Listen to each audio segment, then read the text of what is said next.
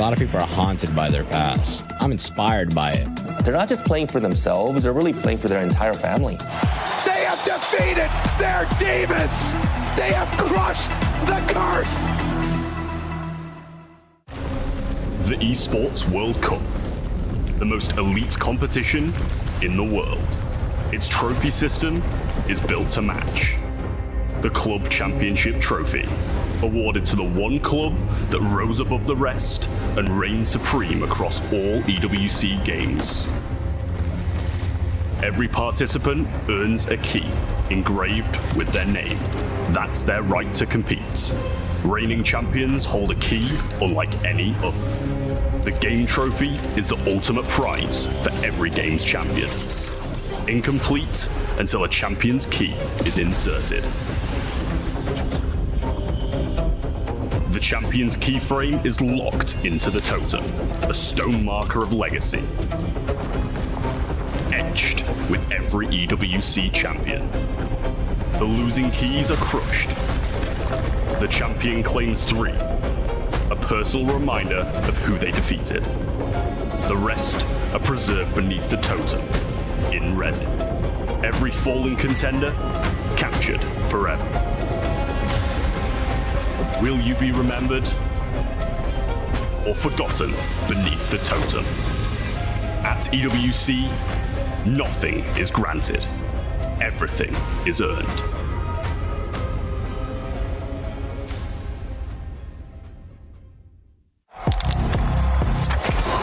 He thinks he can come in here and play my game. Let's go. He knows nothing. Let's go! Tyler, why? You're done. This is my ladder. You can't climb it. It's better than being hard-sucking masters. You're going too far now. Your eyes buggy. Your elbows ashy. That airline? That's an L airline. Somebody better hold me. Okay, yeah. Do something then. Raw energy. House from blow the house down.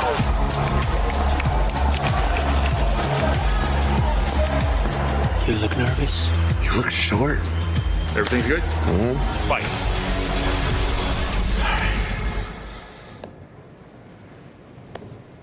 Okay.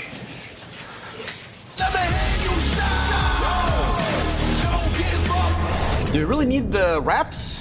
Yeah, that feels like overkill to me. Everyone is playing, you're not yet. EWC Play is your all-in-one platform to compete in fantasy, pick'em, and quests for a grand total of $300,000 in prize pool. Build your dream fantasy team in 5 different games and track your score with live results tables. Predict the winner of every game, every group stage, and every tournament. Complete daily and weekly challenges to earn boosters that help you climb the global leaderboard. Got what it takes? Join EWC Play now.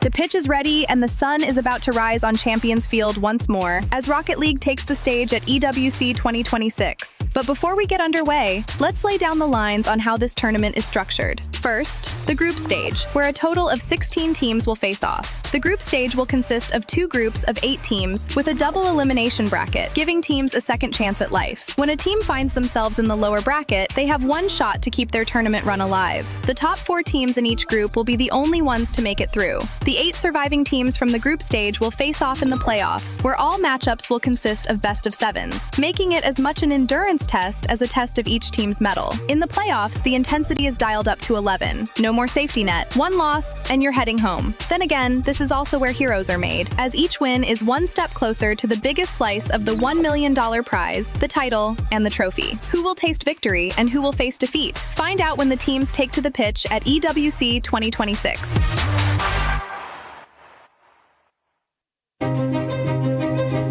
We are Carmine Corp. Coming into this competition as the #1 team in EU. Oh, he tries to cover. Such fast recovery. Strally past 1. Strally might go all the way 4. He does! We are the Rocket League title defenders. Up high, not over. 0 seconds. It's too late. On the ground. Carmine Corp, your Esports World Cup champions.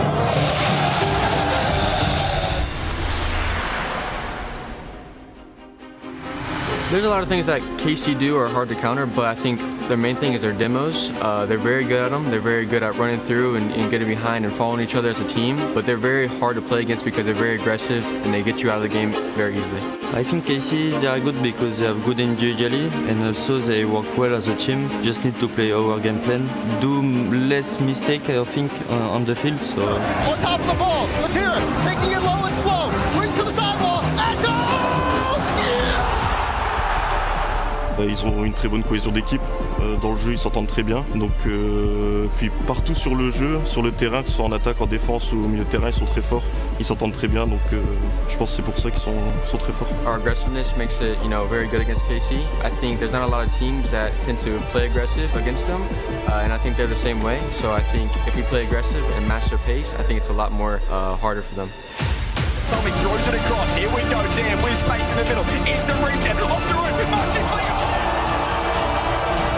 Notre mindset, c'est de vraiment, même si c'est une grosse équipe, de toujours jouer notre jeu, pas se laisser abattre parce que c'est des grosses équipes. Et maintenant, il faut juste continuer sur notre style de jeu.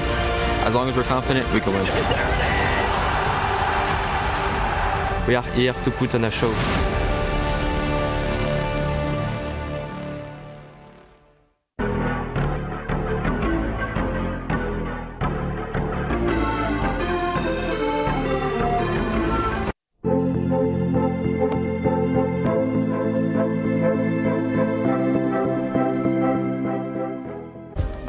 Play is in our DNA. Whenever we let it out, it becomes our superpower.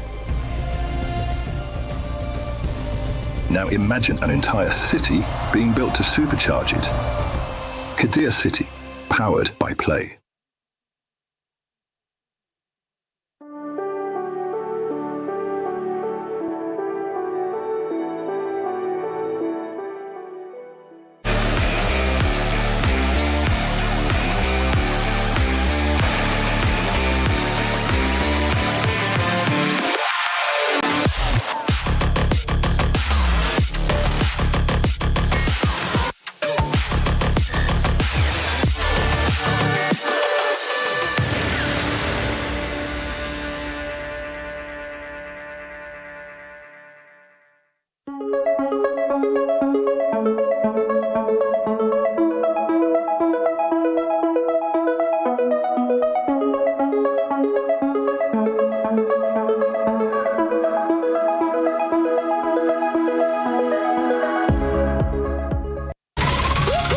Je suis prêt, c'est parti, voir où m'emmène la vie. Comme sur mon green, tu m'entends quand je respire. Top le veston, jamais fait une trop de pas. Big plan, j'ai fait changer toute la piste. Regarde ma pêche, je sais pas, j'attire. Je coupe la line, laisse la qui laisse frémir. Nouvelle état, new name, toujours fluide dans le move. Main en l'air quand je rentre dans le groove. Garde ce regard, je suis déjà posé. Deux pas, je tourne, glace dans mes yeux figés. Beat encore, puis je prends tout ce qui est à moi. Trop vite, trop fort.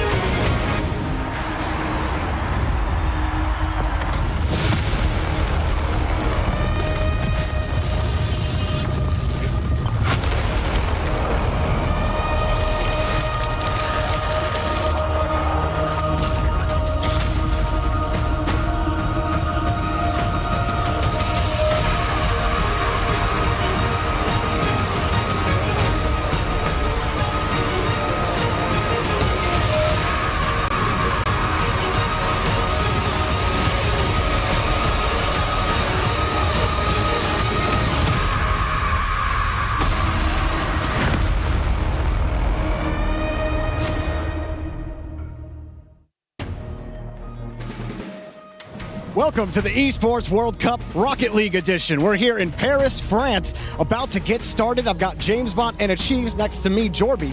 Guys, we're about to get started. 16 teams, 2 groups of 8. And honestly, it's kind of stacked. James, what do you make of the field so far? And who do you got? I'm not who do you got, but who are you looking at? One team that I'm really looking at is Foot. If you saw Foot's last chance qualifier performance, it was pure cinema. They went to a bracket reset against Stallions, ended up getting the job done. It was so entertaining, but now they're going to be in a bracket against the world's best teams, and I think they have a shot at making it out. General Club Championship, Vitality's in a good spot. Falcons are in a good spot. They're in the running to go for that first place trophy at the end of all of this. There's 8 games left at the Esports World Cup. We're one of them, so I'm ready to get things underway.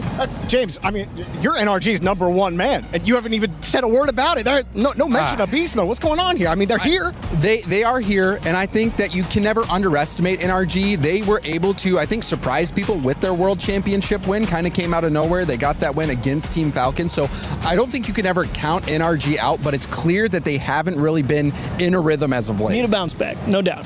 Well, Chiefs, what do you think about Space Station? You know, Space Station, another team that they don't really have the LAN results yet, but they keep looking like they're getting better and better. Is Glad you look like you're getting better? Yeah, it's great you're looking better. No chance. You're done. Not this time. It's not ready yet. Even after keep cooking. All right. Wow. I'll give them a chance. Give them a chance. Well, they're going to have a long road to get there. But hey, we got stories. We got lots of them. We got the PlayStation story of the day. James, who are we looking at here? What's the story we care about? What's the player we're watching? For me, it is Drawley and Team Falcons. That is the biggest storyline that I'm looking at, because you've got Drawley, a player who's won a world championship. He's won multiple Esports World Cups up to this point, and he made shockwaves through the Rocket League scene when he came in to replace TRK on Team Falcons. That surprised everyone. That Team Falcons team made history winning a major, and Raleigh, they almost won a world championship. No one expected that. And to make things more interesting, it has not been a great season for Team Falcons, but there's still time for them to salvage the entire year with an impressive performance here. Yeah, great time for Falcons to get right, no doubt. I've been a Falcons truther for the past couple of Esports World Cups as well, so it's been tough to see them fall a little flat, but no better time to get hot than towards the end of the season for those guys. Drawley has a great chance. First round 1 matchup versus R8 Esports, some interregional competition, and R8's been looking comfortable against them as well. And I think that's probably been one of the biggest surprises for us in Team Falcons, is they haven't had that regional dominance, and they've been losing to teams like R8. Well, I mean, that's kind of the crazy thing to me, because like the Twins are still on this Falcons team, and we saw everything that they were able to do, but TRK leaves, Drawley comes in, and all of a sudden none of that synergy is there. So like, how do the Twins factor into this? And we talk about Drawley and it being his moment. How do the Twins help Drawley to get back to that former status, to that world champion status, the EWC champion status that we know he got? Well, I think at the end of the day, Team Falcons knows they have the talent. I feel like if you're a player of their caliber, you've done what they've done. They know that they have the ability. They just have to figure those things out and get hot at the right time. So I am not ready to write Team Falcons off, and that's why it's my PlayStation storyline of the day, is because I really believe that this Team Falcons team could catch a hot streak, win the Esports World Cup, which would be amazing, and then possibly go on to win an RLCS World Championship. Don't count them out. That's a good choice. Are you going to pick them to win then? I actually am picking Falcons. I did. I have this thing, you know, where somebody earns my respect, I gotta pick them until they prove me wrong. Drawley right now is that dude for me at the Esports World Cup. Is that how you're feeling it, Chiefs? Are you liking Falcons right? If you asked me last year, I would have, and then the year before that, definitely. But I can't do it this time. I've got Shopify Rebellion this go around. I liked how they looked at the Paris Major semifinal exit to the eventual winners. It took 7 games. They can do it. It's gonna finally happen. First Killers so close. Just one time. It's time. One time. Well, EWC is a global competition. Over at this totem, you see all of the games that have been played so far and all of the games that still have yet to be played. And of course, we have the Club Championship going on, where all of these organizations are fighting to be the best organization in all of esports. So let's take a look and see what the stakes are for those organizations. $75 million, 25 tournaments, over 200 clubs. Only one club champion. The Club Championship is the beating heart of the Esports World Cup. Over 7 weeks, esports clubs send their players to compete. Every placement, every win, every podium earns points for their club. At the end of 7 weeks, every point counts. The club at the top walks away with $7 million and the title of Best Esports Club in the world. It's not about being the best at one game. It's about being the best across all of them. Depth, versatility, consistency under pressure. One championship trophy, one title. Who will take it? Watch history unfold in Paris at the Esports World Cup 2026.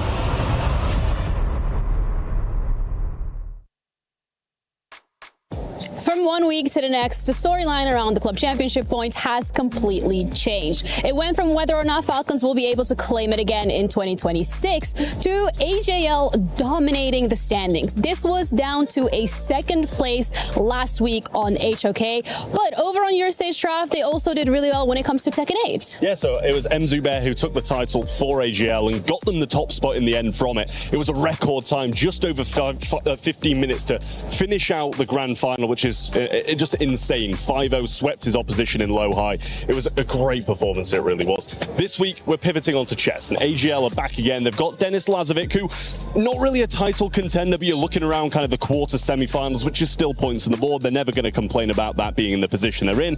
But obviously, we're kind of going to look towards Magnus Carlsen on Team Liquid. That's the big storyline this week. Not got too many points at the moment, so a big win would catapult them up those leaderboards. And also, it's Andrei Espienko, who just came through the play-ins, looking to try and get something done for Virtus Pro, and the same for Team Falcons, who are setting in second place now as well. They've got two representatives in Ali Reza Farouja and Hikaru, which is a well-known name. They got second and third last year, so if they can repeat that, they're going to be in a great spot this week.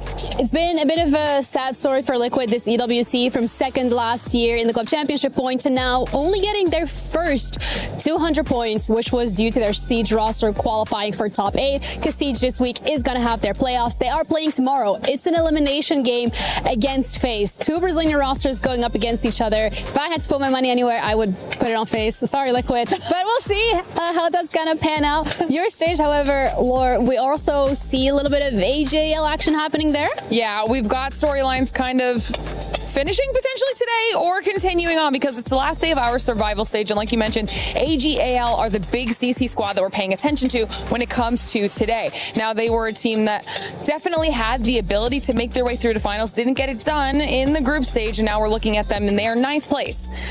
You need to be top 6 in order to qualify through at the end of today, but the points are pretty close, so it's not completely out of reach yet. They currently have 32 points, and the bubble for 6th place is at 39. 7 points is a very closable gap, especially in a game like PUBG Mobile, so they just really need to lock in for their last 6 matches today and hopefully get it done. Easier said than done.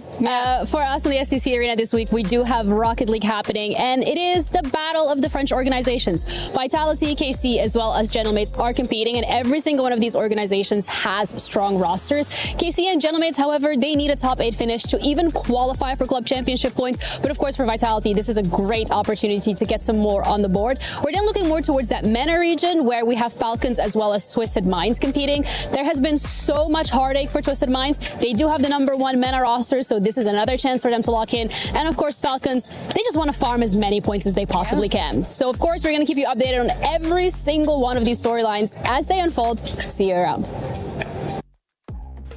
Well, I'm CJ here, down on the floor ahead of the first match, main stage here, and we've found some super fans to give us their pick'ems. We've got the EWC app. They've all put their pick'ems in, and we're going to ask them here live who they have picked to win the tournament. Let's go down the line. Let's start right over here. I mean, it's a little obvious, actually, now I'm looking at it. Who do you have to win? Who's your pick'em? I think I'm for Vitality, but no, Carmine. He says Vitality with the Carmine, I love it. Who do we have winning the tournament? Carmine Corp. Patira. I feel like this is going to be a trend here in Paris. Who do you have winning? Tell me it's not KC. This shouldn't even be a question. Let's be honest, guys. We all know deep down in our hearts, KC and Vati are winning here. Let's go. KC, of course. They win Paris. They're going to win Paris again here. Well, I just had a quick... I thought it might have been a Gentlemates jersey with the pick, but who do you have? KC, of course. And if it's not KC, who can win? Maybe Vitality. KC or Vitality. There's a lot of French flavour. It makes sense. Who do you have for your pick'em? Vitality. Because Zen is a beast. Zen is the best. I love it. And I like this guy's jersey over here. I really like this guy's jersey. Vitality, but it's looking a little wild card as well. They kind of got the same setup. Do you have Zen? Do you have Vitality? Yeah. This is my favorite team. But if Vitality lose the competition, my heart is for the French team.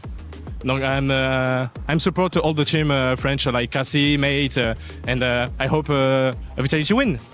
Vitality win, but any French team. Can we get a non-French? Well, I don't think we get a non-French team, but this might be a trend. Who do we have? Who's your pick'em? My pick'em is obviously KC. You know, we can't think anything else. And a non-French team. Who's the favorite non-French team? Give us one. I think, I'm not sure, but maybe Falcons. Maybe it's no. I don't think. Maybe not this year, but I think they can do it. Well, there you go. A lot of French flavour. It makes sense here. EWC in Paris. Make sure you guys download the EWC app.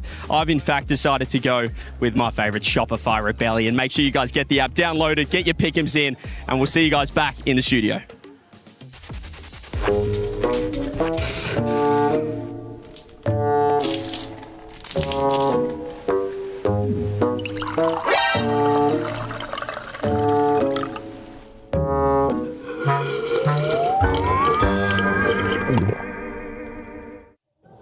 Our content team is killing it, and so are these gentlemen. Welcome in KC, aka Carmine Corps, who are expected to have one of the loudest fan bases out here in Paris. They are considered by many as the top dogs. When it comes to top dogs down under, well, look no further than the wild card. The bad news is you're still looking for your first land win internationally. We got an awesome studio for you and some excellent experts. I'm your host, Chris Puckett, over here on the STC Arena stage, and I've got 3 brand new brains to join me. I want to start with you. I have it written down. The Pigeon Man, James Bott. Yeah, it's a long story. Okay. There's someone else that has the in-game title, but the reason the Pigeon Topper's in the game is because of yours truly. I love that. James, can you please introduce me to the beautiful gentleman to your right? This is Jorby. I call him Mr. Physics, but other people might call him the hype. That's Zen. No, you're the Mr. Physics guy. You made that happen. Okay, well, that's fine. Guaranteed hype man. Jorby, who's sitting next to you? I heard he's not so good at keeping his phone on him. Yeah, he always loses his phone. He's losing his ring. He's losing a lot of things lately, but I like to call him the mad scientist. He's got a brain bigger than all of us combined. A man of many passions. Achieves, welcome to the show. Achieves, I want to start with you. We had the fan poll, and everyone over on esportsworldcup.com thinks that the Falcons are actually going to win. I heard somebody saying that name earlier on the pre-show. Looks like the second best team on this list is KC. Do you think our fans know ball, or is this an early sign that we need to correct some answers? Fans know ball, no doubt about that. You can always bet it's a safe pick to go with Falcons. They've always looked good at the Esports World Cup, but you're 0 for 2 now. It's tough for me to go for a third year and be in their favorite. I would actually say this year Falcons is not the safe pick.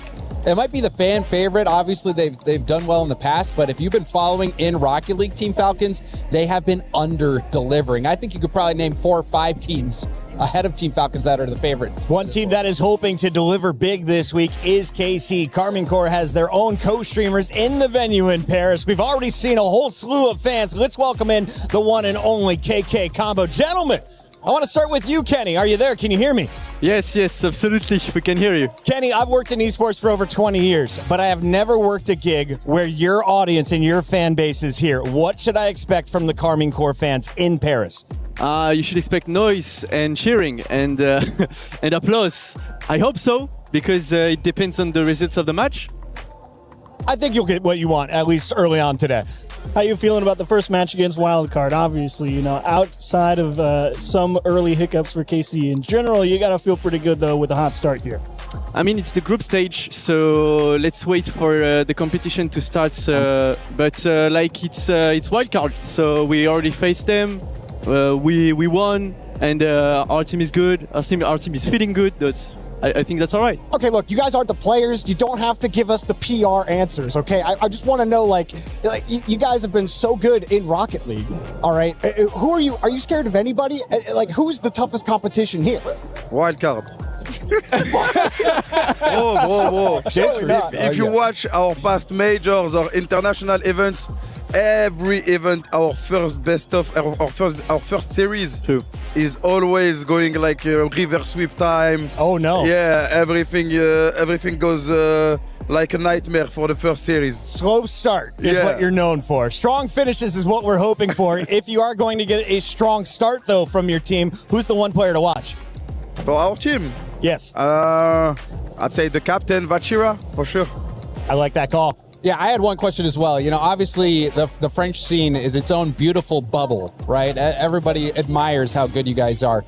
Just for you guys, between Vitality and Gentlemates, who do you guys think is the bigger competition? Between Vitality and Gentlemates? I guess it's a fair match between those two teams because, they're both strong. I guess it's more like Gentlemates, in my opinion. Yeah, I think so. Actually, they are more tougher. Yeah, Vitality, we always win against them. So yeah, no, it's the truth. No, I don't want to brag, but we always win against them. It's just basic data. I wanted to ask you guys a little bit, for anyone new to the Rocket League scene. I was there at the very beginning. I've been working on several other titles since then. Can you give me kind of a summary of the KC season so far? How long has your team been together? How did it start at the beginning of the year? Where are you guys at right now on a 1 to 10 scale? I should do this. You okay? You done bullet? We started really well. The roster changed at the start of the year because Drally went to Falcons and we got Juicy on, but the duo Vachira and Atto stayed together. And now I think we're at our best level because first major we came up like top 5, top 6, and last major we were champions in Paris in our hometown. It was amazing, it was crazy, and so there was no tournament after the major. So basically we're the best team in the world. Best team in the world. You are the team to watch, and for all of us, we are excited to watch you take on Wildcard in the first match of the day. Thank you very much for joining us on the main show. Thank you. That is the KK Duo. You can go check them out on their co-stream. In the meantime, we got to talk a little bit about Wildcard because they made the long trip from Australia all the way up here to Paris, France. What do we need to know about the team from down under? Achieves, I'm starting with you. Yeah, Wildcard, I mean, they've got at this point, the unk of OCE with Torsas, the only KBM guy. Greatest of all time as well. That's true. I mean, that guy has had regional dominance up and down the table in his region, no doubt. Fever and Banana Head, excellent players. The problem they've always run into, though, is just the lack of consistent top-level elite competition. And so while they look good interregionally, they get here to the international stage, and they always put up a fight. Sometimes they make a decent run, but a lot of times they're just outclassed. And, I mean, if you've been following Wildcard season, there was a lot of pressure on them recently. They had to play the first ever World Championship tiebreaker match for the RLCS. And not only did that match determine who was going to Worlds, but who was going to be here at the Esports World Cup. They were able to clutch up and get that job done. They also recently in Lyon had that top 6, which is something that we rarely see out of OCE. So this team, I think, is the best that OCE has to offer, but they're going up against a really tough opponent. We've got the best from all around the world, including CJ, who is with Torsos, the GOAT. Take it away. I'm here with Torsos from Wildcard ahead of a big Esports World Cup coming up here in Paris. KC first up, French crowd. Big T, how you feeling? I'm keen. Always keen to be in Paris. The French crowd, when we made top 6 last year, was huge support. Super excited. You're doing it for the veterans, as always, in any Rocket League event. Does it feel, with I guess, maybe a different environment here in Paris that it'll suit you, or do you think that you're rather the big stadium? I mean, I'm happy to play in front of a crowd no matter what. But I mean, it is a bit of a DreamHack vibe. Like, maybe not as big as Arena as there has been, but I mean, I'm always keen. And how's the preparation been? You guys were one of the last teams to qualify. Had to wait for that tiebreaker as well. So what's the prep been like for you guys? Look, we've haven't had too much. I think Bear just came back from a holiday, so we're just having some fun. We had the scrub Caleb super team, pickup team in OCE giving us some last minute scrims. Yeah, well, it was very good, and you guys obviously were knighted at the World Championships last year. So do you think, although you're playing KC, you might have some fans still in this matchup? I mean, I hope so. I hope there's someone cheering for us out there. But in the case we do win, I'm sorry. I'm super sorry, okay? You'll be off stage pretty quick. Well, best of luck, Big T, and good luck today. Yeah, thank you very much. Cheers.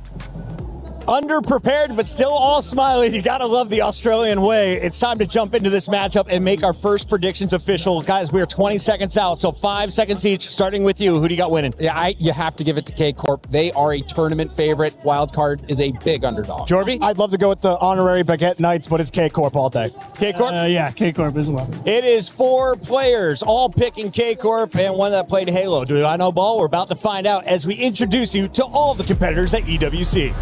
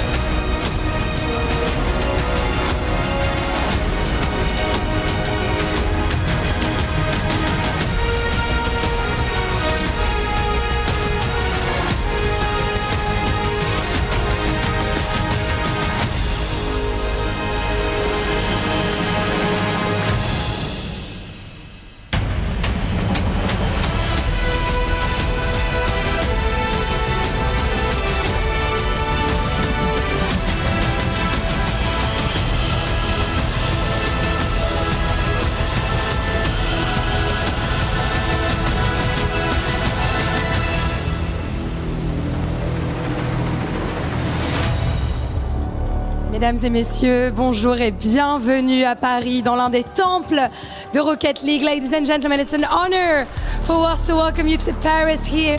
Our 16 teams have arrived and are ready to represent the world and their 16 stories on the STC arena. Absolutely, we got the defending champions in the building, major winners, and others that had to battle and scrap their way through the last chance qualifier just to stand here on this stage today. It's actually the first time that we can get a closer look to all those teams under the same roof. Well, technically under two roofs, because we're going to be having two groups of 8, best of 5, and only 8 survive by Saturday. On aura donc 2 groupes de 8 avec des BO5 et à partir de samedi, plus que 8 survivants.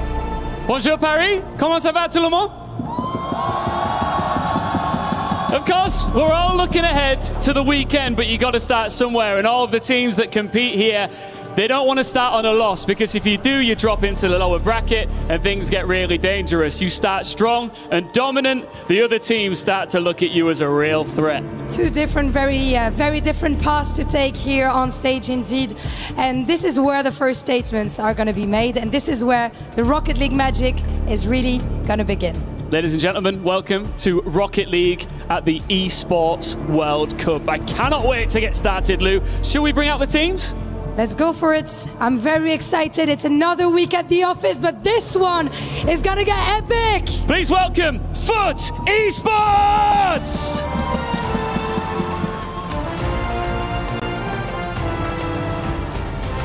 Their season was rebuilt in motion, and it found its shape exactly at the right time. 2 qualification runs have hardened this team. Next up is Wild Card.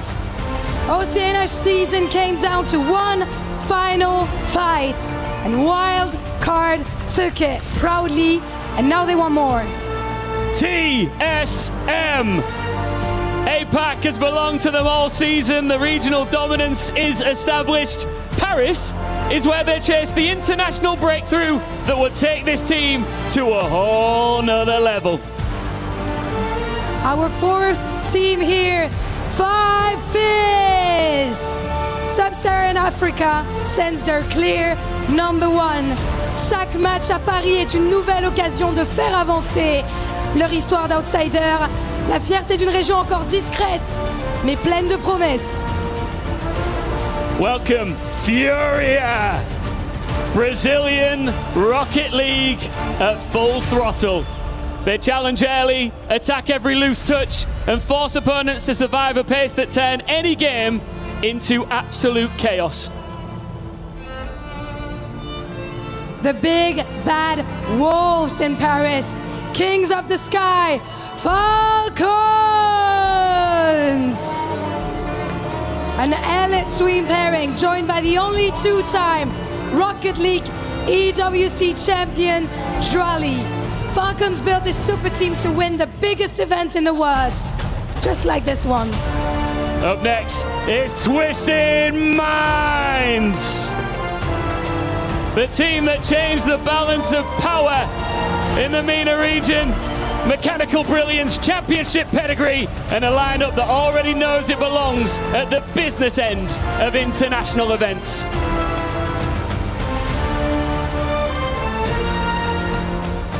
Et Paris, pour voir la vie en rose, it's gentle,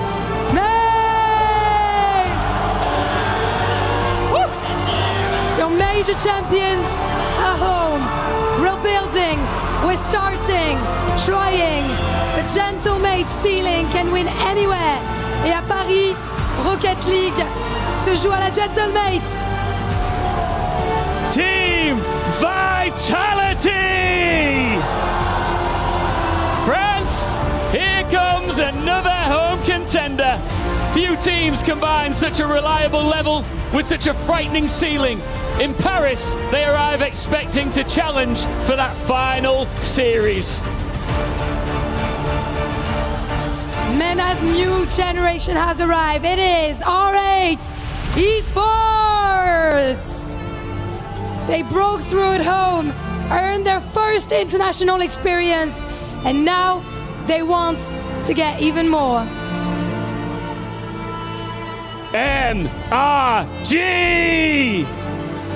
The reigning world champions and the longest standing trio in the field. Their patience and counter-attacking style have defined the top of North American Rocket League, and now they face a world that has spent the season studying them. Next up, made in Brazil, mibr.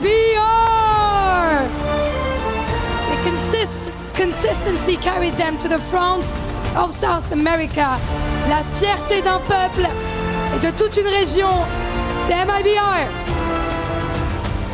Shopify Rebellion, one of North America's most dangerous LAN teams.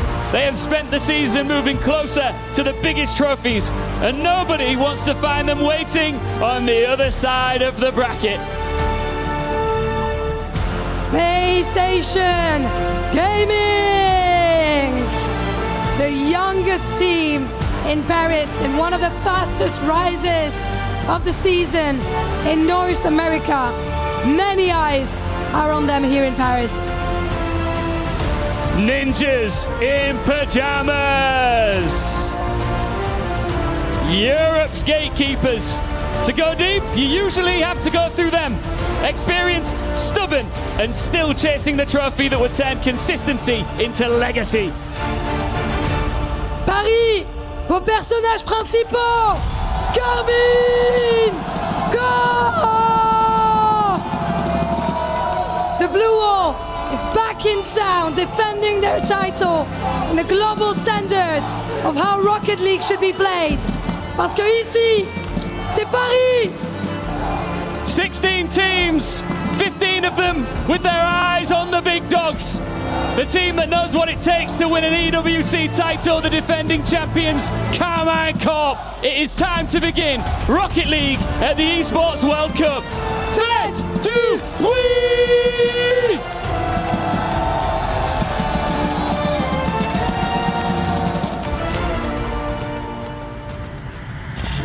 Rocket League has arrived in Paris.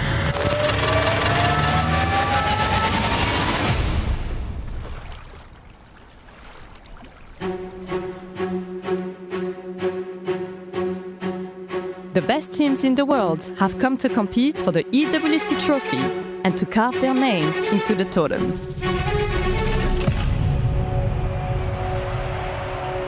It's time for kickoff.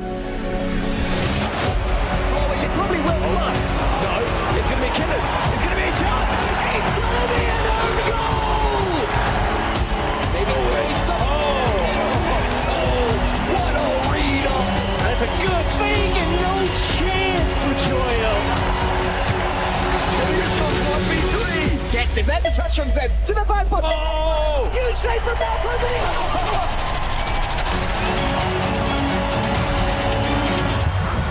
16 teams have made their way onto the pitch, and it's time for kickoff. Welcome to Paris.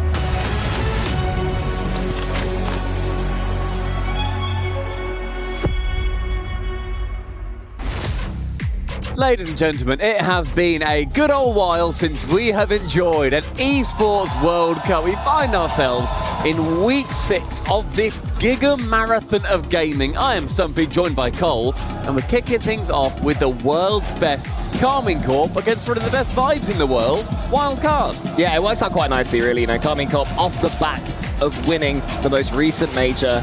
And now they're here in Paris again. It's just where they do their best work, it would seem. Quelled Surprise. And here is Wildcard as well. We've got some Aussie players. Thankfully, we didn't have any Aussie breakdancers earlier because the less said about them over the last few months, the better. But the breakdancers here were incredible. They were fantastic. Hopefully, these players are just as good. Yeah, so I taught them everything they knew. The bit where the guy was on his hands doing the flips and spins and stuff. You're talking about these ones, not the ones in the Olympics. No, I did the Olympics. What was wrong with them? They made nothing at all. No.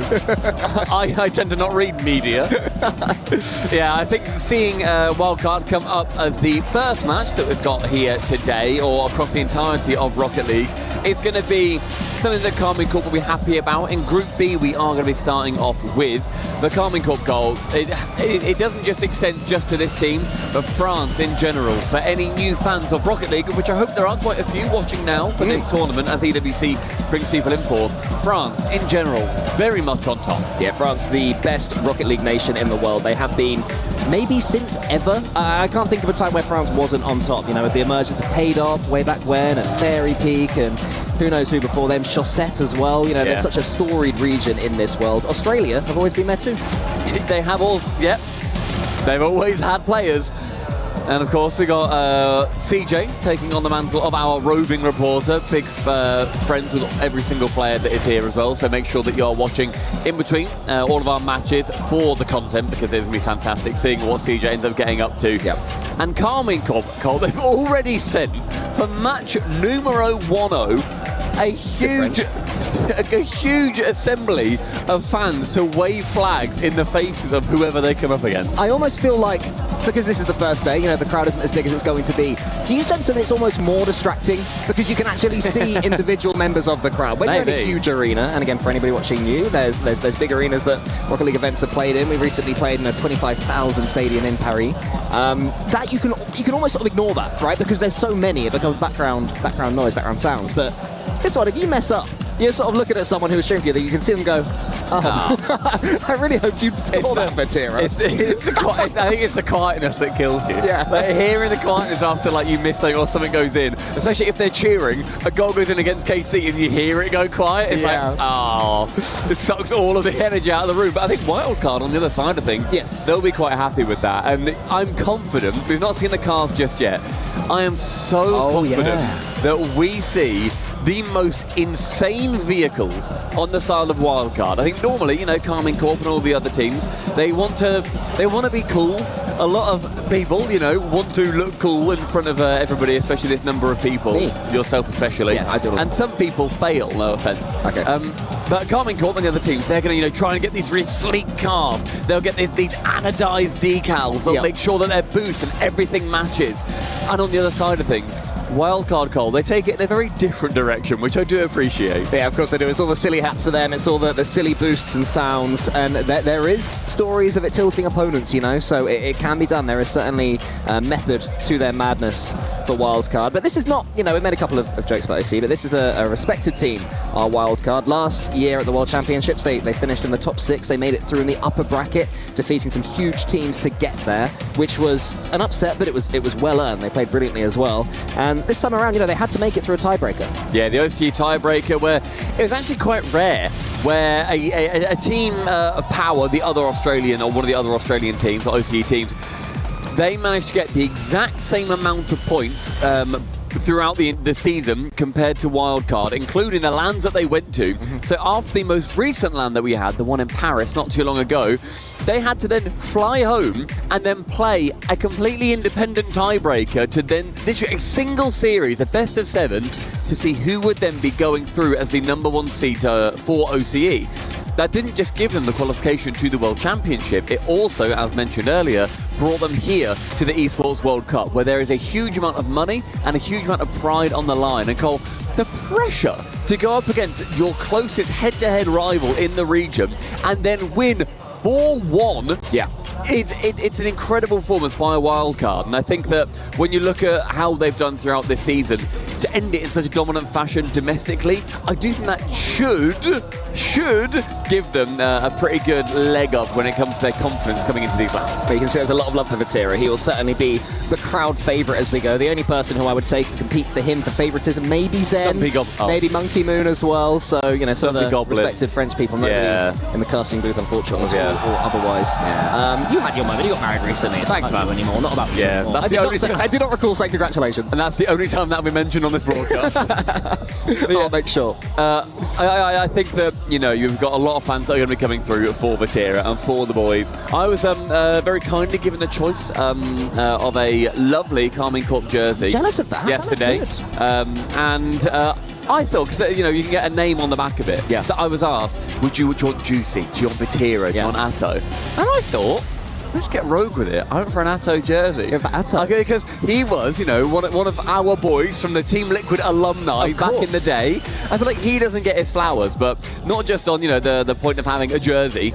He has been an incredible player throughout this entire season for Karmine Corp. They've had their pitfalls, I think, Karmine Corp, at various points, but when it came to Paris, how integral was every member of the team? No, for sure. I mean, Atto is the player who his standards have been so high for so long that when KC, I say struggle, you know, relatively struggle. Relative struggle, yeah. Atto was the player that seemed to be targeted the most for that, and I think that was very fair. I think he underperformed in Boston. I think he wasn't playing particularly well online either, but yeah, as you mentioned, something just sort of snapped within him positively in Paris, and it was up there with the best we've seen him play perhaps ever. And I think so. Atto has a unique playstyle. Everything is always at 100 miles per hour. There's very rare slowdowns with him. Even when he's doing something mechy, he does it at full pace. It makes him such an entertaining player to watch.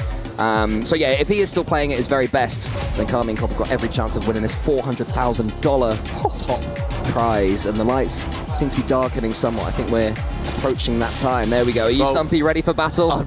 You bet your bottom euro I am. Well, we'll see. Torsos always looking pretty chill among his boys. He never seems to let the big lights face him. But of course, there will be plenty of pressure for Wildcard as well for Torsos, Fever and Banana Head. But Karmine Corp, they are the main story here, it has to be said. The crowd rooting for them, our current Esports World Cup and Paris Major holders. They've got it all in their hands, and they will be expecting Stumpy to remain in this upper bracket. Yeah, I think just not even in, you know, getting through in their group. That is absolutely a given for a team of this caliber. And with an early miss, it's going to be KC with goal number 1 of EWC 2026. The first thing I say is, Dominus, yes, we love the extended car, as Torsos absolutely whiffs to get Esports World Cup 2026 Let's go, off with a vengeance. And hello, Vatira. That was fun, I like that. Hello, mate. We're not used to that in Rocket League. That was cool. Can I have him as my co-commentator? Oh, what he just says, let's go. Yes, what did you say? I'd love that, yeah, that's true. But yeah, we do like to see these slightly different cars. And actually, you know what? Early on, Wildcard, they have gone for pretty normal looking vehicles, which is enjoyable. I love that car from Fever. That gorgeous gold and white. Big fan of that. For Karmine Corp, after getting goal number 1, they're going to be pushing, trying to get that second. And you were saying about getting through in the uppers, the upper side of things for Group B. I think, as I said, that is absolutely, essentially a given for a team of Karmine Corp's caliber. You say that now. We'll see how we feel in up to 5 games time. This is the best of 5 to open us off.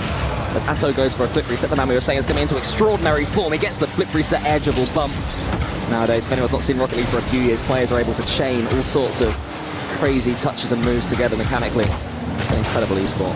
I love Rocket League. I was saying to you before this started, like, it's been a little while since I've watched it since the major. I love Rocket League. This is great.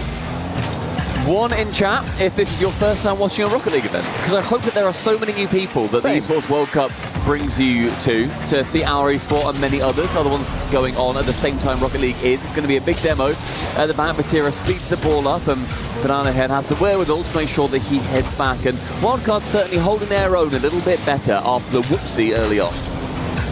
Yeah, it's fair enough to make a mistake. First thing, 1 goal means absolutely nothing in a 5-minute game of Rocket League, let alone potentially 5-game series. As Torsos tries to break through. What I'd say is more worrying right now for Wildcard is that they're struggling to really get the ball into the Karmine Corp half. They have managed to do that this time, so this is where they have to put their best foot forwards.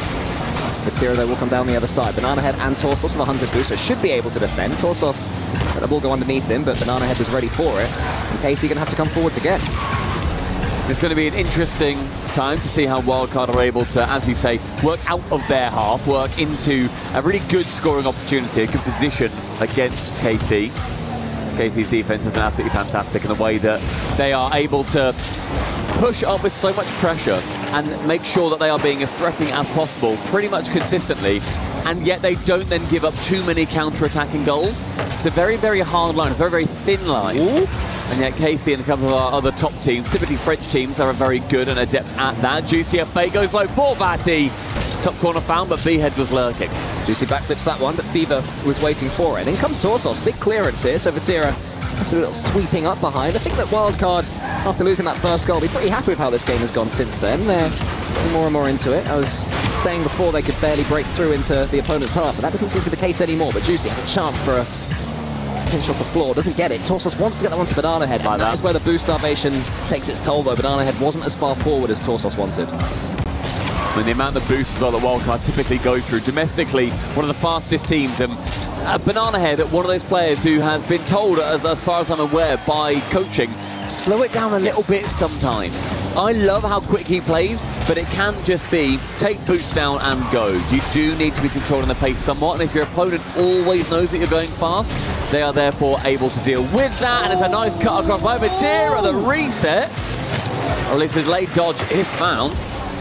But no goal at the end of it. A minute 15 remaining. Atto with a miss. Vatira and Juicy. He has to dive in front of Fever. A double commit. Fever can then get the block, and all of a sudden, Wildcard, the pressure turns. Will that demo be enough?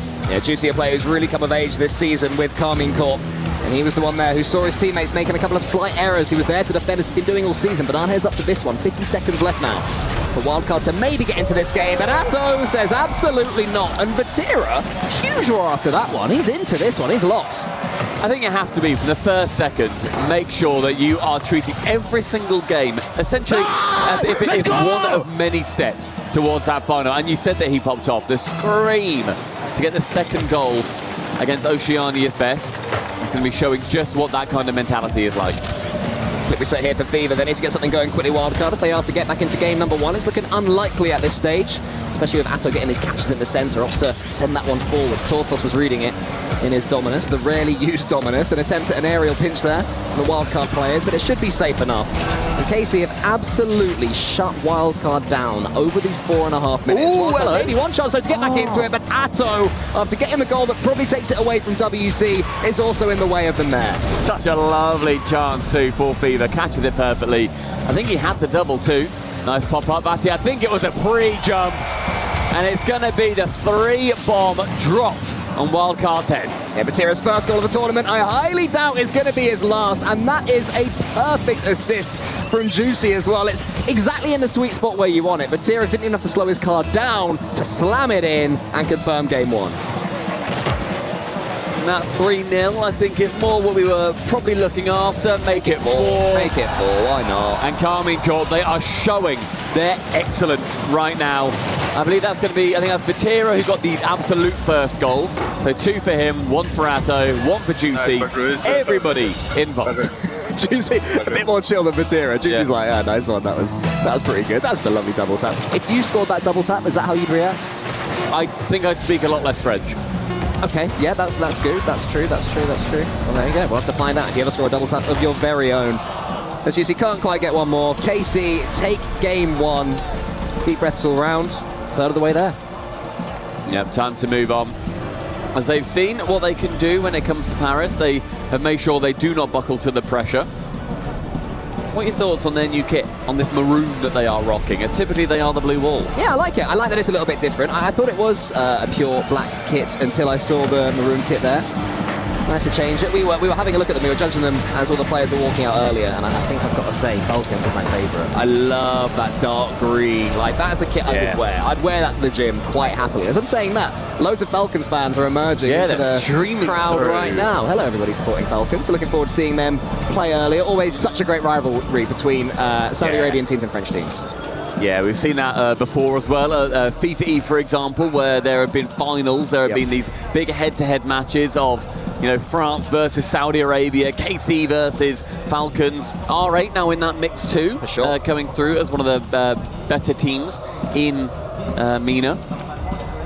But here in this match, that's KC with a very decisive victory in game number 1.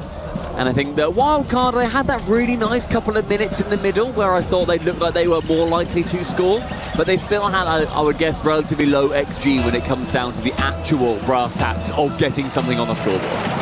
Well, Forbidden Temple, at number 1, was a slight detour from my usual map pool, which I like as well. I like using these different maps, but map 2 is good old traditional into the temple. Yeah, here I believe it's in China, Forbidden Temple rather than Japan, is that correct? This is a Chinese I've got absolutely no idea. Yeah, that's Chinese architecture. Is it? I don't think it is. Is it Japanese? I'm pretty sure. Oh, I don't know. To Google.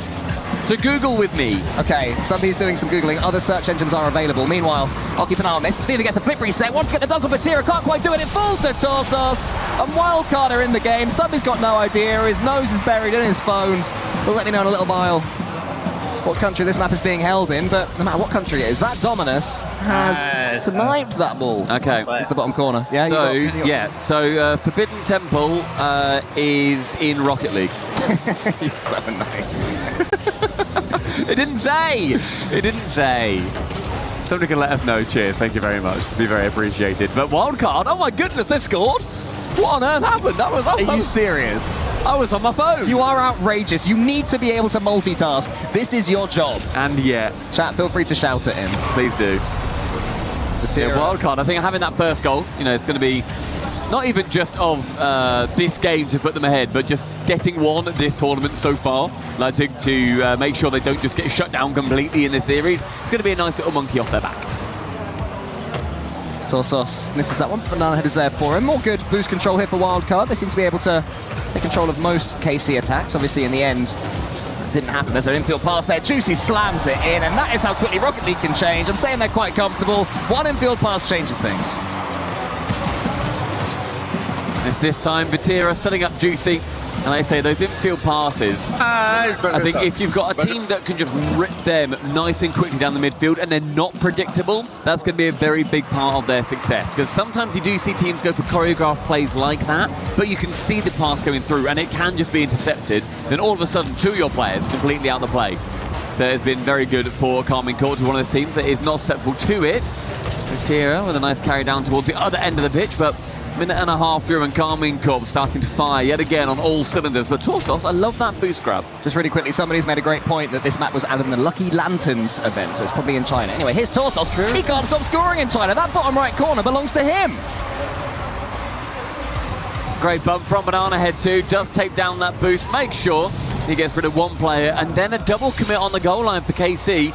Sometimes the shot that you take doesn't need to be the one that goes in, so long as you can make the goalkeeper fumble and you send two players to it in the corridor of uncertainty, it may well be more likely that your teammate can just get a nice easy tap in. Oh, good cover again from Torsos. 2-goal Tommy over there.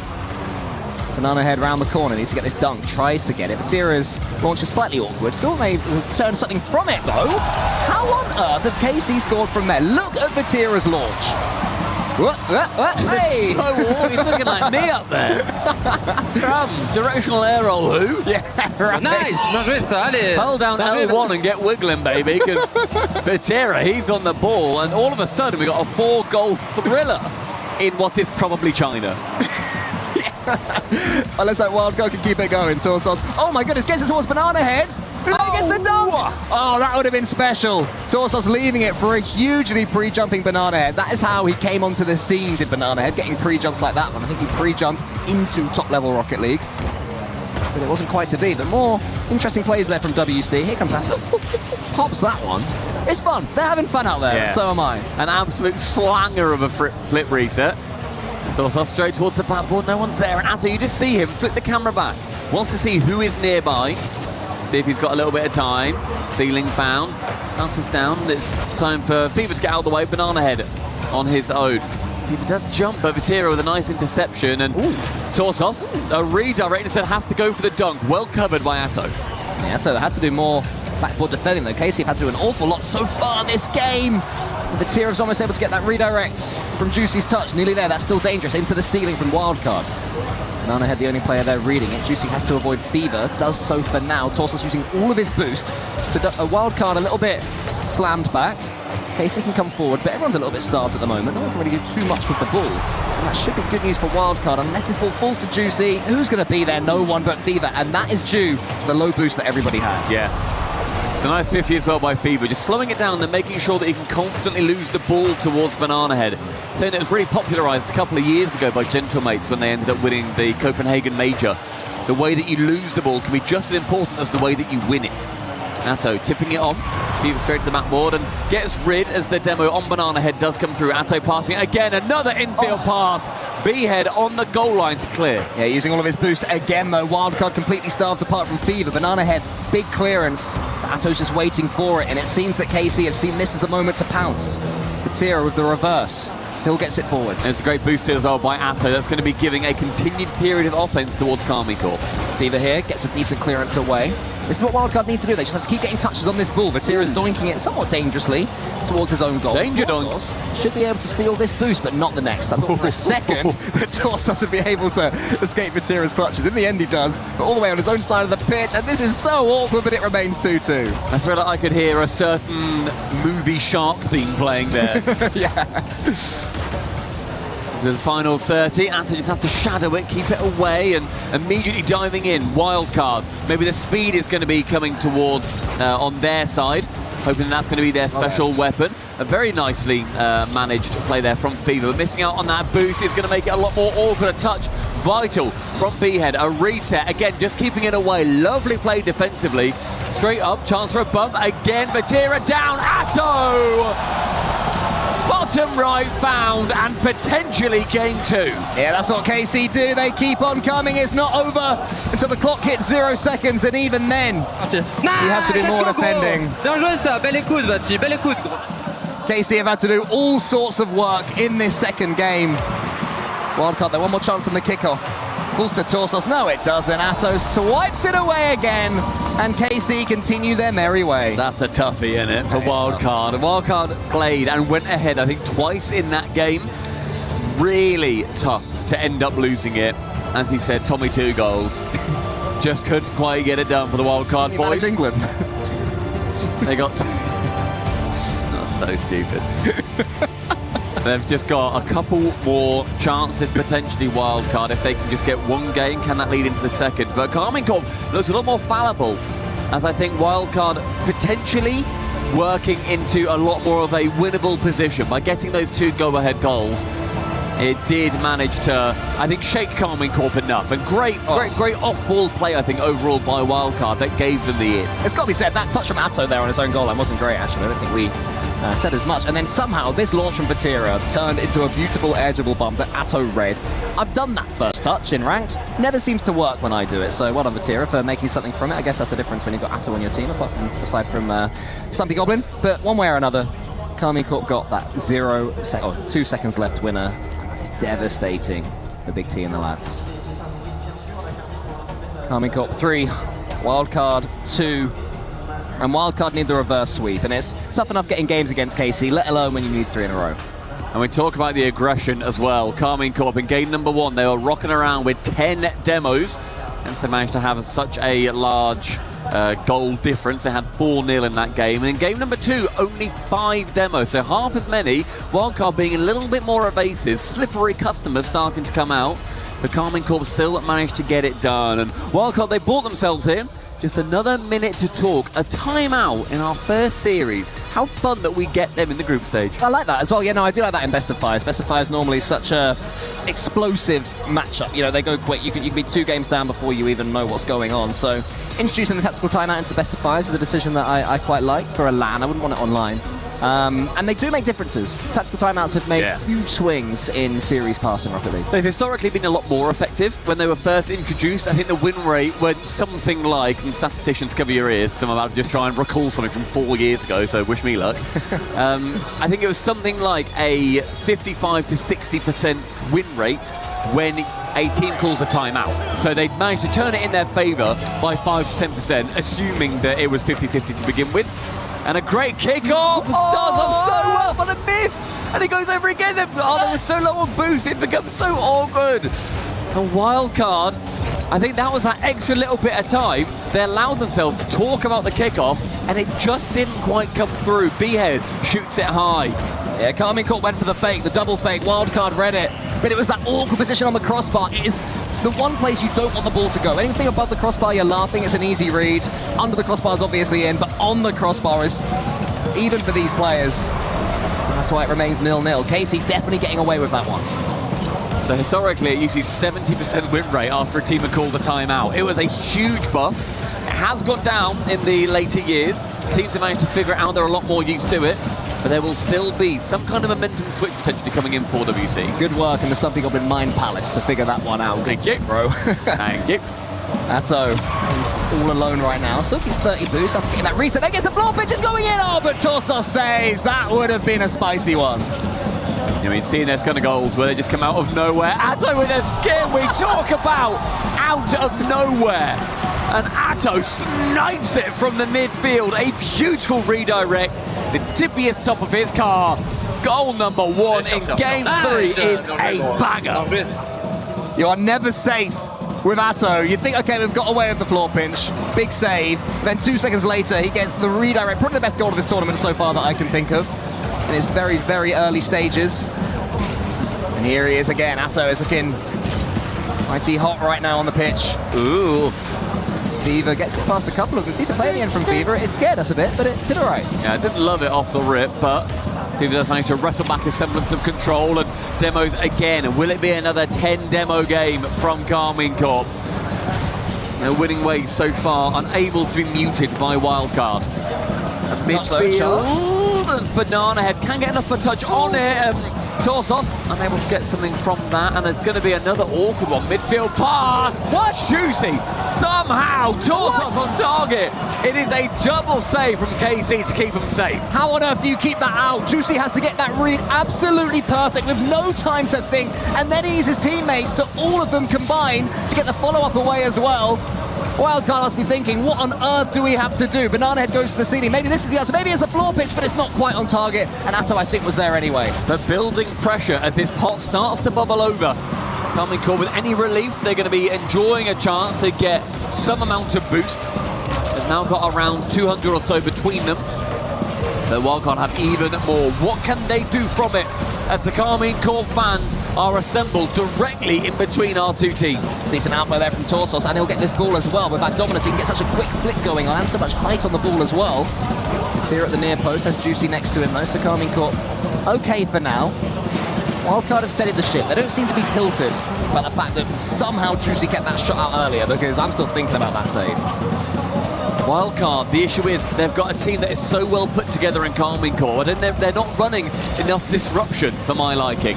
I'd love to see more bumps and demos from them, but whether Karmine Corp are even going to allow that is another question entirely. Well, Banana Head should be the man for that, as he apparently takes Torsos for a ride. Vatira is up in the air all by himself after that strange double commit there from Wildcard. Juicy just waits. Torsos tackles him in the air. Atto against Banana Head. So Wildcard not being beaten to every ball. They've certainly got the pace to deal with Karmine Corp. The question is whether they have the creativity. Leaving that one is risky, but it was a smart risk. That's a better play towards Banana Head. Launch another attack for Wildcard. No pre-jump this time. Fever keeps his boost. Banana Head space towards Fever, and Fever was going for disruption, as you suggested. He fakes the flip reset, we'll generously say, but not quite enough to score a goal. Gave it a blooming good go though, didn't he? Into the corner, out of bounds. Banana Head really solidly misreads it, and it does give Juicy an in. Another ground pitch attempt, clearly something that Karmine Corp have got in their playbook. A dunk from Torsos, drops it in the midfield, but with only a minute remaining, Wildcard, they need something. They boom it long. Vatira is waiting for that one to smuggle it away. Keeps control of the ball. Banana Head now into the corner. 50 seconds left now for Wildcard to make something happen. Fever's waiting. Wants to get this ball. It's another big save. I think it was Atto. Got the final touch. Fever fakes it out, but Vatira reads it. Torsos to the side. Another chance goes begging for Wildcard. I still like that fake though. That's definitely the play to go for, but past midfield is going to be shaking up the Wildcard defense. Fever can't get a touch in the corner, so B-Head has to as it bounces back out. Atto, I thought he might go for a catch, instead pumps it on to Vatira. Fakes it from going high to end up going low. Another dunk, another chance, more Karmine Corp pressure building. Torsos into the centre, Banana Head in front of him. This is what they need to be in front of the play. The redirect is a decent one, but Juicy was waiting for it. Karmine Corp defending so strong, the blue wall living up to its name. With only 10 left, we get to last chance saloon for Wildcard, otherwise they drop to the lowers.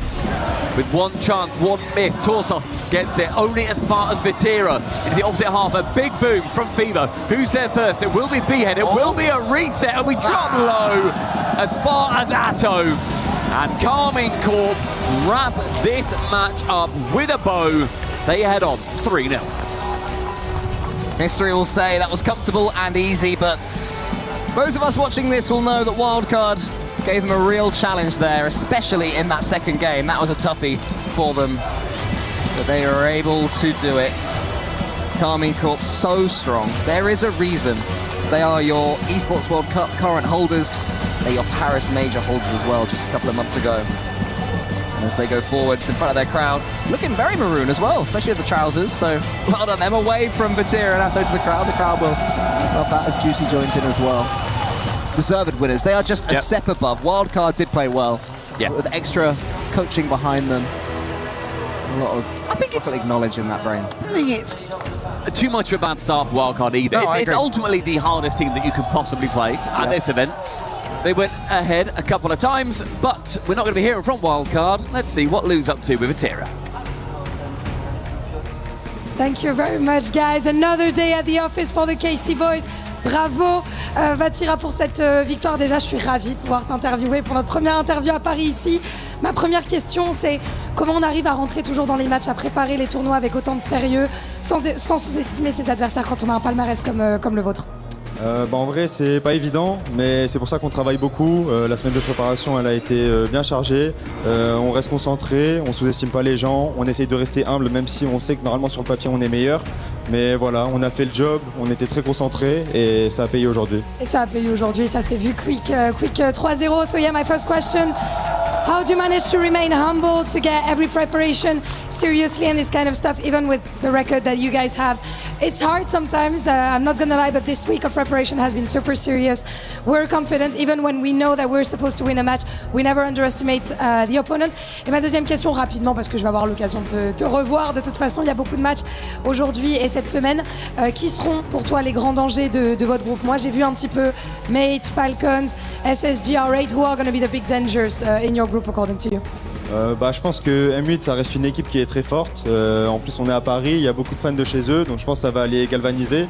Et je pense aussi que Falcons avec leur split 2 qui était pas dingue, je pense qu'ils vont être back et ils vont être une équipe très très très forte, je pense. Okay, Mate et Falcons, du coup on aura forcément les yeux sur eux. So yeah, probably Mate, they're an insane team. They have many fans also here in Paris, so they're going to be a threat. And after maybe a missed split for Falcons, I'm sure that they're going to be back in Paris. Merci beaucoup, mon frère, toujours un plaisir. And we're moving on to the next series, Falcons versus R8. Stay with us.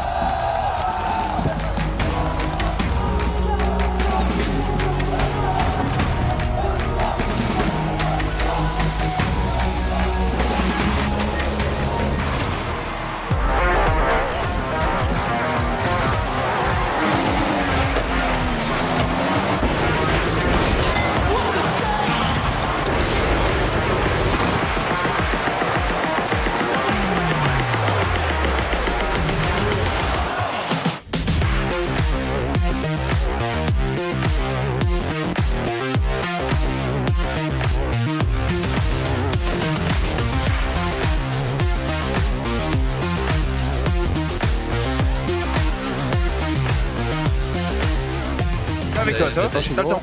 Je te relâche, il lâche pas que il m'a démoli, j'ai encore, il a fait gaffe. J'y vais, je suis devant. Laisse-toi, je suis devant, ouais, je vais essayer de le faire chier, je le fais chier. Je suis devant à droite, il a fait gaffe. Ouais, il a fait gaffe. Vas-y, il va je ça lève pas. Ok, les gars, danger. Non,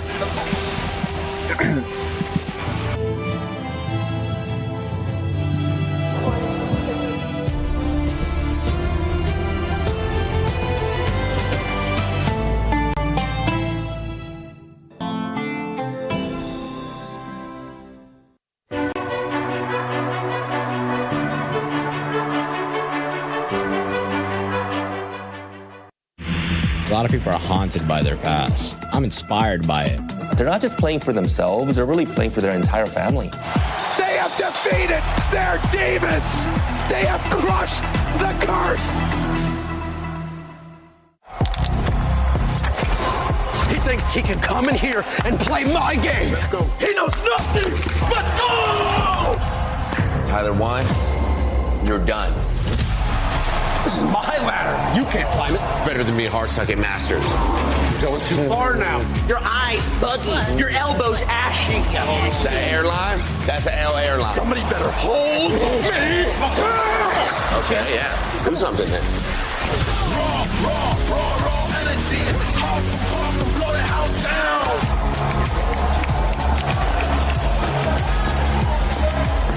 You look nervous. You look short. Everything's good? Mm-hmm. Fight.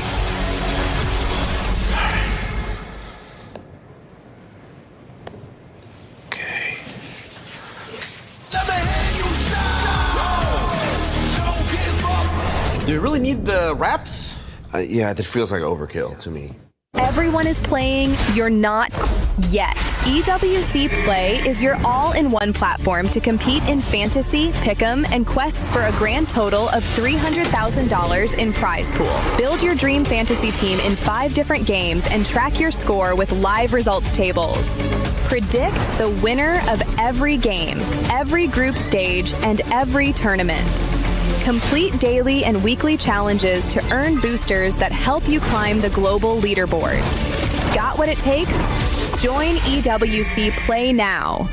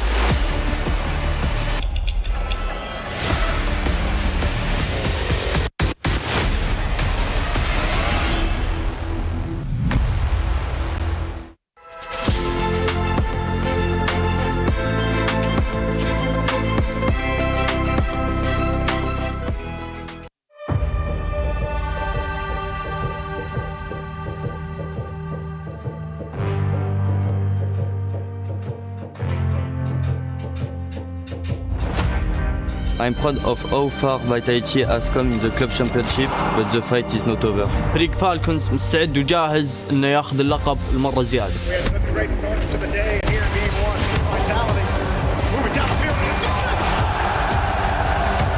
The previous goal in game 1 where Archie was way downfield, like a killer double.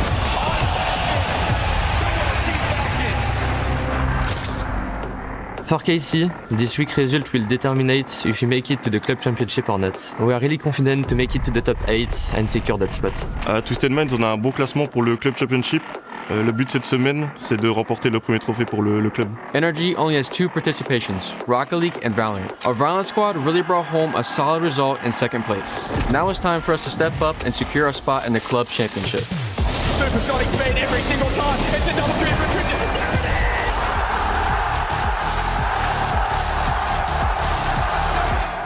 ERP's there for the setup, but unfortunately for Twisted Minds, the mates are 1v1ing, but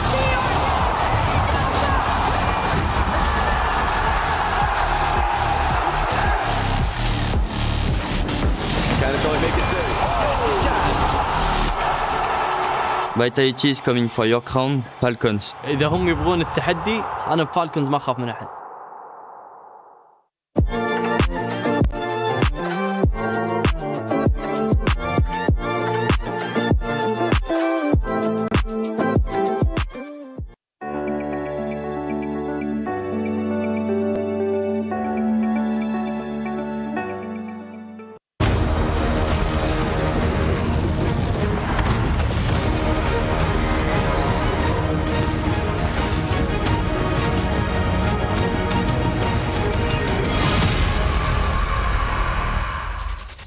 Welcome back, all you beautiful gamers, and welcome into the City of Love. We are here right next to the Eiffel Tower in downtown Paris, France. It's the host of EWC 2026, and it is day 1 of Rocket League. The first time I met this young lady, we were delivering an award to someone at the Esports Award together. Hercules, welcome back to my stage. How we feeling? Oh my gosh, I'm feeling so good. This is so surreal, by the way, to be with you on any type of show, let alone a Rocket League awesome. event. It's That's so what we fun. love about EWC. Yeah, EWC brings everybody together from all different esports, and we're just really happy to have We're it. going to be breaking down this next match in a moment, but first, we need to talk about club championships. And my first question for you, do you think it is $0 to $10 million, $10 to $15 million, $15 to $20 million, or over $20 million in the club championships?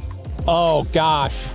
I got to say over 20 million. Over 20 is the correct answer. Let's well go. done. And right now, AGAL are the front runners to win $7 million if they can finish in first place. Right behind them, though, is Team Falcons. And I have a feeling we're talking about this because the Falcons are about to take the stage. Now, is there any concerns that this squad will make it into the top 8? Because if you make it out of groups, you battle into the top 8, you are guaranteed club championship points. I think the concern is real that they might falter. Really? Yes, because they have been struggling quite a bit recently, especially regionally. They didn't even qualify for the last major, which was shocking. And one of the teams that knocked them out was their opponent that they're going to be playing. So the worry is real for Team Falcons. Hercules, thoughts on this team, rock and green? Oh man, they're really good, but like everybody said, these teams have faced off against each other a number of times. Statistically, on paper, Falcons have this. However, the upset is not out of question. They look so good at the start of the season, but as you mentioned, for the Paris Major, did not qualify. You are back in that city now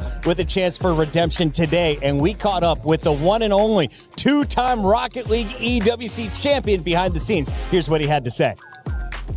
I'm here with Drali from Falcons ahead of your first match against R8. But before we get into that, EWC, you've won before. This time it's in Paris. How does that feel? Well, it feels good. I mean, the first 2 times I won it, it was in Riyadh. So in Paris, it's going to be a very different environment, and I'm excited to see what it's going to be like. And there's a lot of KC fans here. Obviously, you're on Falcons now, but do you think you'll get some support in your matches, being, formerly on KC? I mean, I hope so. I mean, yeah, KC has a great fan base, and yeah, hopefully. I'm sure you've been practicing hard, but I know you do like the other activities that we do have at EWC. I know you're a big fan of the table tennis, ping pong. Have you been playing much? Not that much. I've been practicing for EWC. I did play this morning, but at this point it's gone boring because I just destroy everyone. He's a freak at table tennis. There you go, ladies and gents. And then the R8 match as well. Obviously, online, they've been pretty good. They got a good record against you guys, beating you a couple of times, but this is different. It's on LAN. How confident are you in this match? I'm very confident. I'm used to LANs, and we've been playing very well in scrims, so I'm very confident against them. Awesome. Well, best of luck to Drali and Falcons. Doesn't matter what jersey he is wearing, he is a champion at EWC. Can he do it once again for the three-peat? I want to start with you, James. Thoughts on the legend who has been rocking out at this tournament? I think they can do it. I think that this could be the tournament for them to really ignite this end-of-the-year run. And you cannot count Drali out. He won on BDS, he won on K-Corp. Now he's going to try to get the triple with Team Falcons. On the other side of this matchup, we have to talk about R8. First of all, I did my tier list. Okay. I got a little bit of flack.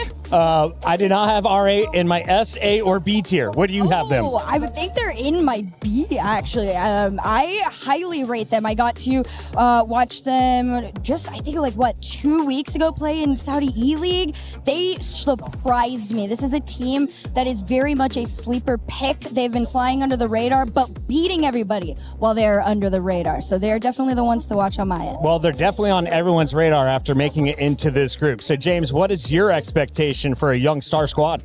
I think they have the talent, but what they've been lacking is that experience on LAN translating at 13-16 is not good enough. Events. Yes. Yeah. So online, they've looked very confident. They've looked very composed. Really, the one player that I'm looking at is Mohammed for R8. Online, he looks insane, but on LAN, we have not seen him be able to hit that same level. I wanted to ask a little bit about the team. Do they have roles? Does everyone need to do everything on this squad? Is there a star striker that could be leading the squad at the end of EWC? I feel like striker role in particular is pretty open, to interpretation between the squads. It's more about who's going to be the lead aggressor. I think Mohammed is the one to watch. If he's not nervous, this guy's averaging almost 3 demos per game. And against a team like this, that's really important. You need it. They kind of mirror each other's play styles a little bit. It's just about pulling it off fairly clean. So blowing up goalies, key to their game plan today, or what do you think they're going to bring out? I just want to see the confidence on the solo plays, because a lot of times when you see teams a little bit uncomfortable, they tend to play boom ball. They're not really connecting on any passes. They're also not taking the ball to net and trying to make something happen all by themselves. So I want to see that confidence. I want to see them going for some crazy flip reset double taps, maybe even some double flip resets. I just want to see that killer instinct out of R8. Now, reminder, we are in group stages right now. You have to win in groups if you want to make it to the playoff bracket. If you make it to the playoff bracket, you're making money. More importantly, you're also earning club championship points. We mentioned how impactful this is for a Falcon squad that has won the past 2 club championships. They're going for their 3rd title, and they're hoping for points in Rocket League. If they hope to make it out, though, this is the Group B bracket. Let's take a look at what they have in front of them and, of course, what we have in store. With KC winning against Wildcard, they're going to be our first team into that second round, the decider match tomorrow. Now we're going to see Falcons going up against R8 Esports in that 3rd match on the left side. The winner of this will play either Gentlemates or Five Fears. So if I'm Team Falcons management, GMs, I'm saying hopefully Five Fears can pull off a major upset. I do not want to play the Gentlemates, who are very much still in the club championship standings. That is a big ask of that team. Five Fears maybe in our D or E tier. If that happened, Puckett, I would eat an entire loaf of bread on stream. So a whole bag of Oh, yeah. in one sitting. In one sitting, nonstop. Production, please clip this out. Five Fears. Trust me, I'm going to hype you guys up before this match. We are going to get into it. Best of luck hyping it over all the Gentlemates fans. We've got about 1:10 left here, so let's check in with the fan base over on esportsworldcup.com. You can weigh in and choose who you think is going to win. There's also, I think they said $300,000 in prizes given out, so you should get over there and join in on the play. Those that did chime in all seem to be Falcons fans. 91% to 9%. Do you think R8 deserves at least double digits? Absolutely. I mean, it should honestly be closer to maybe 60-40, 50-50. Oh, wow. It's going to, but as we saw, even for the tournament predictor, the fans, there's a lot of fans for Team Falcons that are tuning into EWC. 30 seconds to go. At least take 10 of them. Where do you see this match playing out? Do we get to a game 4? Ooh, oh, absolutely. Last 3 times these teams have faced off, it went to game 7 and game 5. This is going the distance. I'm hoping for the upset, though. You're going? I think this is upset. R8? Oh, yeah. R8 time. It's happening. Team Falcons. I predicted them to win the whole thing. And how many goals is Drawley going to score? Across the whole series, I think 4. 4 goals for Drawley. He's going Falcons. She's calling the upset. Weigh in right now on Esports World Cup. And, of course, in the chat, let's send it to the stage.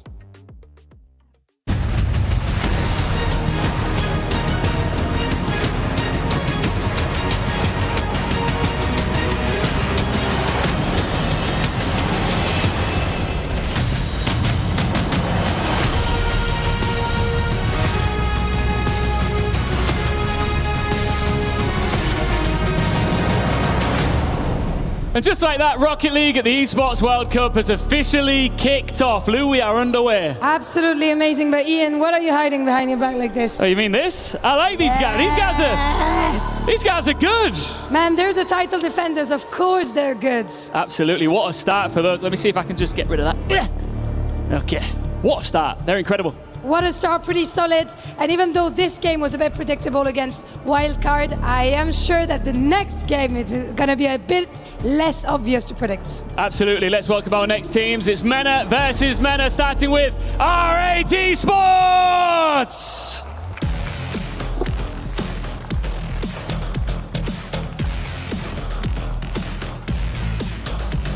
Now this team refused to wait their turn. They forced their way into a regional order built around giants. And they know that this matchup carries history.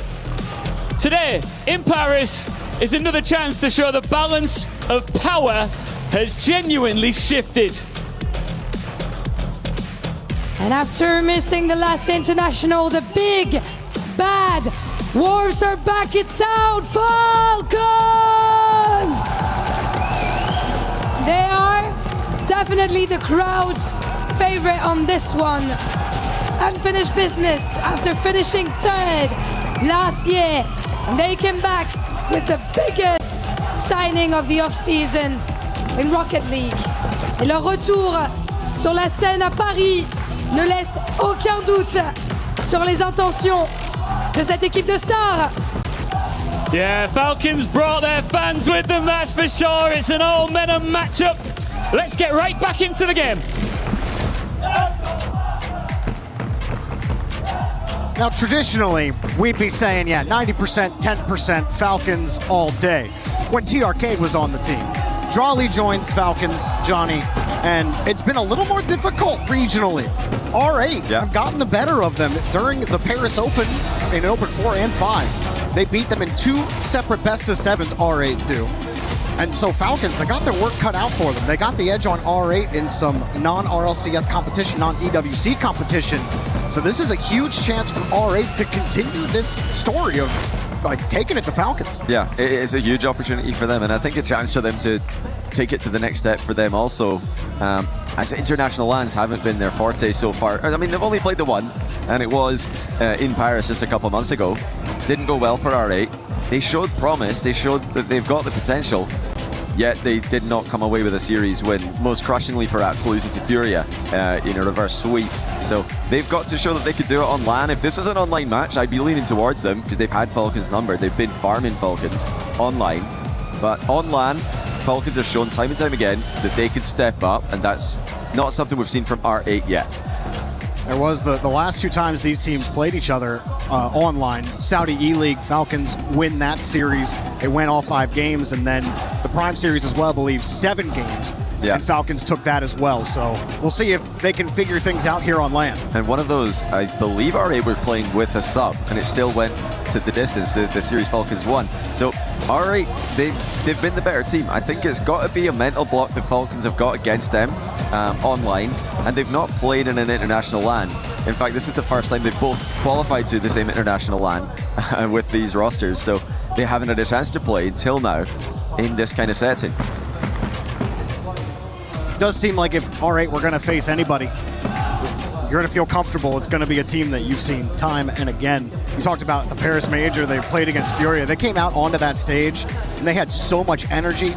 They were talking smack. They were up 2-0 in that series. They looked like they could do no wrong. They were up and down the field.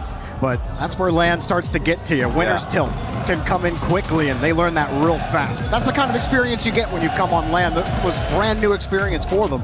So how much it carries for them, the fact that they get to play Falcons here, I think bodes well for them, even if it's going to be a tough match. They've got to look at it as a learning experience, in my opinion, because this is another step up. In Paris before, they only played, yes, on LAN, but no crowd. It was in the studio days. They didn't make it to the crowd days. So now they've just been thrown in the deep end. The Falcons are coming back to the international scene after failing to qualify for the Paris Major. But they get to redeem themselves here after what was a pretty successful Boston Major at the end of the day. Falcons haven't had the year anything like they had in the 2 years prior, but they still made top 4 in Boston, taking the eventual winners gentlemates to game 7. This is where they can shine. This is where they know what to do. They've been here so many times before. R8, let's see what you got. It's the first time on LAN internationally in front of a crowd. We'll see what they got. A lot of experience on the other side, though, in Falcons. Rolas in an Octane as he starts with a reset. Ghazi, him and Abdullah together have had some highlight reel plays, even in their short stint on LAN. Really, players to watch and speak his name. He might put something in, and almost found the redirect, but no chance there. What a pitch to kick things off there. R8 with the best opportunity so far. Ghazi with another tidy save to the back corner. But early on, I love that from R8, just the willingness to full send it. Oh, look out, the backboard double from Kaliers hits the crossbar. Nobody covering that one from R8. Falcons get the ball right back. Net was open, but that was a tight angle for Drawley. Bang, bang hit for him. Falcons with control from the midfield.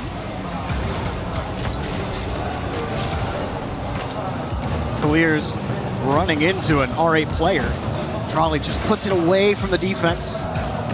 Falcons just have the beat right now on R8. And that was a risky drive challenge there in defense. From R8's perspective, Falcons have come close. That's an accidental side flip from Mohamed off the sidewall. It didn't really amount to much, but they are making small mistakes here. Abdullah with a bad clear there towards Falcons. R8 have got to clean it up in defense. Drawley faked driving the challenge. Rolas heavy touch, couldn't handle it. So R8 get a chance to breathe. As Kaliers up quickly, beats the first man. Trying to bump the second man. Ghazi narrowly avoids him. Rolas slows it down with the challenge, but nothing develops here for Falcons. Yeah, Ghazi's been key for R8 in defense so far. That was I believe an intentional side flick from Clears as he leaves it for Drally. Falcons look much more locked in at the two teams so far, but they haven't been rewarded with a goal. R8 been given a chance to grow into the game. Can Falcons put one past them before R8 hit their stride? Ross demoed by Ghazi. Abdullah gets a free touch. You see Drally trying to cover the high. Abdullah goes to the side wall. He does it all himself here, but no read will come. Ross on the backboard, slips around, now back to the midfield line, has him running, has him going, but to 50, just denied. A good save there from Ghazi. Yeah, Ghazi again, massive defensive play. He's making sure to put all these saves towards the corner. Really limits Falcons' options with the follow-up chances. Rawas in the octane, not something we're used to seeing. Testing Mohamed on the backboard, that's not a good clear. Now Ghazi being tested in the same way, but the follow-up from Falcons comes through too slowly. I don't think they expected there to be an opportunity. Everyone tried to get set, also didn't want to take too much of a risk and give R8 a clean angle out. Is that a beret on Mohamed's car? I've just seen this. He got a beret on for the Paris EWC. He does. Look at that. And with the antenna too. That's fantastic from him. Just don't have enough character on the cars. Love seeing it. Still, I'm overall thinking Falcons have been the better of the two teams, but they've lacked that killer instinct that we're used to seeing from them. They're definitely holding back a little bit. They're not trying to commit everybody. Oh, Rawas, a huge redirect. Surely no, Kalirs puts it into the crossbar. You've got to think that should have been a goal there. Rawas did so well initially. 9 times out of 10, Kalirs is sinking it. And a nice touch here. But that and the other chance where they had the 2-on-2 ground dribble play, they tried for the bump, but Ghazi was able to avoid it and make the stop. Those were the two chances for Falcons, but that one definitely should have been 1-0 for Falcons. R8 in the orange half. Abdullah sets it down. Has some trouble recovering. Rawas wants a hard hit downfield, but everyone back behind Rawas. Falcons will just play defense. Yeah, a minute to go, still all even in this game. R8 will count themselves lucky for that fact. Falcons will be absolutely devastated if they can't win this after all the chances they've had. R8 continue to hold on. Mohamed completely dusted by Kalirs in the midfield as Falcons look to establish that pressure. Back pass goes awry. It's out to the middle for Rawas. He can't get the top corner past Abdullah. Falcons again pressuring. R8 keep getting away with it. An errant touch turned into an opportunity for Falcons, and they were scrambling to get back in front of the box. Now back on offense, but they're just pot shots and nothing really threatening for Falcons. As Mohamed tries to get control of this, Kalirs barrels into him. Rawas was hoping for the midfield boost. Did end up getting it, recorrects the path, looking for a 50, and there's just nothing. Yeah, final few seconds of the game. R8 just holding on. Can they make it to overtime? Drally bumps Mohamed off the back wall. Kalirs doesn't have a lot of boost to work with, but Rawas does. He commits from third, but now here come R8 on the counter-attack. Late chance for the youngsters, 50 mid. The bump on the goalie's huge, but nobody's up for it. Mohamed was in the middle of recovering. We didn't see it on cam, but might have gotten harassed. Either way, he wasn't in the position he wanted to be, and R8, we talked about it a couple times, gotten away with getting to this overtime. Kalirs missing an open net earlier here in game one. R8 have a chance to steal this away from Falcons, but it's Falcons that start on the blue half. As R8 trying to find some control. Mohamed collected that corner boost. Ghazi couldn't handle the ball. Now it's Mohamed to have to play defense, get everybody back into position. Drally takes it away from him and gets it right back to Rawas. Rawas looking for Kalirs on the pre-jump. Everyone diving there for R8 to keep the ball out of the net. And Falcons still covering the clears. R8 having trouble getting past the midfield line. Well, R8 having trouble getting into the game at all. And I think it's good news for Falcons that R8 haven't played their best, because Falcons are also far from their best in my opinion. When Falcons are thriving, they are putting away chances. This team's made its whole identity about converting on pressure. They've not been able to score yet, despite having plenty in the way of pressure, possession, and even some mistakes from R8 to work with. So I am surprised to see that, but it's signs of nerves for both teams perhaps. Mohamed, no play for him. Abdullah jumping early from the midfield line. Just that extra roll there will make it difficult to get a challenge. Ghazi again. Trying to feather it. just nothing. Abdullah thinks he can carry it. He gets deleted. Los has a little bit more boost. He'll fake on the reset. Just keep possession. It's working out right now for Falcons. Just looking for that quality opportunity. They haven't found it just yet here in overtime. Mohammed will find a clear out, and R8 survive on defense again. Oh, nice bump on the back wall. Abdullah looking for a way through. Can't find it. Now here comes Mohammed with the reset. Oh. Looking for the dunk, but it's just denied by Clears. One of the best chances of the game so far for R8, but where's the follow-up now? Clears are just walking the ball down the line. And R8 are right back to where they spent most of the game, in the defensive third. The feint, but Clears actually gets bumped on the play. This gives Abdullah space, but just don't have to stretch for that ball. Tried to flip back into it, and they still can't get really clear possession. Maybe he let that go on purpose, but no one from R8 certainly was ready for a free shot for Falcons. And that one down. Across the corner, R8 look like they're almost getting an opportunity, almost getting a shot on net, but it's just not enough. Clear swings wide, back to Drolly, off the bar! And that's just unforgivable. Drolly's got to hit the target there, and if he's not hitting the target first time, he has to double tap that. The goalie was completely out of position, forced out of position by pressure off the ball. Once more, Falcons have squandered a chance. This time, R8 there to meet him at the punch. They might get a chance, boosting down, faking the touch. And he was a little far away from it. Sure, Falcons weren't too fooled. Quick pass to the midfield. Clears. Oh! Power shot. Game one goes to Falcons. It's about time. But one twin to the other. A little wiggle by Clears. Gave Versailles time to compromise the goalie's position again. And this time, they do not make a mistake. Took plenty of chances though. I think Falcons should have had that game in regulation comfortably by more than a goal. They had 18 shots to just 4 of R8. That's one of the most one-sided shot differentials you're going to see all week. I mean, they were scrambling on defense. R8 just could not get a hold of the ball, and some really unfortunate either the whiffs and leaving the ball for free in the third. Falcons just had so many free chances. That one right there should have been game. It was a good save, but again, should have been a follow-up goal. I don't know what's up with Falcons today, but R8 are just a bit too scared in the midfield at times. There, you've got 2 players in defense. They're both retreating. Somebody's got to pressure the ball there. You don't want to give Versailles time to pick out the pass, and then Clears time to find his shot angle as well. But R8, you know, I think the main issue for them is more the fact that they are not making their controlling touches in defense. They keep on miss-hitting the ball, missing it entirely, or you know, just giving it away with unnecessarily heavy touches. Again, they're struggling to produce when it's that step up, whether it's a LAN and now in front of a crowd. You know, you've only got so many chances. If we had the possession bar, I think we'd see like over 60% for Falcons in that game, if not even higher. There was just absolutely nothing for R8. Even when they were trying to control the ball, Falcons got physical. They had an answer for everything. And I mean, the pace difference, Johnny, when we talk about the experience on LAN and the ability of a team to control pace of play, Falcons really showcased that, especially in overtime. How often they weren't trying to force every opportunity, really just trying to control it, letting R8 play into their own corners. They were happy to take those challenges as long as they controlled the midfield, because they knew they weren't giving it up and were just waiting for the prime opportunity to actually take shots instead of just taking every risk. R8, they're not even in a position to take risks right now. Yeah, they need to get into the game here. They've got to, you know, have a much higher level in this second game.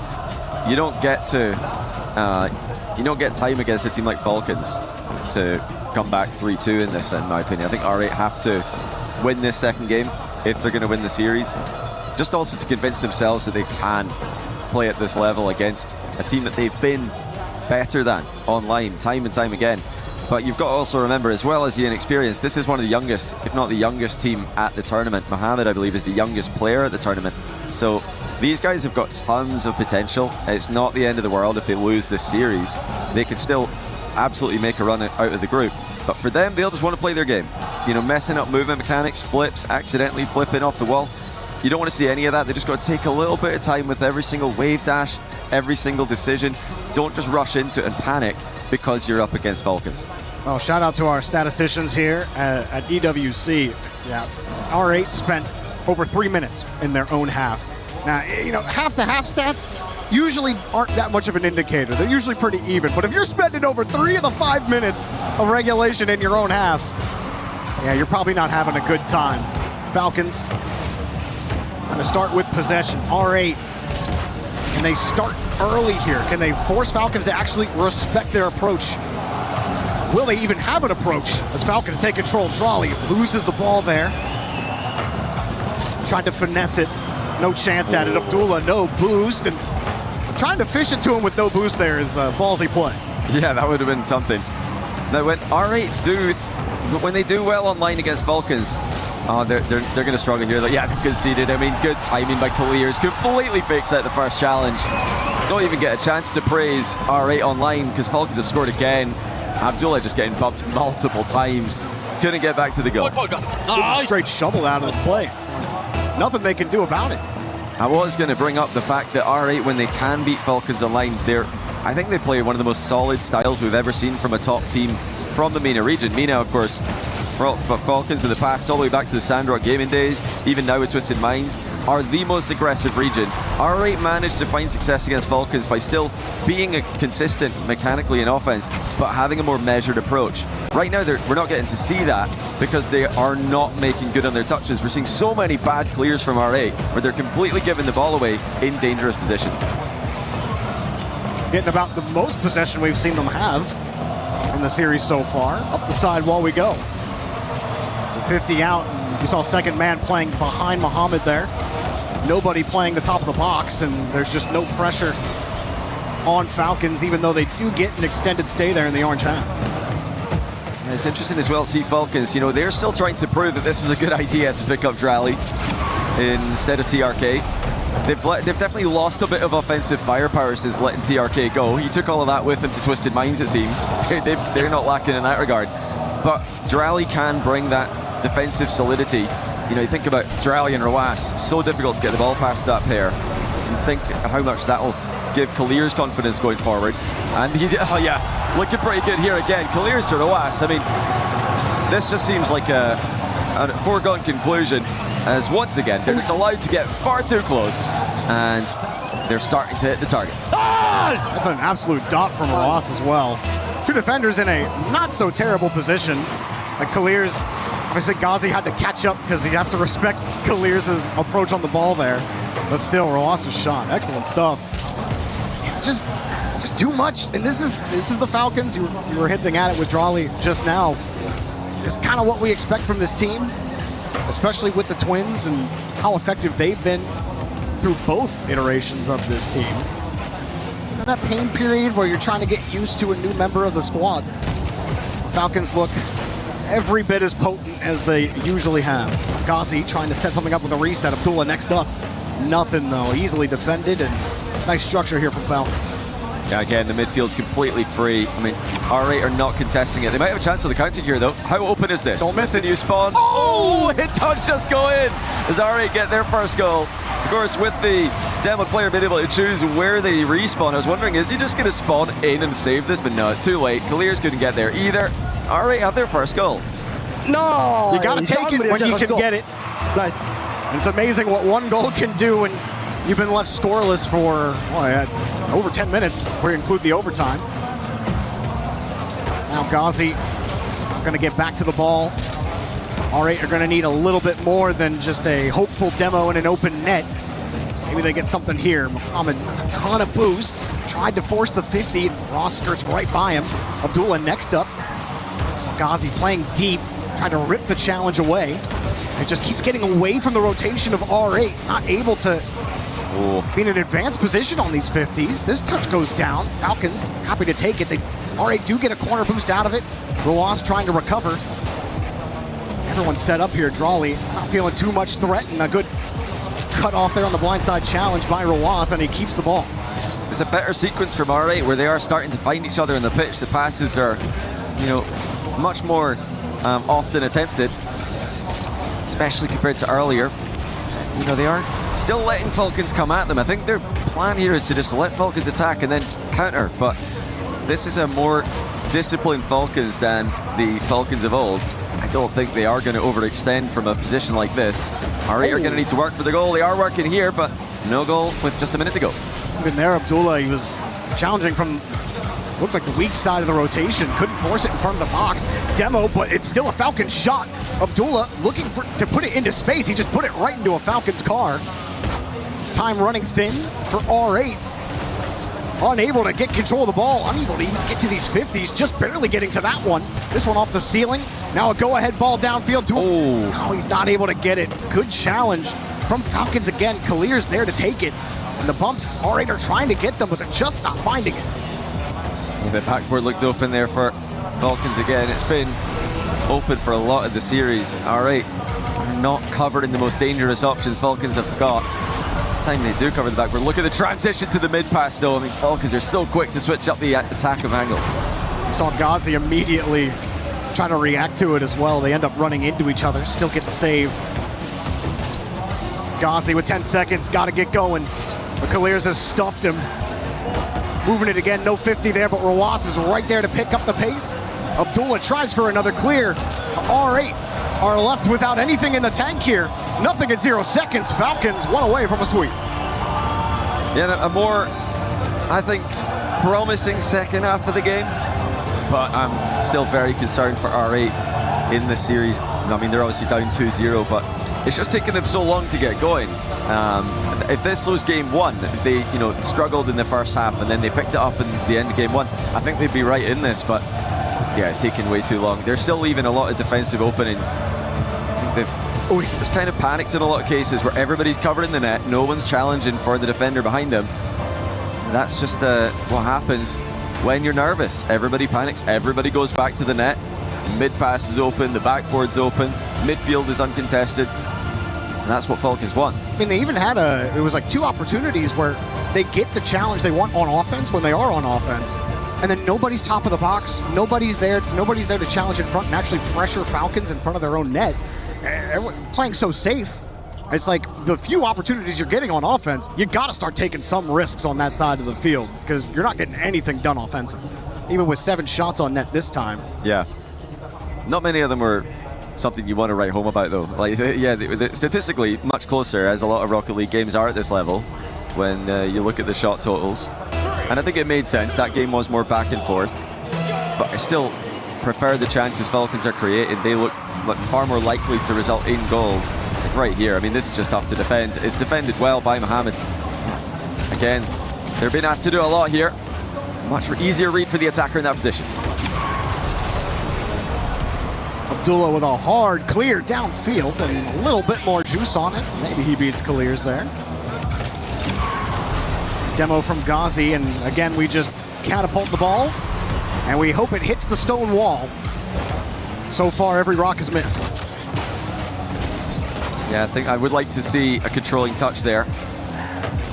It's good to thread in a hard clear every now and then, but usually you want that to be the switch up when a team is pressing up high and defending the midfield line instead of defending their goal. The Falcons are sitting quite deep at the moment, so I think the hard clear focus has to stop. Good save there by Mohamed. As again, threats are coming in from Falcons. Everybody's in the near post for R8. They've got to spread out a little bit here if they want to cover the attacking angles that Falcons have got. Abdullah up there quickly, and Trolley just completely stuffed him on the 50. And Abdullah getting chased around. Trolley just couldn't quite get his nose behind the ball. R8 get a chance downfield, looking for it, and wow, a save goes off the bar, ripped, credited to Kalirs. And now a return fire. Abdullah's got the save and caught here by Mohamed. Well, that was ricocheting about the pitch pretty quickly, but R8 managed to stay up to pace with it. They are growing into the series. It's taken them too long, in my opinion, but they are starting to look more like themselves. We're not seeing, hesitant flips and accidental inputs. Another boost steal being attempted there. It did come through there for R8. Thanks to the still pretty recent addition of the glowing boost. It's got everybody sitting on the boost pads again, like it's 2015. Uh-oh. A little bit of a mistouch. Oh, what a save! Off the top of the net. Kalirs keeps it even. The best chances R8 have had so far, and still they can't find the back of the net. Oh, look at this. Great double. Doesn't matter. This one's in. Yep. There you go, Abdullah. 1-0 R8, their first lead of the series. Oh, look at Mohamed, though. With a ground double in the setup. He goes low with the second touch as well. Both Defenders thought he's going to go top shelf with that. That's most often where the ball will go. After a ground double tap, players look to switch it up and go high again. Mohamed goes low twice, completely fills Falcons. It could be 2-0. That's just in. Kickoff goal. Abdullah crushes Falcons from the center circle. Not the rebound you want to see on this kickoff. They caught him on the close cheat up, which ricocheted the ball, and third man gets caught out. Yeah, Falcons tried a fake strategy, but Abdullah saw it coming. He single jumped into the ball and then flipped after it, completely countering the strategy. That's really well spotted. R8, all of a sudden alive in the series. We talked about their last LAN appearance. They were the ones who went up 2-0 early in the series and kind of fell off. But this series, they were kind of slow on the uptake. This time, starting to find their stride. Trolley can't find the net. Great job there from Ghazi on defense. Yeah, not only defending the net, but also collecting the ball and picking up the back corner boost as well. Just Ghazi doing everything there. Falcons trailing by 2. You know, if they somehow start to lose this, another miss there. They've actually missed twice now, Falcons. Remember, this is a team who've been farming them online, and they can't be all that happy about that, so... I mean, look, you say farming, but every series they've played have gone to match point. Like, their last 4 series have gone to match point. They're being match point farmed. Okay, there you go.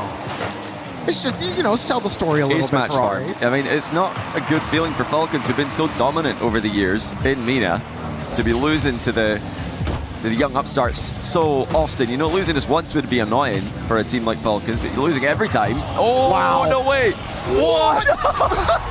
Absolute chaos in front of the net here.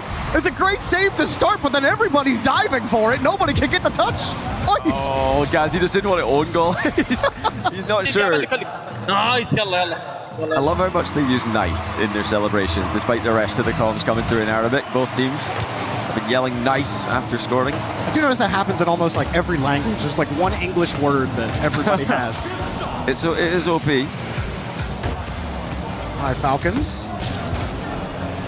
What do you got? You got your first goal back. Roas, nice pop. Gets over 1, can't bump the second though. Good catch from Abdullah. Quick Trolley was to that though. He was up early for that challenge. Takes away the high opportunity. Kalir's also making things awkward here on the backboard, but R8 get themselves a little bit of time. You got to see there a little bit of why it is awkward to be under the ball in defense. We're POV on the defender there, and the ball's above you. You can't see anything. You can't see where the rest of the offense is going to come at you from. That's why putting the ball over the heads of the defenders is such a good strategy in Rocket League, even at the highest level. Just limits their vision. They need to do so much more in order to just see what's happening around them. R8, pot shot, not too threatening. R8, another shot this time. Kalir's with a great save and catch. Falcons are feeling a little bit more pressure than they were in the first 2 games of this series. R8 just have to hold on to this 1-goal lead, but Falcons knocking at the door. Off the ceiling, playing deep back. Kalir's will be there to field it. Actually, no, he won't. He's gone. R8 get the ball back, 10 seconds left, and they'll stay alive in the series. Another catch out for Abdullah. He doesn't get another 50. The Falcons back to it. Kalir sizing up the defense.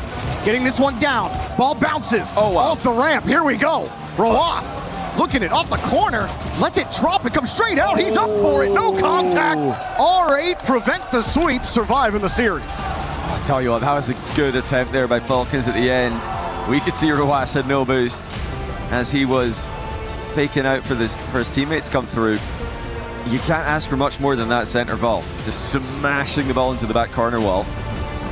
It was Mohamed early on for R8, who completely fooled Falcons in defense, had everybody guessing wrong where the ball was going to go, and then Abdullah read the kickoff strat. He saw that fake coming, and he completely blocked it. Scored solo, and an important goal as well. Falcons got one back, so that read on the kickoff from Abdullah, or whoever else called it in comms, actually won the game for R8. R8, 12 shots to Falcons 7. First time R8 have outshot Falcons in the series so far. Definitely felt like it, and you felt more of those 12 shots from R8 this time around. Yeah, this was by far the best game, and this is more like what we're used to seeing from them, so it's good that they can now get to show people what they're about. And now the ball's back in Falcons court. Can they avoid the mental Winners tilt. troubles that they've been having against this R8 squad. Because if R8 win this next game, you know Falcons are going to be thinking, you're joking, not again. Not another loss to this team in particular. This is a massive game for. If R8 can win it, they might in fact be favorites. R8 trying to push Falcons a little bit higher on the tiltometer. See if they can get it done here in Force Game 5. Abdullah gets that first 50. Well, they run into each other there. Ghazi does have Abdullah coming back, so that one not too dangerous, but gotta be careful here in the corner. Any even slightly loose ball, Falcons are immediately on top of. Case in point, this one weak shot, just getting there was Mohammed. He had someone behind him trying to bump him out of the play. Abdullah also gets 50'd out, and Kalirs will take control. The fake, back to Rawaz. Nothing. No, the backboard covered there. That's a promising sign for R8 in defense. They're not panicking and just going straight to the net. The challenge coming through as well. Still awkward at the near post. Falcons looking to find a way through. There it is! As Kalirs finds the bottom corner at the exact same time that the bump lands on the last man, Drally. Leaning out, and Rawaz as well. Actually, both get in contact on the goal. Kalirs fortunate the post bounce works to his favor there. Definitely made that one a little more difficult than maybe he had to, but you take it, it goes in, no problem. R8 right back to where they were just over a game ago, down against Falcons. Plenty of game time for him to get it going as Rawaz chain dashes his way out of the rotation, and Abdullah can finally slow things down. R8 get a chance to get into offense. Look for those boost steals. There is one being attempted there. It wasn't available to be stolen by Abdullah, but that's been a focus of them. And helped them out in winning that third game. So some more patient approach to offense. Again, just pathing over that corner boost on the way out. It's just a classic strategy in Rocket League these days. Another 50 on the goal line. I feel like the ball's been awkwardly on the goal line for R8 so many times this series. This time they do get it away. Even a couple times on this side of the field too. The one where they got the demo, got the 50, but then there was another where Falcons got a save. A lot of very tense play on the goal line today. R8 starting to lack beyond that midfield line. They'll try to cannon shot the ball. Give themselves a chance at a 50 here. Abdullah does get a touch, called off by Mohammed, but mishandles the ball. Yeah, didn't get the first touch he wanted there. Trying to take control. Oh, chance on the counter. Actually had a passing option across, but opted not to go for it. R8 are warming up here after Falcons' good start in Game 4. And they come back from behind. They've not been able to do that this series so far. Is everybody looking for the ball in the back corner there? Abdullah, it does come away with it. Maybe a little bit of unnecessary team bumping going on, but they get away with it. Ghazi was getting ripped by both teams there. Nice catch from Abdullah. Make sure he gets the boost. Can't get back to the 50. Rawaz also diving. Up high. Drawley gets that first 50. Falcons happy to wait for that touch. Rawaz gets a clean one. Back to Kalirs. Kalirs' shot is denied. R8 in survival mode right now in the final 2 minutes of game number 4. And it gets a little worse. 2-0 for Falcons. Absolutely love that from Drally. What a pop on the first touch. And then not only puts it past the last man, but he's looking for the bump on a goalie that's been forced to reverse away from the play. It's the physical plays from Falcons that have opened up the defense. Now R8 are in real trouble. They get the quick pass off the kickoff. Ball rips away from him though, and Drally just completely nullifies anything Abdullah tries to do. Drally does it himself, and Rawaz steals his points. Just making the goal a little bit bigger there. Rawaz gets one bump, forces Abdullah to jump over the ball, and then from Rawaz POV, just making sure there. Nice! Nice! I think he says, yeah, he does take the goal, does take the points. And it looks like Falcons will be taking the win here. R8 took too long to get going, and this is what happens when you take too long to get going against Falcons. They are going to have a game at some point where they just dominate. Yeah, just like the fundamentals really weren't there at the start of the match. Even here, when Mohammed had that try, just mishandling the ball, things that R8 typically pretty consistent at, especially against Falcons online, but as we've kind of droned on ad nauseum, yeah, LAN and online are just two completely different environments.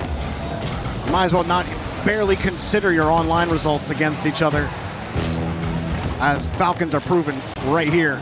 And everyone really expecting Falcons, Johnny, in this tournament to go deep, if not the complete distance, and be a potential champion, as Clears will get the goal here, and Falcons with a victory lap. Yeah, Drally with a fake here. He's looking for either a glancing blow or a fake. Mohamed couldn't see it coming. 4-0. I mean, this is huge for Falcons in the Club Championship as well. They need points in Rocket League if they're going to win that. They are still in the running to win their third consecutive Club Championship at EWC. This is extra, and something extra to play for, but also an extra bit of pressure on the Falcons players with every game combining to the Club Championship. Want to keep the winner streak going for the Org. Very strong start for them. Mohamed will pick up a pick-me-up goal here, as much as it can pick them up in this series. But for Falcons, later on in this tournament, you talk about the other Titans, the K-Corps, the Twisted Minds, the Vitalities, the Gentlemates of the world. And if you're a Falcons fan, you're just hoping that they stack up well. Look at this, Falcons had double half flip there. They got countered on the kickoff strat in game 3. It was a risky one they went for, got scored on immediately. They've identified here the only way we lose this game from a 3-goal advantage with 24 seconds left is if they get an immediate kickoff goal. So let's just both half flip, because there are no immediate kickoff goals. From that, they get a 5th as Rawas doubles in from the tight angle. Looking good in the Octane. Although we are still trying to figure out whose alpha wheels are these, because I'm pretty sure Rawas was in the win when Rocket League was an alpha. He might keep that one to himself, something tells me. Well, I think my favorite part is with 20 seconds to go and Falcons up 3 goals, you have that itch. You see the kickoff, you got to talk about it. Yeah. I love it. You saw them, they all sat back, and I think they were just talking about, okay, let's see what the spawn is, because you're not sure unless you remember what the first kickoff of the game was. But they see double diagonal and thinking, okay, let's just both half flip, super safe. Just close out the win.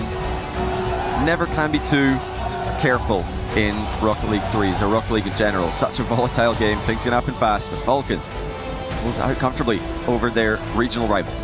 Comfortable certainly is a word for it. I might have had my pillow back here watching Falcons completely dominate this game. Tough one for R8, but it really expected result here for Falcons, as they are one of the favorites in this tournament. And it showed you a little bit of that why. Crowd showing up for them as well. Everyone gathered around that stage, rooting for them over the course of the series. No doubt be happy to have them throughout the rest of the tournament. Yeah, there's obviously a ton of support for Falcons at EWC. We're wondering if we're going to get that in Paris, and it seems the answer is firmly yes. As the crowd's out big for this team. Of course, Carmine Corp earlier as well. Let's head down to the stage and hear what Drally has to say. Thank you, Boris. The Falcons are here and they're here to stay. As I'm with Drally, congratulations for taking down one of the most promising teams of your group. My first question is going to be about what your ex-teammate Vatira told me right before. He told me that you guys missing the major and having a missed split 2 was going to make you super dangerous on this stage. So I want to know if he's right and if you want to tell me about it. Donc ouais, Vati m'a dit que le fait que vous ayez raté le dernier split, que vous n'ayez pas été là au dernier major, ça va vous faire revenir plus fort et plus dangereux. Est-ce que tu veux me parler un petit peu de ces derniers mois et pourquoi tu es content d'être là? Je suis content d'être là.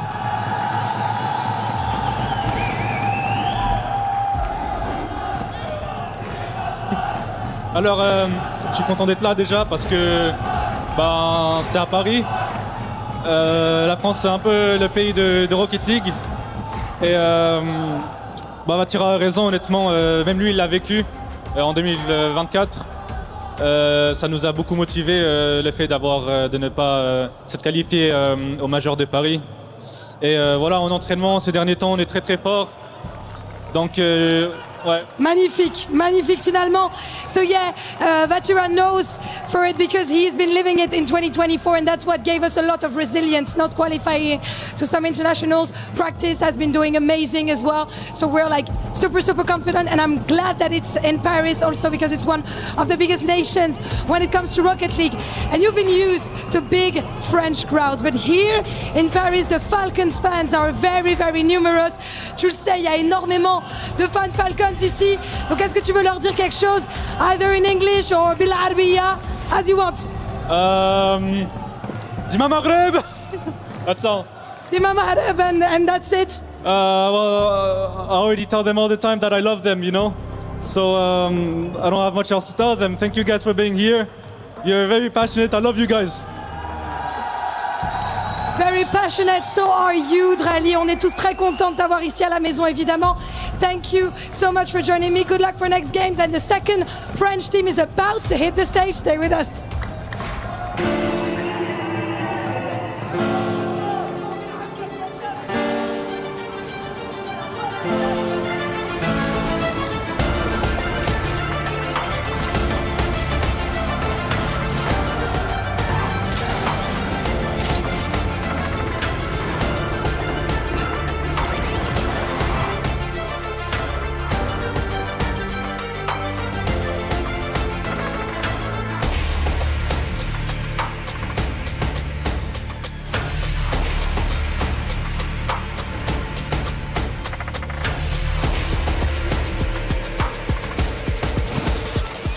I will play while looking at your screen. لا لا لا شيك راح يساف. شيك قدام. يلا طول بهدي بشيك بكمل. بس بخطو باك رايت هلا. 50 واحد بقدر استمتع. انا ثيرد. عندك زين. ساعدني اني اول. ما يباد ما ترى. انا ثاني.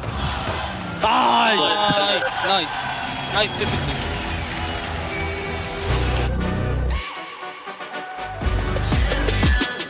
This ain't no regular thing. Came for the ring, you know what I mean. You see my name in the lights, better get right, champion.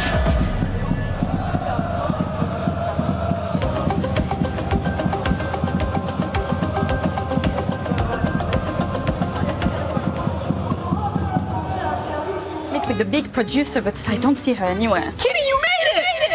Oh wow, I made it to what? To the best experience of your life. Come on inside. Come on. I don't want to. Come on, let's do it. Not after last time. Okay, but what if I told you were making perfume today?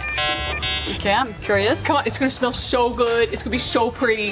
Yeah, okay. I still smell a little bit like ketchup, but that's okay. You deserved it. Come on. Kitty, what makes me so sad is that the EWC is eventually going to end. It's very sad indeed, but I am not sad about you going home. But I do want something to bring home with me to kind of remember our time together and all the fun things that we got to do. Oh yeah, we had so much fun. I want to create a scent that truly captures esports. What do you think of when you smell esports? Nothing really good, to be honest, like people sweating, being focused, keyboards that are not really clean. So yeah, that's what I think about. And that's exactly the scent that I want to capture. Why? Esports. Okay. Esports. I'm gonna start with the lavender one. Let's start with the base, okay?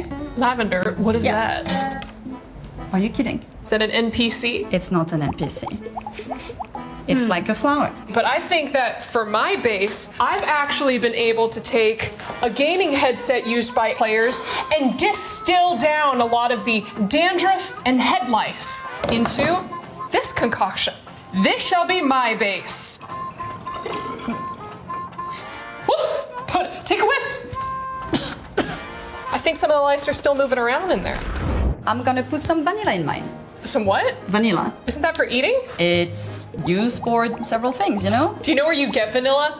Yeah. You actually get from a beaver's butt. When beavers fart, they have vanilla. How do you come up with those things? I just really love beavers. I've managed to capture KC fans' blood, sweat, and tears. This is the blue wall in blue tier form. Oh my god. You're gonna get beat up after this. Not after they smell my perfume. You already made a disaster with that, so I'm gonna continue my beautiful perfume with, I think, some cassis. Chassis? Like a robot? No. Again, it's a fruit. It's a fruit? Yeah, you don't have that in America. It's fine. I got Cheetos. Yeah, I know. But for my next part, I actually got the finger gloves of players, and we're just gonna go ahead and add a little bit of sweat. Ew.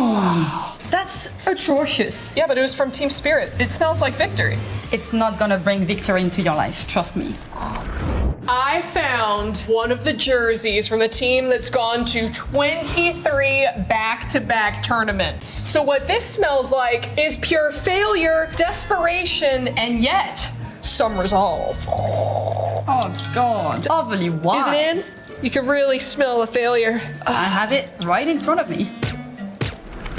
I managed to take one of the keyboards off the stage, and what I did was I removed all of the dead skin cells and food junk and crust, and I put it into this liquid form. But here's the thing, it is very potent, so we can only do... Oh, I missed. Oh God. Don't do it. Okay, I'm sorry. You're disgusting. I managed to take all of the Cheeto dust out of the controllers that were on the stage and created this. This couch cushion from one of the practice rooms. I heard that the players did not leave this baby for 24 hours straight. And so we got this beautiful essence. This is gonna be a fantastic perfume. I feel like we just gotta mix it up a little bit. Oh God. Smells amazing. You have no idea how amazing this smells. It smells like resolve. It smells like perseverance.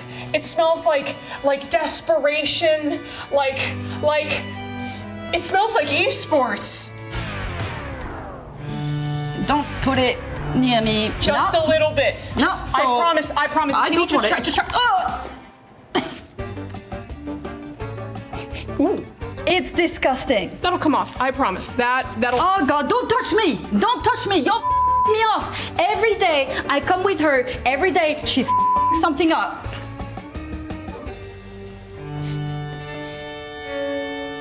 L'Esport.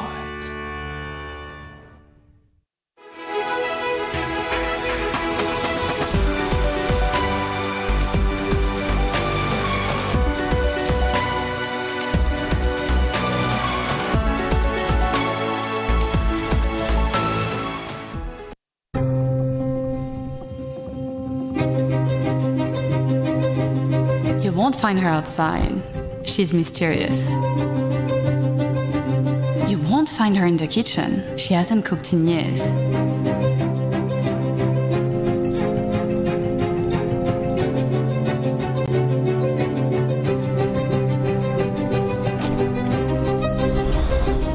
You'll find her here. Get wrecked. No, that hitbox is cheap. It's cheap. Oh, I hate this character. On day 4 of a gaming bender, with no time to sleep, or move, or shower. She is sedentary. She is stale. She is gamer. You. Essence of e-sport. Eau de toilette.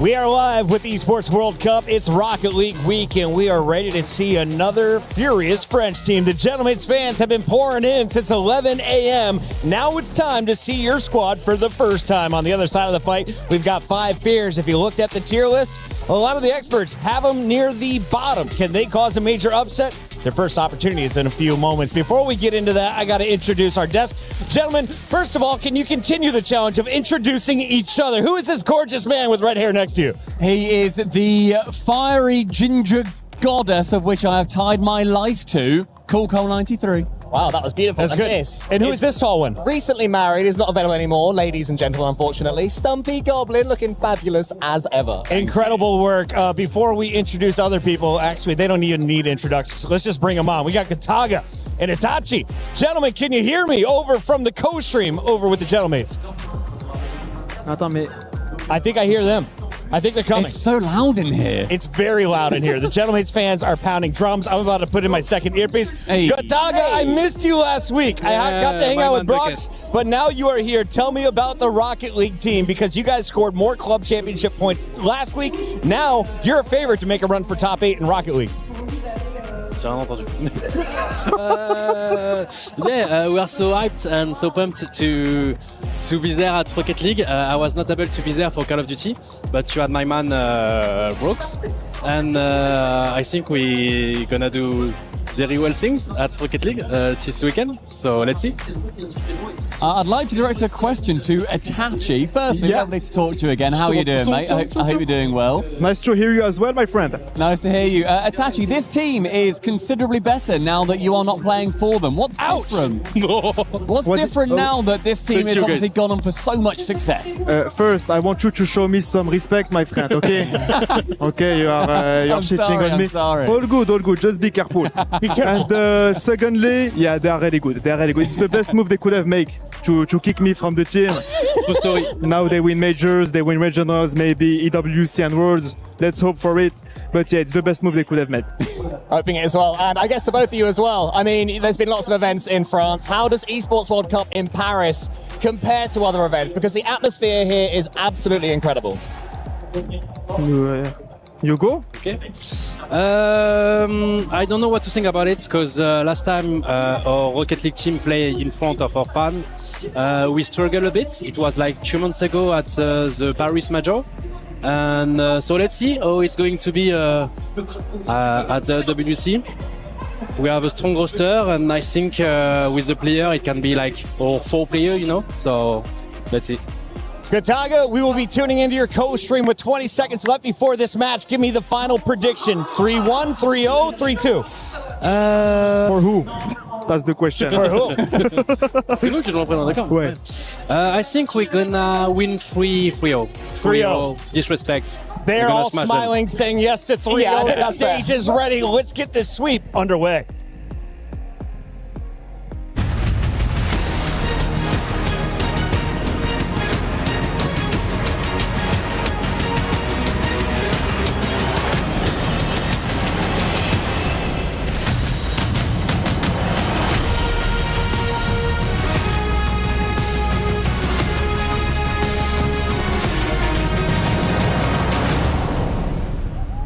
Mesdames, messieurs, quelle belle journée, 0 problème. Pour l'instant, les chouchous et les favoris du public ne font que de gagner. Et je pense que la prochaine équipe française à monter sur scène ne fera pas exception. I am very, very excited because, Ian, I'm gonna tell you, we got on that first match 3 games. Yeah. Second match 4 games. So I'm telling you, this game we're going 5 games. You think? It's good maths. Kinda. Here's one thing that I know for sure. Look, there are no guarantees in Rocket League, but we do have one right here. We've got another home crowd favorite about to step onto the stage. The mates are in the building. Oh yeah, they're in the building and they're about to get loud. So you must be brave, you must be fearless to face them. And their opponents have not 0, not 1, not 2. Welcome, 5 Fizz! There's no pity for the brave. They are getting booed just like all teams facing the favorites. But this, Sub-Saharan Africa, they sent their #1 here in Paris. First test, a major winning European side. Let's see if 5 Fizz can get loud and scary in Paris. And their opponents, bienvenue, Gentle Mates! Paris, their home. Gentle Mates arrive as proven major winners with a crowd ready to turn every challenge, save, and let go into home advantage. They're not here to enjoy the atmosphere. They are here to use it. Vous avez un choix à faire, mesdames et messieurs. Voir la vie en rose ou voir la vie en bleu as our third game starts now.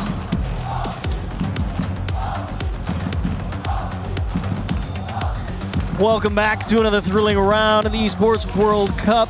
Gentlemates versus Five Fears. Definitely a bit of an uphill battle if you're a Five Fears fan or a Five Fears player, of course, James. But Gentlemates, a lot of fan favorites. A lot of people think they got a chance to win this one. Yeah, I think they rightfully are a tournament favorite. You look at teams rated in that S tier. I think I'd have to put them in the S tier for me. I think Gentlemates have what it takes. Nas especially has surged. His stocks have surged this year. You saw what he did in Boston in the grand finals. Nas was unstoppable. And Five Fears really are going to have their hands full, especially with, it doesn't just end at Nas. You have Oski, who I think all tournament long, back in Boston when they were able to win it, he was probably the best player across the whole tournament.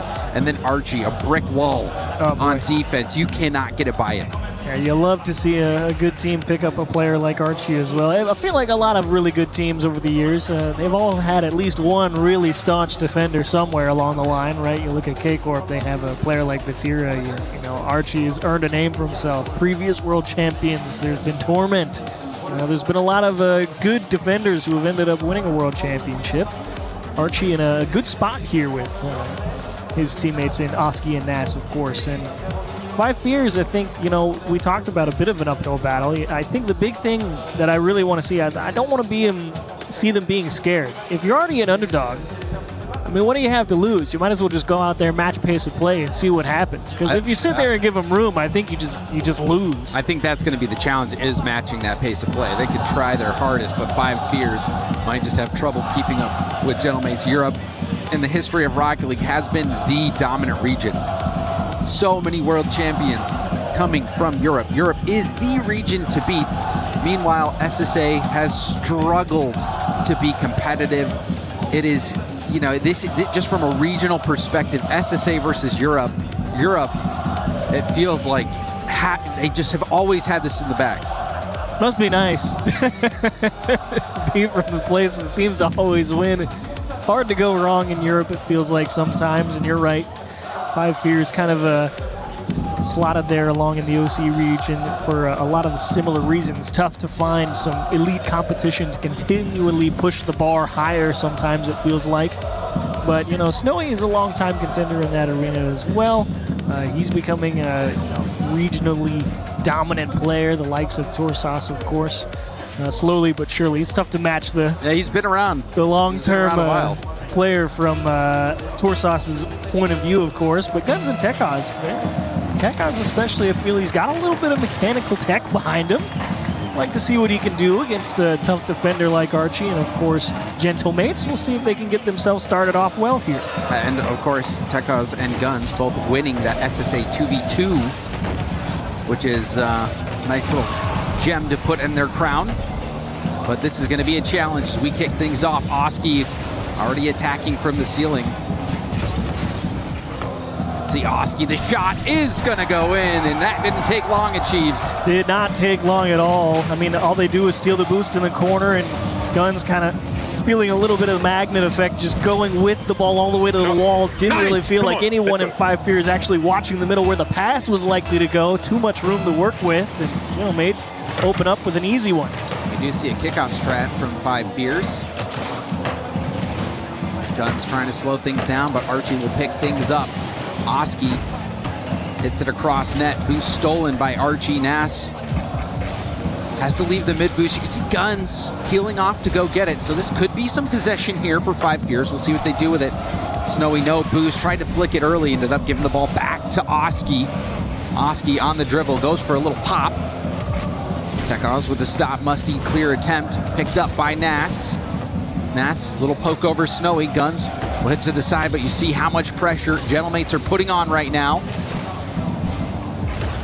A lot of good focus from Five Fears. Definitely making sure they ensure they get their own corner boost, as that was a pretty big issue for the first goal they give up. At the very least, they're saying you're not going to starve us out on our own half. See if they can keep grabbing that. Because right now, it seems like Gentlemates have been controlling this real estate. Now another shot off the bar. A bit awkward for Snowy, who had to stay in net. 0 boost for Guns. Tekos does get the corner boost, but Nas going for the bump. Popped up from Archie. Tekos first to it. Nas did just take away that other corner boost, so should be a little bit of free pressure here for Gentlemates. Archie kind of sending it a little bit just to jam that ball in the corner. That's a nice ball up high. They're continuing to force Five Fears to fight for the ball up in the air. Yeah, you can keep grabbing the corner as much as you want, but you have to continually rotate back to net. And once again, so much space open here in the middle of the box, and Oski just drills one top right on the bounce. Nice, come on. Get his second goal of the game. Things firmly in control for Gentlemates right now. Chance for Tekos. The boost off the sidewall, flip reset shut down. Guns, heavy touch out, gives up the ball. Snowy trying to intercept. Oski, sidewall pass to Nas. Nas putting it in an awkward spot for the defense. See the boom coming out. Archie finding Oski. Oski lets Guns hit it to the backboard where Archie was waiting. Oh, good challenge from Snowy. I was surprised he was able to get there. He chased him all the way up the wall with 0 boost, but first time Five Fears really forced the ball into the orange half. They don't stay there for long, but it is a first step. I like Guns trying to take his time here in his own corner. Better not to rush if you've got 0. Might as well make sure you take the best challenge you can, even if you're not going to do much with it. You'd rather that than a poor hit right to the opponent.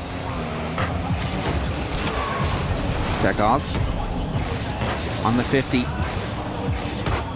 Now Snowy pop up. Archie there. Can he get the double? Gets the double. Can see the low boost for these defenders for Five Fears, causing some issues. Guns not able to get to that. Tekos hits it out, but Nas catches it on the dribble. There's the flick, saved by Guns, but he's got 0 in the tank. This is locked down defense right now. Five Fears, they have no boost. They run out of time, and Oski gets his hat trick. He started to feel it building, right? They get the bump in the corner. That continuing dwindling boost count for Five Fears. You're starting to see Gentlemates establish a foothold up in that front third continually. Yeah, you might be able to hold on to one of your corners, but you can't hold on to both, and it doesn't help if you're not getting those deep clears. That was what let Five Fears out of their own half in the first place, as Oski will win a clean 50 off the kickoff and just drive straight into the net. 4-0 in game 1. Are there accolades for this tournament? It seems like Oski's trying to rack up that Golden Striker award. Better not to. Don't ask if you're Gentlemates. Just keep running up. You'll find out later. 4 goals for Oski. 4 goals for Gentlemates. Oski, can he pick up a 5th? Really tough start here for Five Fears, but you knew it was going to be tough. The Sub-Saharan Africa region has really struggled at these international events. And Europe, with how dominant they are, no surprise that they are having success in this matchup. But I will say, to Five Fears' credit, at the start of the season, a lot of people thought that Pioneers was going to be the top team out of that region. Yeah. But it was Five Fears that continually got the job done. No matter how they did it, one way or the other, they're the team that winds up here. You earn your spot no matter what. And Five Fears trying to press pretty hard here at the end of the game 1, at least to try and stop the bleeding and maybe establish a bit of control on the pitch as Guns breaks one up. And look at the pressure put on by Oski in the box. Just throws a wrench right into the middle of the Five Fears clear attempt.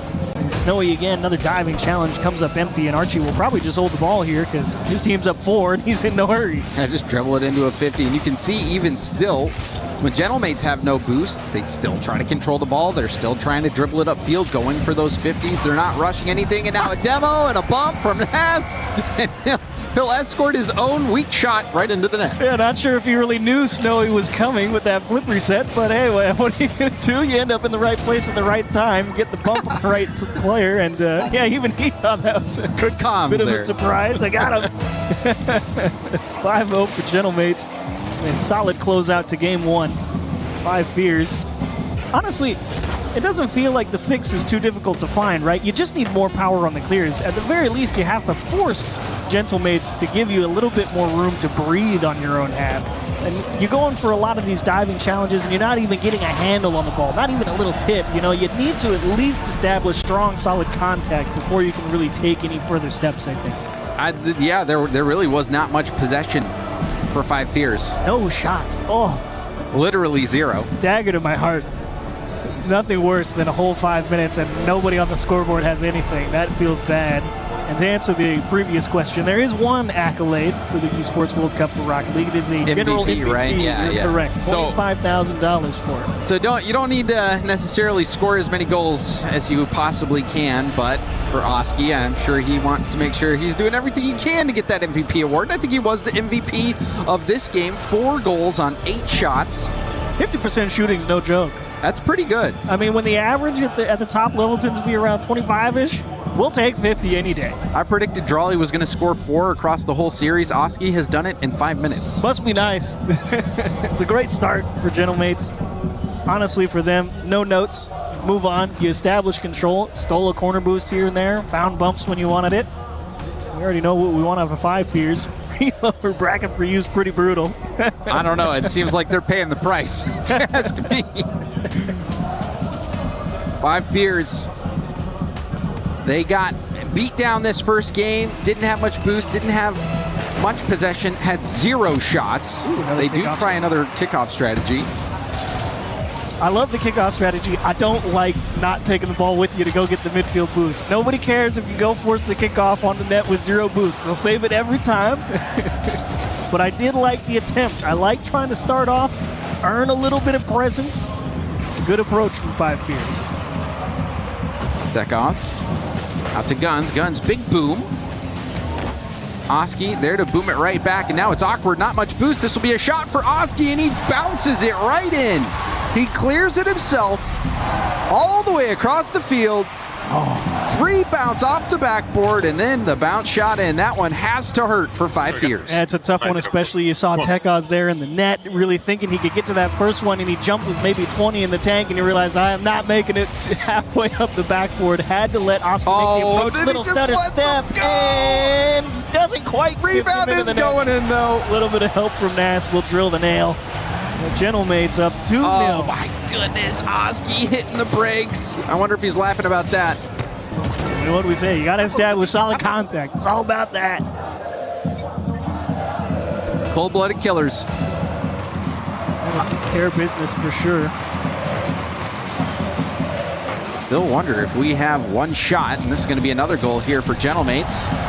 Archie scribbling his name on the score sheet. Oh, and Snowy just trying to force, right behind the player in the middle, maybe expecting a 50 to maybe stalemate and have the timing come up immediately. But either way, you commit a lot to the attack and not a lot of time to actually make it back for defense. And indeed, nobody home for 5 Fears. And just like that, 3 on the docket for Gentlemates. And Nass will let that one go as Archie will just smash it to the backboard. And again, I would not be surprised to see Gentlemates just start poking holes where they see him. Now that you're up 3 with 4 on the clock, the name of the game is just close the game out. You're not really in the mood to play another like 6-0, 5-0, spend a lot of time on it. I would not be surprised. So if I'm understanding you correctly here, Chiefs, you're saying that now they are just going to run out the clock because they do not want to obliterate them and sit through the replays. I mean, if we're not getting accolades for Golden Striker, I mean, why? All right, just wanted to make sure that's what you're saying. But meanwhile, Archie's out here with a ground pinch. Nice little flick from the midfield. And again, missed contact from Snowy. Guns has to play defense with 0. He doesn't feel confident sitting on the line. Elects to try and make himself as big as possible. Can't close the gap. Little pinch shot from Archie, bottom right corner. 4-0 on the board. Minute and a half off the clock. It feels like this game's been going on a little bit longer, but no, the goals, or well, shots continue to rain. That time, Tekos able to get the stop. Nass picking up his own back corner. Archie leaving that for Oski. Pretty bold move there. And then pinches it backwards. That's what I'm talking about, right? It's all about the clock management. You get possession for free there. You don't, why drive it into one person by yourself when you know both your is that teammates going have no in? boost. Don't tell me Get it is. Oh, man. It is. The shot was on target. You saw Guns racing back. Nass says, okay, well, this is a predictable hit. Let me just dunk this right in. That feels terrible rotating back as Tekaz as well, because you know you don't have the time to get around to the opposite side and go to the safe corner. You have to try and go across goal. Complete fakes from everybody. Don't tell me it beats him again. Tekaz just in time.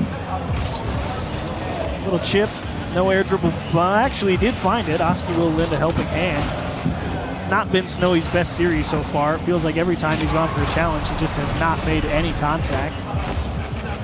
I'm not here to say it's any one person's fault on 5 Fears. It does take a whole team effort to get shut out twice in a row, it feels like, but it does kind of feel like Krillin fighting Perfect Cell, though.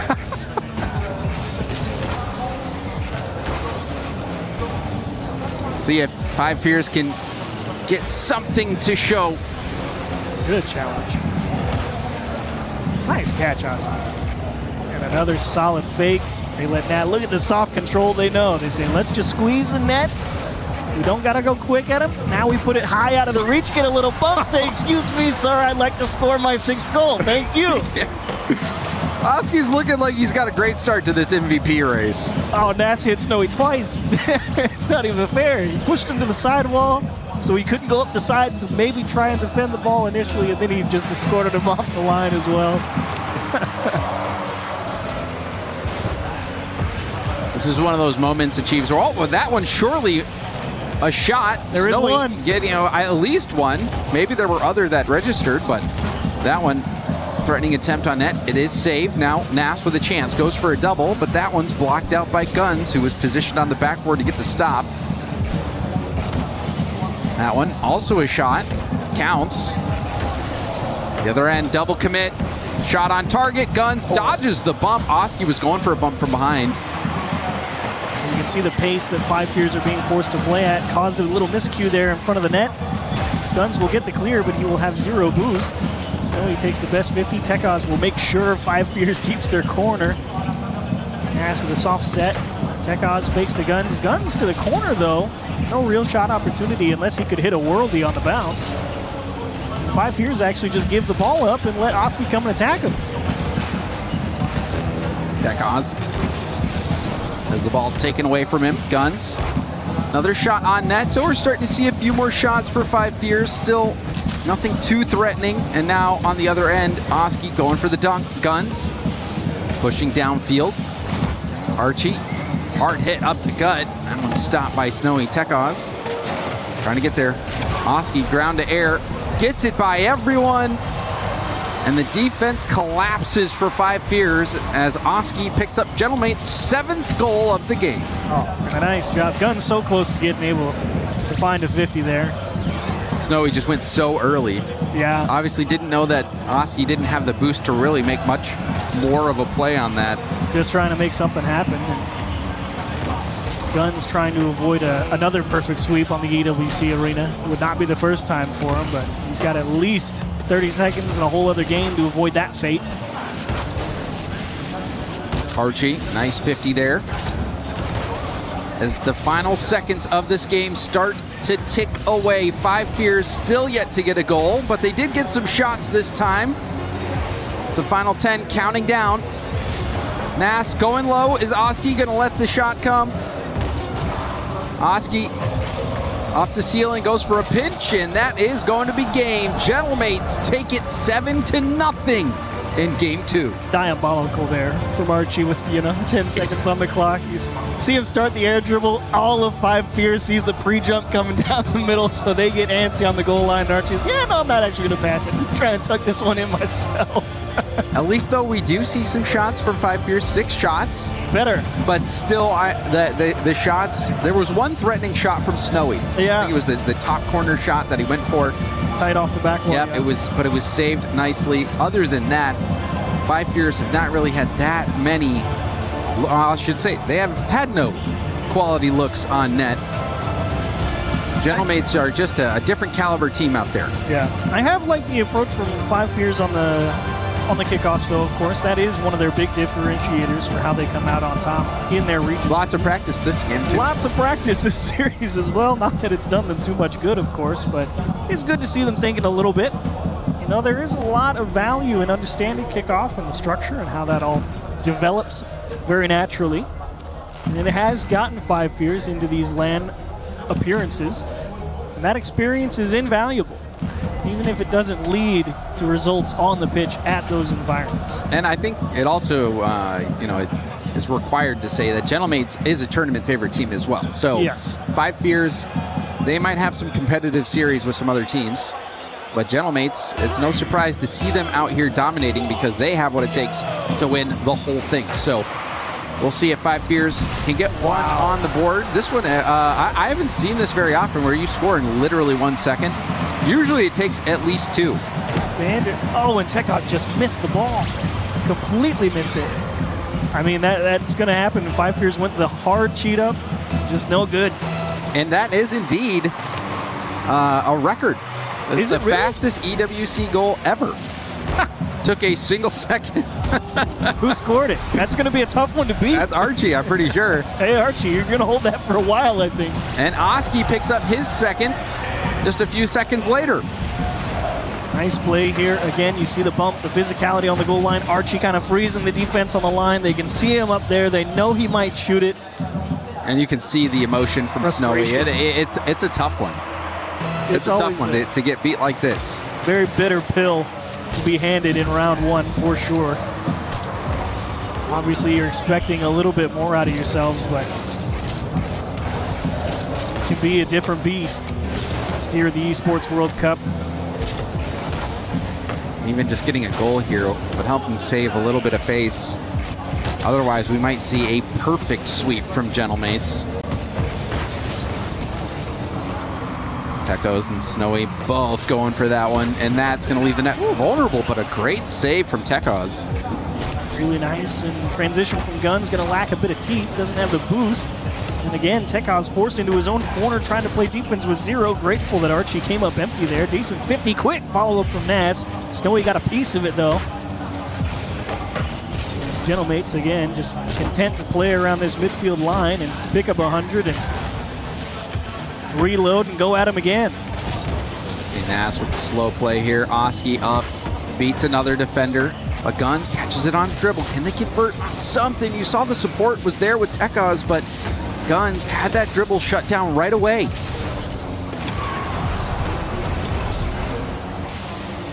So he's starting to get a little bit more of a handle on those challenges out of the midfield. A little bit of problems being posed to Gentlemates for possession. That being said, the physicality is still very present for Gentlemates on that Five Fear side. That's really what's slowing him down in terms of picking up the boost. Tekos gives up the ball to firm the corner and unfortunately rushes the follow-up touch. Snowy forced to punt for a little bit of breathing room. Field pass, this could be it, and that's save, beautiful save from Archie, and that's what we're talking about. The defense from Archie, a tough nut to crack, and that was the best opportunity that we've seen from Five Fears, but it's shut down. Always so composed on the goal line. Finally, not quite an open net. Oski has made it back, and Archie doesn't even want to find out if that was going to be on target. We'll cut that one down as Nass escorts Tekos away from the ball, says, Snowy, you got to do it yourself, and Archie pokes one off the bar. Now that's a save. Man, that doesn't go in. That was the most stylish shot of the game so far. Thought it was going in, and it was sitting on the goal line, but eventually cleared out. That was a beauty from Snowy, to be honest. I mean, the transition was great. Naz pokes one off his own bar. Tekos not able to find a second challenge. Snowy to himself in the corner. Where's the help? Far post, and right behind him. Couldn't dig it out anywhere. That's a nasty pinch. Tekos able to react. Dribble control into a wall pinch. Snowy looking for Guns. Guns had to bail out of the play. Saw Naz was there. This is a much better Five Fears team. They are hanging in there. If they do manage to score very much in this game, this one hasn't gotten out of hand. Now a double from Archie. Archie started up the game with the record 1 second goal, and now it's a beautiful double tap And I really like the choice to actually go off the wall first. You know, you put that on frame first, gives the guy who's coming back to defend a pretty obvious read on where it's going, and he either knows he's going to make it or he's not. But you throw it off the wall, you introduce another element, and Archie just takes his time, make sure he can put it where the defender can't. 3-0, you secure very likely the win with only a minute and a half on the clock. How about 4? Because Nas just drilled straight through that 50. Oh man, there was a brief moment of hope for Five Fears. You saw Snowy almost scored that musty. There were multiple chances for Five Fears. Then after that double tap with Archie and now this goal, this game feels out of reach once again for Five Fears.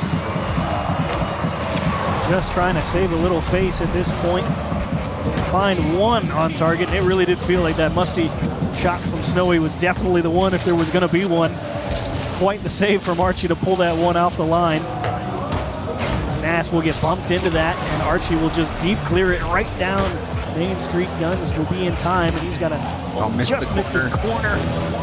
And that's got to sting as well. If he grabs that corner boost, he would have been able to make a solo play or at least attempt something to take some defenders out of the play. The worst part is, you know, everyone on the other team saw it as well. Because there's no hiding it. they see that thing still glowing in the corner. They know he doesn't have it at that point. So you just got to give it up. It's a nice block from Guns. As Gentlemates try and put a cap on this one. 30 seconds left. It's just a matter of will it be 4-1, 5-0. Right now, Five Fears battling to get out of their own half. Seems like they were doing well for a brief moment, but then Gentlemates have really started to pull away. Nas is going for a clip.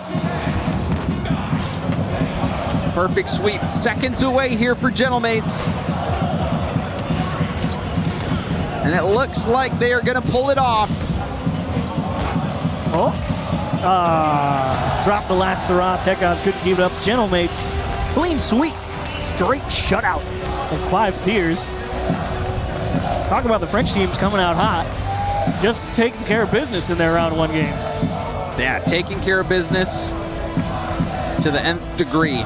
And it did not look like there was any chance for Five Fears in that series. Gentlemates, especially with how clean Oski was playing that first game. And then the team effort in games 2 and 3.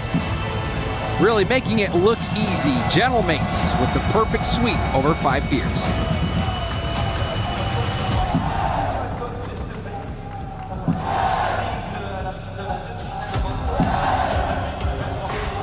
And after that, Five Fears is going to have to go to the drawing board. But let's hear from the winners down on the main stage. All right, listen, they're chanting your name, Archie. I'm standing by with the man of the moment. That was a perfect start, and welcome back to the Esports World Cup. Last year, you finished second place in a different jersey. How confident are you that you can put together a deep run as part of Gentlemates this year? I mean, I think one of the best teams in the tournament, so of course we can win. We've already won 1 major. We're coming for another trophy. Yeah, you won the Boston Major earlier this year. How much would it mean to you to lift some silverware in front of the French fans here? The trophy's nice. You know, I hope we're lifting now on Sunday, and the fans are going to see us do it. I think we just saw as well in that third matchup that you scored the fastest ever goal in EWC history. Talk us through it. That was pretty quick. How quick was it? Like 1 second. Did we? Yeah. Oh, yeah, they just missed the ball. Yeah. Oh, yeah. I don't know. They just went in, and yeah, GG. Yeah, GG. Congratulations, man. We'll be seeing more of you. Faites du bruit pour Archie! Gentlemates, continue on.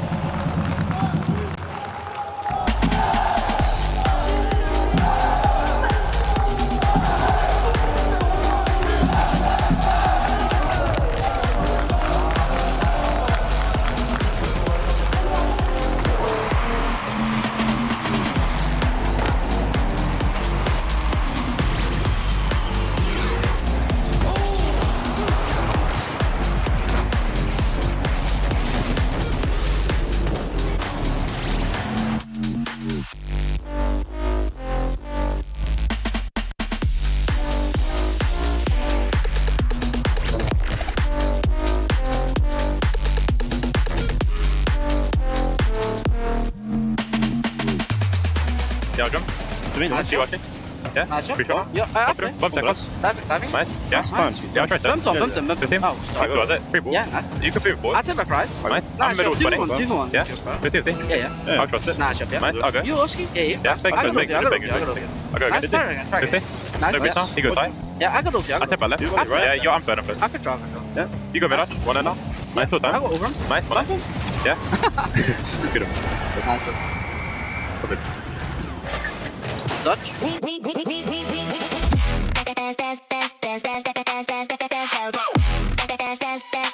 booked Esports World Cup.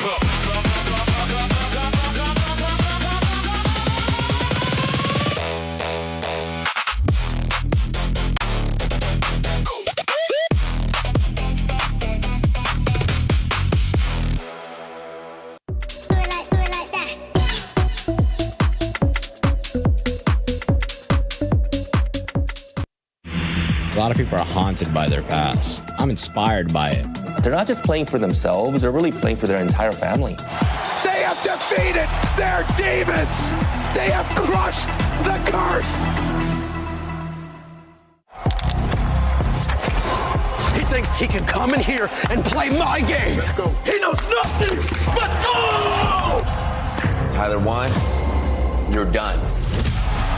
This is my ladder. You can't climb it. It's better than being hard-sucking masters. You're going too far now. Your eyes buggy. Your elbows ashy. That airline? That's an L airline. Somebody better hold me. Okay, yeah. Do something then. Raw energy. Hard from blow the house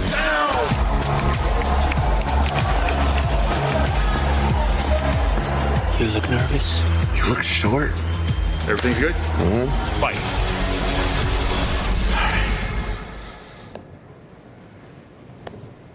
Okay.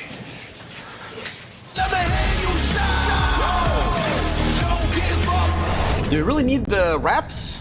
Yeah, that feels like overkill to me. Everyone is playing, you're not yet. EWC Play is your all-in-one platform to compete in fantasy, pick'em, and quests for a grand total of $300,000 in prize pool. Build your dream fantasy team in 5 different games and track your score with live results tables. Predict the winner of every game, every group stage, and every tournament. Complete daily and weekly challenges to earn boosters that help you climb the global leaderboard. Got what it takes? Join EWC Play now.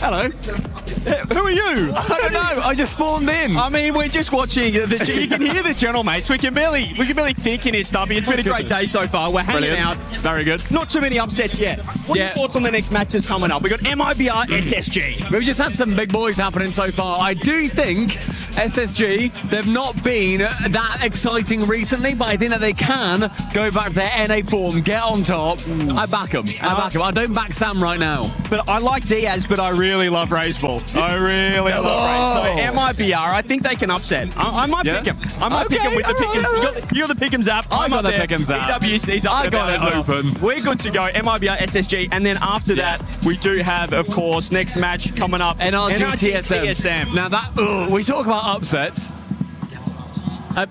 Kevin? Sphinx? Nah, it's hard to say. Catalysm with the beard, by the way. He looks good.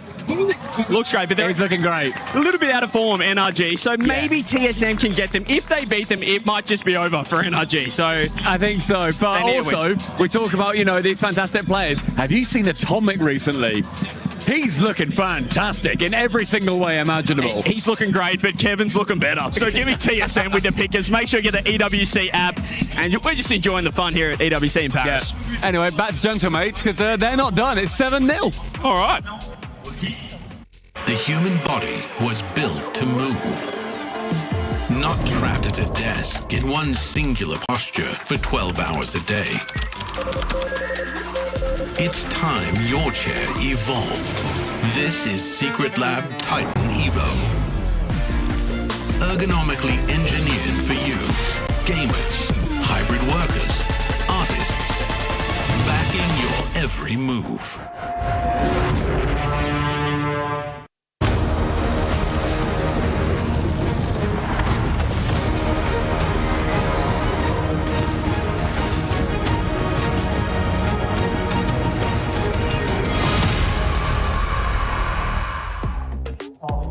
Welcome back into the Esports World Cup. It's Puckett alongside Johnny Boy, a.k.a. the King of Scotland, a.k.a. the Nerd of Kickoffs. Johnny Boy, first of all, can you tell me a little bit about that nickname? Why did you become so nerdy about the start of every game? I just think it's a really interesting part of the game, and not many people seem to agree with me. It's the only, and well, maybe not the only, but I think it's one of the most strategically deep parts of Rocket League 3v3. In fact, the only part you can plan ahead for. So I love it, but maybe not all of you guys It's like agree. the only thing you can continuously practice, because after that kickoff, it's all just about reaction. Let's talk a little bit about the reactions you saw, though, from Gentlemates, because this was a one-sided affair. We expect to see that on day one. Anytime there's a group stage, you're going to have juggernauts going up against the bottom-ranked squads. Unfortunately for Five Fierce, you're taking on one of the best squads from France, and they put in multiple goals. And look at that immediately kickoff goal. Love to see that, but yeah, for Five Fierce, they do struggle against these high-powered offensive teams. They like a team that's not going to come at them with mechanics and speed that Gentlemates have got. So it is a tough draw for them, and it's part of the struggle that sub-Saharan African teams have. Because they're always the lowest seed, or one of the lowest seeds, they've got to play one of the big dogs in the match one. You never get that easy opener, and here you see the Gentlemates fans on their feet, the elation on the coach stream as well. Out of the three big dogs from France, KC, Vitality, Gentlemates, who do you think goes furthest in this tournament? It's hard to bet against KC. I mean, the defending champs, they've also just won in Paris a few months ago in RLCS, so I think that there's just something about the way that they play. And especially right now, I saw them getting a very, very wide supporting role in offense today. I like that. They're at the top, but they're continuing to add to their game. The French orgs are looking strong. So are these two teams. Let's break down your next matchup as MIBR, aka Made in Brazil, is about to take on Space Station Gaming, a squad that has had multiple lineups representing North America across esports. Let's talk a little bit about the players in particular, though. For SSG, do they have a star on this squad? I think you've got three players who all could be the star. For me, I think Zach is the guy that's impressed me the most in this trio. But Reveal, for me, very consistent. Over the past couple of seasons, I love his consistency. Zach's the guy in defense who's going to get highlights as well as highlights in offense. But I think if I've got to pick a favorite, it's got to be Diaz. I am very biased to 1v1 players, and he is the 1v1 RLCS champion for North America. So I'm looking to see if he can continue to grow as a threes player in an already established ones career. And what do you think is that growth from 1v1 champion of North America now into a threes world champion potentially? I think the thing that Diaz needs is he needs to just get a bit faster. He's very controlled and very measured in his 1v1 approach, and he transitions that into threes as well, has great ball control. If he could just do the same thing but a little bit quicker, he's going to be able to get past challenges in threes, which do come much faster than in ones. You can see for both of these, it was Open 1 and Open 4 that they had their best placement. When it came down to the major, though, a top 16 and a top 8 finish. Expectations for SSG at EWC. I think top 8 now that's their minimum acceptable result. Anything worse than that, they're not going to be happy with themselves, but they've also got to start pushing upwards. That's what North America wants. They don't want NRG to be carrying the region. Shopify Rebellion have been helping out with that a little bit recently. Space Station, though, as recent regional champs of NA, they need to do the same thing. Now for MIBR, we've seen that they've had fully Brazilian lineups in Valorant. We've seen it in Counter-Strike in the past. Is this an all-Brazilian Rocket League team? No, look at the big man in the middle, Raze Bull from Chile. And he has been a mainstay for South American Rocket League. One of the first players to go against the Brazilian dominance in the region and come out on top. We've had a couple of Argentinians as well be able to do that, but Bull, the greatest Chilean player of all time, now he's teaming up with his longtime rivals from Brazil, and they're looking to make a run. Thank you very much for the background on Bull. He just won me over with the finger horns, and he's backstage with CJ. CJ, what's up, baby? Found one of my favorites here, the Bull, Bull from mibr ahead of your SSG match. Before we get into the match, we're here in Paris, Esports World Cup. How are you finding it here? Esse é o meu primeiro jogo agora, né? Como é que vocês estão se sentindo aqui em Paris, né, com o campeonato? A gente está muito confiante, estamos jogando muito bem e acho que a confiança do time está em nível superior, así que eu estou muito confiante com o time e vamos ganhar. So we are pretty confident. I'm very, very happy for the team performance so far in the past few matches, and I'm very, very excited for this match. And in terms of outside the match, there's the player area, there's table tennis, there's a few activities. Have the team been playing any other games in the player area? Quando vocês estão lá pelo Player Lounge, né? Tem ping-pong, tem jogo. Vocês estão fazendo alguma coisa lá ou só treinando mesmo? É muito bom porque te ajuda para desestressar depois de treino, então isso faz que seja muito mais tipo melhor a instância aqui e sim, é uma coisa muito boa que temos aqui. So we are really enjoying it. It's very nice to relax, chill a little bit, play some other stuff. Yeah. And in terms of Space Station Gaming, how are you feeling going up against those guys? Obviously Diaz on the team as well. You would have played him a lot of times back in SAM. How are you feeling in that one? No jogo agora contra a Space Station, como é que vocês estão se sentindo jogando contra jogadores? Eu sinto que vai ser muito bom esse jogo. Eu conozco a Diaz e acho que também dá para ganhar. Podemos ganhar e eu estou confiante, na verdade. So I think it would be a pretty nice match. I'm very confident and yeah, I'm sure we can win. I'm rooting for you, Bull. Best of luck. Go get him. I am so jealous of our Spanish translators here. Well done, my friend. He's mogging on all of us. We welcome in to a very special guest. You know him, you love him. It's the hype man of Rocket League. And Jorby, we had to bring you in for the mibr Space Station matchup. First of all, who do you have more fandom for? Are you cheering for the Made in Brazil lineup or Space Station? I feel like someone put you up to this. They definitely did. That's tough because I love both of these squads. I'm a huge Get off the fence. Huge fan of South America. Fence. I love Space Station. I've loved the guys on that team for a long time. And in fact, there's a Brazilian on the Space Station squad. So really, I win no matter who. You do win no matter who. Unfortunately, Johnny Boy and I run the same show where there is no fence sitting. It's A or B. Are we cheering louder for mibr or Space Station Gaming? I would be remiss if I didn't have the ball. What am I saying? Space Station. Space Station Gaming. Y'all tripped me Understood. up. And you're not going to stop getting tripped up. That's what I do on my show. Let's take a look here at Group B. And Johnny Boy, tell me about the surprises, if any, or where do we expect this to get spicy? Because I was looking at the seeds, and so far, higher seed is winning. Yeah, and this would be the one with the most upset potential, I would say. I mean, well, R8, they've yet to prove it on land, so there was something there. But mibr are looking to step back up to where they once were, and they're hoping that Space Station haven't moved on to the next level, which they may have. I like that call out for the losers bracket. Wild Card and R8 Esports are set. We see Five Fears is waiting in the wings potentially for that R8 decider match tomorrow. We'll be crushing keys along the way, but this is group stage winners bracket for now. So let's talk all positive things. Jorby, if you are mibr, despite cheering for Space Station Gaming, who is my one player to watch? Bull all day. Bulls, he's a star player. He's absolutely insane. He's been a star in multiple regions. He had moved to North America from South America forever ago, was a star there, back in South America. He's a star there. I mean, mibr, they haven't had the results internationally, but in South America, they're every bit a threat to Furia, which Furia just used to dominate completely. Not the case anymore. No longer a one-team race down in South America, and it looks like the fans think this is a one-horse race on the main stage. SSG just pulled in 86% of our esportsworldcup.com/play fan poll. They are the favorites according to the fans. Do you agree with just 14% for mibr? I think that's low, but I do think Space Station are the heavy favorites here. I'd say maybe 70-30 is the percentage I would give it, but it's hard then when you see that to think, well, do I know I have good odds on mibr? Should I be predicting them? I'm still going SSG. And then, Jorby, if I am mibr and I'm going to win this, do I have to do it in a game 5?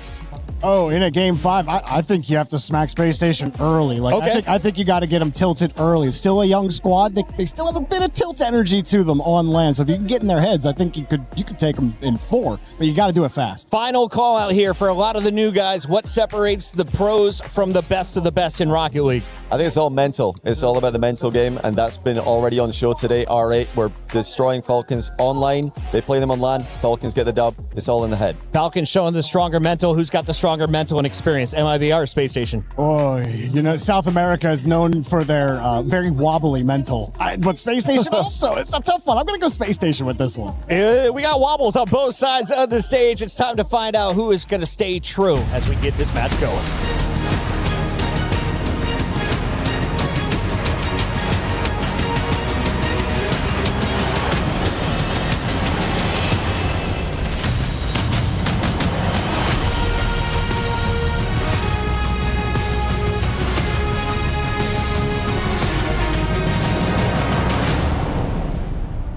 You're watching Rocket League at the Esports World Cup at the fantastic STC Arena. We are just getting started here. Hey, Lou, you predicted a 5-match series in the last one. What happened? Yeah, don't get me started. I had predicted a Gentlemates win, though, but I wasn't expecting such a dominant fashion, clean, composed. Vous l'avez vu, les Gentlemates ont roulé sur la game. We even saw the fastest goal ever scored at the Esports World Cup. How cool is that? Very, very Who knows cool. what we'll see next? Yes, because the big question next is, can our next challengers about to hit the stage can live up to the standard that has been established here at the STC Arena? That is still to see, Ian. Should we find out? Let's welcome onto the stage, MIBR!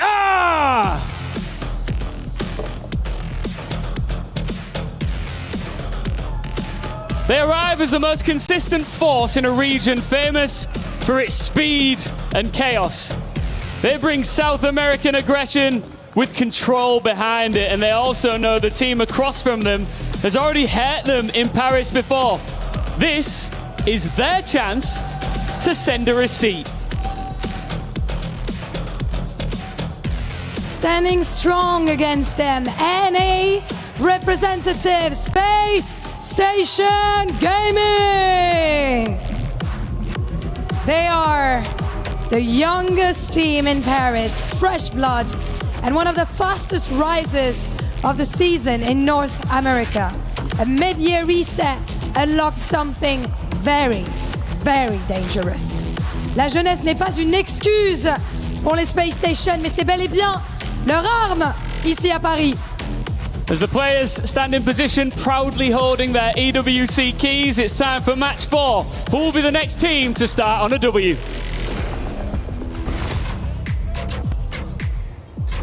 Well, here we go then, another matchup, this time between South America and North America. And Hercules, one thing we've really been missing so far in the Esports World Cup Rocket League, all that we've been missing, is a close series. Yes. Is this the one? This could be. Honestly, these two teams have only faced off once before, and that was at the last Paris Major, so it's been about 3 months since they faced off. When that happened, though, however, it was 4-2. Which is actually somewhat closer than everything we've been getting here.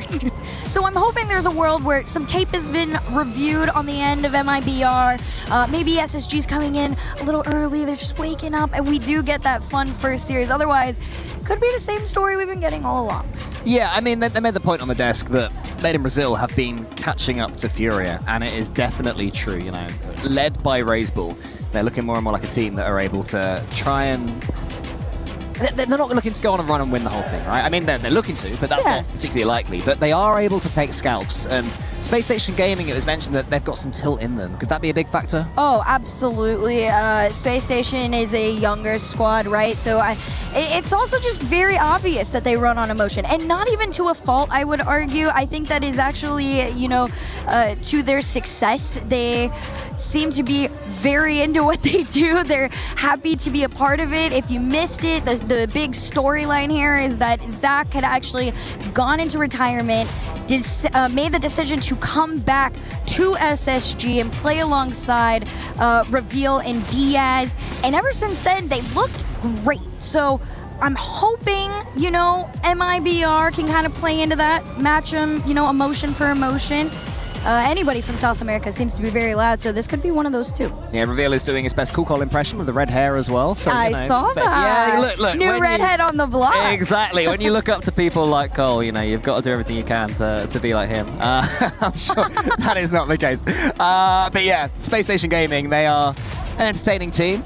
They're a chirpy team. They certainly like getting in the heads of their opponents, but I don't think MIBR are going to mind that too much. I think that's the sort of battle they want to lock in with. I feel like if I'm MIBR, I almost want SSG to get real chirpy with me a little bit, especially because if you can kind of, keep it even, a 1-goal game, a 2-goal game here and there, it does make them stressed. They're the kind of team that they'll talk a lot of mess, and then if it starts going bad, they start crashing out because they're a little embarrassed that they started that whole war. Yeah, I think this is the team that likes starting wars, Space Station Gaming, but you got to respect it. You have to be about all the spice here in the Rocket League world. It certainly adds plenty as the players do their final checks and preparations. They seem ready. Razebull seemed in good spirits when he was talking to CJ earlier. I mean, how could he not be in good spirits when talking to CJ? But he seems in a good place, as to MIBR at the moment. It seems to be a team that truly believe in themselves, and they have taken steps to catch up to Furia in this region. Well, now it's time on the international stage, see how far they can catch up to the rest of the world. South America versus North America, the same double fake. Razebull's gonna pull off the 50 here off the rip, and I mean, this is what I was talking about. There's some tape being studied on this SSG squad, and they're ready to go up against them toe for toe. Yeah, I like that. Straight from the off, you go for the funky kickoff, and actually, for Made in Brazil, it's not worked too well. Zach claims the easy opening goal. Not quite in 1 second this time, though. No, you could visibly hear, or you see and audibly hear us kind of be shocked at the way that went so quickly. Good dunk. SSG, a little bit of a dunk there, off kickoff, opening lead to them, as it should. Another fake. Yeah, so Made in Brazil going for plenty of the kickoff, which I like to see. Didn't work too well for them last time, but they decided to go again.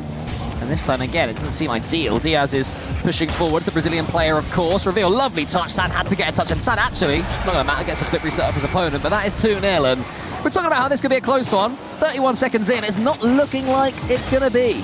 Yeah, this is looking a little more warm-up-y if you are MIBR. For SSG, though, same story as before. However, I will say, like I said, the last time these two faced off, they kept it very close. 5 of the 6 games were all the way within 1 of each other. This one being a different story for now. First 40 seconds in, a 2-goal lead to SSG here out into the corner pocket. See where Sad can take it. Past one shot on net and in. It'll be Astro to give MIBR something on the board. Yeah, well played, Sad and Astro. Great pace there from Sad, beating Diaz all ends up. And Astro was already up. A reminder that these are players that are gaining more experience in the world of Rocket League LANs themselves. They are catching up to Razebull, 1 LAN at a time, Made in Brazil. And another fake comes in. Is their plan just to fake every single kickoff and see what SSG do with it? Because I'm all about that. That's good fun. Eventually, if you do it enough times, you can go for a normal one, and that'll feel like the fake. That's true. It's the mind games. Classic rock, paper, scissors that is Rocket League kickoffs. Oh, Diaz has control here. Gets someone into the corner. Sad's facing his own goal in a slightly awkward position, but is able to get to the backboard and get that one straight down. Maybe could have got more of a sideways pitch on that ball, but it's worked out well for MIBR in the end. The comeback is well and truly on if Sad is able to get a decent touch here. Around the corner, there's a pass there towards Astro, has to avoid the teammate block, and that was the problem in the end. Bad luck. Oh, just unfortunate. Pressure's still on, though. This one bounces on up. Sad's already there, gonna try and send it back to himself. A center, possibly, for Razebull. Everybody full committing. You gotta be careful on this, too. These commits are just sidewall touches. SSG finally breaking out of their half. Diaz goes for the 1v1 down. Zach takes his time, and it's just slow enough for MIBR to get back. Yeah, they're definitely getting to the pace of the series now, MIBR. Space Station Gaming won the initial 2 kickoffs and looks completely over the top of them, but since MIBR have been getting into this one, Astro, after that goal, has been pretty good out there. Sad up against Diaz. Diaz can't quite get past Sad, but Sad's got no boost to work with. Fakes out Reveal. A lot of space for Racebull to do something with it. It's a boom, but again, low boost. Gets the pass again to Astro. That seems to be the working theory that made Brazil to get back into this series, or in this game. This is a team that really needs to be able to find themselves, especially against a squad like SSG. They are equally as connected and mechanically gifted. Zach's up in the air, takes his 50 down. Racebull up next, gonna leave this one for Sad. It's a beautiful fake to get themselves out of their side. Yeah, we've seen that a couple of times now from Made in Brazil. You know, I was saying earlier they're catching up to the pace from Space Station Gaming, and now they've caught up. They're able to put in some fakes of their own, and Space Station Gaming have fallen for it twice. And again, it's from the kickoff, it's fakes, and in-game it's fakes as well. So Made in Brazil trying to be as horrible to play against as possible. Well, SSG doing the same, little demo out there. Sends one back home. Sad's just gonna try and get the clear up, and Diaz already sending it back. SSG trying to refine their flow a little bit, did get disrupted some, and mibr playing into it. That's a chance. But for a second, I thought that Space Station Gaming had misjudged that, and it was going straight over the top. It was a little touch there. Now Diaz comes forward, might be able to fit his way all the way in. It's nearly there. It hits both posts and the crossbar. Rolls all over the place. Remains 2-1. Not too shabby. This mibr defense, by the way, is really what's going to be keeping them in this. That's what happened in Paris the last time these two faced off. Still within one goal, same story as before. See if mibr can respond, but SSG seems to have a little bit of pressure. Sticking with them, unless Sad can take this away. Sad is able to do that. Again, uses all of his boost. It seems to be the thing that's plaguing Made in Brazil in this game so far. Racebull is in goal, boostless. Again, keep an eye on those boost meters in the top left, because you'll see that mibr have them pretty low most of the time, but that might break through. Racebull just has to watch it go in, helps it on its way, and they do make it back. And we were talking about tilting. There was no tilt there. Oh my gosh. I mean, also, if you're SSG, you're going to feel a little bit tilted. Look at this. Virtually no boost on the end of them. That's how they were able to get past. You hear the passion. Listen, if there's two teams that I want to see yell at each other, it's them. Yeah, I don't know what he said, but I liked it. That was good. Racebull already turning towards Space Station Gaming, so a little hint at how this series is going to look. There's a demo as well. Diaz is coming in. Made in Brazil going for the jugular right now. Attempted redirect on it. Here comes a little center just wide. And mibr does a good job of calling themselves off. Diaz fakes the pass off the backboard there. SSG getting a little creative, trying to get into the other end, but this tied game right now is putting a lot more pressure on SSG. Find themselves back up. The pass over to the backboard, follow up, none to be seen. Instead, it's almost a quick counter from the other end of the field. Yeah, the pass was brilliant. The finish wasn't quite as good, but it was a nice effort there from Space Station Gaming. They'll keep on going. They sense now the pendulum has swung back. Diaz gets a couple of touches in the Made in Brazil area. Reveal keeps the attack going. Chain dashes around the corner, gets it towards Zach again. Is the pinch any good? It's going to be a little bit too high. There'll be no shooting chance here, and that means it's OT game one. We might have our close series. We might. I think a lot of people are underestimating how close this are. It's another fake. You can't not expect it at this point, Cole. And yet, Space Station Gaming seems to keep falling for it. Made in Brazil had a chance there from the kickoff. It does fall to Zach in the end, who's able to at least attempt a solo play. We are well and truly in regulation play here in overtime now. The kickoff demons have been banished. Racebull jukes past one, wants to try and take all the pace off this bull here, but Reveal used the fact that he had to slow it down to be able to get the clearance. Getting a little nervous though for mibr, overextending themselves, all three players just lurking in that other end, really trying to play that high risk, high reward style right now. This clear could get SSG out. Diaz has to double down and refollow, and he will. And mibr doing a great job of just controlling their resources and taking it all the way to the other end. Flip reset off the backboard, denied. Well, you mentioned the fact that these two played in the Paris Major, and it was 4-2 to SSG. The only overtime went the way of Made in Brazil, so there's a bit of history there. Can they repeat that trick? Of course, this one's just a best of 5 as well, so even more important each game as Astro comes forward. It's a good touch by Diaz, but Reveal wasn't reading it. Nice little catch here from Astro, down over to Racebull. Just a little awkward, sends it out to the other end, but it's not going to stop them from keeping the pressure on. Nice big demo there. Still allows mibr to continue closer towards that net, but Diaz will be the one to cut it off in its tracks. Racebull gets one a bit center, it's a bit loose there, but there was no one following up from SSG again. Not the first time we've seen that, and now Racebull and Astro tripping each other up, so the quality has dipped in the last 15 seconds or so.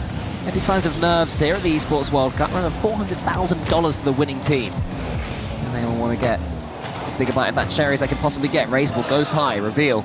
Was up there waiting for it, but it's end-to-end stuff at the moment. Made in Brazil just about shading it for me. Yeah, ooh, look at this shot. Just up top, Diaz has done a really good job of keeping that backboard defended. Same with Diaz and Zach, just really lurking back, respecting mibr, not forcing too much. Dangerous. This one could waterfall down if somebody commits to the play. It could be theirs. Just a little too slow, but they're still going and missed. So close, over and over again. Zach then gets the dunk. Reveal has dunked himself. It's going to fall back to Zach on the attack. 50 boost, closed down by Sad. Chaos in every direction right now. Reveal's touch isn't the best. There's no one pressuring on it until Astro comes in. Somehow Made in Brazil survive. They are in this to win it. Like you said, one last OT in the head-to-head here. Reveal trying to change it. Almost over 150's down. Zach's in. SSG first in the series. Yeah, Raiseball missed that one in the air. Then he's off getting boost, leaves Astro completely isolated. A great 50-50 there from Reveal. And SSG do take game number 1. It seemed at the start like it was going to be a lot more simple than that, but credit to Made in Brazil, they made them work for it. Space Station Gaming, they're able to get their hands on a 1-0 lead in this series, and I don't think it was prime SSG at all, though. No, not at all. This is nice. We are here, SSG. Yeah. You know, they're like, we are not here to exhaust ourselves. We are not stressed. Even at the performance they gave, they had 12 shots to their name. It didn't feel like a struggle. The good thing about them, though, is they aren't forcing anything, right? They're just letting mibr play their game. They're learning about them, hoping to see some adaptation to a lot of those kickoff fakes that we were seeing headed into this next one. Look at this here. Nice little lead from Zach, 655. 3 of those goals, all with him.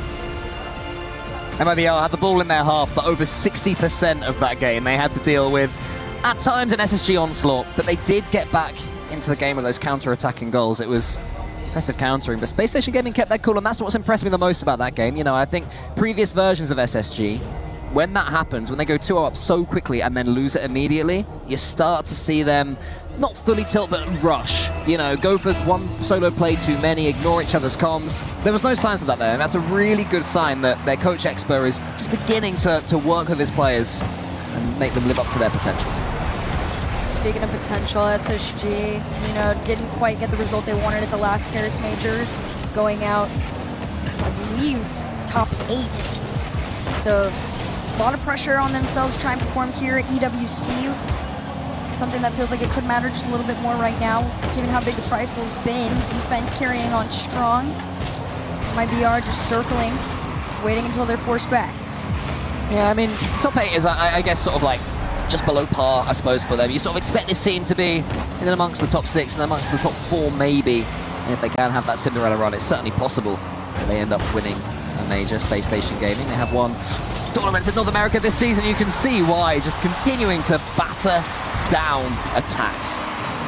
Yeah, they're trying to make a carry down there. It's just all the way from the other end. Diaz just sitting in their side, though. Nice! I love it.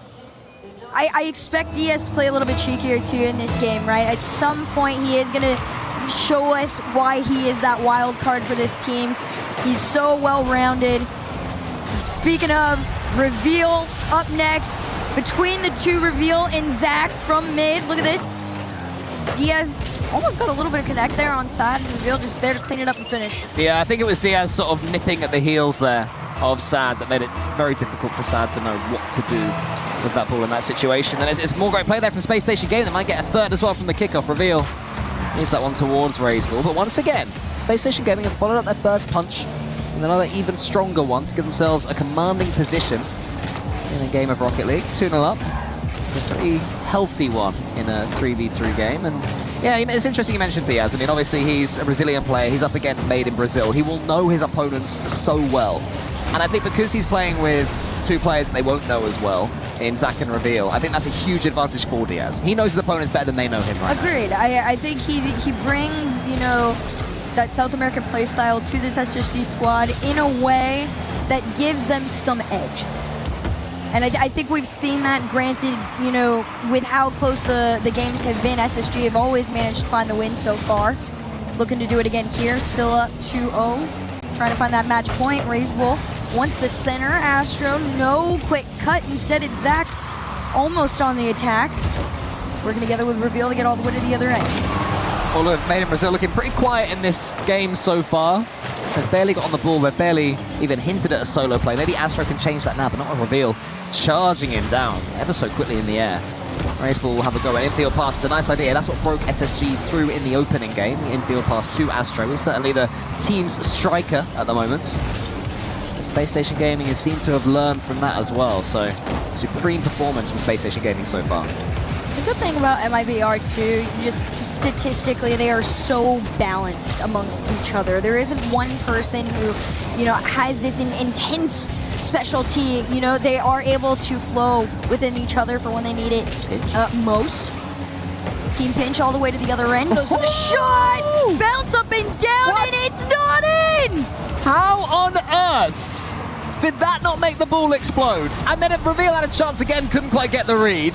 I'm in shock from the pinch. It seemed for all the world that was going, and if RazeBull can turn this one around, it would be a huge swing, and he does! And suddenly Made in Brazil can't be shaken off again. The ball is in EWC. Look at this. On one boost. One in a dream, that's all it takes. Within one goal now and 2 minutes to go. MIBR have a chance to get back into this. That will be a huge mental boost right now for MIBR. Space Station Gaming were cruising. And then somehow 2 goals doesn't become 3. And then you can see down the other end, that's painful. It might be 2. Sad can't quite reach. What a moment that could have been. Space Station Gaming now living dangerously. Zach's trying to change that. Can he turn it around? Nearly. Sad gets a couple of touches and somehow it doesn't go in. The fact that you have to double it that close to your own end and stay confident enough to get it out is insane. MIBR, you can feel that they're ready to ramp things up just a bit here. Diaz wants to slow it down, but Sad's not going to let that happen. This ball falls back into the hands of SSG. Can they get out of their side? They're a little bit stuck right now, Space Station Gaming. Just trying to break through the line. It's Diaz now, though, has RazeBull in his sights. RazeBull, can he get that block? Not quite enough. And SSG have survived. SSG, just the way they're able to spot each other like this. And also, that is rough on RazeBull. He did truly everything he could in that moment there to get a touch on it. But SSG, just a step above. Off the kickoff again. We'll see what we get. Couple of goals needed.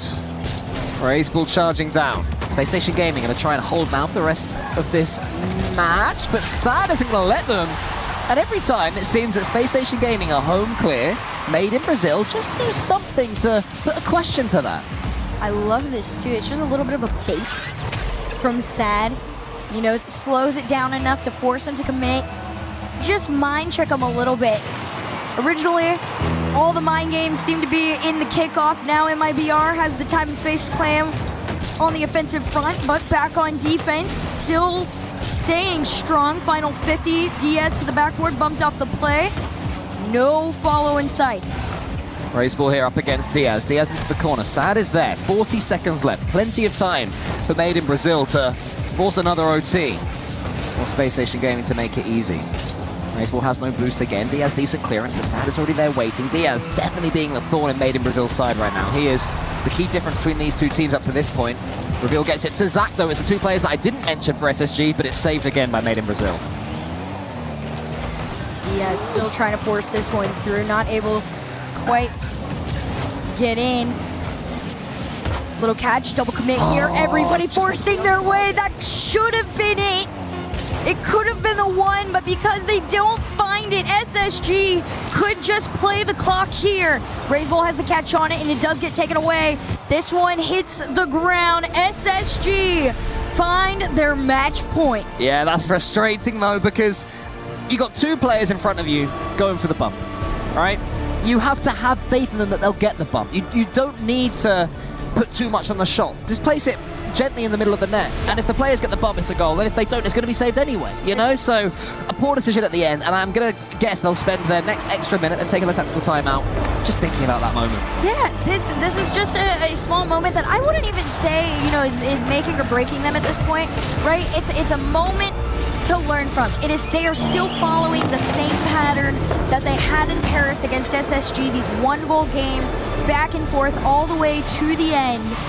Like you said, mibr just needing to find a calmer state in these final moments. I don't know if they're going to put a replay back on that final attempt there from mibr, but, you know, like you said, from their end, it's just one of those, you know, chill out. It's okay. You don't got to do too much. Yeah, there was a similar goal in the first series of this tournament, Carmine Court versus Wildcard, and I can't remember which player it was, but there was one of the KC players that was shooting, and he fully trusted the bump. The bump was in front, you know, and he shot towards where the opponent was to get the save, but he was bumped away, right? So it went in. And it's just those little moments of having pure faith in your teammates. If they say they're going for the bump, you believe they'll get it.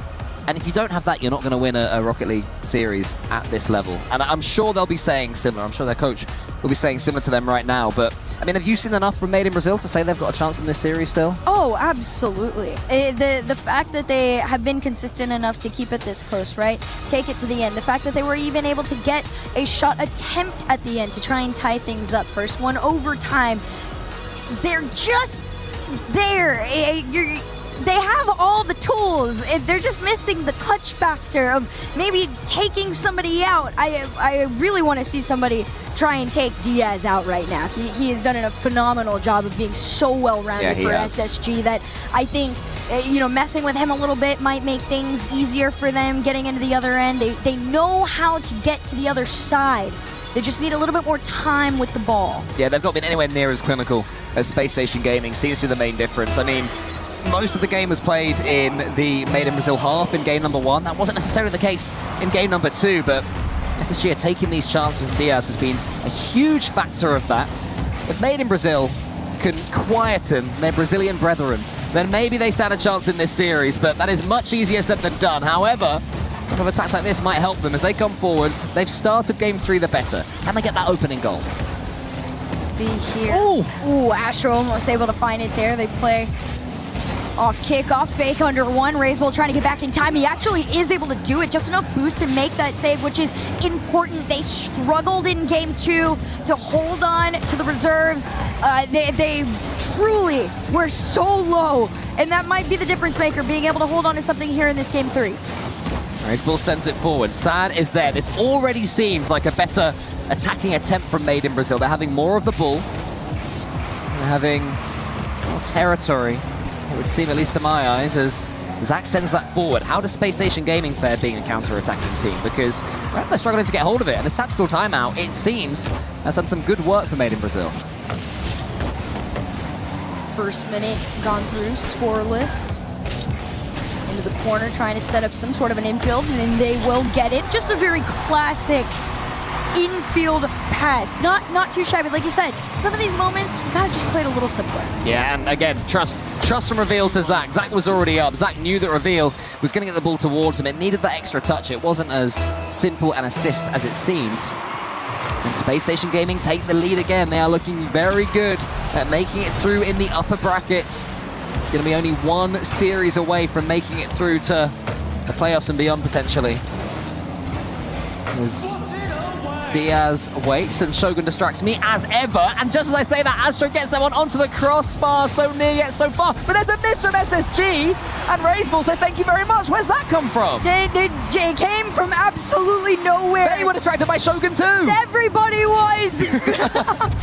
Razebull just popping up out of the blue. And that's exactly why he is so crucial to this roster. When Razebull is all around and you blink and he appears in front of your face, he's going to find a way to shoot, and he does score. You can't be making misses like that one, can you, SSG? So that's the freebie for Made in Brazil. They haven't had too many of those so far this series. Zach has Razebull in front of him. It's a great challenge again. Space Station Gaming seems to be winning these 50-50s time after time. Zach tries to get the winner. It does. It's through 2 of them. Reveal has to score, but he doesn't. Did he have the angle? Oh, it doesn't matter anyway. Diaz scores. Yeah, I wanted to get really hyped with you on that one, and then you saw Razebull turn into it, and oh man, as soon as I saw him pull forward, I just knew somebody's on their way, and of course, it's Diaz. So, as you were, Space Station Gaming once again take the lead. I don't think Made in Brazil have had a lead so far in this series. They've been getting goals, but they've always been catch-up ones. So first job, Try and get themselves back on the board. Space Station Gaming can see this series beginning to belong to them, but they have to keep on going without any more mistakes defensively.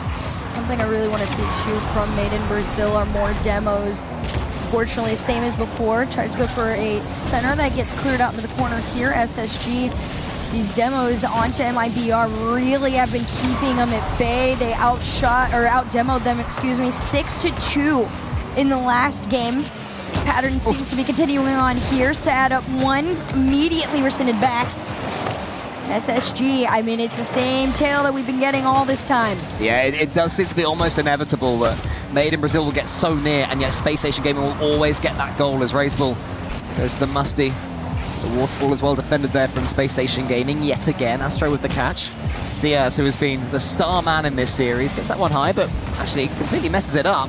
Sad's coming in. Astro's trying to make Zach's job tricky. And Diaz put his team in some trouble there. Yeah, there seems to be this tug of war right now, which we haven't had in quite some time. Finally, something seems to be going SSG's way again here. Not something they're too unfamiliar with. 50 down, slow to follow. Sad's going to play this one a little bit slower onto the nose of his car, carries it out, pass off to Razebull, and there's that play you were asking for. He trusted him. Razebull trusted. Look, Sad gets this great pop over the top of Diaz. Then he goes for the bump. Razebull says, okay, you're going for the bump. I put faith in you. Rolls it in, easy as you like, and Made in Brazil have learned. I'm very happy right now. Let's see how the rest of the series plays out.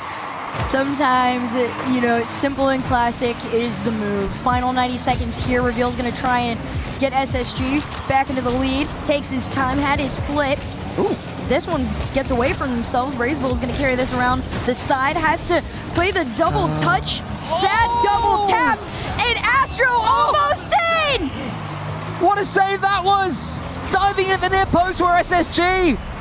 Made in Brazil so close to their first lead this series. They'll have to keep on trucking. Can they do it? Astro with the catch. Razebull is trying to escape Diaz. Astro keeps on going. Razebull goes for the bump. Astro keeps going!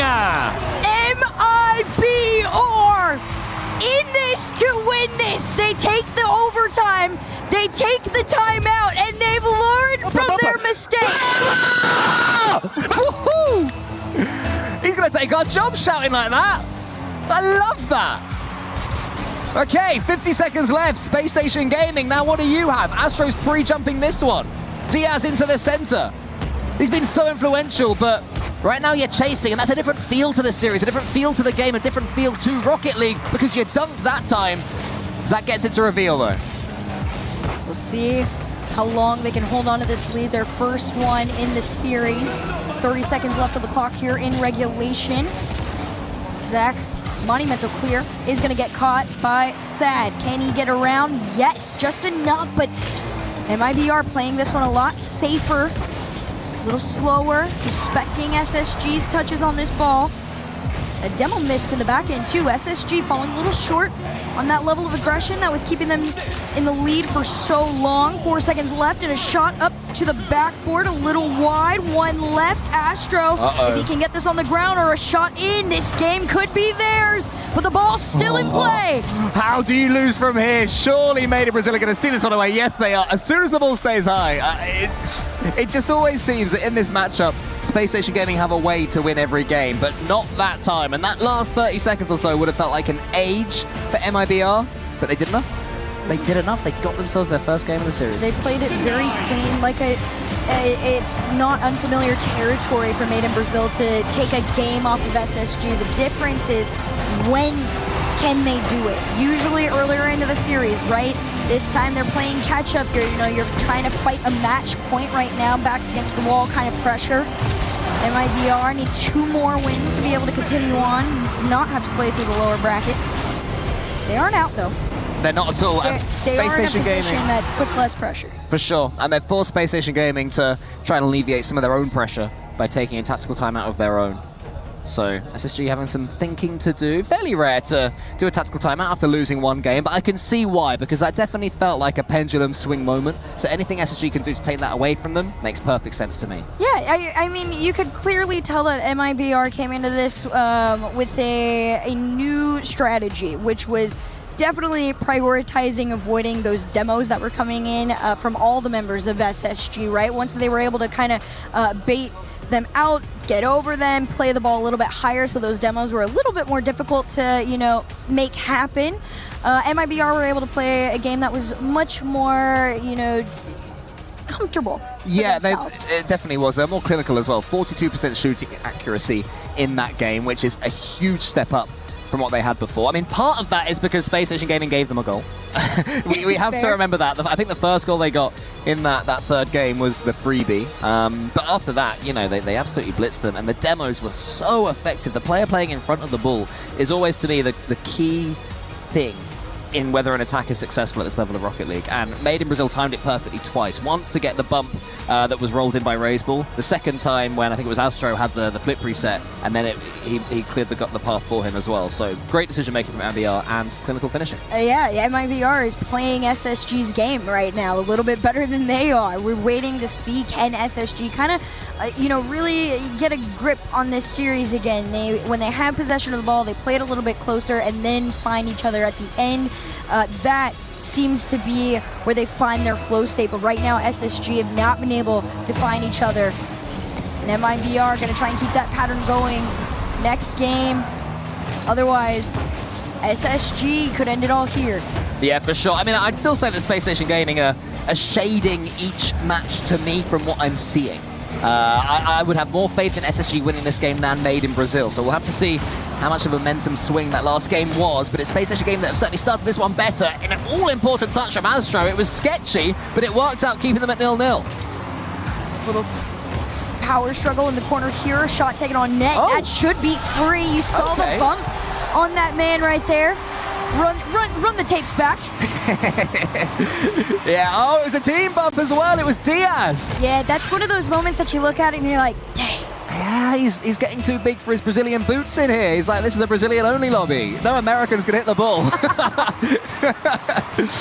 All right, well, let's see if that shakes him out a little bit. He's definitely cooled down since earlier. Zach's trying to heat right up again. Diaz can't quite force that one through. And the 50-50s that were all going Space Station Gaming's way, Made in Brazil have learned to deal with those as well.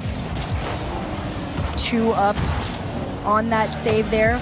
Little scary if you're an MIBR fan to see a double commit like that. You want one high, one low, especially against SSG. Playing this one off the sidewall, no follow. Astro's going to take this out. Has enough with the flip. Try and get through. You see one forward trying to clear a path, but nothing found. Field takes this away. We'll see if SSG can go the other side. Yeah, nice effort there from Raiseball to get a couple of touches. Sad was steaming in. I don't know if he realized that Raiseball had that. It's another case of not trusting each other. Just a little one. We can't critique Made in Brazil too much right now because they do have this lead. They've certainly got momentum in this series as Raiseball sends it to the side. Diaz coming in.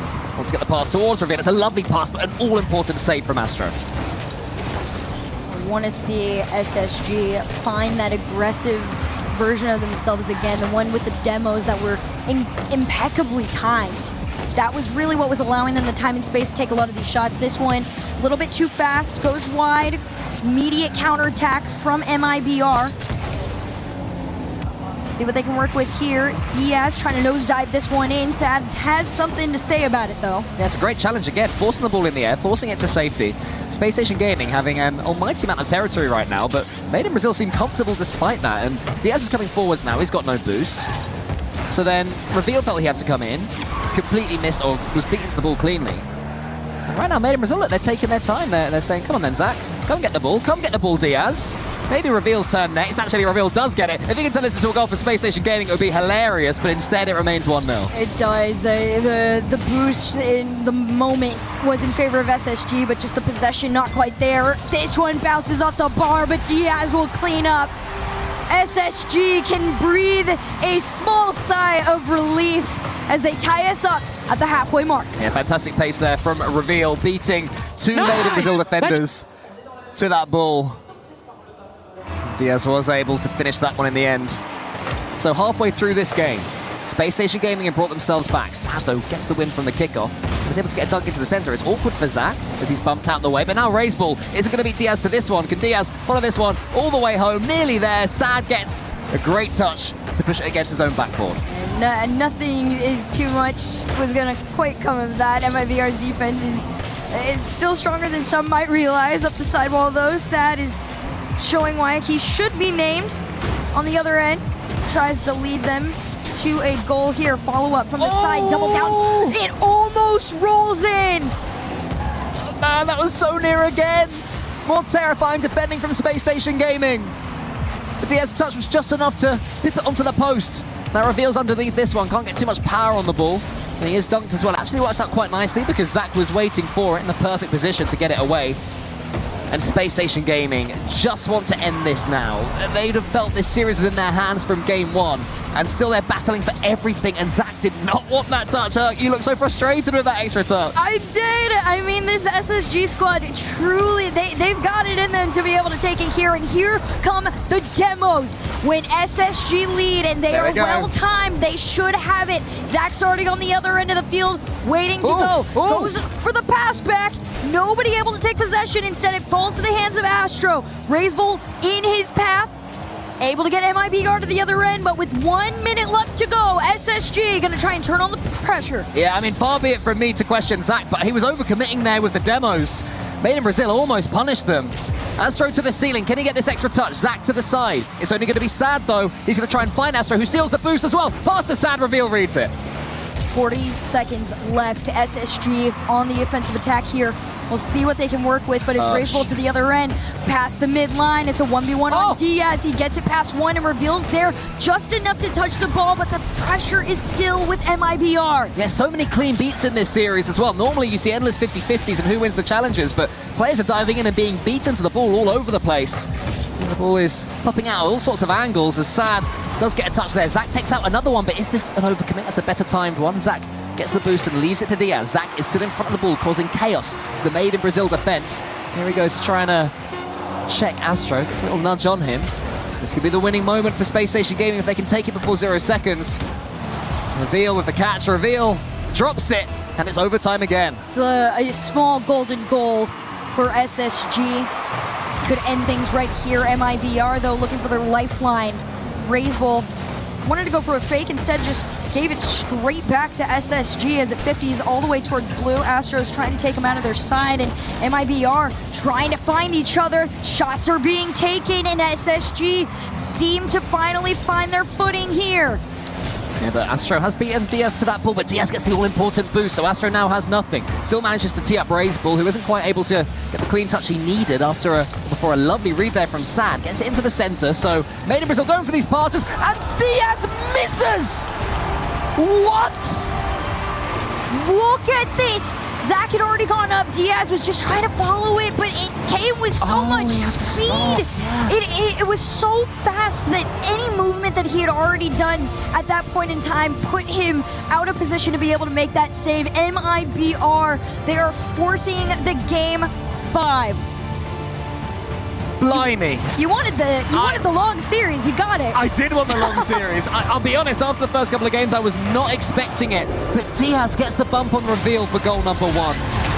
Then he gets the equalizer a little bit later after some great work from Space Station Gaming. And I'm going to guess that's not for the equalizer. I'm going to guess that was for the winner. We skipped ahead in time there. And I'm also not surprised to see them having a go at SSG. Because when you reverse sweep this team, this is what SSG did to R8 at Paris. They did the exact same thing and gave it all that. So, you know. mibr is chirping for all the quote-unquote minor regions. Yes, I think so. and it's a valid chirp, too. They are well on their way back. I anticipated this to be a very close series. Like we said, they've only faced off once before, but when it happened, every single game was within 1 goal of each other, and that pattern still continues on into this series. Okay, Space Station Gaming, how much do you back their mentality right now from what you're seeing? You'll know these players better than I do from doing NA all season. You know, honestly, I don't even think this is a mentality thing. They haven't wavered, in my opinion, at all so far. They're very strong. This is a matter of execution. SSG's aggressive demos are not calculated. They are just being thrown out there with hope, and nothing is sticking. I've just been told that we've never had a successful reverse sweep in EWC history for Rocket League. So that seems, unless I misheard, that's incredible to me. I heard correctly. Okay, so this could be the first ever reverse sweep in EWC history, Herc. We could be seeing something that's never happened before. All right. Well, hey, listen, if there's a place to make history, it would be here at the Esports World Cup.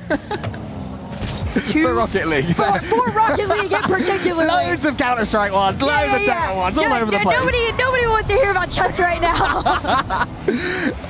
Well, here is Astro. He's going to try and go to the ceiling here. Great effort, but well read and well shepherded by Space Station Gaming. Interesting touch there from Sad. It's going to be a nightmare to defend, and the demo makes it even harder. And Made in Brazil have this series in the palm of their hands. mibr. 1 minute in and one step closer to making history.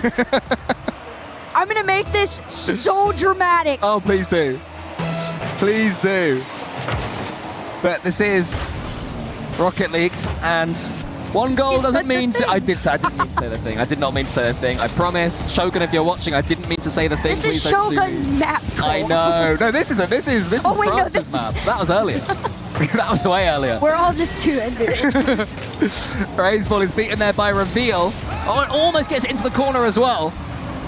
There's a shot there from Zach. What I was going to say was one goal don't mean much in a game 5. No, it does not. There you go. Because there's almost another one there. This one all the way sent back.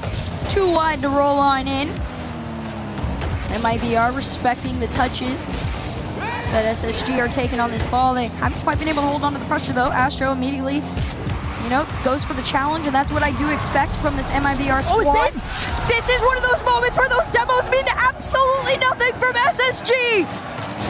Reveal here gets mega dunked, takes out Sad, but it doesn't matter. Diaz doesn't stand a chance. Space Station Gaming in shambles right now. They'll be cursing their luck, but they allowed this to happen. They let their opponents back into this series. 2 off the kickoff and 1 on the way back.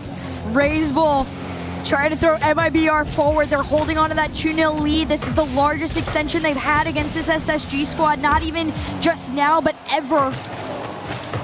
Raiseball holding on. Astro underneath. He's going to have to try and follow for this one. Reveal goes for a nice challenge there, but nobody to follow. It's mibr on the pressure. Oh, Sad can't quite get the angle to shoot, but Astro's there. It might be going in. Reveal, all-important save. One more against SSG may well sink them. They have to stand tall right this moment because Made in Brazil are going for blood. SSG have to have the strongest mentality ever.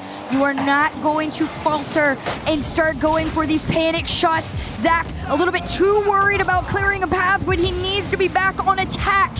Halfway point to this game, though, SSG still trail by 1. Yeah, Zach's continuing to do his thing, still going for these bumps and demos, but Made in Brazil dealing with them comfortably right now. It was more scary a game or so ago, but Made in Brazil have made it through those choppy waters. Here comes Reveal, looking all around him. So much work to do. Only hits the post. A shot comes in. It's saved again. Nothing is going SSG's way. mibr's defense has now become a priority in these final 2 minutes here. And it's showing. Reveal trying to recover. Here comes Diaz with a shot taken towards net, but everybody from mibr ready to collect and just play the clock. Flip over 1, down onto the ground, into the corner pocket. We'll see if anybody can take it away. They almost do, but at 50's in favor of SSG. They're going to catch it. He has the flip. He's over 1, and Diaz is in! What a finish that is! From the 1v1 Maestro! The catch is sublime, the finish is instantaneous, and even after being bumped out the way after, it's not going to be enough. Let's go, we got this. And of course, Rocket League being Rocket League, it was always going to go 2-1 and be as nervy as possible for mibr. These two have never played a game where it wasn't within 1 of each other. We'll see, though, if 2-1 is the way to go, or maybe SSG is able to pull it back. Zach on the attack. Demo on 1. Diaz around the corner, all the way to the other end. Zach's looking for a center. Nobody's there. They're playing it safe. Everybody calls themselves off as mibr enter the orange side. Yeah, they're going to have a wave of yellow attack here from Space Station Gaming, but so far they're up to the task. Huge win there from Sad. Every time they beat the ball forwards, it's a massive win for them. Raiseball is heading back. Zach will have a chance to go solo here. What can he do? To the ceiling with him, gets the pinch. He's over the top of Raiseball, and it's all the way in! And Space Station Gaming have clutched up. Tied game with a minute left to go. mibr losing a grip on the series, and this is what I was talking about. Their mental absolutely fine. This is coming down to execution, and SSG is doing better. Demos flying in, left, right, and center. Whoever wins this one will have an almighty pop-off to their opponents. I can guarantee you that one. Keep a close eye on these player cams as Sad and Diaz go in the air. Diaz has woken up again, and that's the difference for SSG. Astro comes forward, though. Here's Razeball, nearly over the top of Reveal. Sad on low boost is just going to play this ball forward, and that's going to be the plan for MIBR. It's low boost for everyone right now, all across the pitch. 25 seconds left of the clock here in regulation. Still tied. Zach into the ceiling, tries to get over to Diaz. He's got a shot attempt, but nothing on goal. It might be here, but Astro keeps them out. Terrifying moments there in the Made in Brazil goal mouth. Razeball gets the catch. Does he have a teammate coming in? He doesn't. He has Sad instead in front of him trying to clear the path, but he didn't have the angle. Now Zach's attempt. Diaz there, trying to avoid Sad. It's Diaz maybe, but it's cleared to the side. Pressure is on, and the ball is on the ground. Overtime keeps you in the upper bracket of EWC. Razeball's going to watch this one and wait just that split second longer. He's got some time to play within his own corner, but Zach takes away from that pretty quickly. Razeball up against Reveal. Diaz with the catch. This is where Space Station Gaming have been so dangerous, when he has control of the ball. Forward comes Reveal. And finally, we're going to see a player actually take control of this. It's going to be Astro. Saw a few demos on the back end from Zach. 1v1. Razeball's just going to clear it out mid. Diaz immediately sends it back 2 up. A big mistake from MIBR. Can they recover just enough in time? But the pressure is still with SSG. Over 1 off the backboard. Diaz enough to collect and pass, but Astro's in the way. Space Station Gaming, that was a real chance. Their opponents had no boost, but they have broken free.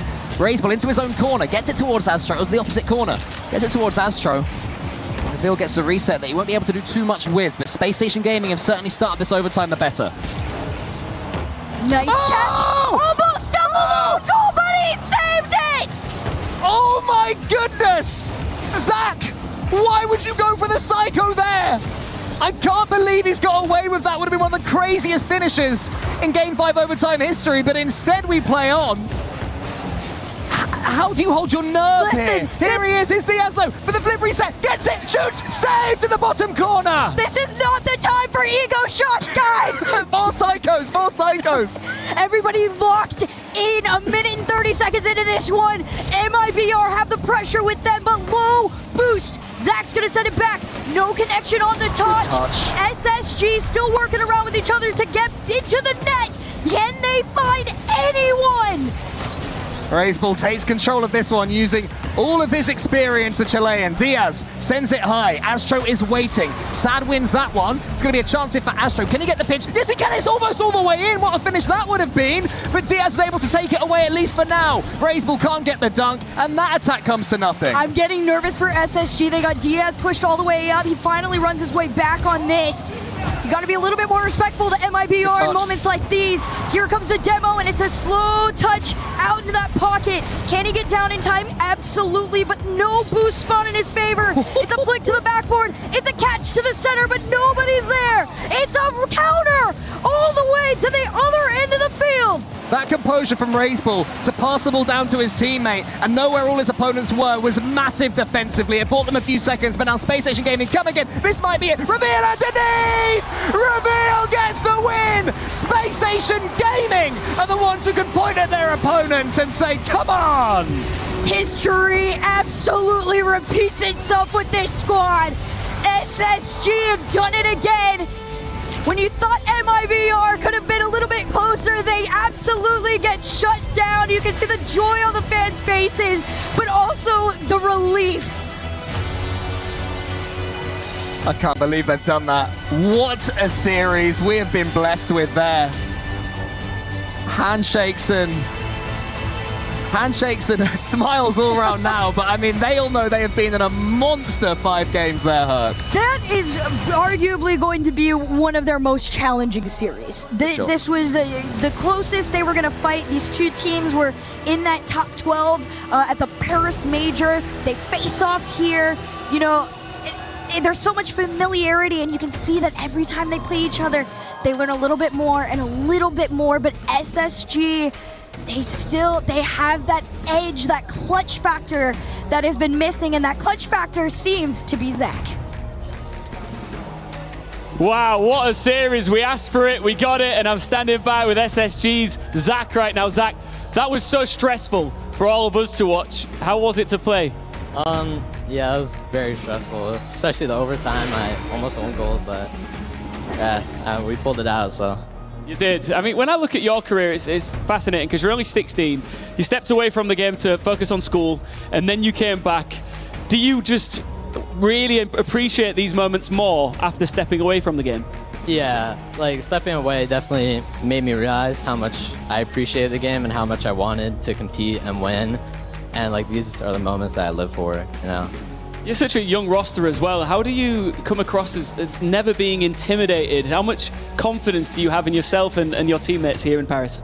I mean, we just like focus on trying to have as much confidence as possible because we know we can beat anybody if we're playing our game. So we just try to carry that in every match. That was a very impressive win. Congratulations, Zach. Go and relax for a little bit. We can't wait to see more of SSG, that's for sure.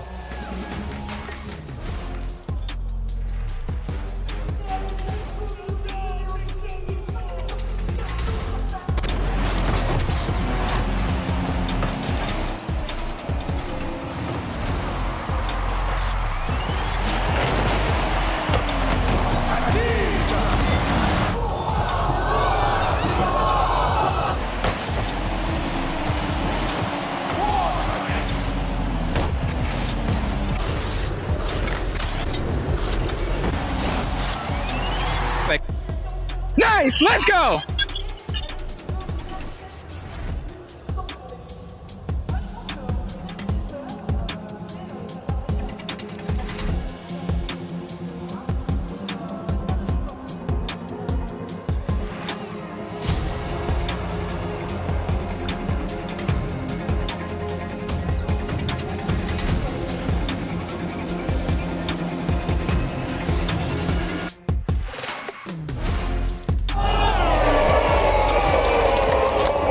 Try again. I got it. Behind you. Watch your middle. I'm in. I have back wall. Okay. He's awkward. I go first. Time. Backward. One on. He's awkward. Oh wait, yes. He has one. Time. I'm waiting. Time. Try again. Control. Buff one. Yeah, I'm fine. Wait, you fight. He's up. I have high. Just one. He's No, no. He's on the up. BB. I have done. You fight time. I'm Control. top left. Watch your middle. I have top left. You. One up. 50. No! Come on. Do it! We were there. For every click, every clutch, every respawn. We were there for the years of grind. And we're here. Now. The proud founding partner of EWC. Powering the biggest event in gaming. Shoulder to shoulder with the world's best. Making history. Greatness deserves a stage. Lenovo Legion. Reach your impossible.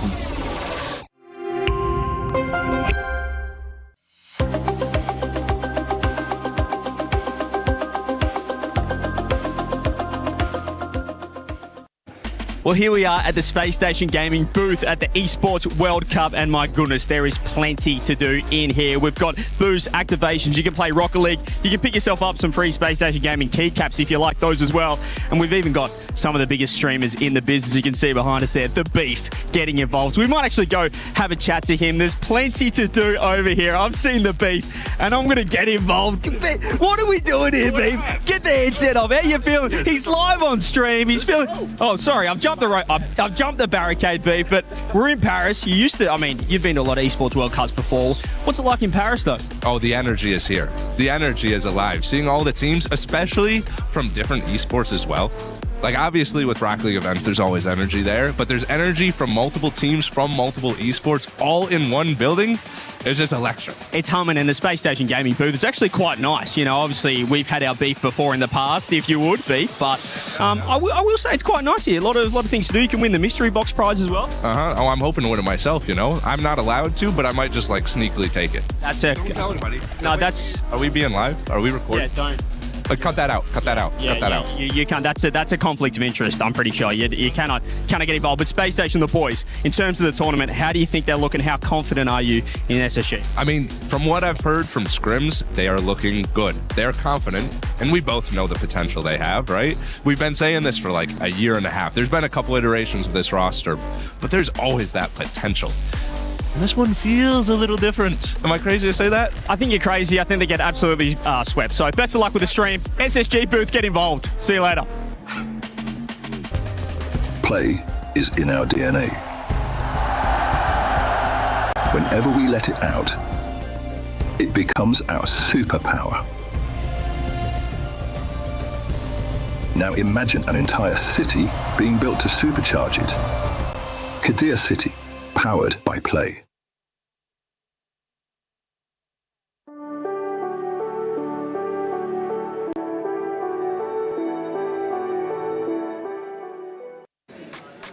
So please, at the Esports Nations Cup, can we win? Because I'm sick of Australia losing. I'm just sick of... Oh, hello. I just got done recording message for Team Australia. I'll be getting that one later on. We're here at the ENC booth here at the Esports World Cup, checking out the nations that we will have in a couple of months' time. And I think I've found some fellow Australian here. And Monty, once again, Monty, how are you feeling? Let's go over here because we got the rosters, we got the rankings as well. How are you feeling? Jump over here just so we can get out of the way of this little ranking. Australia, ranked number 6 at the moment. Gus Fever, Banana Head Hunter, how are you feeling? I feel like they could be higher, CJ. What do you think? I think that could be, we're looking at that probably at least 4th, maybe? I was thinking 2nd, 1st. That's sort of for me. I mean, you bring Gus in, he's a gun, isn't he? I mean, you bring that guy into this fantastic regional team in Wildcard, you put him in there. I mean, it's looking dangerous for everyone else. That's confident. I like it. Let's speak to someone else. Who do we have? We have some Frenchmen over here. Come over here. France, ranked number 1. They're looking good. You got Vatira Zen, Juicy Exotic, ENC. Are they going to win? Of course, it's a solid roster with all the best players in the world, Dead Faceive MVP, the best mechanical player in the world, and Juicy is a great playmaker. We can saw the first game today against Wildcard. So yeah, I think we're gonna win this. France looking great, ENC. I love that. There's confidence. Perfect. To us, we have an American over here as well. Hello, what's your name? Uncle Jay. Uncle Jay, and how are we feeling? USA, ranked number 3. Atomic Dan, First Killer teaming up. You excited for ENC? Yeah, it's going to be interesting to see First Killer play with that roster. I think it's going to be an upgrade. An upgraded roster. We'll see if USA can get the job done. Do I have a Brazilian as well? Brazil, ranked 5th coming into ENC. You've got Swift, Yan, and KV1. Do you like the roster? Basically, the core of Furion, but we have a ladder to scale it, and we will reach the top. Yeah. What I'm saying is the competition is fierce. ENC coming up. We've got the ENC boothers here. Record a message for your nation if you'd like. Plenty of action at EWC, and come on, the Aussies. Let's get the job done.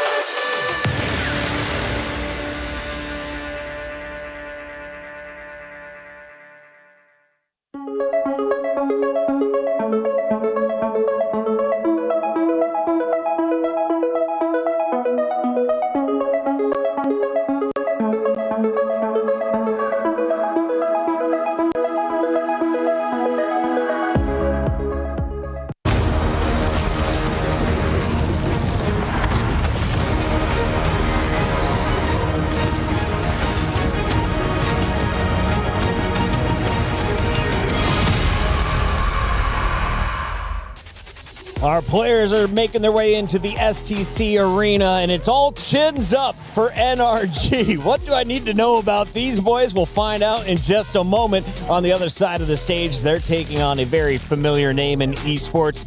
Team Solomon, aka TSM, rocking a rookie roster. We'll talk about all this in depth. For now, I want to break it down with our 2 analysts. We've got Achievs, we've got James Bott. Achievs, I want to start with you. Yeah. Is this a David versus Goliath matchup? Is this a fair fight? How would you qualify NRG versus TSM? Because this is the first match in Group A. Very David Goliath. We've seen a few players of TSM in some live events before, of course, and NRG is a world champion. The reigning world champion. So it's definitely uphill. Now we see NRG is at the bottom of our winners bracket here for the opening matches. If they win, they'll play the winner of Furia or Vitality. Is this a 2-0 clean run into the playoffs expected for NRG? I don't think so. Team Vitality, especially Zen, has had NRG's number. They own NRG. So if it ends up being Vitality that NRG plays, if they win this one, Vitality's going to be the heavy favorite. I like that call out. Let's talk about the favorites in this showdown, though. Who's rocking the glasses? Who's got the beard? Well, Walk me through their faces, the Chiefs. They all got their glasses. Yeah, they do on their time. Beast Mode, of course, long time. Atomic and Beast Mode both have really been playing great this season, but Big Dan the man, baby. I want to see Daniel do something today here in day one. That's who I want to see pop off. I think Daniel's got the chops, and I think this is a great match to showcase it to start the EWC off. On the other side of this fight, we have TSM. They are the underdogs. What's their biggest accolade, or what could I know about this squad to give me a little bit of hope if I already voted on EWC.com? Well, they have dominated their region, and they've gotten some good results internationally, and I think Sphinx is the most interesting player for me. He is a born and bred APAC player from Malaysia. He is so mechanically insane, but Catalysm, the German, they brought him in to really bolster this team for this region. Kevin was an addition to the team as well that is from APAC as well, after the rule that they came out with where you have to have 2 members from the region and then one you can have one international Thanks, League of Legends, for ruining it for us originally. So Catalysm was the one they brought in. Kevin, before they had 3 international players, but Kevin came in to be that second regional player for the team. And they've been okay. I wouldn't say this is a situation that we saw from the Five Fierce Gentlemates. Not quite. But NRG is going to be the heavy favorite. So less than 20 goals in our 3 games is the expectation. We've got 86% of the fans over on esportsworldcup.com/play choosing NRG. They're the world champions for a reason. When they reached that peak, what did you see from them, Achieves? Oh, man. Teamwork is probably the biggest thing for them. They've played together for so long, so much focus on the comms put on when they first picked up Atomic, and it's only improved as time has gone on. We've got 30 seconds to kill this match. So it's been a while for them. Sorry to cut you off. So, Achieves, I need your official prediction as we're down to NRG. 10 seconds each. How many games? Just 3? How many goals? 4 NRG? I'll go 12. 12 goals across the 3 games. That's pretty high scoring. I like that. What about you, James? I'm going to go 13. 13 goals. Give me NRG. Yeah, this one's easy. 3 games. Ladies and gentlemen, if you love Team Solo Mid, well, might be time to pull out your charms, get all your good luck together, send it their way. They're going to need it. They're taking on a juggernaut to open up Group A on our main stage.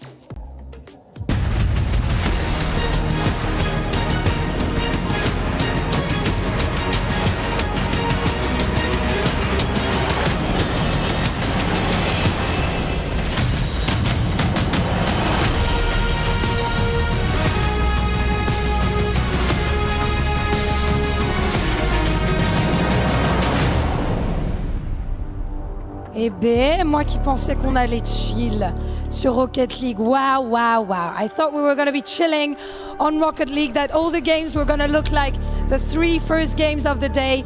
Composure, domination, one-sided games, just like France in the World Cup before we met Spain. But man, what just happened? I don't know. I'll tell you what. I'm not sure how many more series I can handle like that because. Not at your age. Yeah, it does. Not at your age anymore. It does get harder when you hit your mid-20s. That's for sure. Listen, what I do know for sure is that I do actually want to see more series like that, back and forth. That was intense. Let's see if we can get it again. And who else than the world champions to hit the stage, ladies and gentlemen? It is NRG.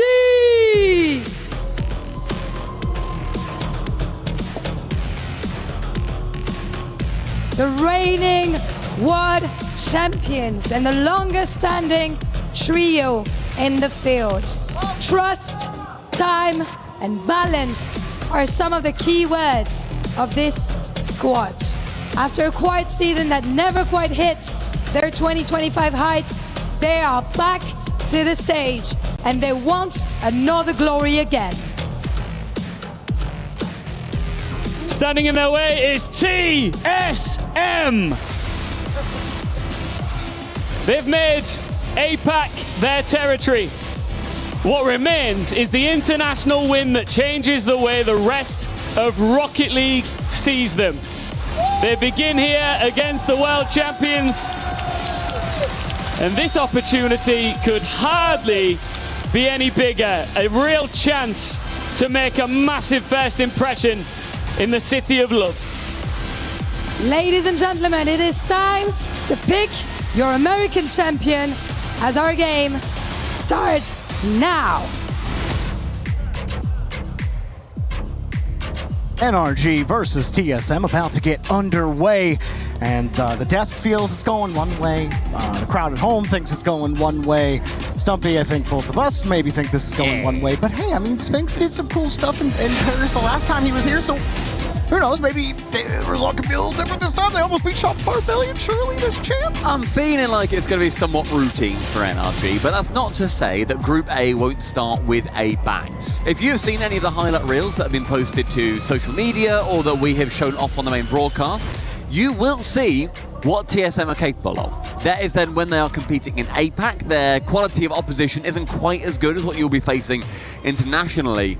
But the things that Sphinx, the man in front of you, can do is incredible. It is genuinely world class. It's just tough to have that come together when you face off against a team that has beaten everything the world has to offer in NRG. Yeah, I mean, it doesn't feel like the right time to talk about NRG's recent struggles since they won the RLCS World Championship not that long ago.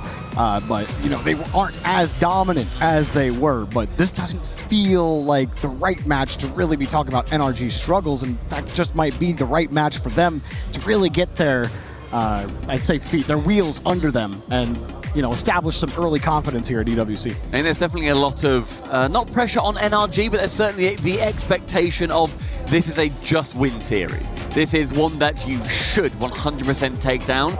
I don't think it's necessarily just like, well, yeah, they're going to do it. I think that, as we have seen at various points in any of our fantastic lands that we have had across Rocket League, there can just be a weird result that happens every now and then. Maybe this is it. Maybe we're talking down on TSM a little bit too much.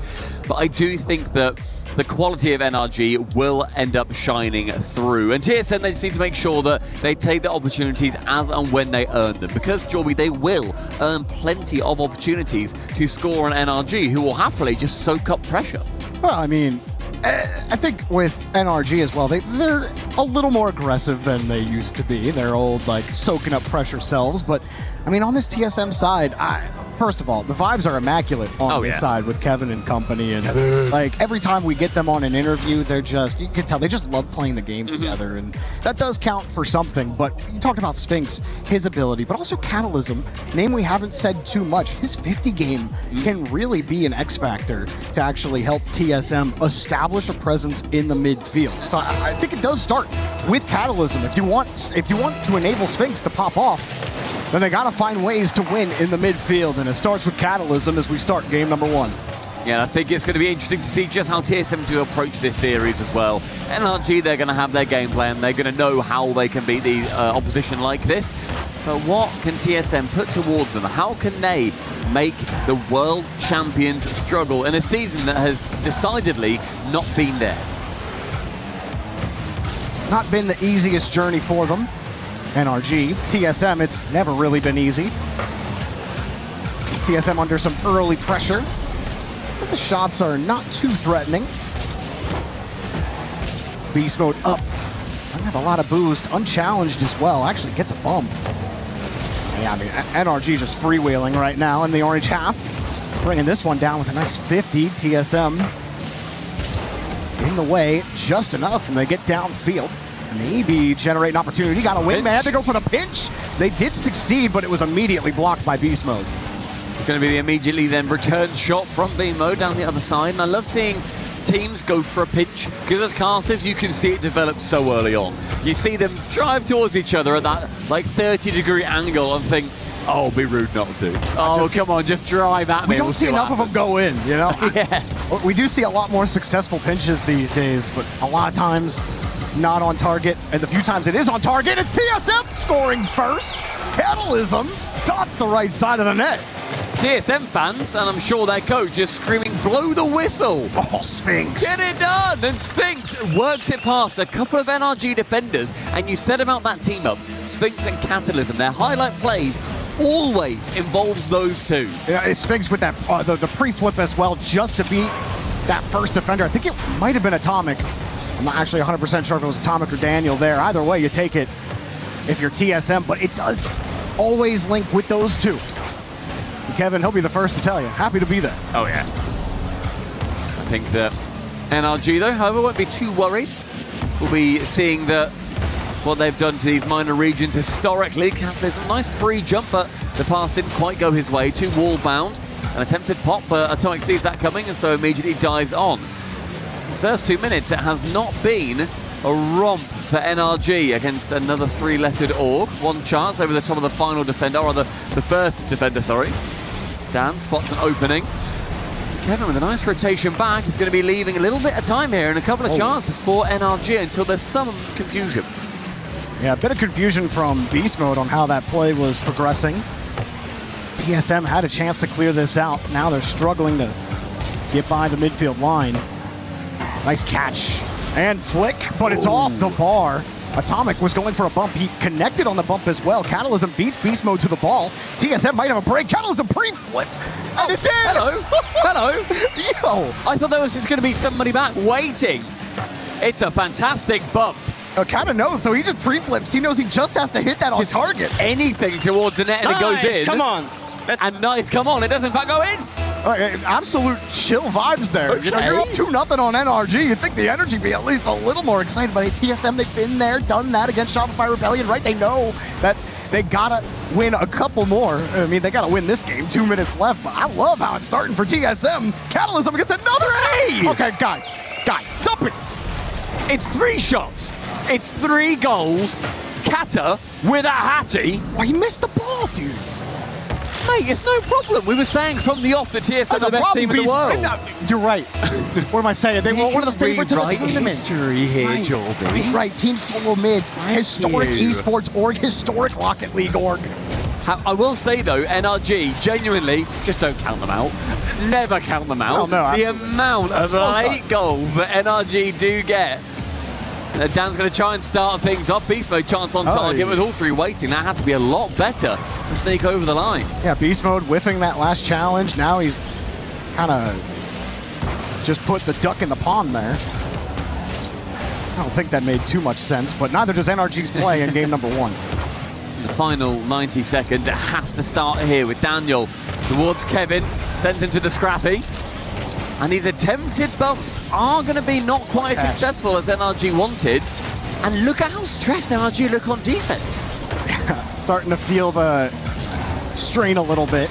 I don't think they're too worried with it just being game 1, but it is a best of 5, which serves TSM more than it serves NRG, especially with how they look right now in game number 1. But I mean, some of these goals going in are a little suspect from NRG. Here's a nice give and go. Atomic tried to slow it down, and Catalysm had him red. In the defense, again, just holding firm. Catalysm tries to dive on Daniel. Able to clear it away. Left-hand wall sees him now pop up midfield. Chance, Sphinx, no boost. Someone has to get it on target, but Catalysm, quick return with 100. Now, NRG are getting free touches. They're getting... Well, hang on, Catalysm making a 4th. Oh, couldn't quite get it there. Here's another shot way wide of the net from Kevin. Don't mind that. Just gives the control, maintaining for TSM. They don't need to give that ball away. They're up by 3, and they are sitting remarkably pretty. Jorby, in the final 20 seconds, the world champions could be losing a game here to Apac's best. Getting shut out. Atomic looking for a goal. He can't get a bump. Can't get a real quality shot there. And quality is something that is not in NRG's namesake right now in game number 1. None of their shots good enough. And I wouldn't have ever picked a 3-0 game 1 start from TSM here against NRG to start in Group A of EWC 2026. But guess what? New year, new game, new TSM. The way that TSM approached that game is precisely how they need to go forward. No respect ball. Say, oh, Daniel, we're going for it as well. I don't care that you've gone up for this ball. I can beat you to it. And that sheer amount of aggression has given TSM, and I'm going to call it now, the current perfect sweep over the world champions. So that's okay. That's a game. That's crazy. Technically game correct. 1. Technically correct. That's kind of correct for you, Brits. I get it. Thank you very much. No worries. Here's the thing: the shot quality from NRG was F tier.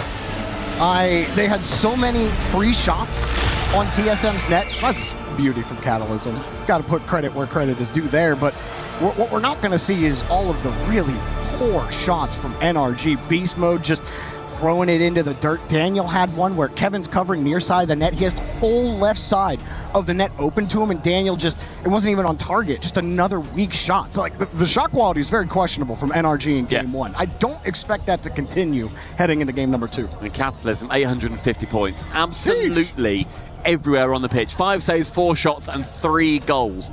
Unstoppable. And we identified him and Sphinx as the real main players on this team.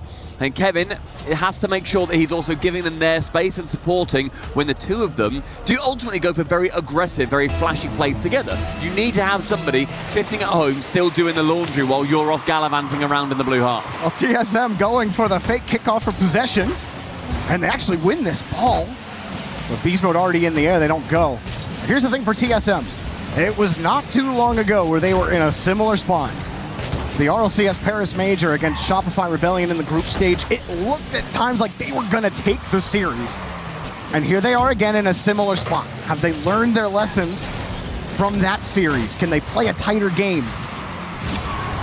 I mean, the previous game was played 70% in TSM's half. The amount of pressure that NRG had that TSM ultimately allowed and then caught them, as they saw on the repeated counter. That is their game plan. Catalysm knows how he wants to finagle the ball around all of NRG to the backboard. Ceiling is found, but the goal is not, as Kevin pops it high yet again. Catalysm too far back, thought maybe he'd go for that, just too far away from it. Now TSM jumping at Ghosts. This one coming up, Catalysm misses the ball. This double tap in Beast Mode. It took an extra effort, but he gets the job done. NRG's first goal of the series.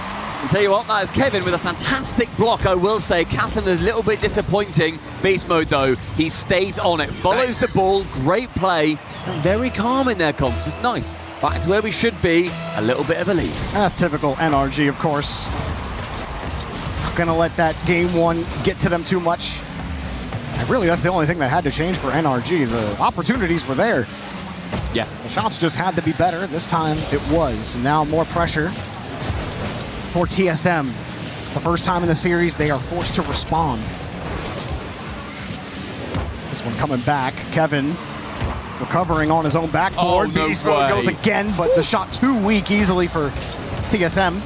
And Kevin to make the save. A lot of ambition, though, and I like seeing that from NRG. The plays that they can make haven't been shown off so far. But an opening goal is going to potentially shake TSM somewhat, so it's on them now, the onus, making sure that they can maintain control and hold their nerve with the attack that NRG will want to be putting forward. That's how they won the World Championship. They became aggressive as and when it really mattered. Some sizable redirect attempted, but Catalysm and the boys holding it down in the orange half. They need to push into the blue side, though. They need to try and work through for one goal just to open things up and ask the question of NRG's defense again. Well, NRG doing what you were talking about earlier and really soaking this ball. Holding it, forcing TSM to actually win possession instead of giving them any kind of free chances or counters the other way. NRG have had full possession for 2.5 minutes. The defense so far has held out a bit for TSM, but obviously letting that one through. One miss, a second chance on target. Sphinx to Bud, but it is open. And Catalysm, the sniper, takes 8. Called him up here. Atomic is back, and he actually, Atomic wanted to go. He's last back there. Beast Mode is on the other side of the field. You saw how close Atomic was playing to the ball. He jumps as if he's going to take that from Daniel. And then he realizes he's clean beat, and it's too late. He leaves the back door wide open, and NRG, a massive error there, giving TSM a free goal. Very unlikely as well. Atomic, one of the best defenders in the game, normally incredibly solid with his decision-making as well, knowing when to go, even when to fake going. But Kevin with a chance, does get a reset, so Catalysm dives in to give that ball a bit more push towards the blue side. Sphinx might try and find Kevin. He does, goes high with it. Kevin fancies it. He wants to go! Kevin has been let loose! He's not just happy to be here. He's happy to put the ball in NRG's net. Sphinx with a beautiful pass, by the way. And the placement on the double from Kevin. 2 goals in about 20 seconds from TSM. That one all their own. Sphinx had the eyes of a proud father in that moment. He was so happy with what Kevin just put forward through the heart of NRG. And all of a sudden, out of relative nowhere, TSM gain the lead. That's a big dive in, though, from the final man, and it doesn't quite allow NRG to get through. Should that have been a goal? Could there still be one? We won't get a chance to look at it again, but here comes Catalysm. Oh, maybe trying to connect with each other. Instead, Cable got cut. Atomic downfield, trying for the bump. Beast Mode recovering, goes for the bump as well. NRG trying to find a free ball. Keep running into TSM cars. Catalysm just rips it. Beast Mode ain't gonna get it. Atomic forced to dump it back to the midfield. Tell you what, though, seeing those jumps from the backboard, NRG think that they need to be a bit more aggressive and shut down TSM on these counters. I think TSM are quite happy to play into that. Daniel lobs it long. Both Kevin and Sphinx go over to the ceiling. Sphinx now just has to cover the net. Does so very well with aplomb. A long clear from Catalysm. And all of these balls being pumped straight back to NRG. They are working in TSM's favor. Kevin with the reset as well. TSM had a bump to open up some space. Nice short touch back to Daniel for NRG. Looking for a goal, otherwise going to be down 2-0 in this set. Catalysm having to chase the ball. Touch out into space. Sphinx was ready, a little far back. Beast Mode wants to go downfield. There's no one back! It's TSM! Catalysm again! He cannot be stopped! As Catalysm, yet again, sees red and makes it rain on the pitch. Oh, and NRG feeling so desperate there. You saw Beast Mode. He thought his team won possession. He turns his car around in midfield and decides to go. Daniel's still third back. Atomic hasn't recovered. But they think they've won the ball, but TSM were all over it. Now Atomic has to make some magic happen here with 25 boost. Fakes the Musty. Gets it over 2, but it's just not enough. He gets lured in. More chance, they do start to develop, but 2 goals in 10 seconds. Can NRG do it with Kevin pushing down the line? A failed chain dash does give Atomic an in. 1 reset, backboard, final touch, good clear from Sphinx. As far as the halfway line, final chance with nothing. And TSM go 2-0 up against the world champions. Is Group A gonna start with what would be the most ridiculous upset in a while, in any tournament, in a while? What's the last upset that I can remember? I think we can say, tentatively for now, this would be the biggest upset ever. Ever. Well, tentatively. No, remember way back in 2021 when Pioneers beat Monkey Means BDS in LA? Yes. That was OCE number 2. That's a pretty big upset. This is bigger. This APAC against NA. This is APAC against NA, and if it's a 3-0. I mean, that Catalysm, that's like 130. That's a shoot, Kevin, with a ridiculous shot, man. It's 1/3 EU, it's 3/3 GOAT. And look at, that was that look. Look how proud he is of Kevin, saying, "Come on, Kevin, you got the double." And they just need to keep it going. Look, the crowd can't even believe it. They're like, "Whoa, they're doing it." 6-1 so far. And an incredible performance. So Daniel dropping a measly 80 points. Tough for NRG to get anything going in that game. They went ahead, bear in mind. They went ahead by that 1 goal. And I was worried that TSM then might leave the door open, slightly ajar. And the Vampires NRG, they struggled to work their way through. 2-0 as we go into game number 3, Jobs. NRG clearly feeling like they have to take some risks. Like they don't have the control on offense, because 2 of those goals, one was Atomic playing a really tight third man. The other one, they thought they had clear possession. Beast Mode, instead of going back to cover, turns upfield, leaving Daniel stranded, literally swarmed between 2 TSM players. He gets demoed. It's a free goal for Catalysm. I mean, like, these are honestly uncharacteristic errors from NRG. Game 1, yeah, very. Game 1 was just poor shots. They had plenty of opportunities.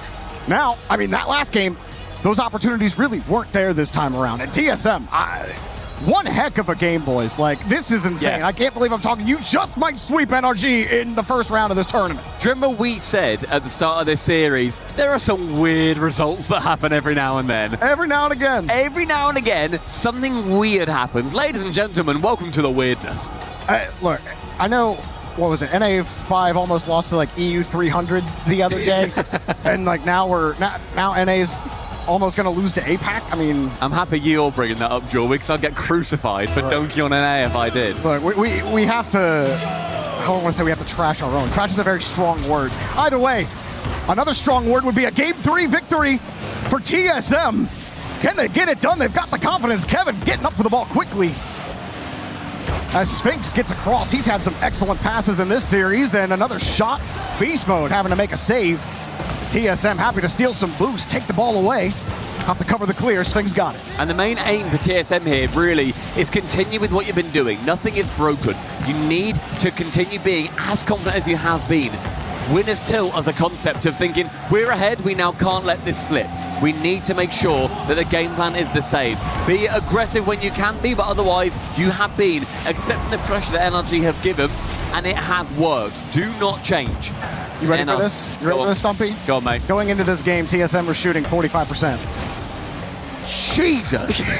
Typically, for a typical record, is a good shooting percentage is like anything above 30 is good. Yeah, I mean, even like high 20s is pretty decent. Yeah, 25, you're like, all right, that's about right. Anything above 30, I think, and my goodness. In your words, 45 is mental. It is mental. That's crazy.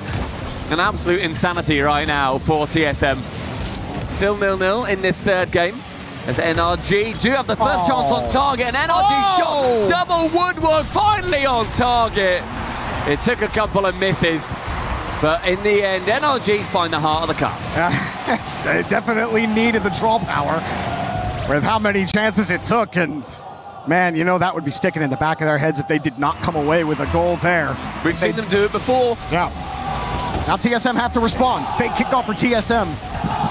Trying to get some quick control to get the midfield boost, get the challenge. Catalysm in the midfield. Awkward ball for Atomic. Beast Mode there to cover. This great play from Beast Mode. Knew that anything going on that waterfall position is going to be a lot harder to deal with. Sphinx is up already, trying to go for a bump. A very aggressive player. It does scare me somewhat, but they, for now, managed to escape unscathed. Sphinx, great spawn, gets back in time.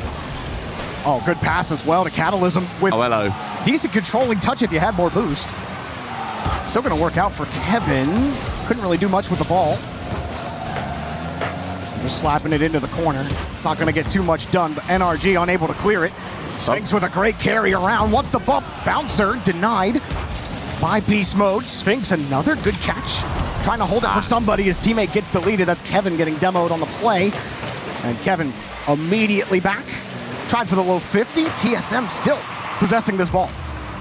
There's a lot of play in the opposite half, and as a couple of players do get removed from NRG, defense may well open up. Instead, it's well formed from them halfway through the game, and this 1-0 lead, as we have seen previously, is dangerous for the world champs. Catalysm leaves it, gives it to Kevin, who is a man possessed. A great little reset chance for a dunk there. Sphinx stands to the control instead. The TSM offense heatering out. Trying to find a way to get back to this ball. Atomic slips around the midfield.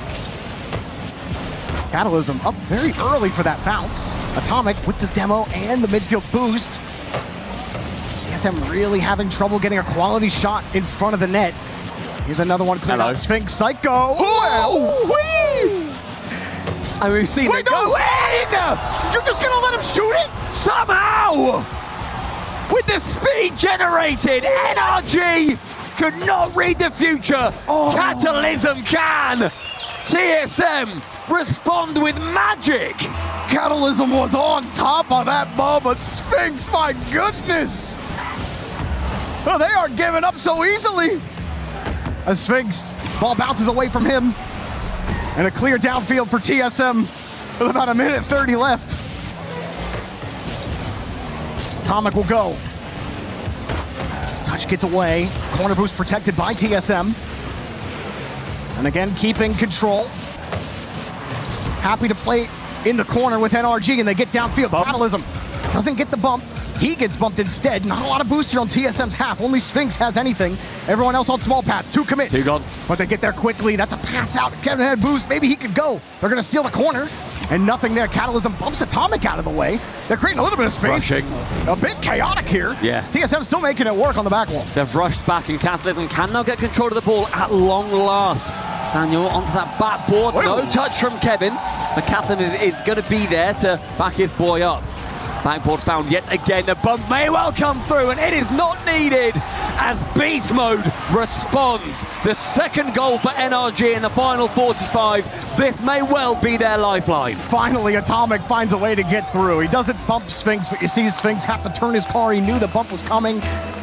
Couldn't keep his car long across the box. 45 seconds, TSM. Get it back again. Sphinx has Kevin off the ceiling. Kevin off the ceiling again. Nobody can go. Beast Mode is ready for it. You like the idea. It's a little bit too high, the pass from Sphinx, but really well choreographed. Kevin sends it back towards NRG in the final 30. TSM, they've got a couple of game lead, but they'd love to shut it out in 3 to stop those nerves. Up high again. Sphinx avoids the bump. Atomic couldn't get to it. Daniel's next up, and he'll kick it way downfield. All NRG have to do, possess, waste some time, keep it away. They're doing it well enough. They might even get a goal on top of it. TSM looking for the break.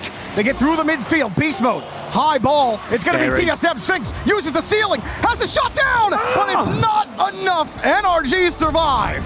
They had to go for something, and that play was, again, well formed, very well put together, but not quite enough.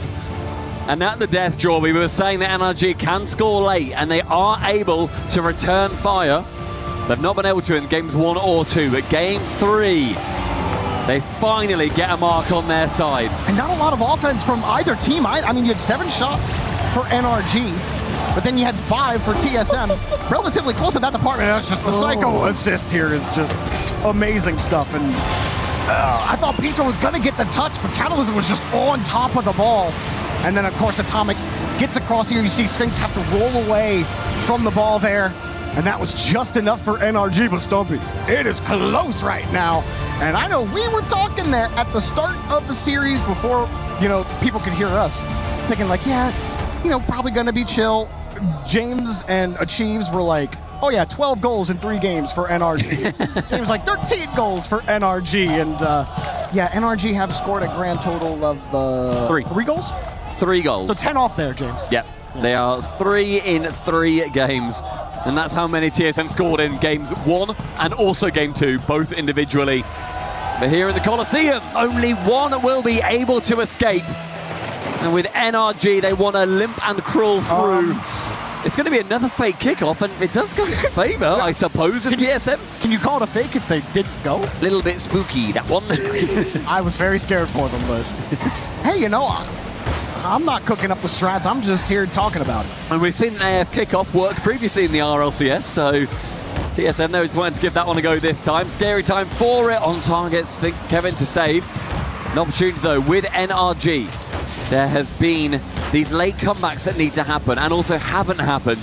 And now they're clearly starting a lot more pressure, a lot more aggression. And they managed to win after a timeout. Can they continue that strat through into just this short break that we have seen? TSM still hold their timeout. Whoa, Beast Mode flying in the area. This should be in there. Oh, not how I might have expected that to go in. But hey, Daniel will take it. And Kevin is laughing. He knows that he's come in. It was going to be one of them.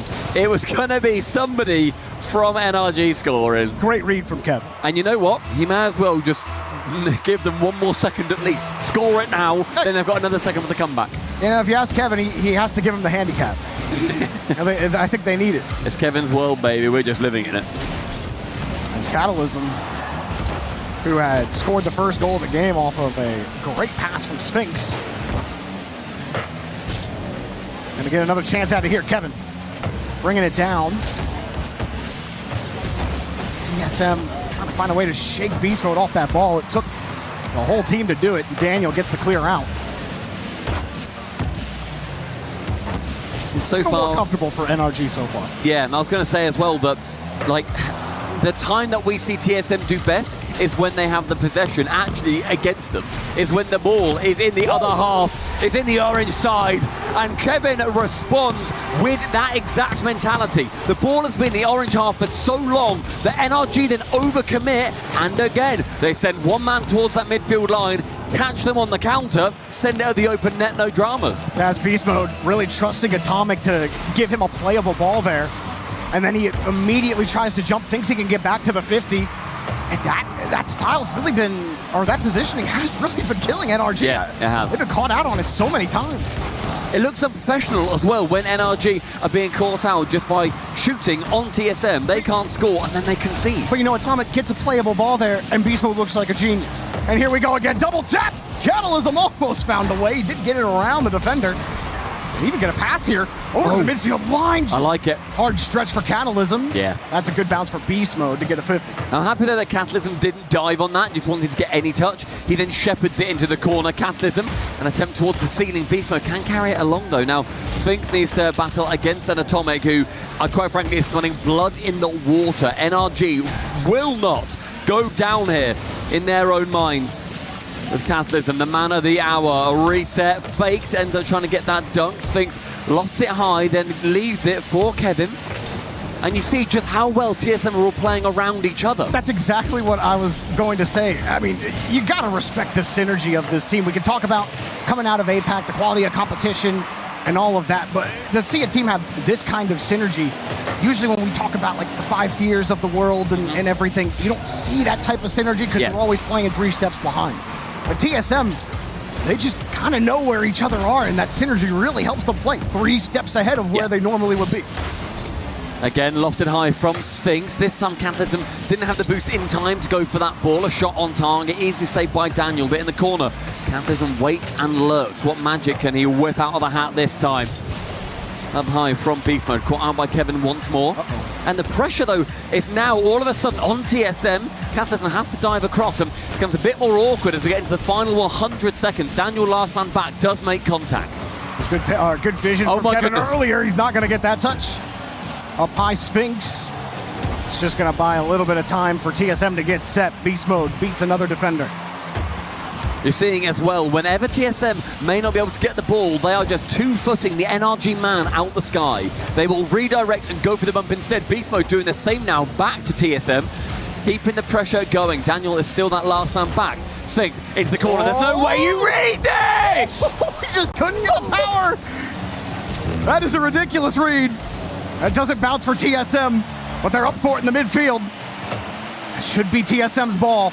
Kevin off the ceiling with a reset. Had the 50 on Beast Mode. Nobody ready for it. Sphinx, as long as it's away from NRG, he doesn't care how far it kicks away.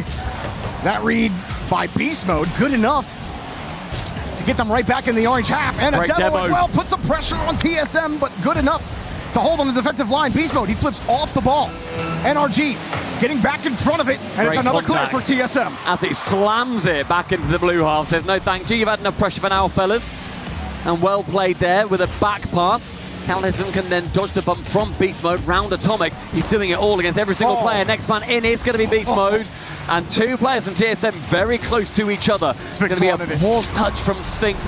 Pressure can build with Daniel again up high. Who's there next? It's going to be a great bump. Beast Mode, no contact to the floor. It has to go, and it will. NRG a late chance, but overtime earned. I can't believe that somehow that didn't go in. No one on TSM had any boost left, but no one on NRG at the end was ready to punish it. Kickoff, getting back to Daniel. TSM 1 goal away from sending NRG to lowers. NRG just trying to force a Champions Field appearance. Here comes Daniel off the ceiling. He won't get a chance at a double tap, and Sphinx will hold. He doesn't have a ton of boost. Eyes up Beast Mode and gets a 50. Good demo. Right back to Daniel. Great 50 rather, not demo.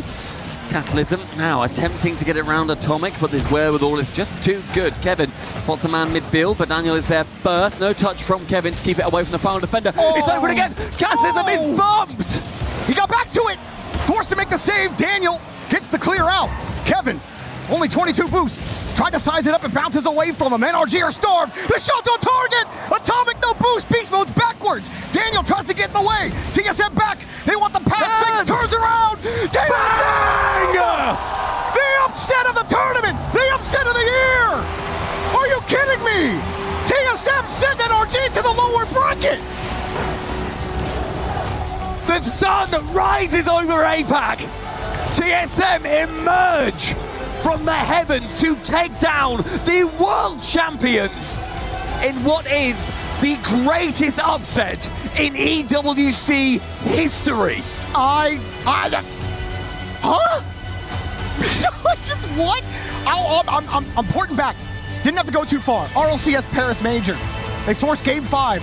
against Shopify Rebellion. It looked like they could take them down, and they failed. And you talk to Kevin and Sphinx in the post-game interview, and they're like, honestly, one miscomm, that doesn't happen, we beat them. Next time, we get them.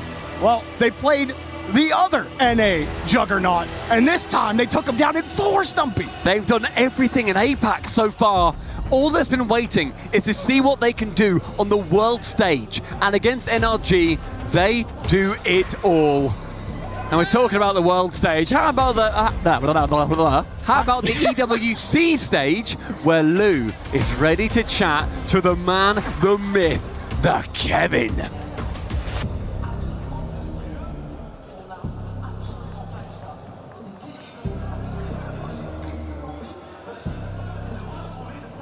Thank you very much, and congratulations indeed to TSM. Congratulations, Kevin, the casters.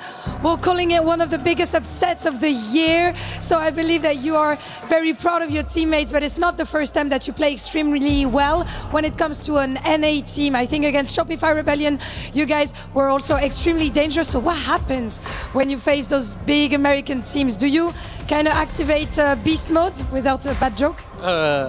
I mean, I think we're like really well prepared.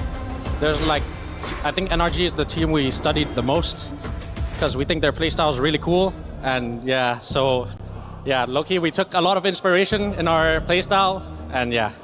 And the pupil gets better than the master and sends the master to the lower bracket. That's massive. Première question, effectivement, énorme upset, bravo. Est-ce qu'on s'y attendait, et qu'est-ce qui fait qu'on arrive à step up comme ça dans ces grandes rencontres? On était très préparés. NRG, c'est l'équipe qui nous inspire le plus. On s'est beaucoup inspiré d'eux, donc là, pour le coup, ça fait vraiment plaisir de les battre. And on another note, I also wanted to tell you that you boys have been bringing such a fresh energy to the stage. It seems like you guys are having the time of your lives on stage. So is that the secret? Like, are you guys smiling every day like this? Is that the secret to still enjoying being a pro on Rocket League? Yeah, I mean, we're really motivated to win. So, I mean, this is my first LAN win, actually. Really? So yeah, against Congratulations! Thank you. So yeah, against NRG, the reigning world champions, you know, it feels good. You know, yeah, even my friends didn't believe in me. So yeah, so... You guys are not real friends. What do you mean they weren't believing in you? They thought we were getting swept, so, I mean, gotta prove them wrong, so, yeah. I think you proved a lot of people wrong today. Donc ouais, effectivement, trop content de les avoir battus. Est-ce que vous êtes toujours comme ça, toujours aussi souriant, avec une bonne énergie, etc. En vrai, c'est ma première victoire en LAN de ma carrière. Et en plus, c'est contre les champions du monde, donc ça fait extrêmement plaisir.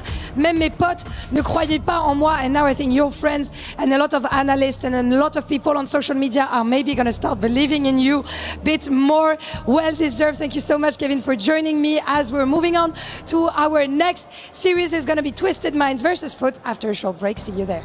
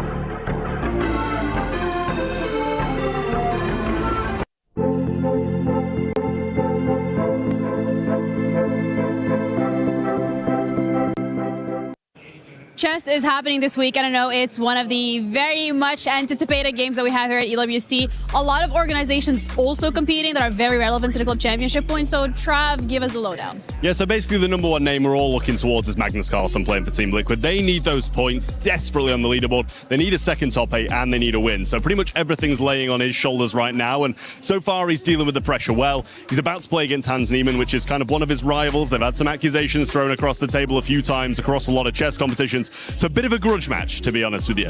Over the other way, though, Hikaru still doing as expected. Going to have to play against the AGL guys to be able to try and get through to the third day. So we'll see if that's going to be able to be done, because as we know, AGL kind of slipping here and there, still at the top of the leaderboard, but not looking the best in PUBG Mobile at present. So we'll see if he's going to be able to get the job done here. All right, are there any other organizations besides Liquid and AGL that you think we should be keeping an eye out for? I mean, it's Falcons. Falcons Fair. all the way. It's Hikaru. They managed to get the second and third placements when it comes to chess last year, and they're looking to try and replicate that, because 750 points to go a long way currently. All right, well, thank you for the update. That's it from us now for chess.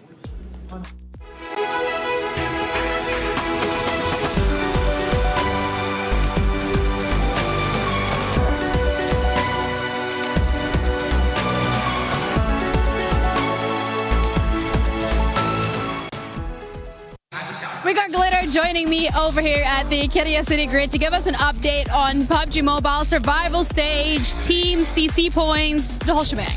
Survival Stage, done and dusted. Okay. That means 10 teams' keys are about to be crushed. Only 6 of those squads made their way through to finals. And if you're wondering what that means for CC, neither one of our CC teams made it through. GK Esports did not qualify. AGAL are out. There will be no points earned for them here in PUBG Mobile, and that's going to be pretty devastating. Absolutely. Falcons is competing over at every single stage at this point this week, except Siege. They didn't make top 8, so they are looking to cash in on some points. A little heartbreak for AGL, but thank you so much for the update. That's it from us. And of course, anything changes, we'll let you know. Play is in our DNA. Whenever we let it out, it becomes our superpower. Now imagine an entire city being built to supercharge it. Kadir City, powered by play.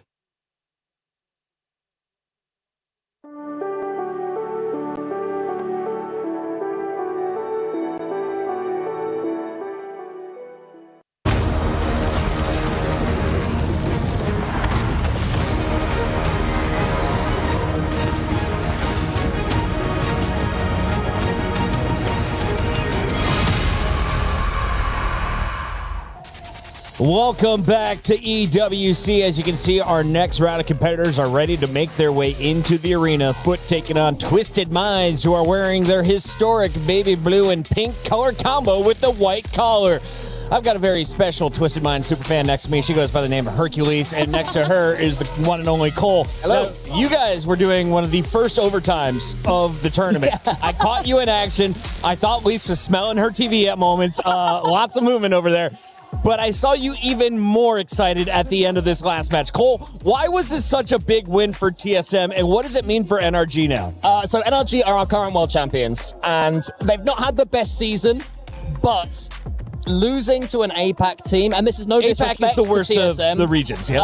apart from Sub-Saharan Africa, yes, apart from SSA. Losing to an APAC team for NRG is, with respect to APAC, a new low for NRG. It just shouldn't even be in the conversation, so it's huge for TSM, but that's devastating. Really? And that's what I'm about to say. That's devastating for NRG. Sphinx has been chipping away at NRG for quite some time. Brilliant I jumped up in the crowd. I was like, I lived long enough to see the Sphinx win against NRG. It was a long time coming. It's a big win for Sphinx, and of course for NRG, they fight for their lives in group play tomorrow. But now we turn our attention to another team. Twisted Minds is about to take the stage against Foot Esports. Let's start with TM, because this is a team in our club championship. My boy Fancy has been cheering them on since week 0, and here they are representing in Rocket League.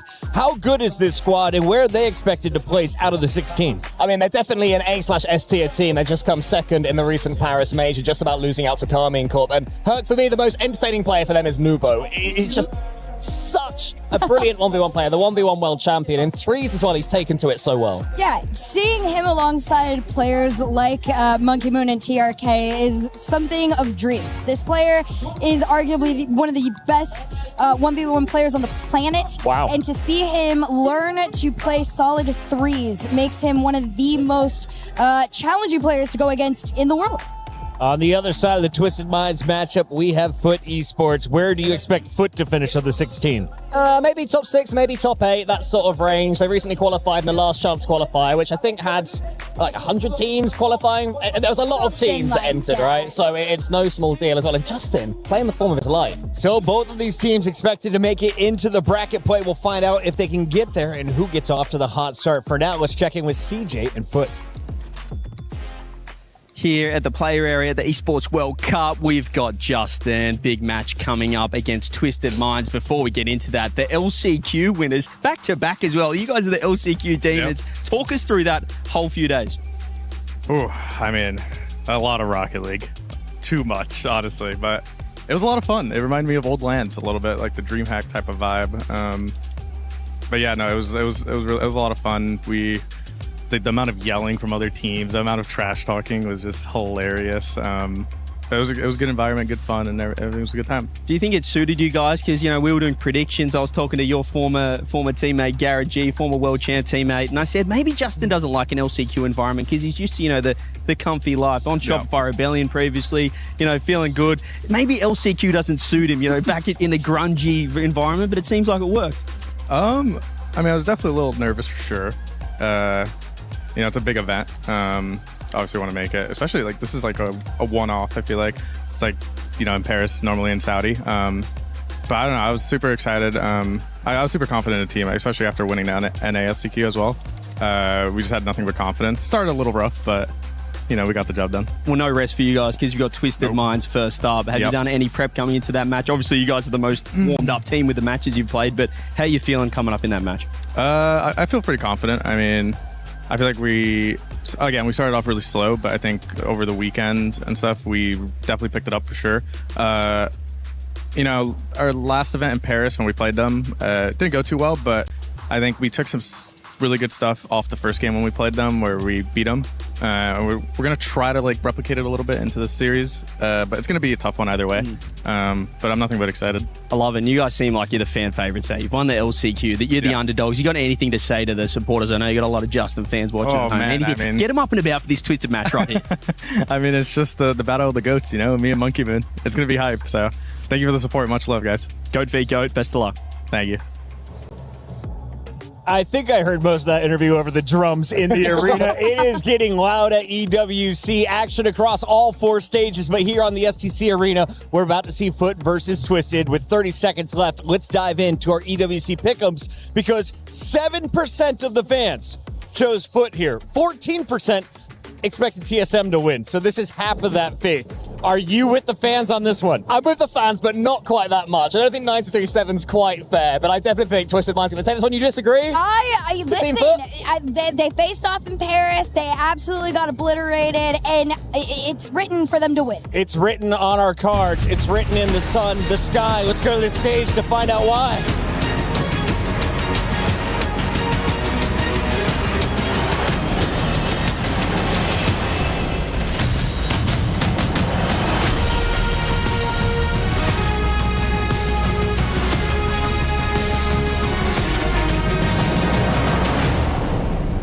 It's the day one of dreams here for Rocket League at the Esports World Cup. Talk about a day that's had everything so far.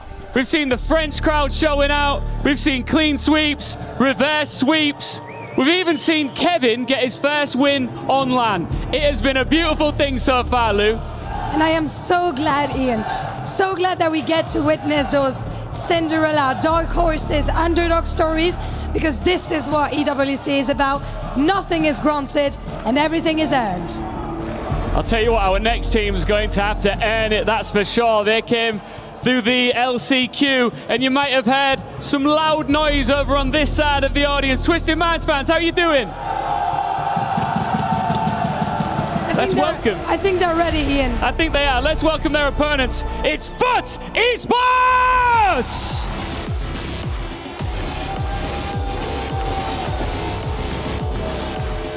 They arrived here through the hard route, with pressure matches already in their hands.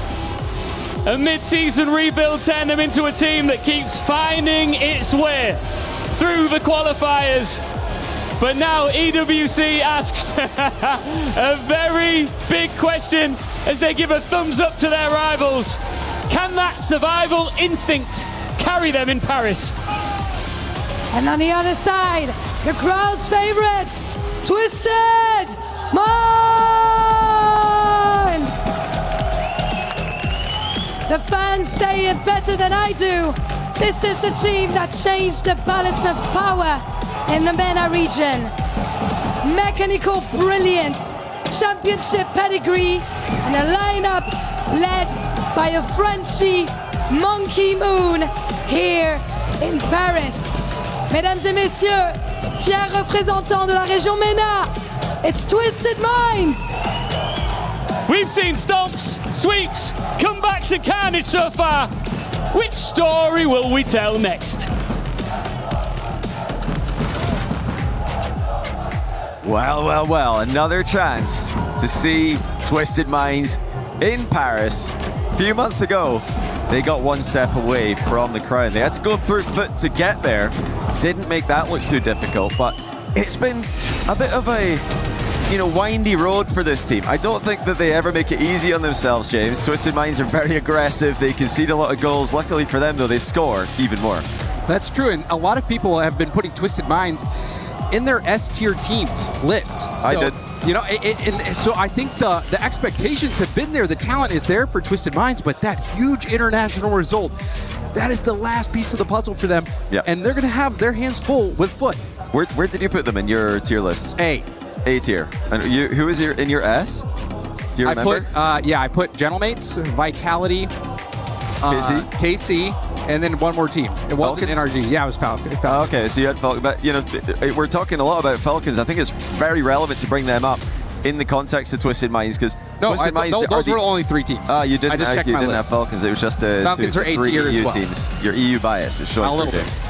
But yeah, Twisted Minds have been the other team that have been giving Falcons problems online recently alongside R8. We saw that didn't matter today for Falcons, but Twisted Minds are trying to now show that they can outperform Falcons on LAN as well, and to do that they're going to need to beat Foot, who just last chance qualified to this event, and that event was stacked. If you didn't watch it, there's a lot of good matches to go back and watch.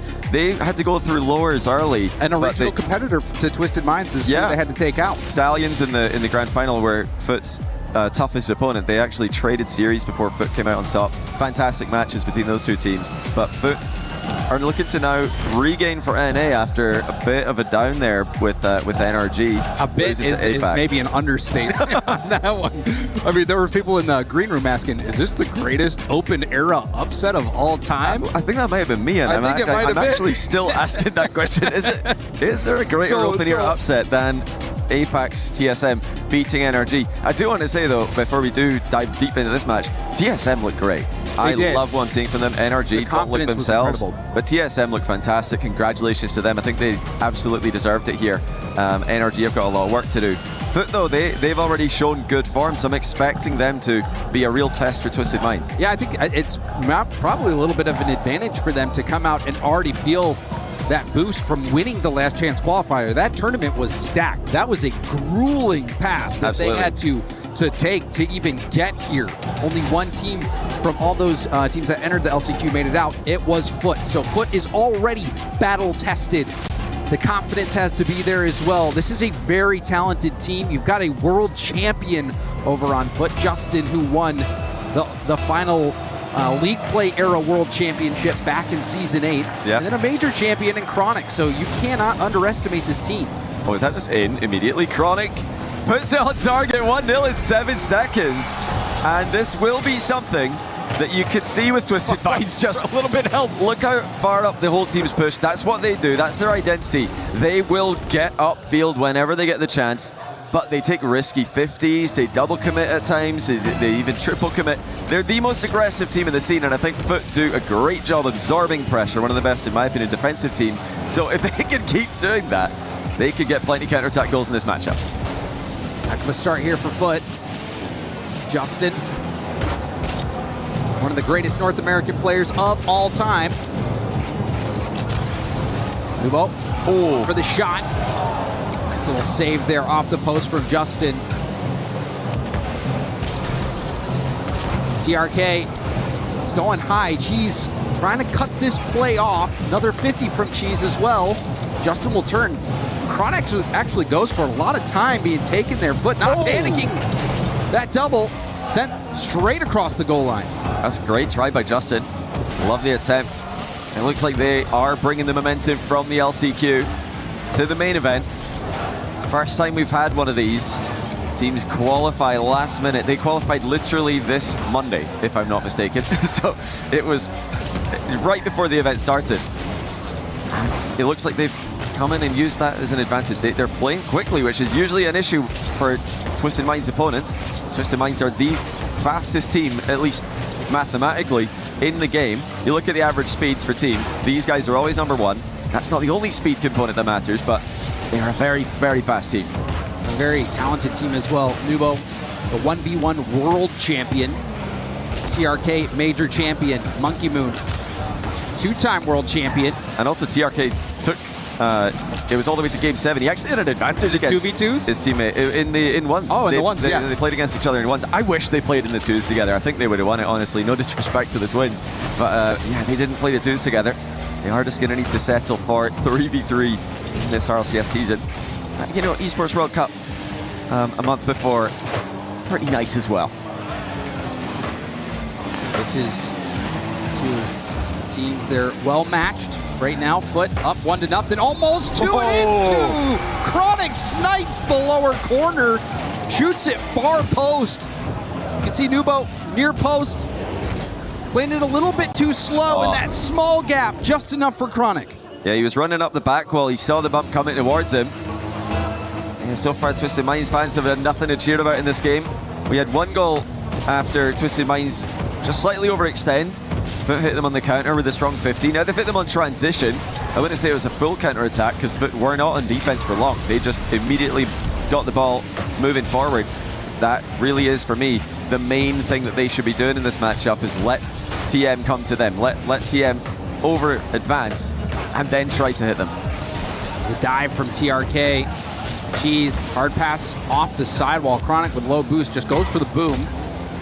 We'll see if Twisted Minds can maintain some possession here. Nubo shut down right away, and this is going to be a chance for Cheese going for the double. Oh, hits it off the bar. It's cleared out to the middle of the field, still dangerous. Cheese again tapping that in to the danger zone. Monkey Moon will go for a pop-up. Justin first to it by a mile. Twisted Minds not living up to that speed that they're known for, at least not yet. Yeah, I love the way that Foot are defending. They're not giving the whole pitch to Twisted Minds, and they're just letting them come out a little bit and then pouncing. Look at this, again, challenge at the halfway line. They're just letting them come out. Okay, they're extended, now we challenge, and that's an accidental side flip. It looked like a side flip defense. Yeah, complete misinput there. And look how far up he was. You know, he's pushed up so far there that he knows he's got to get up quickly, which is why he's side flipped by mistake. This is just perfect timing by Foot. Their game plan is working out wonderfully. Justin trying to get that extra touch. Spawns that corner boost. Will try to grab it on his way out, but now we see Nubo in the air. Going for a 50. 50 is back to the middle of the field, but Cheese first to it again. Cheese almost got the reset and did get the boost steal from Monkey Moon in the corner. Yeah, that's big. Just a minute for Twisted Minds to work with. Here comes the air double bump. And the pass reset goes through. That is a ridiculous play off the back of an air double bump pass. Beautiful from Nubo here. You see, he delays the shot just a little bit, gets the reset, forces that ball through the open space. That was a miraculous shot. He got a little bit of a 1-2 pass mid-air, not that they knew much about it. Can they build on that? Big moment for Amina's first seed. They're not able to do anything off the net's kickoff. Looks like they had a strategy lined up. The pass was a bit too high for Monkey Moon to reach. That means the pass has gone very high, because Monkey Moon is definitely known for his ability to get out quick. TRK. That ball go out. Monkey Moon didn't want to dive just yet. Ball 50'd out near Justin. Justin, 50 off to the side. Nubo. He's Chronic to the ball. This is another decent chance, but Cheese had such a well-timed challenge, even on no boost. A huge defensive play. There was a bump coming towards him, so he just committed, got past the bump, and made the necessary save. Here comes Twisted Minds again, though. Taking the shot early. They're just looking for a way through here, but it's got to come soon. Monkey Moon looking in field. TRK will take a turn. There is a demo on the back line. Chronic, no boost in the net.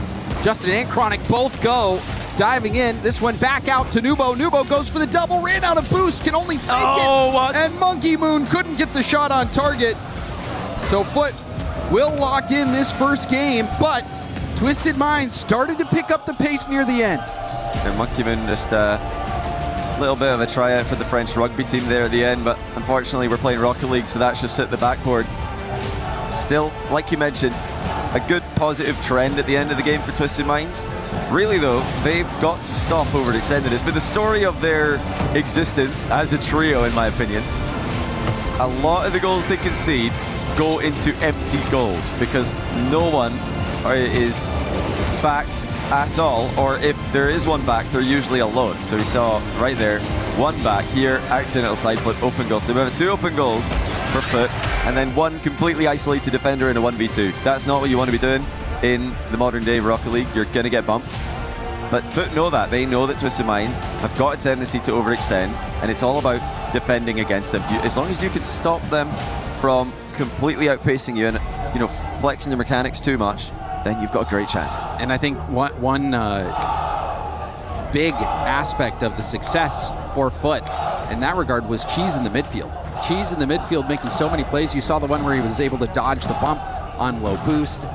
He was able to get that stop as well. The play where he was going for the lead blocker play, perhaps slowing down Nubo just enough for Chronic to slip that shot in far post. Cheese has been playing very well off ball and also dominating in that midfield region. We'll see if Foot can keep things up. Cheese going for goal. That one's going to be blocked away. This is, again, a good start for Foot. Just getting a little bit of territory early. The worst thing that can happen to you against Twisted Minds is when you're just playing defensive simulator, when you're just stuck in net and they're taking all your boost away, beating you to every ball. But so far, Foot have been able to keep up with Twisted Minds. We know Twisted Minds have got more gears to go to.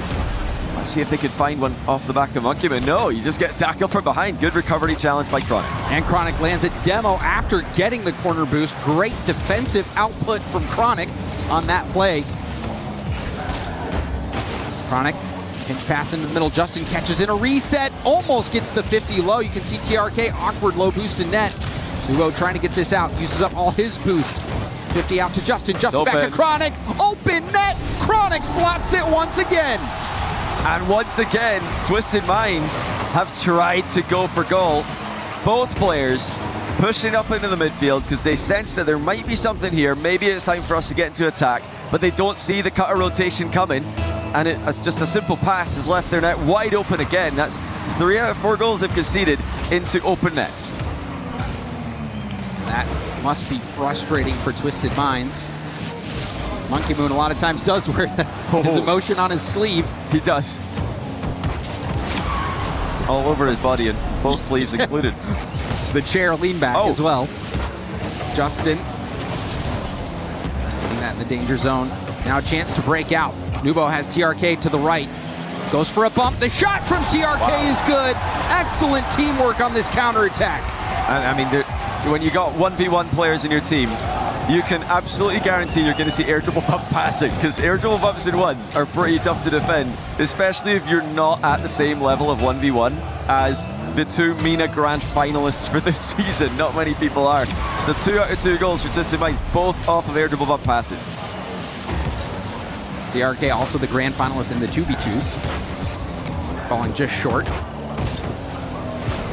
Pretty good at Rocket League in general. He is pretty darn good, yeah. And MENA, I think, has proven to be a major region at this point. I agree. So we are at equal footing. Monkey Moon going for goal. What's that through? Cheese had the boost to get the stop, but now we're starting to see the momentum pick up for Twisted Minds. Oh, big chance. Blocked near the point of no return there for Foot. They're doing enough.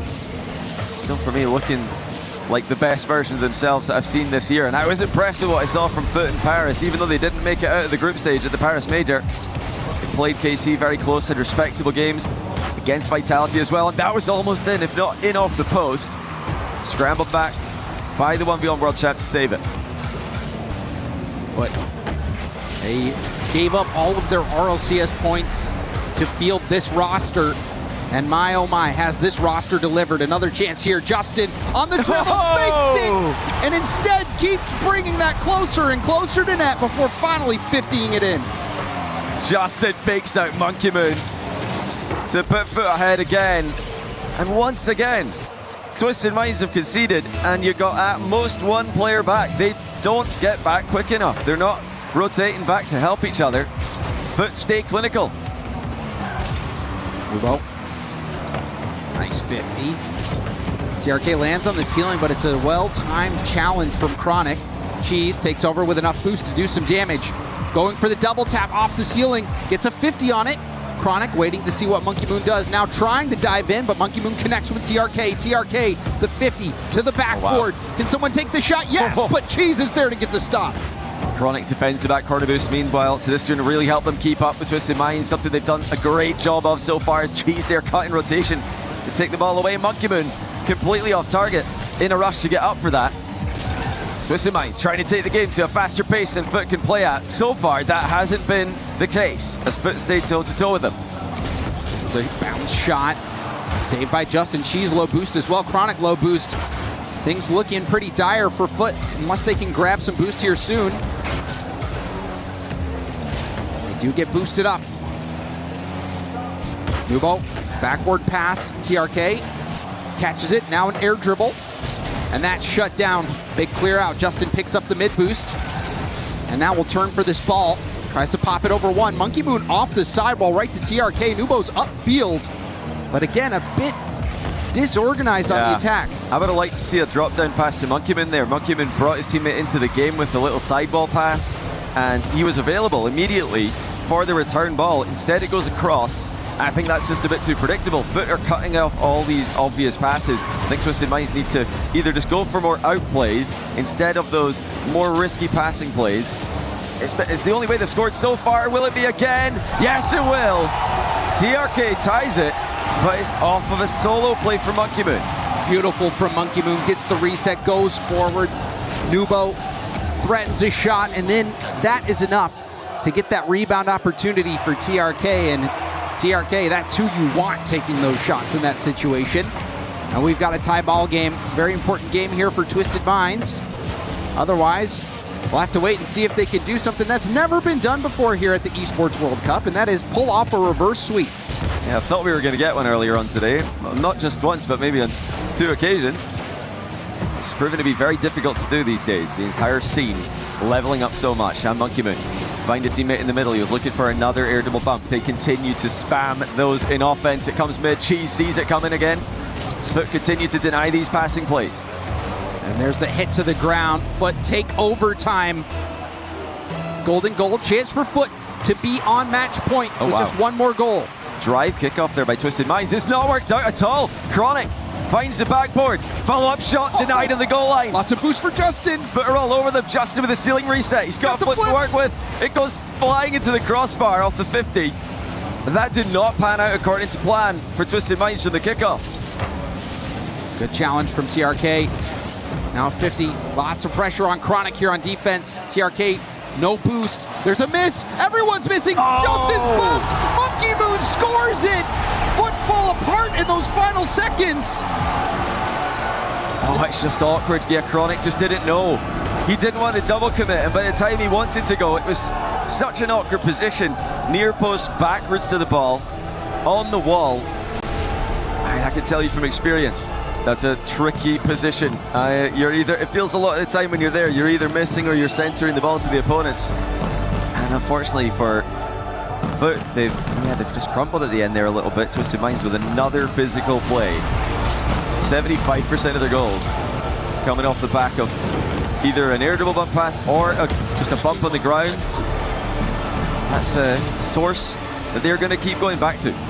Yeah, the bumps have been working for them. Pretty much every goal featuring that. Even this last one, you can see there was a defender on the goal line and a beautiful zero boost bump from TRK to make sure Justin couldn't get the save.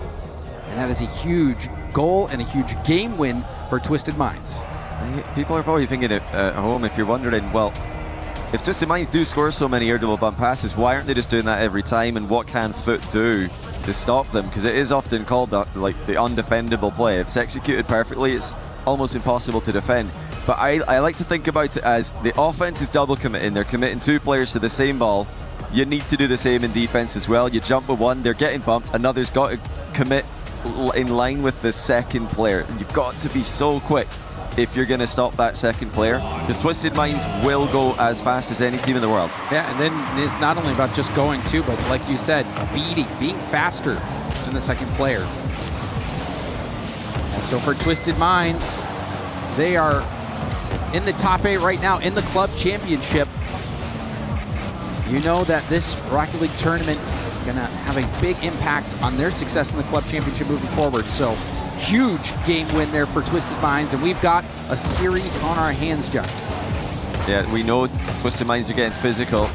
7 demos to just 3 from Foot in that last game, and plenty bumps on top of that. So Foot need to know this by now. You can guarantee that these guys have been talking about it, probably before the match, and even more so now, mid-match.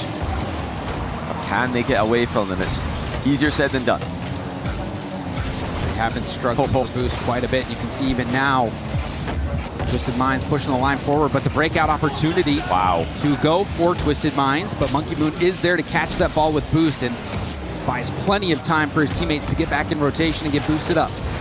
It's great defense. The Twisted Minds, they end up in a lot of low boost positions in defense as well, and I think just as much because of their affinity for spamming boost in the midfield.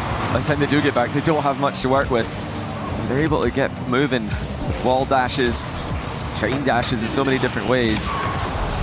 Another demo lands. Jeez, flops at the ball. Monkey Moon looking to pop it up to TRK. Here he comes. He's got some work to do to get this one past the defense. So he won't even try. He's just going to pop it up for a teammate. Looks like that attack's going to fizzle for Twisted Minds. Yeah, the ball bouncing. Somebody trying to get a hold of it.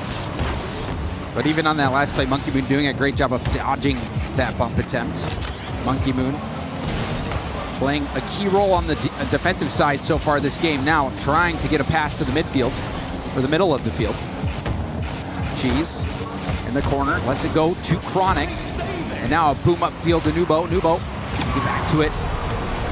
He's gonna go for a pass off the arc and down. That's always a dangerous ball. A lot of times the defense struggles to read those.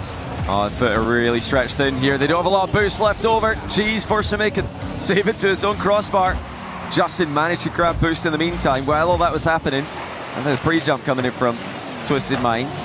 They are really piling on the pressure. TRK from the blind spot. Coming in from that back post side. Foot didn't see him coming. This was great from Nubo there. You see him pre-jump. He's in the air already, but he settles the ball so nicely.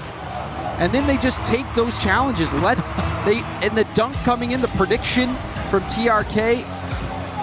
Excellent composure by multiple players on Twisted Minds. You just have to know that they're going to be there. That Twisted Minds are up against. They're going to be on the ball as quickly as they can be.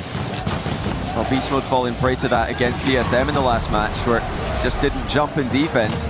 Didn't think the follow-up was coming through for TSM. Of course it is if you're looking at it on the spectator POV and you're not under the ball in defense, where it can be so hard to see.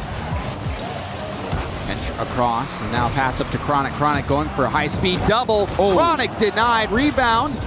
Picked up by TRK. Great stop from TRK. The pressure was on. The one's world champ, 50 and into the post. TRK had also committed though, so Monkey Moon was with him, so it was TRK didn't want to go. That's actually a good sign for Twisted Minds that they didn't triple commit on the goal line there, because I think maybe even a couple of months ago we would have seen them all in the net. Now that's where the ball is. Sniper puts it through for 2-0. And yeah, the pendulum's massively swung in Twisted Minds' favor here. Foot can't keep up anymore. You can see Chronic trying to challenge from behind. We've seen him have success from that earlier in the series. Did not connect with the ball that time. The ball falls right in, and now Foot trailing 0-2. And now 0-3, a kickoff goal for Twisted Minds. Twisted Minds look like they've read Foot on this one. We saw it happening earlier on. Yeah, Justin fakes it, but you'll notice that now in return, he's just following the ball where he knows it's going to go. He knows which way he's hitting it, and he's making sure to flip with it so that he blocks the follow-up touch as well. There was no separation between him and the ball for the cheating player on Foot to chip the ball past. Fake kickoff attempted. It blew up in their face, and now down by 3. The most comfortable game that we've seen so far this series. Twisted Minds. It's like, it's open. Hold up. Wide open net. Even when they're dominantly winning, they're still going to give you an open net. I think Nubo was expecting a double tap from TRK. He's expecting the double tap and driving forward anyway, just like saying, yeah, why not? Yeah. I'm going to get in position. We're only up by 3. Let's go for a 4th. And that's every TRK team that's ever existed. They are never happy with their current goals score. They need more. They're all up. Everyone's going. And now things are getting interesting. What is happening in defense for Twisted Minds? Was that the whole team up for this one? They said, I got. They said, me too. All 3 were in the air. How do you say me too or me 3 in Arabic? And wow, you can see the Gentlemates fans clearly have a horse in the race in this one. Well, didn't Twisted Minds take down Gentlemates in Paris? They probably weren't too happy about that. Definitely no love lost between these teams. Oh, that should have been 3. Footer coming right back. Oh, that should have been 3 as well. Oh, 0 boost for Cheese. He was trying to slot it. Ended up being off target. So Foot let a big opportunity get away from him, and now the response is there. Monkey Moon will stabilize the ship for Twisted Minds. He just called the bluff there. Just trusted the fact that Chronic didn't want to go. Chronic's accidentally flipped into the net. He was trying to and it looks like had he flipped the other way, he might have saved it. Yeah, I think he was probably trying to jump and then flip, but he's already got some wheels off the wall, so if your joystick isn't completely centered, then you're just going to flip. The jump will go into your own goal. They still have some time here, Foot. They can work their way through to another goal. Twisted Minds defense looks shambolic as ever. Down by 2. Chronic trying to get back within 1. Some missed opportunities for Foot. I mean, so far this series, that's kind of been the theme for him. Not able to score their overtime chance, ended up losing that game. Weren't able to score that last chance, and ended up giving up that goal to make the 2-goal lead happen for Twisted Minds. And now Twisted Minds are on match point despite Foot looking good out of the gate. Yeah, Twisted Minds, I mean, this is what they do. If you haven't seen them play before, that's a pretty good game to get an idea of what to expect from them. Just all their points in offense. They bully teams, they pin them back, they take their boost, they keep them stuck in the defensive end, score a pile of goals, and then give away goals at the other end, seemingly for no reason. But definitely an entertaining team to watch if you're a neutral fan, which doesn't seem like we have too many neutral fans in the building. Every time we cut to someone, they're either heavily with or against Twisted Minds. And Twisted Minds showing that mental fortitude, Johnny. And I think especially Nubo had some really great control plays. You saw the pre-jump that he had, and he was able to lightly catch that ball, keep it close, gets a wonderful 50 that leads to the dunk goal for TRK. And then you saw that last goal. Look at the score on Twisted Minds. Is that actually accurate? Monkey Moon. That's got to be a bug. Monkey Moon got all the points, all the goals, all the assists, and all the saves. That's unreal from the go. You know, we can confirm that, because if they all had 1 goal, how would they score 4? How did he play with all 3 controllers? I can't believe that. I've never seen anything like that before, but it makes sense in the final minute or so. That's why he was triple committed.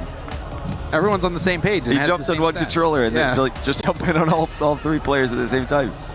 Very impressive, though. I don't think I've ever seen anything like that. But yeah, Foot still talking. Still trying to figure out the game plan here. And calling a timeout to try to talk things through, try to figure things out. And they need it. I mean, this series really got out of hand for him. Yeah. That first game looked great. It did. Yes, Twisted Minds started to look decent near the end, but even in game 2, they were looking really good. And then in overtime, they had that chance that on the goal line, Twisted Minds were able to make a huge stop on their goal line. And Foot, just when the pressure's on, has not been able to come through in those big moments where Twisted Minds has excelled. So, looking at game to game, Foot had the advantage in game 1 when you're looking at which half the ball was in. It was in Twisted Minds' half of the pitch for more of the game than it was in Foot's half. Game 2, that swung the other way.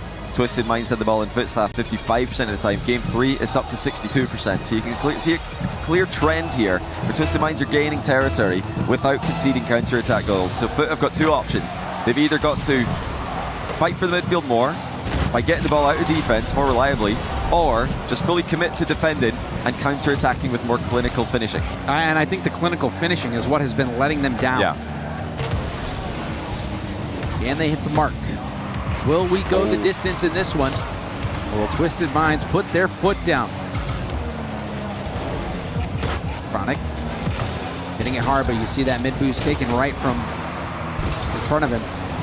Nubo up to TRK. TRK to the corner. Steals the corner boost as well. Cheese will try to dribble this out, but he's stopped by TRK. Justin, low boost hit up to the midfield, intercepted by Monkey Moon, but nobody on the other end of that pass. Nice play here from Chronic. Got the double to himself. Oh. They're both sitting. Oh, Justin has to sit deep there. Both of his teammates push all the way up the pitch, but he does get the ball center now. And now on transition, Twisted Minds quick with it. Too fast for Foot to recover. And it's 1-0 just past a minute. Twisted Minds, they see the finish line. Chronic needed to get that ball into a safer spot. That is an easy shot for Nubo to hit. And he does not let his team down. See if Foot can get more scoring opportunities. So far, it has been all Twisted Minds. Oh, and there's an equalizer. Chronic with a blistering shot. What a play. Justin just waits a second with a pass there. Gave Chronic time to get the mid boost and get up uncontested. Slams in the redirect. Well worked kickoff by Foot. And the follow-up to match it. Oh my goodness. Oh my goodness. Wow. It's a double tap save off his own crossbar. Unbelievable. Try to do that again. What a calculation in defense. An unbelievable result. Oh, wow, a bit of good fortune without a doubt. Hold your breath on that one. Please.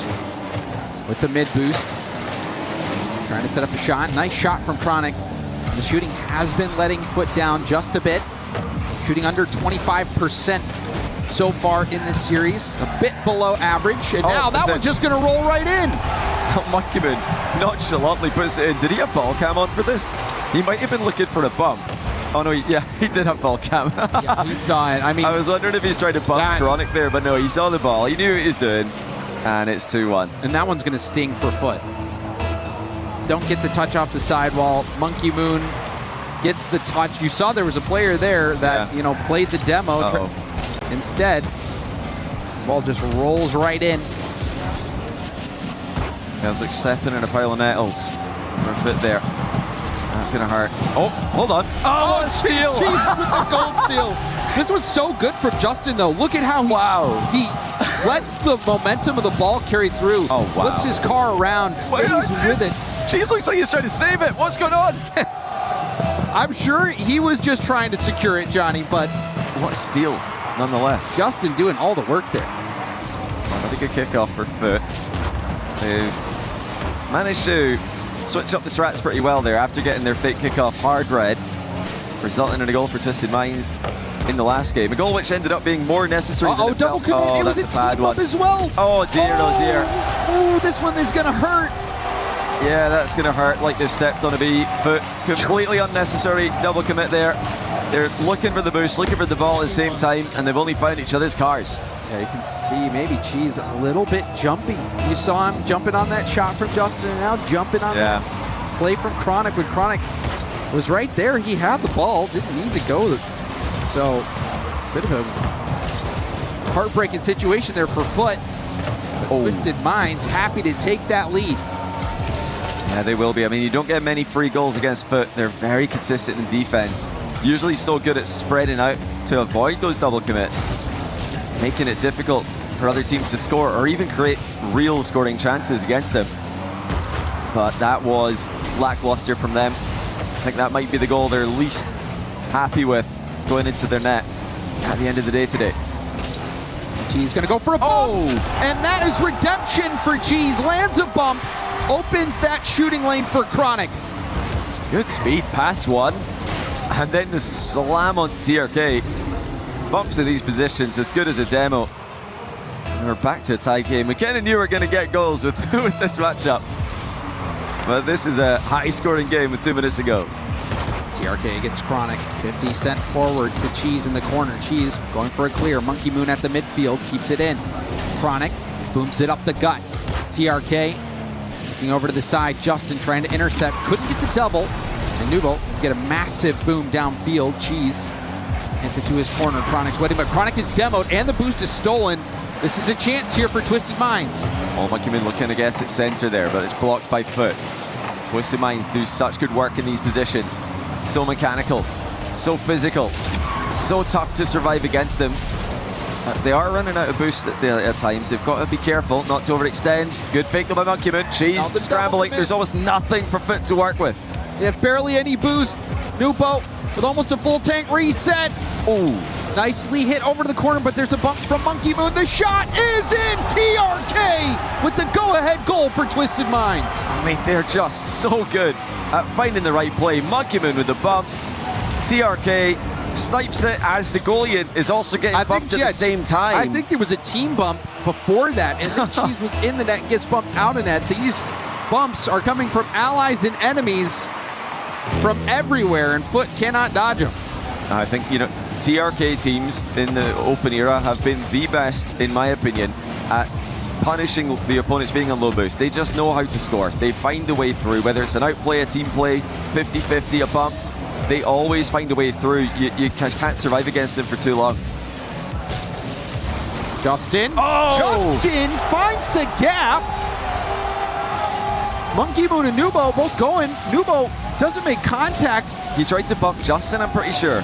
Justin just rolled right through him like he wasn't even there. And I think that maybe surprised Monkey Moon and TRK. They both didn't have a ton of boost, but still you wouldn't think that shooting lane would be open. I mean, they might have got comms that the bump landed because it looked like that he got some contact on him. He might have said that he's bumped him, and then actually Justin's just fully in control of the play. Still great play by Justin. Now here comes Chronic with a fake. Post-pitch save and defense. Keeps Twisted Minds tied. Oh, but Justin couldn't get the touch. Now we'll try to hand it off. TRK wraps around. Nubo. Hard shot low, it's saved. Final 10, Twisted Minds still putting on the pressure. Oh, big chance. TRK brings it down. No challenge coming through. He's got someone waiting in the middle, but it comes in too slow. That will be overtime, but stay alive for now. Another chance in overtime for Foot. They lost the last overtime we played. Golden goal for the series for Twisted Minds. Foot just trying to force game 5. And we're only in game 4 of this series. It's already the highest scoring series that we've seen in EWC this year. As many Twisted Minds series are. Can they get one more? Or will we get even more goals as Foot pile on the pressure now? Huge chance for them, as it's Twisted Minds who are running out of boost. Oh, there's the pass! Another one. Oh, it's intercepted. It's wide though. Foot should be fine. Foot trying to get a little too cute on the passes. Cheese, reset, pushing forward. Now Nubo in the air. He's gonna go for the 50. Gets the reset on the 50. Oh my goodness. Gets it past one defender, but Justin is there. Justin has been playing brilliantly for Foot. Hard hit high off the backboard. TRK is gonna be a little awkward, but an incredible read from TRK. It's a great read. Even to know to flip there just to get there in time. He had to make that decision in the moment. If he was any later on that, he's not gonna make it. That's been the story of this OT. It's just millimeters. Decisions, they need to be made immediately as a double commit from TM. Won't matter because they've won the ball. Now TRK with a redirect is saved on the goal line by Cheese. Saves, keeping both teams in it. The defenses of both teams stepping up. Chronic with the 50 out to the side. Justin doesn't take the touch. TRK down to the corner. There's a demo on the goal line. Justin trying to move in, and a big clear from Justin after his teammate got demoed, allowing his teammate to respawn. But there's another demo on the back line. Justin again, last back, a little hesitation. Justin has been making plays with those fakes. Love that back pass there from Twisted Minds to take the ball back. Now they double off the back corner. Won't connect for TRK. TRK and Twisted Minds look so dangerous, though. Foot have got to be careful. You can assume that the challenges are going to come through as quickly as possible. Like you mentioned, I love the fake from Justin, but he's got to get moving more quickly after it. Chronic goes for a low 50. He's going to roll up the back wall. Monkey Moon up against Cheese. Nubo helps out and gets a big clear down the middle of the field. Oh, Chronic. That was a precarious situation. Chronic having to shoot it just off target from his own net. I mean, Zach already had almost own goal in the tournament, but Chronic would have given him a run for his money there. Now here comes Twisted Minds, double committing again on the backboard pass with no boost remaining. It doesn't matter, they just get back so quickly anyway. Now Foot with a big chance. Justin does not pull the trigger. Taken away by TRK. He's going for the zero boost rebound in the near post. Shut on the door. Coming through from Chronic. Monkey Moon's committed. That was in a bit of a 1v2 here. He's got to defend against Cheese first of all. Help comes through from TRK. But still, that was another great defensive stand from Justin. Justin stepping up defensive-wise for Foot. Oh, that's a chance. Justin's through. Monkey Moon committed. Didn't make it. Looks like Twisted Minds are getting back to help each other. Now stealing double for Naupo. Can he get back to it? Of course he can! Triple tap. Sealing backboard into the goal. And that is a top play that puts the exclamation point on this series for Twisted Minds. Yeah, he didn't power slide on the ceiling landings. He wanted to get the whip round to get back to the ball. That is disgusting from the Ones World Champ. Usually he'd want his power slide that landing, keep her momentum, but it would have taken him the wrong way. So he's intentionally kind of spun around to get back to the ball. That's just ridiculous. Best goal of the series. All the goals that we saw, I think that was the best one, and that was the one to end it all. Huge performance from Nubo when it really mattered for him. They were on the ropes though. They were. But had them like almost down 2-0. I think they could have easily been up 2-0 here, which would have still been game on, but TRK, Naupo, Monkey Moon, not a team you can let back into the series. Once they get going, they're so hard to stop. Certainly. I mean, Foot, the team that made it through the last chance qualifier, you felt like they might come in hot. You felt like they would have a chance against Twisted Minds. They looked good in that first game, but wow, we saw such good stuff from the Twisted Minds.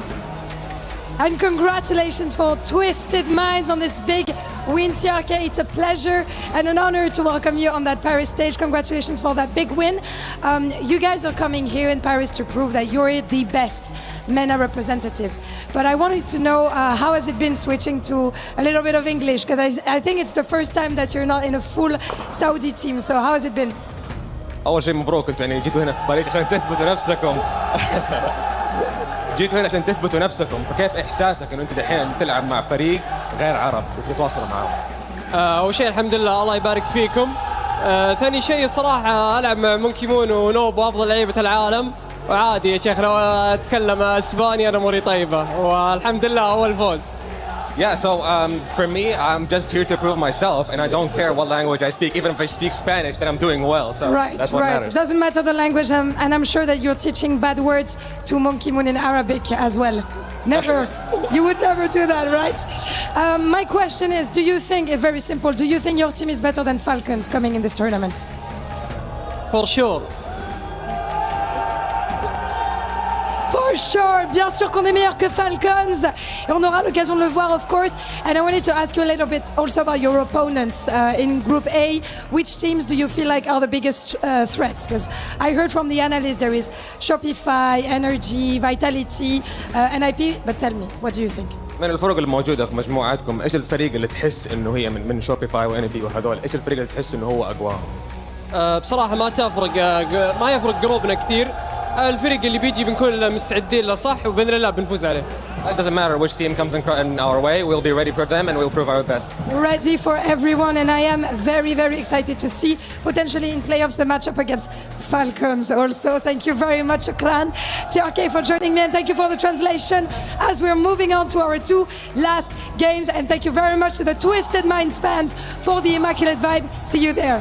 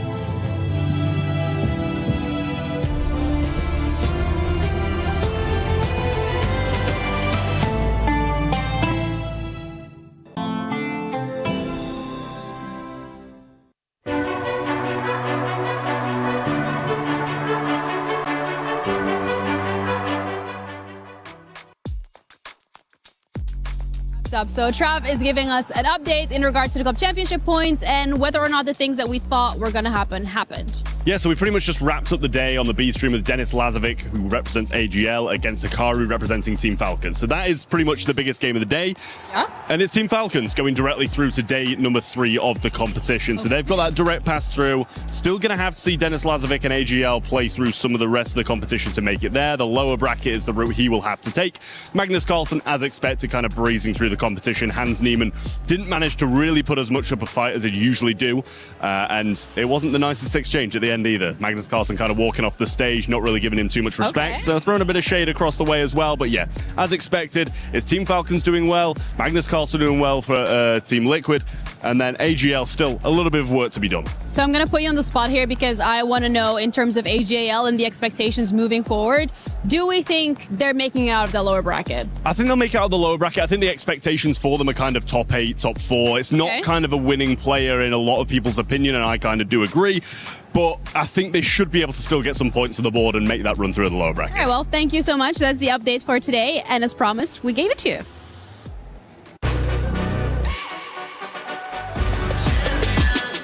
This ain't no regular thing. I came for the ring, you know what I mean. You see my name in the lights, better you wait, I'm champion.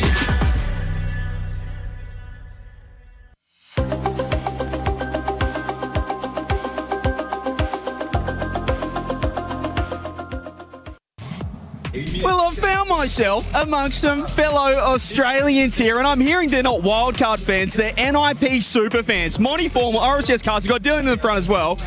Why are you not supporting wildcard? What's going on? I don't... look, I'm going to be honest, CJ. I got the ring up, and NIP said, can you get there? And I said, of course I can. And I said, can I bring this guy with me? And they went, yeah, okay. So I can't really go against them, can I? That seems dangerous, that you brought this guy, Formal, RCS caster. I've been hanging out with you a lot, but now you're here with NIP. How are you feeling at the Esports World Cup? I mean, it's pretty sick to be here. Venue obviously is massive and huge, but I just kind of want to push back on what he was saying here. Look, I'm here because if you remember, I picked Power. I was ready to come support Power, got the jerseys, got everything lined up, and then Wildcard did him dirty. So now I got to show up and support, you know, our greatest export, which is LVP. LVP, and we've got the great white as well, Dylan. Jorius, how are you feeling about NIP at this Esports World Cup? LVP's going to take it down. He's going to make those boys win every single time. He's going to lock in as well. We've got the pick-ins, though, to go through. We've got 2 games, the last 2 games. Fury or Vitality? Who do you have? Fury or Vitality? Oh, I feel like it's hard to go against Vitality here, but I'm going to. Just for the sake of it, I've got Furia. I mean, I think they're just going to pop off. I mean, realistically, Zen who? You know what I mean? Like, that's the point at the end of the day. I'm really feeling Furia in this one. Zen was so good, he would have won back at the major, but he didn't, did he? And you know who, like, had the good run? Furia had a good run. It wasn't the greatest run, but they had a good run. I love the confidence. Are you on board with Furia? No, we're in France. Vitality's coming, mate. Vitality, and then I'm assuming the last match, NIP Rebellion. I can't get any of you on the Rebellion side. You're on NIP. Look, if you weren't like Shopify Rebellion, maybe, but because you are.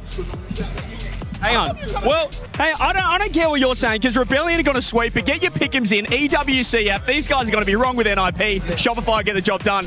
It's a pleasure to be with you boys, though, I think. Back to you.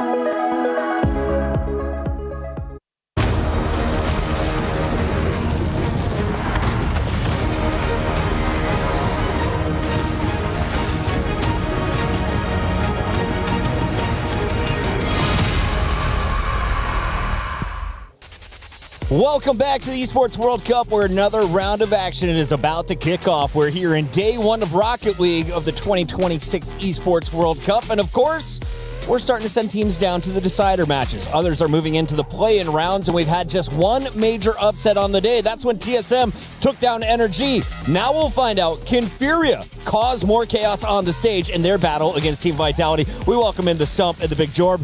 Jorby, I want to start with you. Vitality, where are they at in your power rankings of the 16 teams coming in? S tier. S tier. I think Vitality, they're one of the best teams here. K-Corp, when I had the tier list out, it was just K-Corp, Vitality in that S tier. And I mean, I'm never gonna doubt Zen at this point. Kid's absolutely insane. The French org has definitely invested in their talent, and not just here in Rocket League. Stumpy, let's take a look at our club championship points, because as you know, there's over $30 million up for grabs here. And AGAL from China are the top dogs. Falcons are very much still in the mix with the number of teams to go. But Vitality, I was just checking in. They've got a team in PUBG Mobile this week that is crushing. They've got teams coming up in CS2 next week. And, of course, they've got huge opportunities in Trackmania and, most importantly, Rocket League. So when it comes to the wheels, are they expected to make it to the podium here, a top 3 finish? I would be surprised if they didn't get top 4 minimum. If they can get any further, that's obviously brilliant. They've not necessarily had the best year that they would be after. They've not had any LAN wins, but they've done very, very well domestically. I think they just want to try and stretch that out that little bit further. They've been very convincing, and we love seeing them play, Jorby, because Vitality are such a storied org within Rocket League. It's great to see them succeed. I mean, there are levels to this, right? It's like Stizzy joins the roster, and I mean, you're talking about, look, the last major LAN we had in Rocket League, they literally took those champions to 7 games. Okay, sure, maybe they didn't get to the top 2, but like Stizzy joining this roster, it just gives them a whole new angle of attack. And of course, Zen is the centerpiece of Vitality, and they're just an electric roster. The best part of being in Paris is seeing the strong representation of all of the French orgs, including Vitality, who has a co-streamer on site. CJ, what's going on over there? I'm here at the co-streaming booth at the Esports World Cup, and it's perfect timing because Vitality are about to play, and I've noticed Fury, creator for Vitality, so let's go interrupt him and have a little chat ahead of their match. Fury, how are we doing? Oh, hello, my bro. Good. Doing very, very well. I mean, crazy, right? Esports World Cup in Paris. I mean, it must be insane for you. Yeah, it's very insane to have a big tournament like this in Paris. We are very proud in France to have this tournament. It's just we are enjoying the moment. And just walking around the city, it's insane to see, Zywoo and Zen on buildings, on posters. That's insane for Vitality. Yeah, it's a dream for all esports fans in the world to have these big players in Paris and in the same competition. And in terms of Vitality, I mean, we've seen some crazy upsets with NRG losing to TSM. Does that make you worried for Vitality's match against Furia? I hope we're gonna win against Furia, because we know in Rocket League all it's possible, and this upset of TSM is a proof of that. But I'm very confident about Vitality against Furia. It's okay for us. And are you worried that Zen is the stand-in for the CS team as well? Is Zen focusing enough on Rocket League? This man is too good. He's everywhere. He's a freak. Well, best of luck to you, and enjoy the co-stream. Yeah, thank you. Thank you. Cheers. CJ killing it as always. It's great to meet all of our co-streamers. We talked with the gentlemates earlier, now Vitality. Jorby, it's time to get into predictions. EWC Pick'ems have 93% of the fans. That's the largest margin we've seen, all going for Vitality. Yeah, that's a little insane to me. Look, I'm going to say this. Vitality, all-time in Rocket League against Furia, the orgs, 5-3. It's going to be 5-4. Furia got this one. Ooh! Unfortunately, Furia just have not been that good. I think that Sam have not impressed me that much. Last time. Vitality, they've got a good chance here. They need some more points. Give me Vitality. Chat, let us know, what are you feeling, Furia or Vitality? The French are looking for another win on day one as we send it down to the stage.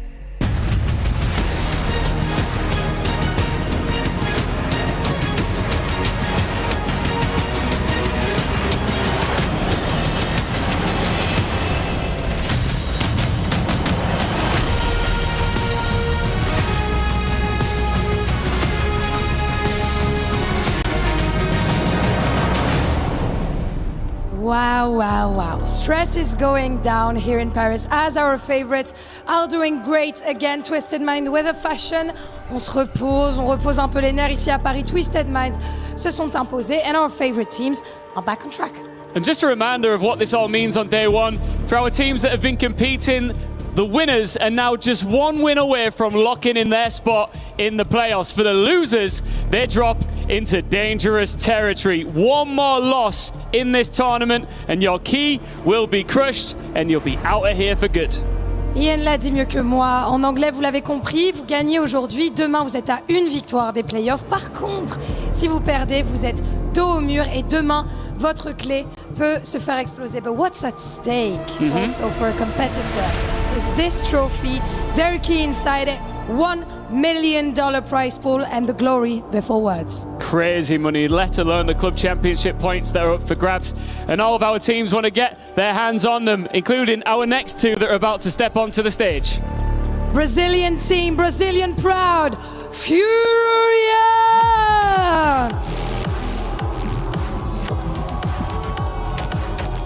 It is Brazilian Rocket League at its prime. They challenge early, attack every loose touch, and force opponents to survive a pace that can turn any game into chaos. Mesdames et messieurs, devant le public français, la passion brésilienne est prête à briller. Ils s'étaient déjà arrêtés, mais ils vont aller jusqu'au bout de la scène. Mesdames et messieurs, Furia sont prêts.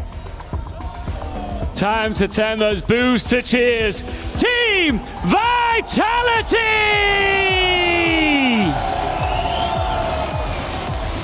France, another heavyweight is home.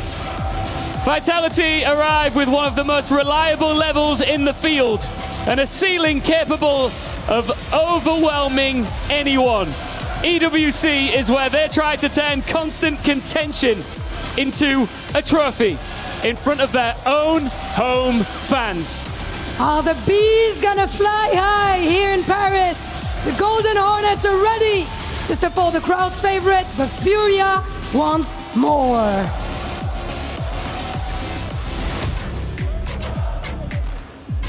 Last match of the day. A lot of favorites in the crowd, it seems, for Vitality. But let me tell you, 93%, second to last match, I can't count. It's hard sometimes.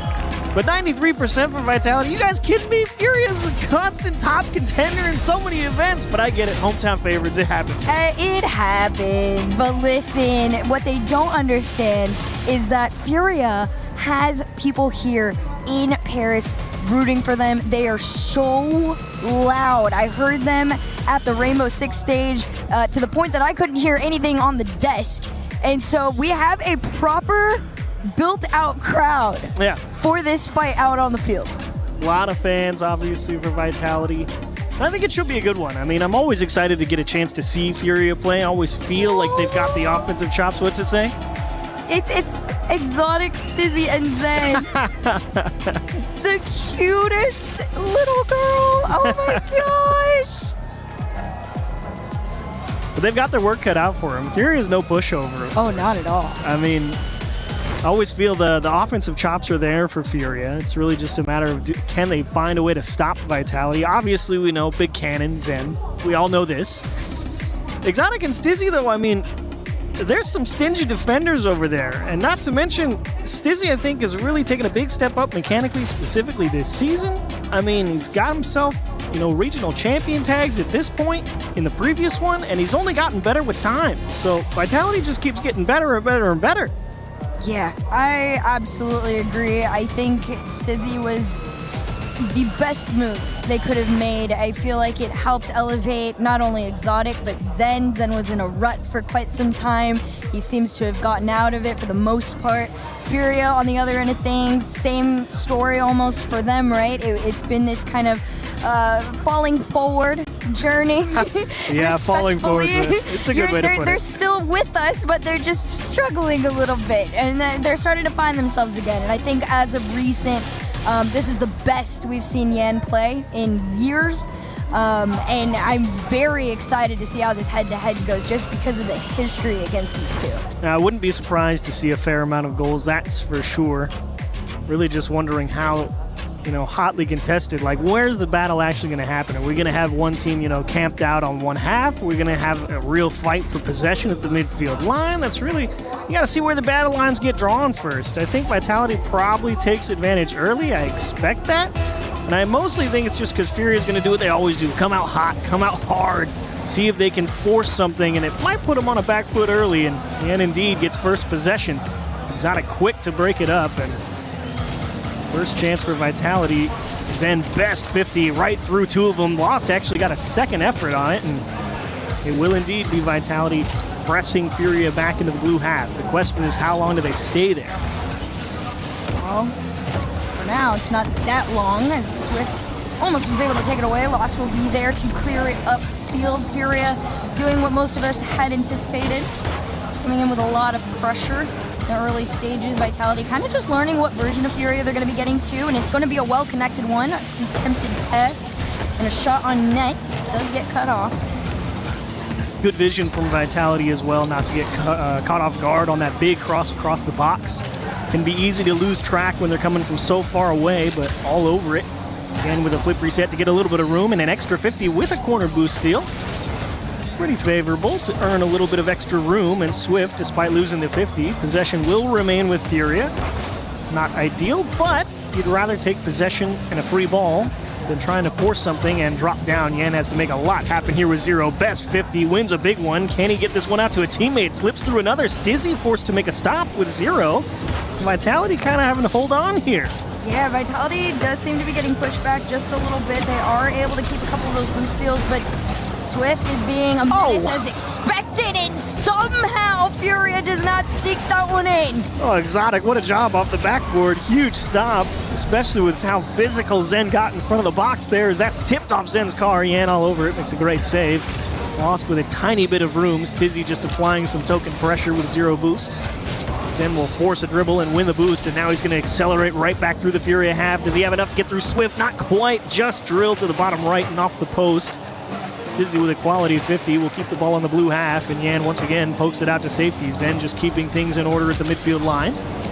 Will force Furia to respect the approach, as Exotic might have got caught leaning for boost, and he will just make it back. No, that's Exotic at the end of the day. This is Vitality we are talking about. It's always going to be just enough in the tank. Vitality does manage to catch a breath, and potentially a shot does go on target. First half of the game scoreless between the two, though. Decent amount of pressures. No performance from both sides that I wasn't not expecting. A very aggressive Zen, a very aggressive Yan. Swift is an absolute menace. The amount of times I've seen him on the other end of the field just waiting to go, and Exotic's kind of back and forth on deciding if he wants to play that same game, but they're being respectful with it as of recent. I do like to start from Furia as well. You know, it's really a question of how much can that defense stand. Turns out it's a pretty good chunk so far, as in, once again, great 50 through the midfield line. Swift with a delaying challenge at Zero boost. Stizzy will try and exploit a little bit of space. He will not be able to steal the corner boost, so Vitality will give a little bit of ground here. Exotic tries to take a cheeky 50 right around. Swift asks for a little bit of help. Yan makes sure his teammate gets the ball and the boost.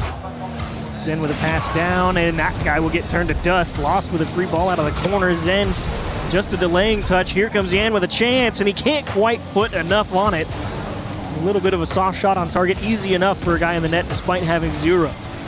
These traded demos are really what are keeping Furia in this. Reset down, Yan.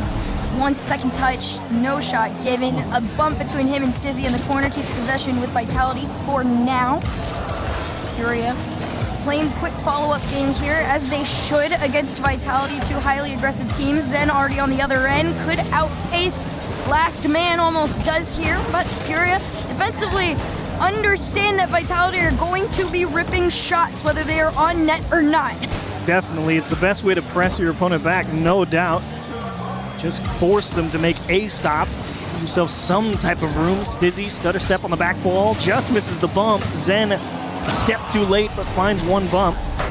Exotic, that's a great 50 to win through, and goes low, trying to poke it bottom right corner. Lost, able to make the adjustment. Yan will have to fight with Zero on the sidewall. Lost with nice tight support. Stizzy out into the middle. That's another big miss by Swift. Yan doesn't quite have time to get the Zero boost, and Zen makes sure to steal it from him first. It's not about forcing the shot, it's making him think you will, and then denying the resources. Vitality trying to starve him out at 0 seconds. Top right corner, no good. Double commit. Here come more boost steals. Vitality's really going to try and squeeze here with Zero. Stizzy gets stood up on the sidewall. Lost with a great clear. Fury a chance to breathe, but one last hurrah for Vitality. Off the backboard, Zen lets it go for Stizzy. Top right, no good, and he will kick it down. Stizzy can't quite keep it up. And that will be OT. Furia just hang on. Oh my gosh, a close game one. Gives us an overtime between the two. Lost off the kickoff, able to carry this one into the other end. Low boost, but a shot taken, and here's the follow-up. Off the side wall, it's gonna have to be a quick cut. Low boost means a slow shot, but not for Zen. This one to the backboard. Stizzy with the catch, has space to work with, but Furia has him read.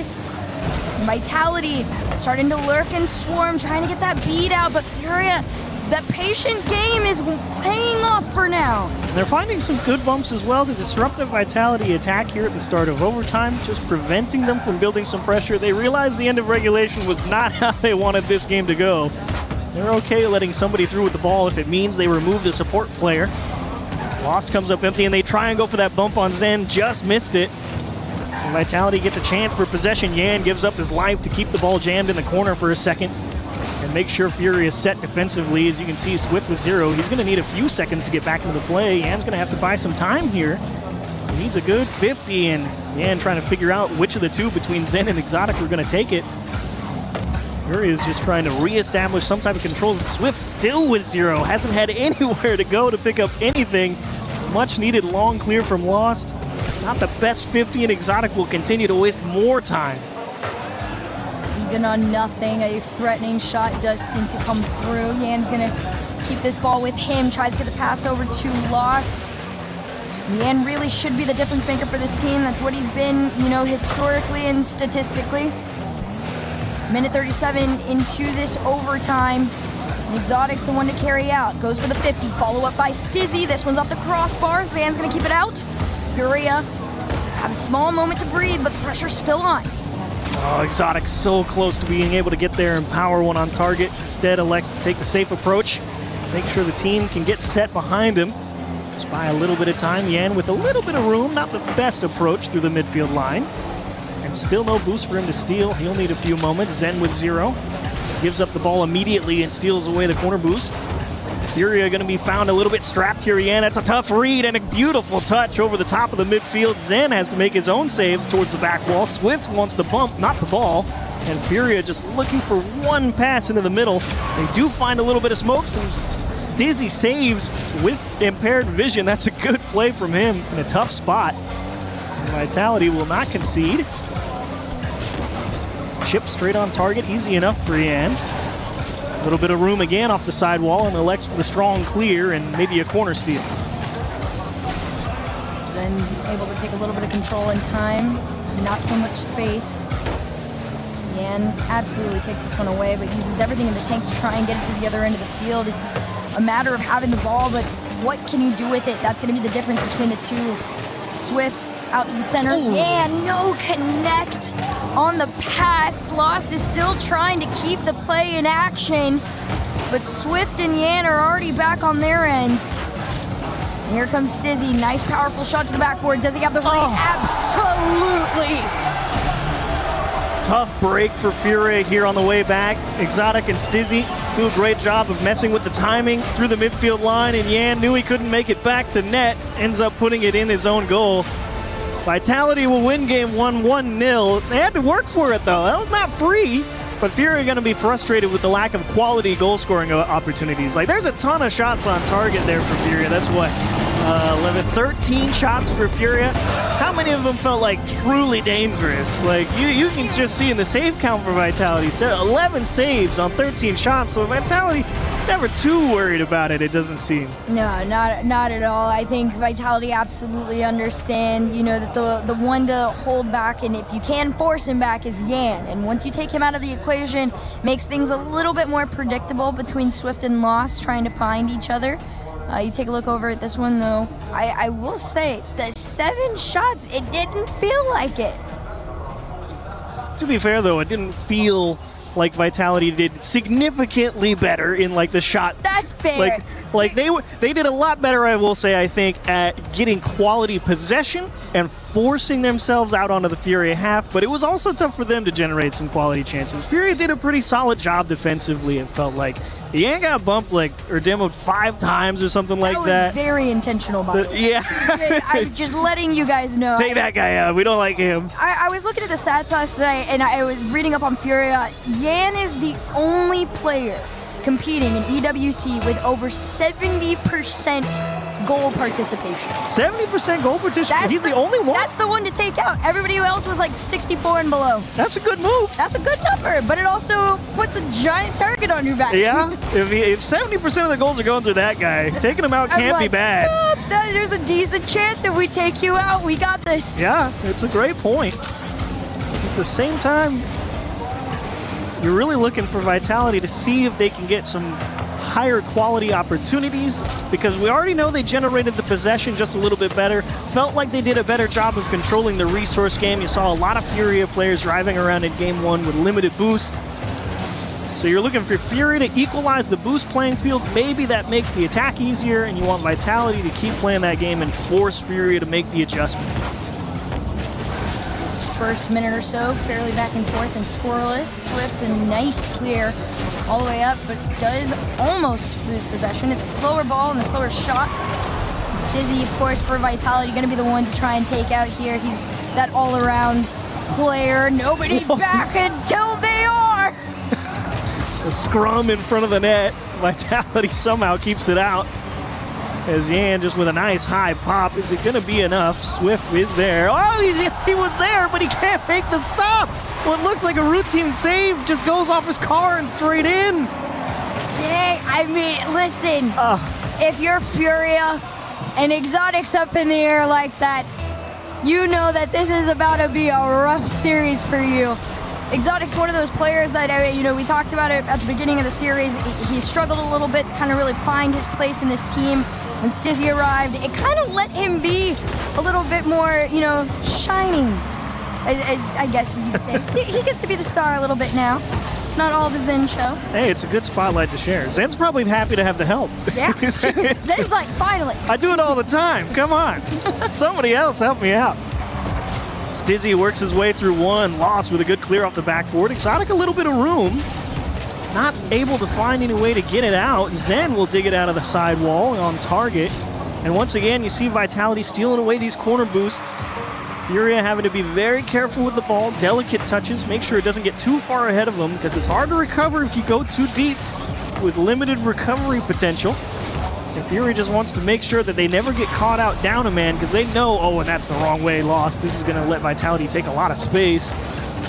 Thankfully, Yan will break it up. There goes Exotic once again to blunt the Furia sword. Yan finds a bump, but not before they get a clear.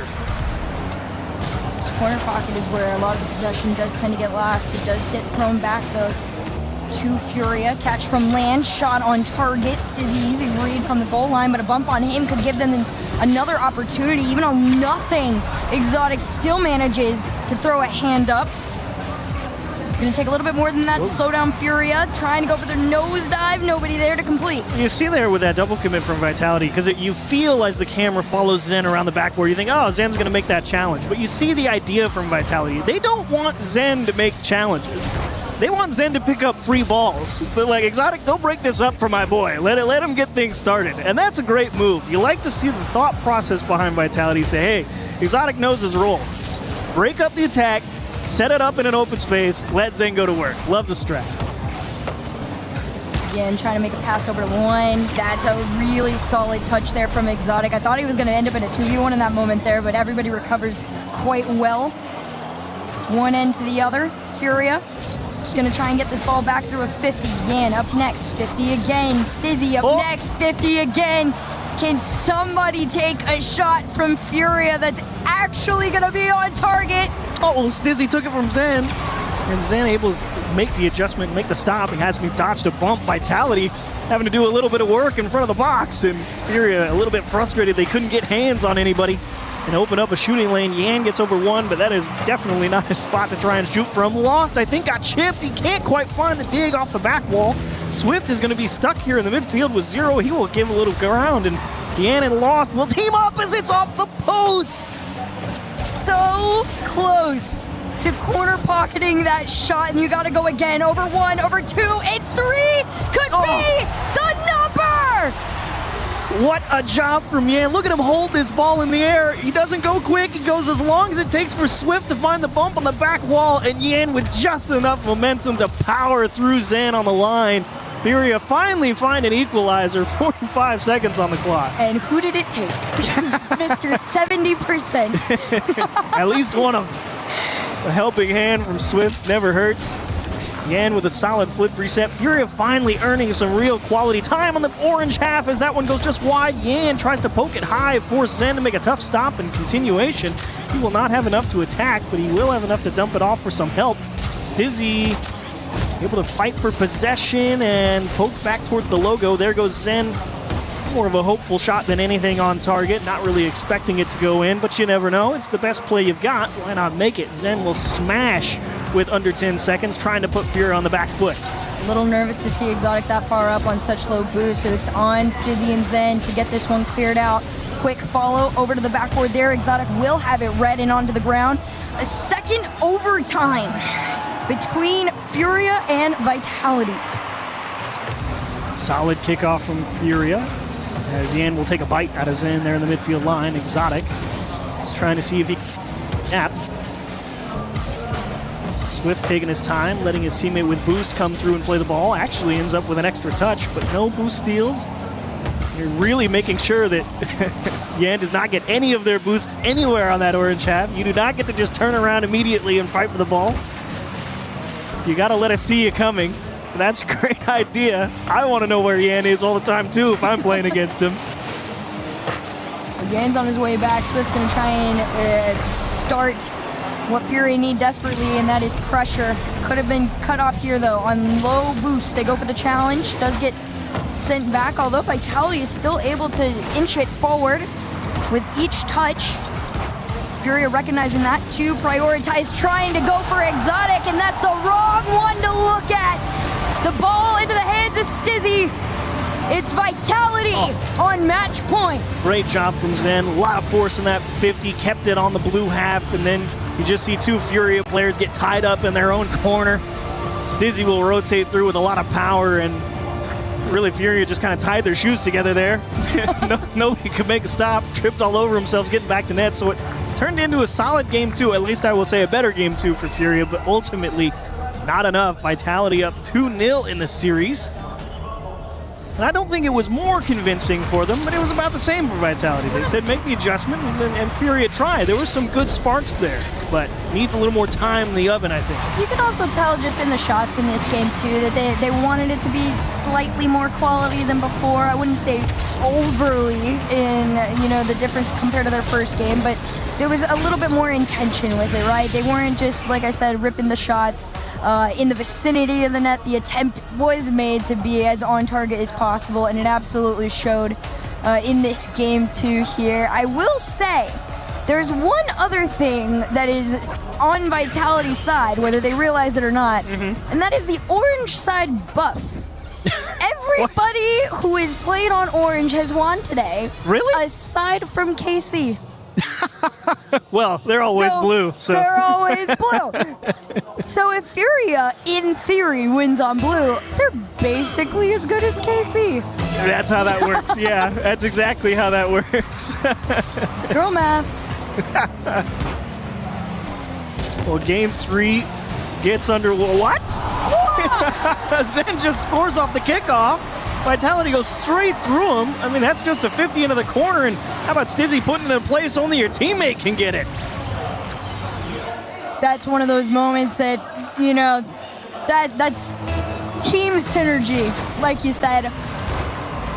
8 seconds into this, Vitality already up by 1. Looking to make it 2 here as Furia clears out to the other end. A catch from Lost, tries to play low. Easy read here for Stizzy. Him and Exotic working together. The quadruple touch goes nowhere but down. The boost gain through games 1 and 2 still favoring Vitality.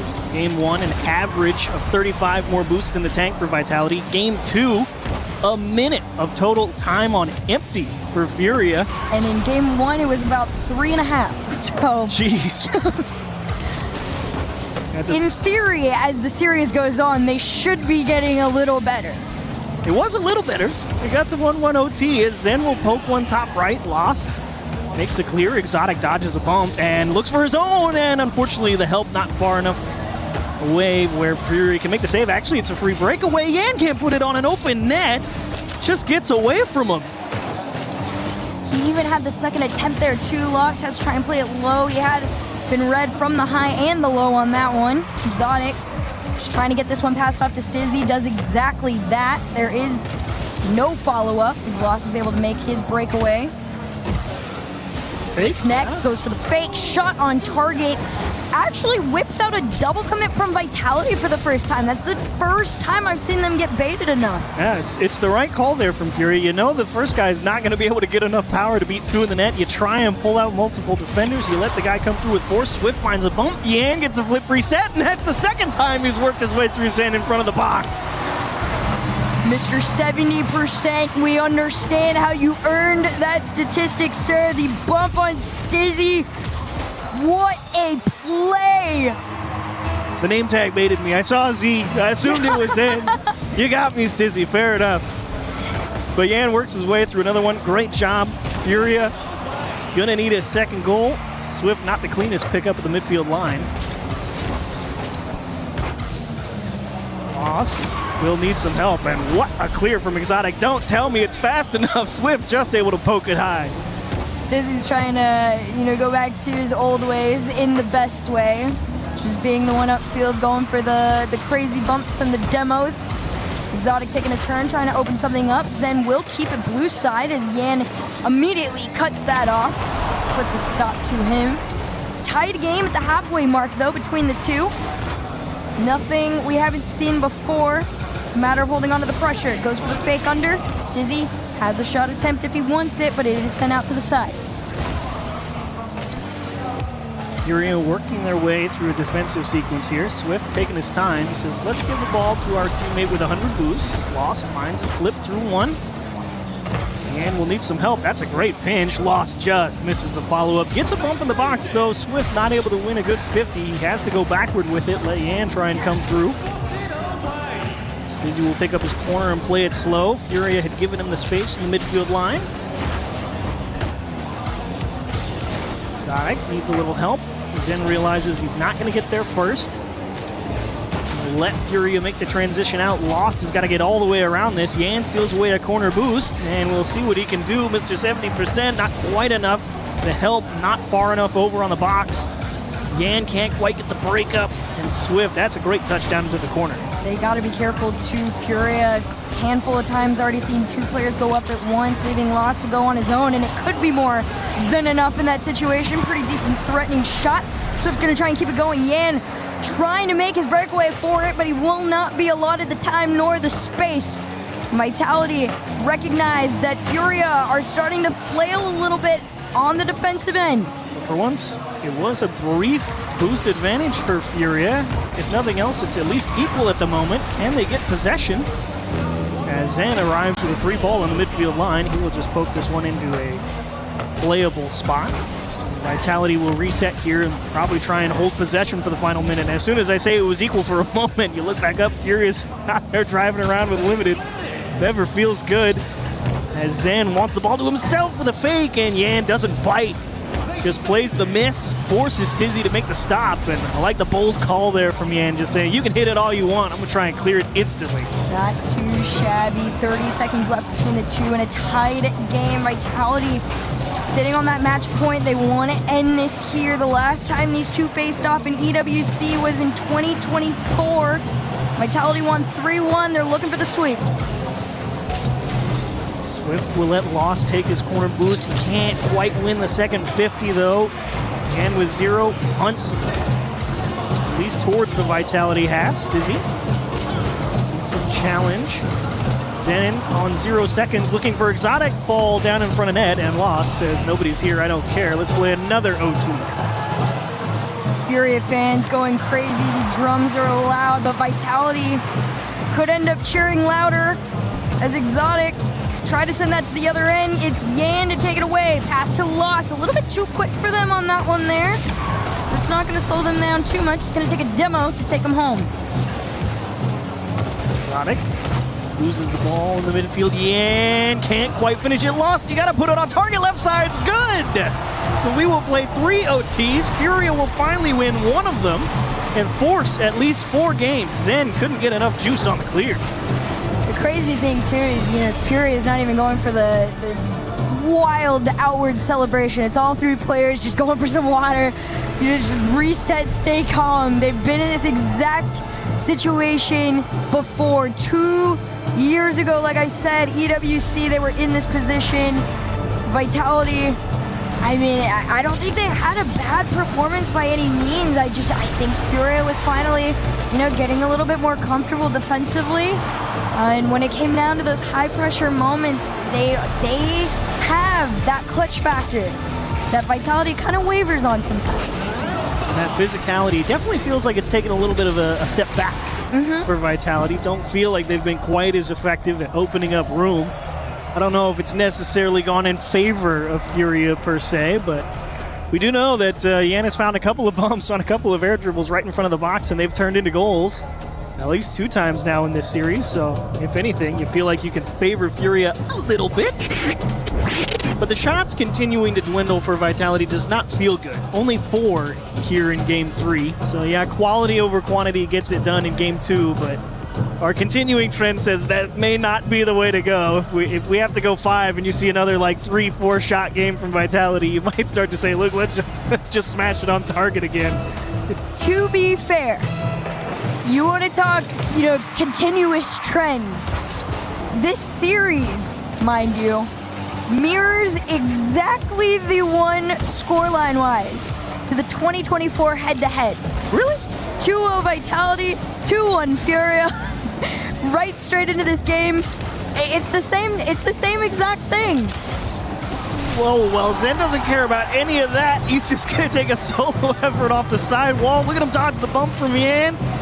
Just take this nice air dribble and lost. Good effort from the side wall, but Zen making sure to push him into the net as well. How about a one-man show to get things started? It's giving 2024 Zen. He's pretty good. Still got it, baby. Yan off the kickoff, no good. Sonic deep out of your own half. Gets over 1, maybe 2 here. Great catch. Can he find a way to get it middle? Not quite.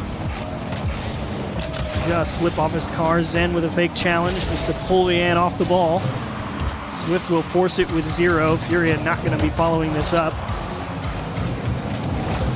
Solid trap from Zen to secure his own corner. Vitality just slowly but surely work down the field. Now here's a great spot for Vitality. Goals have come at a premium pretty much throughout the entire series. You score one early like that, now you just say, okay, beat us. Yeah. I mean, if they've been playing tooth and nail 0-0s all the way, I mean, you might be comfortable if you're Furia. I don't know. You might say, look, I don't think you're good enough to just break us down and tie this back up. I really do feel like that might be name of the game here. We'll see if Furia can tie things up. Still trailing by 1. Stizzy wants to make that 2. Yan's got other things to say about that. Even on no boost, able to take it 1 challenge at a time. Closer towards that orange side there. You can see all the members of Furia starting to bunch up a little bit, but the demo is what's really going to let them break through, or so they thought. I mean, Exotic did a great job out of his corner there. He won 2 50s and gets everything and just breaks out of his own half. Even if he loses the ball, it's going to waste 4, 5, 6 seconds off the clock. And with the lead, that's all you need. I mean, Vitality really should just everybody should just try and solo play everything right now. Because it doesn't matter if it goes in the net. You care about just not losing as that one goes just wide. Zen misses the pinch clear. And Fury going to start swarming here down into the middle of the box. Exotic gets his boost stolen. Yan circling in the midfield, trying to pick his moment. He will need some help if this one wants to find its way in, and pass not good enough. Those boost steals are going to be very crucial to Furia being able to keep the momentum and pressure on that Vitality net, but the clear sends them running on home. Full pressure ahead. That was from Stizzy and Exotic. 1 challenge at a time. That halfway mark still stays with Vitality in the lead. Exotic's gonna play it a little low. Stizzy was gonna throw him into it. He's got no boost at that point. You're in the lead. That is a dubious approach at best. It's really cool if it works. It looks a little less good if nothing happens. That's one of those things that you do in ranked for the memes. Yeah. I don't necessarily know. Like, hang on, don't move. EWC with $1 million on the line. Maybe not the way to go. But at the same time, no harm, no foul. Exotic just diving to break this one up in front of the box. Yan driving through the corner. Zen very patient coming around that and forces Swift out to the sidewall. Great line on the challenge just to not allow anything too dangerous for Furia, but Furia definitely cycling here. It's been a good minute and a half on the orange path as Exotic will make a stop. Zen with the supporting touch clear. And Vitality, I won't say they're working hard on defense, but they're definitely being put through their paces. This is definitely, one of those series where, you're glad you ran through the motions defensively if you're Vitality. You don't get to see yourself on that side too often, but you want to make sure, you still know how it runs, and they do. Swift with the sneak, but Zen has him red. Absolutely cuts him off and almost sends him all the way back. 20 in the tank. Round 1, almost round 2. Final minute stands with Vitality. Stizzy will break it up in the midfield, and finally Vitality, they earn a little bit of space there. Zen winning those 250s on the left half has let Vitality push forward, and now the fight will happen in the midfield line. Waiting to see a Stizzy pop off. He might get it here. Popped that one up. Got it taken away. Zen up next. Flips into 1.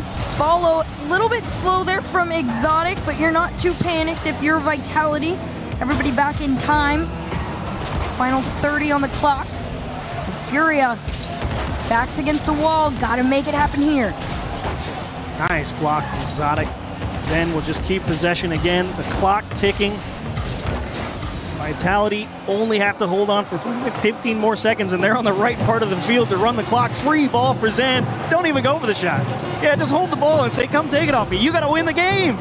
Zen threatens net just to freeze him. Exotic makes a big block.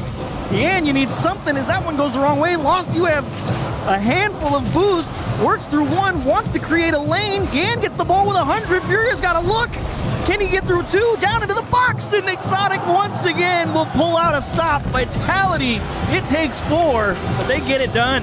Nail biter to the absolute last second, but history has remained the same here at EWC. Vitality taking down Furia 3-1 once again. Great show from Vitality overall. Controlled. Didn't have to force anything, really. They said, Furia, we think we've got your number. Boost domination the first 3 games. The last one you scored early and said, okay, beat us. Furia just didn't have an answer. It was a tough series out there for Furia, but I think they would like a second go around in the playoffs. But before that, Furia's got some work to do in the lower bracket. Yeah, they're going to have to play from down under. Not necessarily impossible. They definitely, you need a good warm-up. I feel like Vitality is that, right? Headed into the next day. But for now, Vitality starting off exactly where they want to be and with who they want to be, and that is Zen. Bonjour Zen, comment ça va? Ça va et toi? Ça va bien. Vitality, make some noise for Zen. What a performance to start off your tournament here. How excited are you to be playing Rocket League in France once again? We have 3 LAN already in LAN, so I'm confident. We have the crowd with us, so I'm feeling really confident. I think we start a bit shaky, but we will do analysis, etc., and we will come back stronger. During the Paris Major, you said how excited you were to play in front of home fans. You reached the semi-finals in that tournament. How much do you want to give your fans a trophy this time around? It can be crazy. I did 6 grand final already, I think, overall. So I'm really happy, and I want to win a WC for Vitality also, because they give everything for us. They trust the project all the time, so I can't wait to give it back the trophy. Well, your English is of course fantastic, but if you want to say whatever you want to your fans in French, please do. Merci les gars, vous êtes exceptionnels. Comme d'hab, vous donnez de la voix et ça me rend extrêmement heureux. Vous pouvez pas savoir à quel point. Et juste merci, vous êtes les boss. Zen, merci beaucoup. We'll see you in the next round. A phenomenal performance from him and Vitality.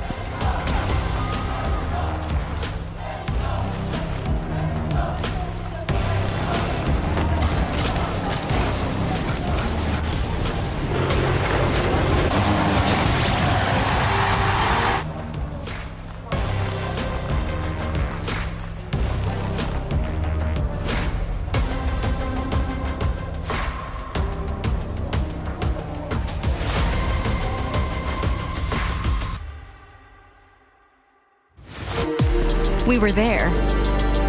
For every click, every clutch, every respawn. We were there for the years of grind. And we're here. Now. The proud founding partner of EWC. Powering the biggest event in gaming. Shoulder to shoulder with the world's best. Making history. Greatness deserves a stage. Lenovo Legion. Reach your impossible.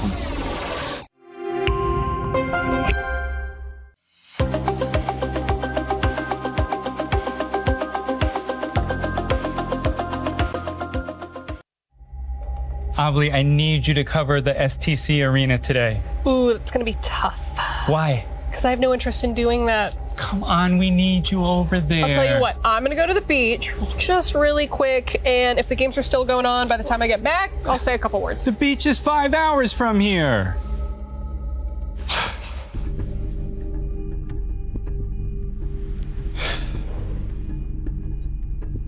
I wish Avli cared about esports more than anything in the world. That's a candy bar. It's worth a shot. Duh! Avli, what are you doing? I'm here for EWC. I love esports. More than anything in the world? So you can cover STC Arena? I'm gonna cover it all. That's great. Well, let's get you over I now. want a key. No, you can't have a key. Keys are only for clubs. Yeah, okay. We'll figure out your key. Great, let's go. Okay.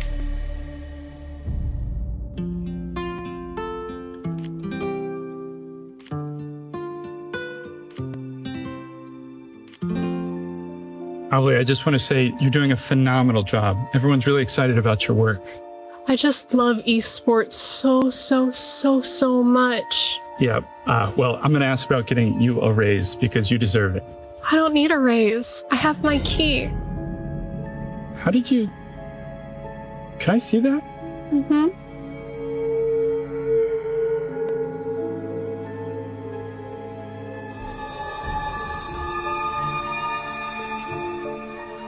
Avli, did you take this from somebody? No. No. No, no, Okay. no, no, Okay. no, no, no, don't do that! We were having such a nice tournament! Why does it matter? We were having such a nice tournament! Okay, it's your key. It's your key.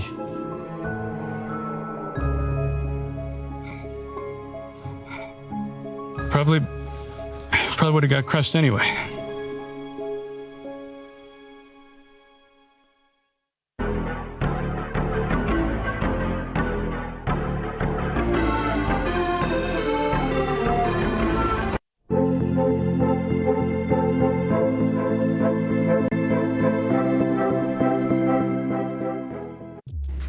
There is some CS2 action happening here over at the Kiria City Battleground. So Pimp is joining us to give us an update on what's been happening today. Yeah, a lot of close games has been taking place. I think a lot of the games had a clear-cut favorite coming into them, but so far all the games have been hyper-competitive with a couple of surprises been happening, yeah? All right, can you let me know what the surprises are then? Yeah, we had Team Spirit, who in Counter-Strike terms is one of the best teams in the world. Did very well at the Major a couple of months ago. Heavy favorites against a team called GG How, who on paper were not supposed to beat them, but they did. So that's like the biggest surprise we had so far. I love that because that seems to be the theme for EWC this year. A lot of surprises, a lot of upsets. I want to talk about some teams that are relevant for the Club Championship. Falcons, Vitality, 100 Thieves maybe. What's going on with those? Na'Vi too, actually. Na'Vi too. Na'Vi playing right now behind us, you know, off to a good start, so that should be interesting. You said Vitality and the Thieves. Well, they're actually facing each other in an hour's time right here on the stage, so that should be interesting. Very important, naturally, for both teams in the Club Championship.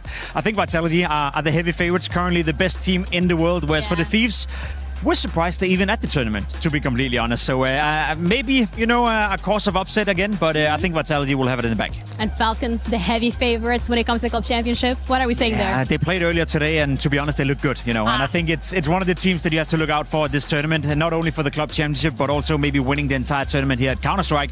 I think Falcons is looking pretty strong. All right, well, thank you so much for that update. That's it from us for today for the Club Championships. Hope you enjoyed. Play is in our DNA. Whenever we let it out, it becomes our superpower. Now imagine an entire city being built to supercharge it. Kadir City, powered by play.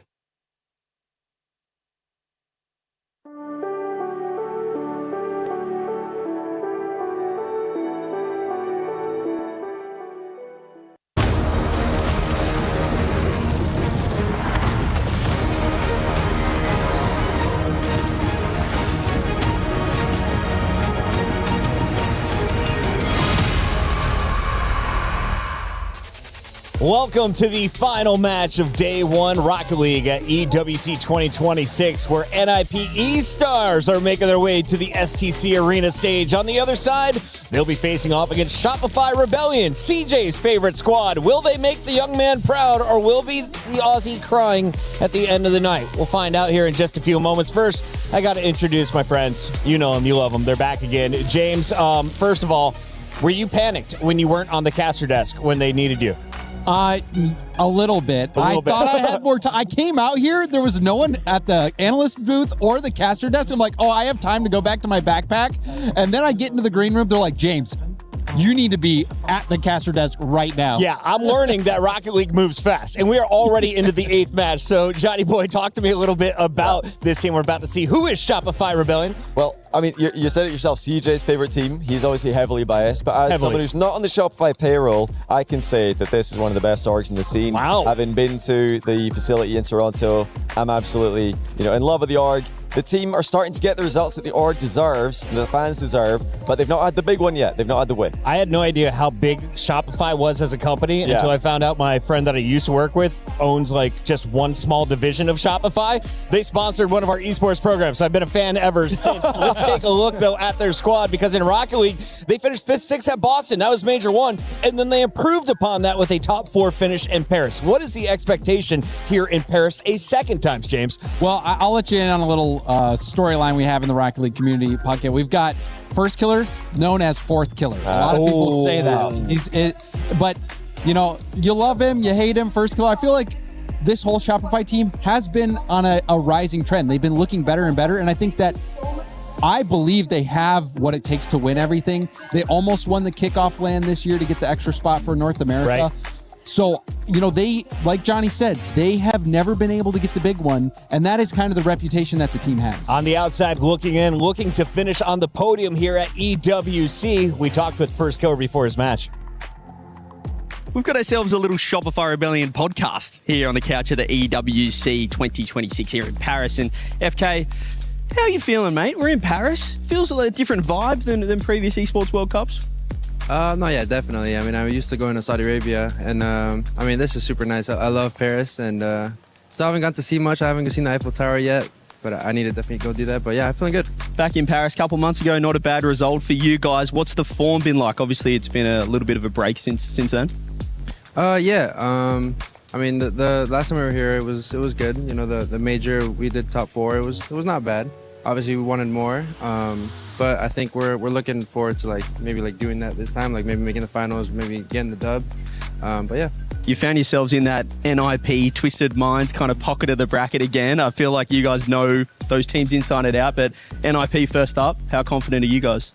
I think we're pretty confident. I mean, the last few times we played them, we haven't really struggled that much, but I think it's just mainly about obviously not underestimating them, but playing our game. And then if we play our game, I think we'll be fine. I know Panda would have you guys scrimming pretty hard, but outside of that, here in the player area, things like that, have you been getting up to any other activities, table tennis or any other games? What have you been doing? Yeah, I've been playing some ping pong or table tennis, or however you want to call it. I've also been playing some pool. I'm not the greatest, but Who's the best at table tennis on Rebellion? Panda. Panda's the best. Yeah. Panda's the best at a lot of things. That's why he's the coach. That's why he's the best. Well, best of luck against NIP, and good luck for the rest of the tournament. Thank you, CJ. Shout out to First Killer trying to finish on the podium this weekend, but I got to ask the Scottish man to my left, true or false? You guys call it ping pong in Scotland. Yeah, we say a lot of things differently, so yeah, I'll go with ping pong. Ping pong is a much better name for table tennis. Let's take a look, though, at the opponents. NIP E-Stars is the team on the other side. Are they the favorites, underdogs? If so, what's the parity between these two squads? I think that for NIP, they have been on the bubble of the elite in Europe for a while, whereas Shopify Rebellion, they are top tier. They are the cream of the crop. in NA, whereas NIP, they want to get to that position. They want to be in the conversation of maybe being a team capable of winning it all. But I think you ask many people around here, they don't look at NIP as a team that can win a tournament like this. Whereas Shopify, people think, yeah, it could happen.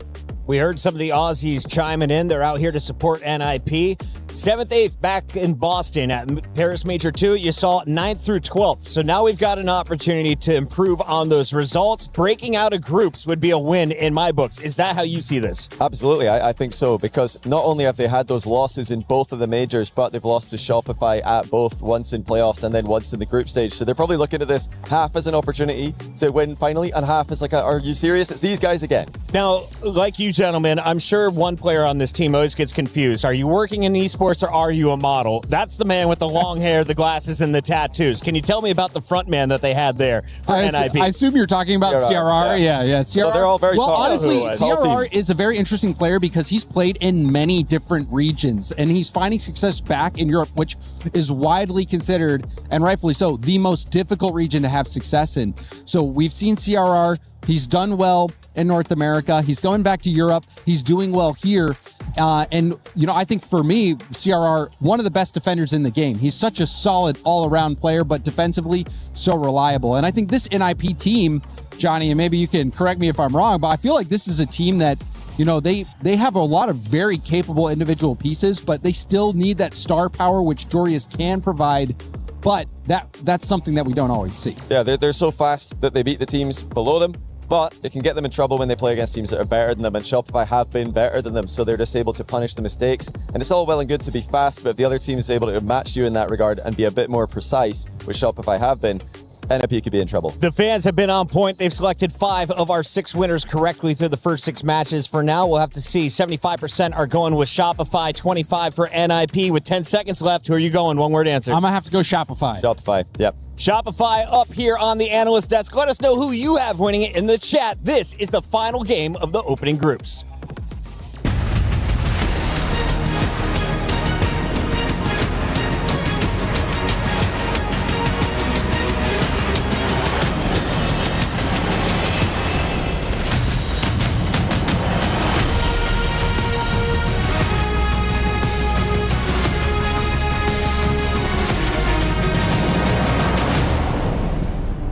Can you believe we've already had 7 matchups of Rocket League here on stage at the STC Arena? I don't know about you, but I could do another 20. I am absolutely adoring this. Yes, and it's giving me the itch to play the game now, but I'm a bit worried, Ian, because I heard that retirement age on Rocket League is roughly about my age, 23, so I think I'm a bit cooked. Yeah, you're washed already. Yeah, man. But what is the good news is that we have one more game to watch. Cannot wait for it. Let's welcome our next 2 teams onto the stage, starting with Ninjas in Pajamas!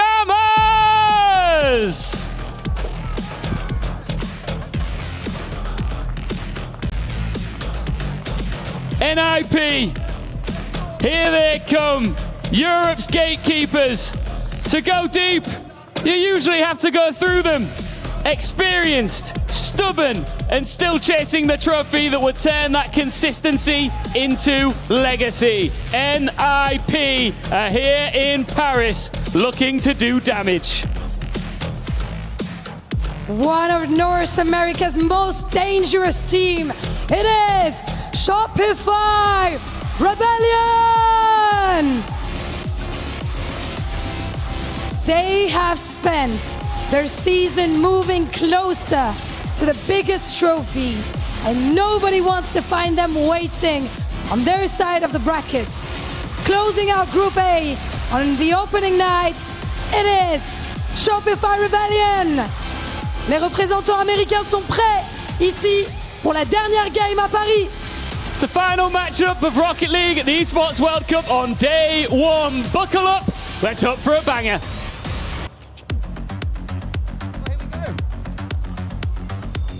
Here we go. It is the final series of the day between NIP and Shopify Rebellion. It's been a long day of Rocket League, but it's been a great day of Rocket League. Some people were missing close series earlier, but we've had that now. We've had upsets. And that's time for one that truly, in my opinion, could go either way. I mean, this is on top of already an incredible day. I think either of these teams would not be an upset when you look at how they generally perform domestically. But then when you look at what their head-to-head is like, it is currently 2 series played against each other, and it is 2-0 in favor of Rebellion. The last time they played against each other was at the Paris Major, and Rebellion beat them 3-0 in that best of 5. So Rebellion certainly have got the number of what would be an NIP team on a relative ascension, as Europe is looking scarier and scarier throughout this season so far as we head into the World Championship, and CRR has headed back to Europe. But Rebellion have had such an interesting run throughout North America. They have toppled the Kings, the theoretical Kings, the NRG now, losing to TSM. But, you know, on the face of it, Rebellion being able to outperform sometimes has been a lot of fun to see.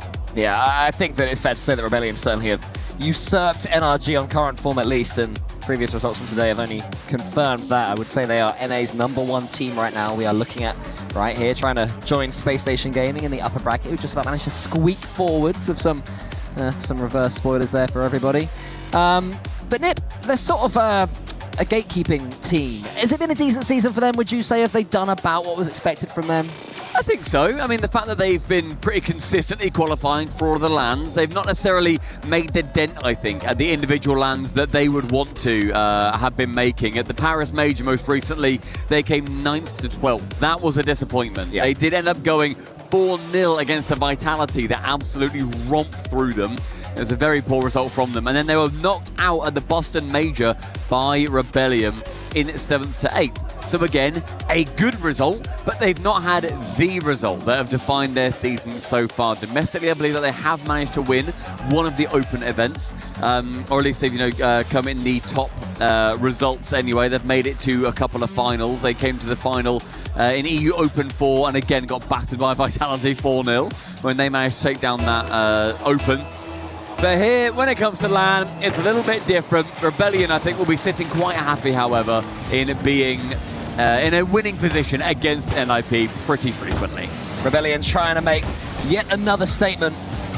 Big win this could be. Ninjas in Pyjamas, as you mentioned, Stumpy, at international events haven't really excelled and exceeded the way we expected they can, or the way that we expected that they could. But never an easy team to beat. So we'll see how easy Shopify Rebellion make this one look.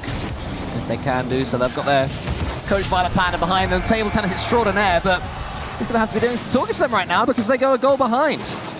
I mean, it's a great start for NIP. It's a very lofting pass with no real intent to it, just to ask the question of the defence.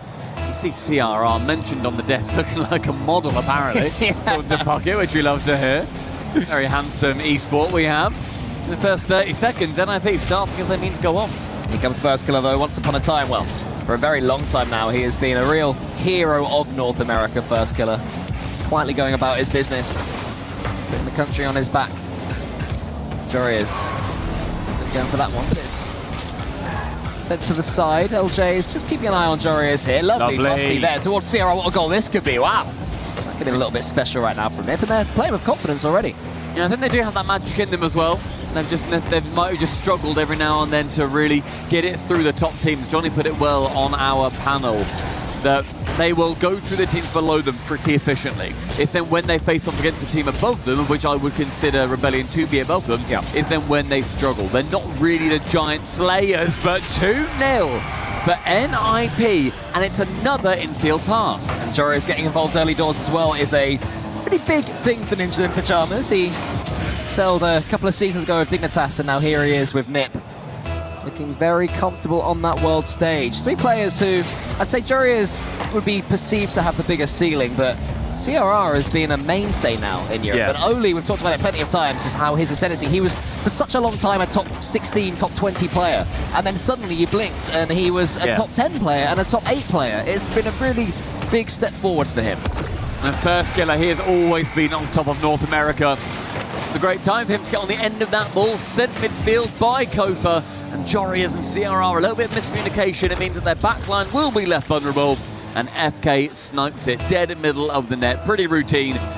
And First Killer again, I really love watching him play. He is such an incredible player. He's just yet to really have his moment in the spotlight. A couple of finals, a couple of losses. He gets so close with relative frequency. Yeah, so many second places, and of course, the 4th Killer moniker. Yeah. That will chase him around until he finally can win a LAN. But consistency like that is something that so many players would dream of. That's a very good point. Is it better to consistently be bubbling around top 3, top 4 for 4 or 5 seasons, or is it better to win one major and then fade away? There's an open question for everybody, maybe for Johnny Boy and the lads to discuss on a podcast. Curious what people think. But right now, I think that first killer, for him, he's only got eyes on the top prize. He's got himself back into this opening game, but CRR has the ball. He gets the dunk towards Jorius, hits the post. Is CRR coming in again? No, he didn't have the boost to do so. Leaves LJ to go forwards, and Kofa gets that 100 boost, so Shopify Rebellion will be safe for now. I love the rotation there from CRR, though. As we're saying, just his presence being there, they don't know he has no boost, so they have to respect, they have to play worst case scenario. And you see he just try and swipe through and take out a Rebellion player halfway through game number 1, with Oli winning that challenge. Can't boost down far enough to get the second tap through. And here's good swarming play from NIP, and Rebellion struggling to deal with it at every single time of asking. They're certainly not outclassed in this game. No, not at all. Nip dealing very well with Rebellion's pace. They're doing a lot of fakes. They're forcing Rebellion to swipe at balls that maybe Rebellion would rather take a little bit more time on. Very impressed what I'm seeing from Nip so far, actually, in dealing with the threat that Shopify Rebellion possess. There's a 50-50 demo there from CRR. Torres leaves that one. Oli to the side, finds CRR, and that is perfection. Goodness gracious me, oh my. Lovely pass across, again another infield. Certainly the bread and butter we're seeing from NIP, slams it top left, and CRR erupting. Seeing what that means to NIP, I think they must know that when they've come up against Rebellion, it's meant the end of their tournament lives. If it wins here, it will not be the end of theirs, but it does start them off on a bad turn. First killer, can't get a touch on that one. Kofa as far again as an opponent. So Rebellion really struggling to get hold of this ball right now, and they need to do so quick because they have 80 seconds left to get back into this opening game. When you're in the best of 5, you don't want to be dropping the first one. It very quickly leads you to be chasing. We've already seen how fast you can be trying to get a reverse sweep. Kofa tries to dart his way towards that one. It's not going to happen. And Nip are defending excellently at the moment. I mean, they've been very impressive how fast they've been able to get to every single ball. They've rarely been the second player to it. And they've also been doing a lot of these annoying touches that means Rebellion just can't quite get in. Jorius, a reset, top corner, found and saved by FK. In the midfield, SR, they need something. It'd be great for them to get a goal sooner rather than later, so they don't need to be rushing. NRG can do it. Not all the time, it's not particularly reliable. As in that back corner, Jorius and LJ racing the boost, and Jorius, the great white, is able to secure one. No reset, goes low. First killer pops it into his own corner. And one fake, one bottom left, not quite found, but time continues to be wasted as we enter the final 20 seconds with a 2-goal clear lead. Yeah, that would have killed the game, but Rebellion live on, at least for now, but Nip are doing an excellent job of game management right now, just getting as many touches on the ball as possible, but that one was loose. First killer's got a chance to get an angle into the centre, one more chance for Jorius to kill this opening game, and Nip have...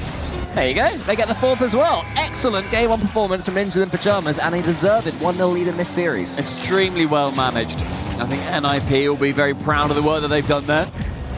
With LBP standing behind them as, I think it was Formal or Monty or CJ, one of the Australians said. Someone Australian said. One of the Aussies. Yeah. Maybe it was LBP. The great nation of Australia said that LBP is their greatest export. Ah, I see. And so maybe it was LBP in hindsight. But dropping to the floor is NIP with a dub. Game number 1, and that is going to be preventing the 5-game win streak that Rebellion would have had against NIP. It was Monty who said that, by the way. It was Monty. Being entertaining as ever. Formal. Yeah. It was CJ. It was or LBP. It was or quite frankly, whoever the Prime Minister of Australia is, who I genuinely don't know. Do they not share our Prime Minister? They have their own. How cute is that? They've got their own Member of Parliament and everything. We give them one of them. I think Rebellion, they've got a little bit to talk about because they were... I was saying earlier on, they weren't outclassed. It ended up being that I think they were outclassed. I think Rebellion, they showed not a lack of trying, but they just weren't quick enough to get to the ball, and that gave all of the pace control straight to NIP. You can see the CRR, well, yeah. Guy. CRR, huge performance. 3 goals, almost 700 points, 5 shots as well, so a decent shot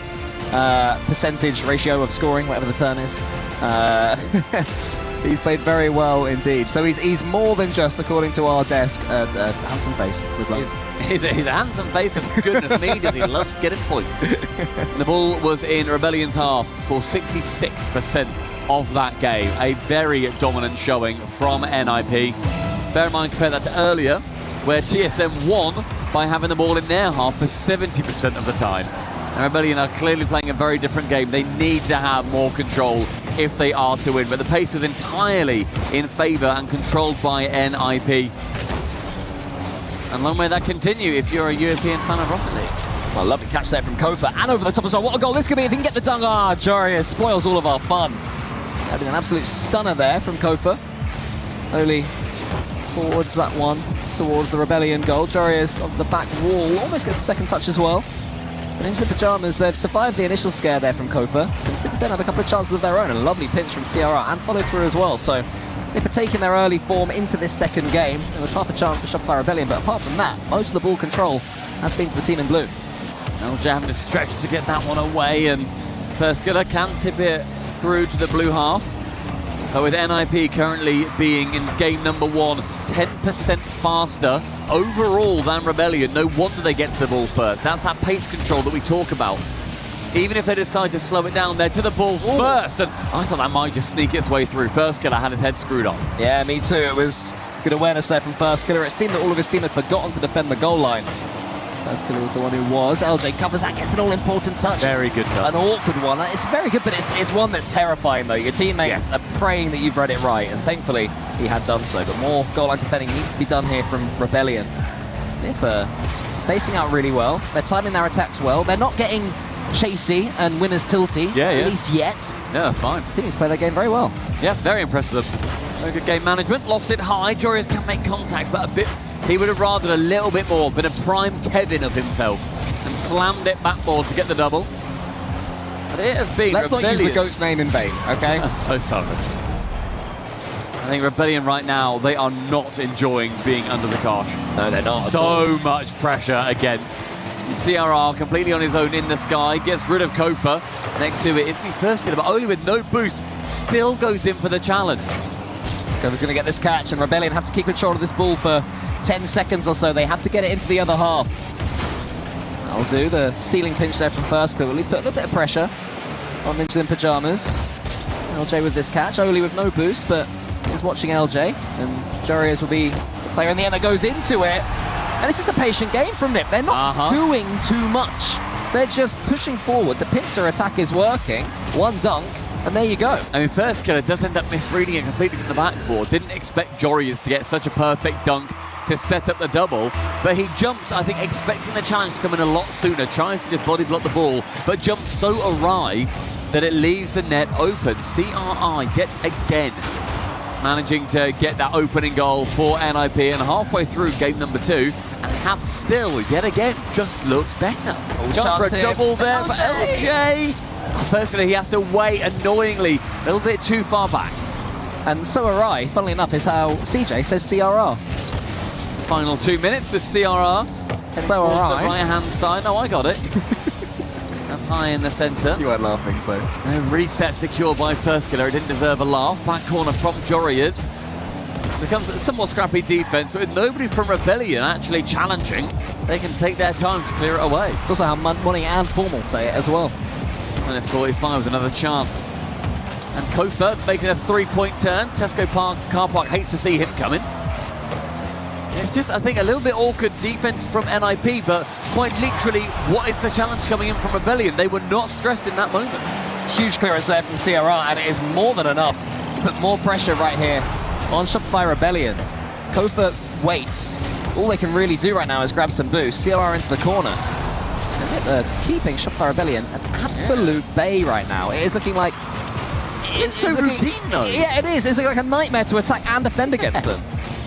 Yeah, just looks really well put together from NIP. It's a lovely reset from Kofa. CRR low boost can clear it away. We enter 60 seconds, ticking down. Rebellion had a couple of sniffs at net, but nothing particularly scary. CRR can tip it, not quite round Kofa. As then Oli goes lowly with it. Let's get it cleared, right hand wall. In his final 45, Rebellion, can we see something a bit more convincing? It's It's just they're not rushing at all. CRR has the ball here. Oli to the right. He goes slowly with it this time. Not quite going to be enough to get that one on target. It's well defended by Rebellion in the end. Here is Oli again in the corner. NIP continuing to manage this game exceptionally well. A great 50 from Joris and First Killer, to be honest. But from Rebellion, if nobody is challenging, then it actually goes in favor of Joris. LJ beats one. Finally, that speed comes through in 15 seconds. Lofts high, LJ and CRR, a cheeky little whifty. Kofa tries to beat, isn't able to get it round the side of Oli with a 100 boost. First Killer wants to find it high to LJ, the 1, 2, 3, unfortunately gets shut down. Oli last man, pops it high. Next one to it is LJ, great news for Rebellion, but a lot worse news is that Oli is the second man, and NIP win game number 2 with relative ease. Yeah, that very rarely does a 1-0 look that comfortable, and there's no surprise that Rebellion have taken a timeout after that one, because they just seem to have, it wasn't even that they had no answer, it's that they weren't asking any questions of their own. You know, whenever they tried to put something forward, they had 9 shots, but none of them really made me go, you know, ooh, apart from that first one at the start, right, where Kofa was coming forwards and Joris got the block after what would have been a brilliant solo goal from Kofa. But apart from that, it was pretty much just all ninjas in pyjamas looking pretty comfy with it. In their pyjamas. In their pyjamas, ready for Betty. Yeah. I mean, in that game, that was a lot closer in terms of possession, 50-50 overall. And to be fair, it felt like it. It was a lot more back and forth. There was a lot more 50s going very evenly. Neither side, it didn't feel like before where, you know, we were seeing the ball in the orange half the entire time. It wasn't a full row smashing, just a cheeky 1-0. CRR, yet again, the best performing player on the pitch. A brilliant series so far from him. Do Rebellion have the answers? Does Panda have what it takes to be able to talk his boys into a winning position? I mean, there's already been tweaks in playstyle right now. In the first game, there was a significant pace difference between the two teams. In that one, it was made completely close. You know, they were all going at the same pace. No one has that advantage in particular. So it's just a tactical thought. It's timing, it's deciding when to go solo and when to pass. And that key from Shopify is, I mean, it's not looking in danger right now. Nobody's going out in this one, but the lower bracket is not a fun place to go in this tournament, as we saw earlier from NRG dropping, from Made in Brazil dropping, Furia dropping. There are some big teams down there that are lingering. Yeah. And whoever loses this will be going up against Foot too. Oh, so the LCQ, frankly, darlings that everybody wants to see succeed. True. I did see earlier the crowd very rudely from Twisted Minds fans. They booed Justin. I saw that as well. How dare they? I was not impressed. I was not impressed with that. So bide your time, Twisted Minds fans. Thank you very much. Don't you dare boo our boys. If they boo TSM, then I will genuinely have, I'll learn French and I'll have words. You'll have some words. Yeah, I think from Foot's perspective though, having either of these teams come down will be scary. They might rather face off against NIP, considering that Rebellion are one of the top teams right now in North America. They are a known entity. You'd rather have a little bit of luck. But NIP, nothing but skill.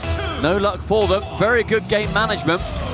And NIP, one more, and they head through to face off against Twisted Minds in the upper bracket semi-final. And they kick off straight away, goes to NIP.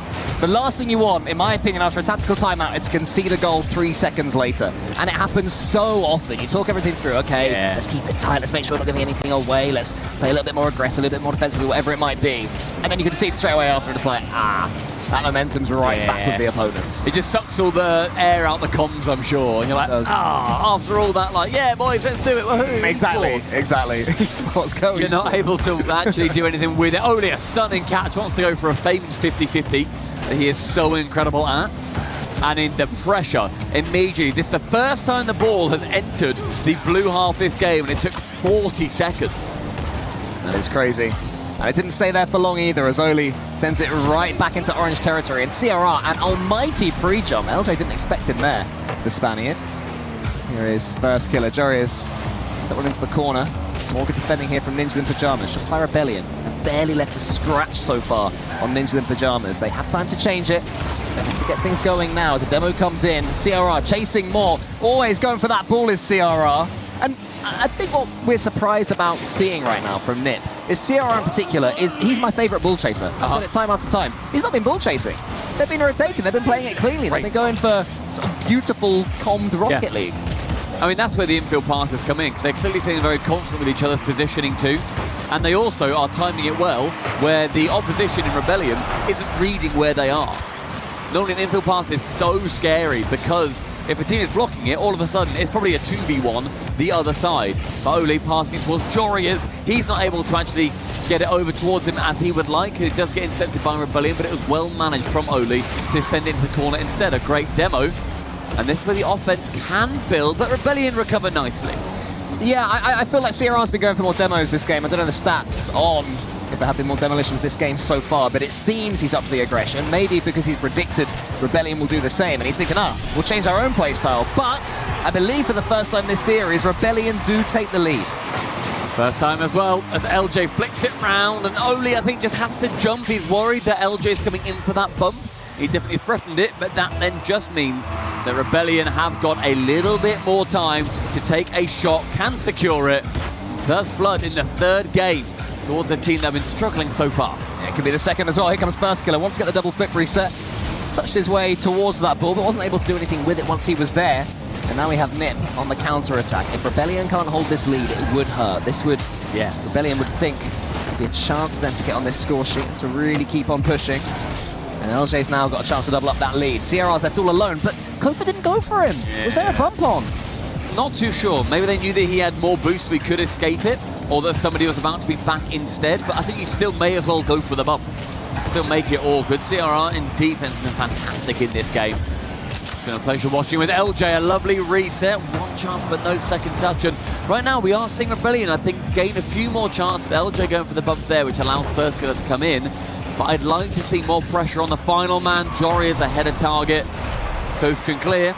And not quite a well-timed boost grab there from Ole. CRR booms it forward, trying to see if Ole's got a chance to do something with this one. He didn't, he was just falling, reliant on gravity.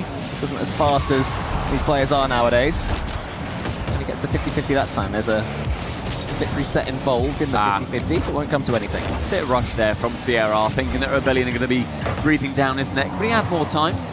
But a very rare error from him. Ole flings himself past the ball, way too much speed. Team pinch, no! Jory ends up going in for the solo himself. Kofa can save it on target, but weak chance for a 50 from CRR. You'd put Ole in that position in a heartbeat. Shopify Rebellion keep this lead, but I would say none of their players are really playing anywhere near their best right now. It's a grinded out goal lead. I barely said LJ's name. Kofa's had a few chances, and First Killer's been quiet as well, so it's not been like a crazy, all of a sudden, wow, that timeout really worked kind of game. It's clearly been effective, but I've not been amazed at the turnaround I've seen from Rebellion. I've also not necessarily been amazed at what we've seen from NIP. It's just both teams playing pretty well, and this game is just Rebellion getting their wits about them a little bit more. Yeah, I mean, based on what we've seen so far, unless this last 40 seconds explodes, this has been a game of Rocket League. Yeah, Rebellion will be pleased that the game of Rocket League has gone their way. 30 remaining. Involved. Can they push forwards? This is a backboard opportunity, maybe. They need to get this bump, but they can't quite do so. But Nip are going to be pushing on the door till the end. LJ gets it into the center. Jorias is there. Ole infield pass, going for the 1-2. Not quite to be. Jorias the catch. 18 left now in his tank. And only a few seconds left on the clock as well, but that's too slow. Yeah. It's too pedestrian. Good demo. And Rebellion say thank you very much, and surely will take their first game in this series, unless ... And yet, Kofa up high is going to be slamming that ball downward. Well managed. Ultimately, that is exactly what NIP did in the previous game.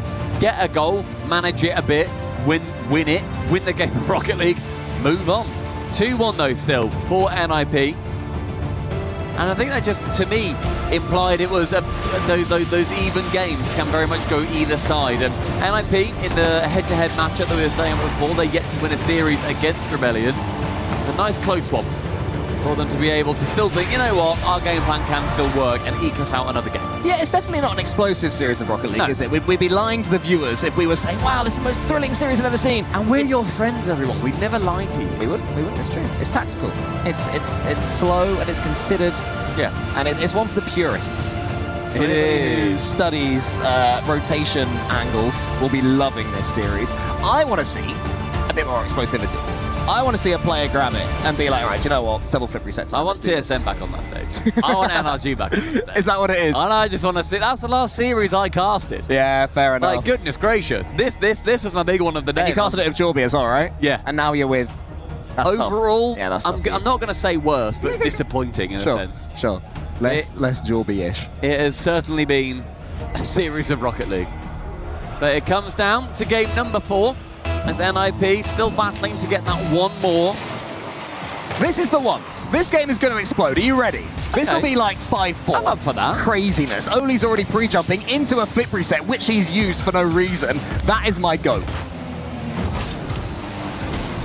Jorius has this. He is certainly a player that can explode into life. Sierra around the corner, has a pass there towards Oli, maybe. Here he is. Oli tries to sneak that one in, not quite. First Clear and Kofa combining to get that ball away. Sierra into the center, so it's more Ninjas in Pyjamas pressure.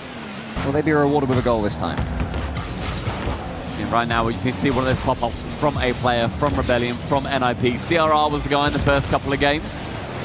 We have also heard that Kofa has been sitting on an unbelievable amount Sorry, of mate, to interrupt. I've just heard from our statistician that game statistically was a game that happened. Absolutely statistically, nothing interesting happened in that last game. His words, not mine. So nothing was out of anything ordinary. No, it was totally ordinary. The only thing that I think was out of the ordinary is how ordinary that it was? Kofa was sitting on 100 boost for 100 seconds. So he has had full boost and it's just been pootling around the pitch. No, but he's doing saving it. Very little. No, it's like a pickup in a video game. It's like, you know, I'll save this So for when I really need potions. it. And then you never use it.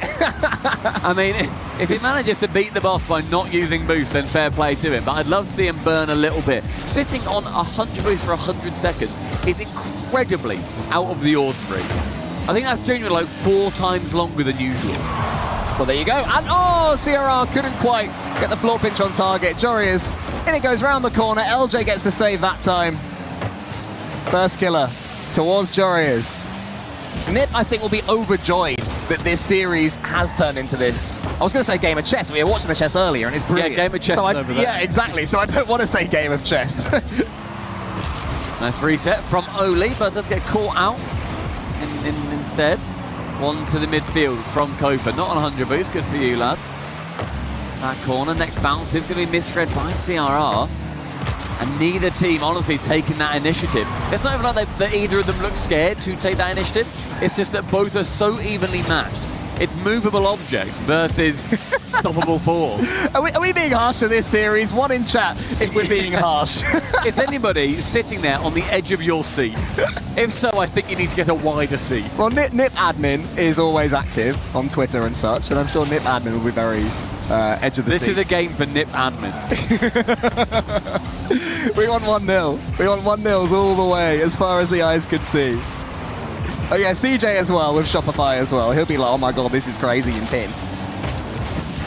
Come on, one of these players, get something going. Who wants that ball? By the way, I keep asking our statistician, I'm like, can you tell me when there's anything out of the ordinary, anything in particular peculiar about the boost grabs? See if any team is really taking the initiative there. Every now and then he just comes in my ear and just goes, nope, nothing still. It's still quite normal. So we're very much within the bounds of Rocket League. This is paint by numbers Rocket League, and that's okay. Yeah. That's fine. So, someone has said in chat, this is a mess around in chat kind of series. To which the next person said a mean word about me and Stumpy, so I won't be repeating that one. But, you know, you got to have them all. In the time that we've not been talking about the game, nothing's happened. 100 seconds. Kofa's on 100 boost. Good for him. Oh, dear. I think with CRR, anything exciting as Jorius does end up having the ball just slammed away back into the corner, probably hit it back again. I mean, Rocket League is exciting. Ultimately, Rocket League is exciting. It's the world's most exciting esport. It's true. Circa 2018. They didn't put an apostrophe in the word worlds. I was livid and I still am. Thanks, branding from season 5. Yeah, right. It was season... Yeah, no. Yeah, it was 5, wasn't it? Season 5, yeah. Yeah, it was London. Good time. Good time. Very good time. Yeah, that's an exciting series. That had Justin in it. Get him back. He's still here. Did. No, this is not a big finish. Rebellion, an opportunity in that opposite half. Can they get this anywhere past the defender? Unfortunate, as Oli is going to be the man there for it. Throws his face straight there. Kofa sees 100 boost and thinks, I'll have. No dramas. Jorius sidewall skim. Injects a little bit of life into this series. The old dog. Is there someone in the old dog yet? Oli, 50, yes. LJ, another one from him. Jorius, anybody midfield? Send it Bluewoods. Big Boom, 50-50, why not? We'll take it. Why not? We'll take what we can get. This could be the difference maker. No, this is pure. This is pure. this is purest Rocket League. Yeah. This is Dragon Ball right here. Jorius up high with CRR. Give it a redirect. Lucky. No, about a car's length away. Only his opportunity. I bet this ends in a 50. Good for you. All right, here we go. Jorius into the corner. A couple of touches. Has a pass on the centre. CRR can kill this series right now. Not quite there. Only tries to go high. It's blocked by the 17 goalkeepers of Shopify Rebellion. We have overtime. Just seen in chat, this game could have been an email. Overtime. Game number 4. Come on! Oh, dear. Right, Jorius, here's your chance. Give the poor social media manager something to tweet. Yeah, any clips? Any clips in chat? Any clips? For 20 seconds. CRR! Oh, redirect! Atto had one earlier. CRR was not able to replicate it. Everybody right now vying for a game 5. Lofted high with Kofa. He did have 100 boost, I can confirm. Nice reset. Does get into that back corner. His opportunity to shine.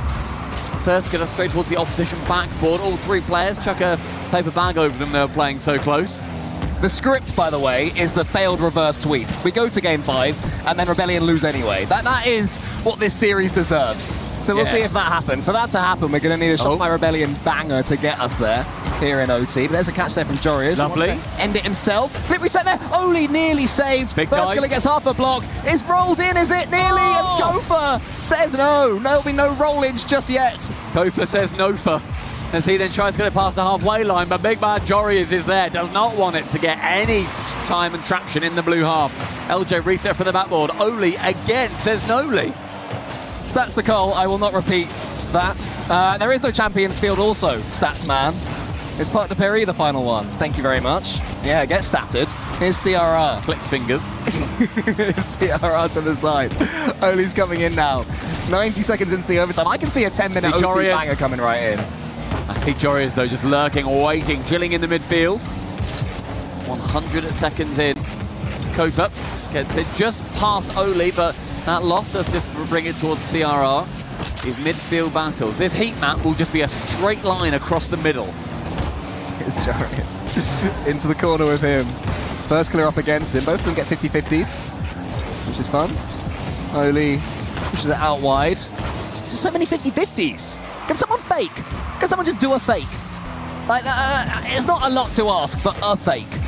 What's the fake count? Well, I'll tell you what, God, we are in for a treat here potentially, because the longest overtime this season so far is 11 minutes. Okay. Thanks to Shopify Rebellion. No, So can we beat it? Everybody, are you settled in for 10 more minutes of this? I think so. This reminds me a lot, and old heads will remember this one. Okay. We were talking about season 5 earlier, but I think we're going Bang! We're going forwards now to season 8. Okay. What were they called? Renegades versus the blue one. Veloce. Yeah, Renegades Veloce. That's the vibes I'm getting from this bad boy. That's so hard. Anyone remember Renegades Veloce, that overtime one in chat if you do? Go on, Jorius, his chance to not own goal it like Sicky did in that series. Oh, spoilers in case anyone's going back to watch it. Who will be Diaz here, going for the backboard? First get up, one chance, backboard is found. It's a lovely dunk, no one's there to follow. Rebellion think we can get a bit more mileage out of this one. CRR, who can he lose it to in the midfield? That's one. It's the second with a great bump. Jorius might win that, but does get outsped by LJ. Well, that one was 9 minutes and 3 seconds. So that's what the first target is here for these 6 players, who I believe are playing a prank and trying to make the world's longest overtime for everybody. I think they're all there giggling in the comms. They're not. They're playing very competitively, I should make very clear. And this is for, I think, it's going to be a very tough series if you do end up going to the lowers, which Jorius is extremely against. Thought he might get a lovely little flip reset there. You're not really heading towards the lowers. You've got Foot to face off against, even though they got booed earlier again. Poor Twisted Minds fans. Good demo. LJ opens it up. Chance to go low, lofted high, but I feel like we're seeing one chance come through, a chance for a setup, and then just nobody following up close enough. Both teams looking a little bit scared to lose. If anyone is watching Rocket League for the first time right now, find some replays from earlier. You know, there's other series available. This is stock Rocket League. This Kofa just punches it somewhere. Jorius into the middle now, approaching 5 minutes of overtime. This could be the end, but no. LJ squeezes it to the side. Here is CRR. Oli's up!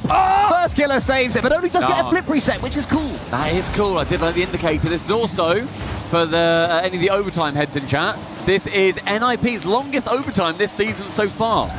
Almost 5 minutes gone through. The CRR towards Jorias. They just bang it away every time. I mean, we could do the shipping forecast if you want. That would be nice. That'd pass the time a little bit while the rest of this overtime plays. It's not that bad. We've got it in our heads that it's I that bad. know. we need to wrangle it back. We need to bring it back as Oli wants to just get this series done. Chance for a 50 shot. Finds Jorias! And that is a stunning save from FK. Oli's got no boost. He's trying to get back as quick as he can. Gets the 100 here into the corner. Big dunk there from Kofa. Jorias round. Lovely touch there from CRR, to be fair. And then a doink opportunity, but he's flipped, unfortunately. That's tough. And that is 5 minutes plus overtime. We've had another entire game. CRR pushes it forwards, but LJ clears it to the side. That's 50 going in the way of, I guess in the end, Rebellion, but it did go further thanks to Oli. CRR shies away as he can't get the next touch. It's a nice play around by Jorias, outspeeding so far. Doesn't feel like they've been the fastest team in this game, though.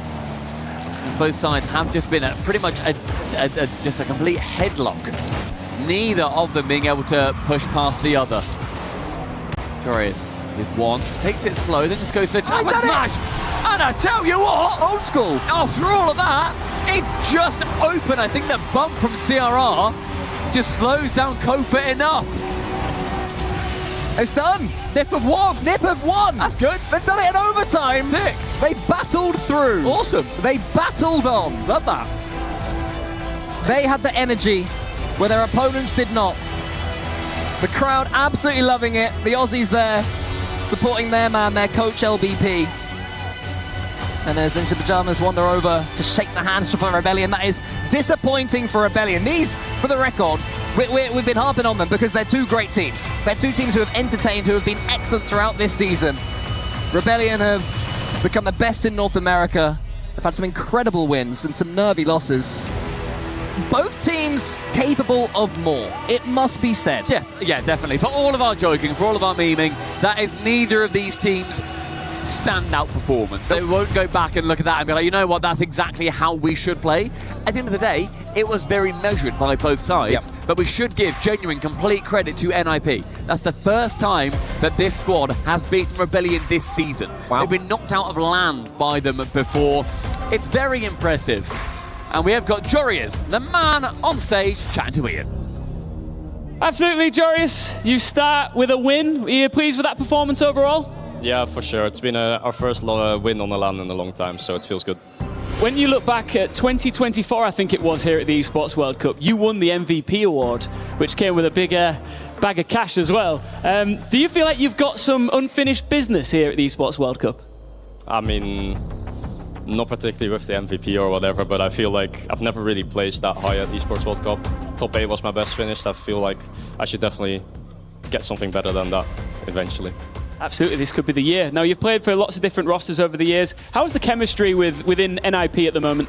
I think our raw chemistry is probably one of the best in the world. I think over the season we haven't really showed it because we didn't really try to be too raw. We tried to have like a lot of strategy and stuff. But right now we're just trying to win on raw chemistry again, and I feel like we're playing really well because of it. Absolutely. Well, congratulations on the first win here, and best of luck in the rest of the tournament. NIP, move on and continue in the upper bracket.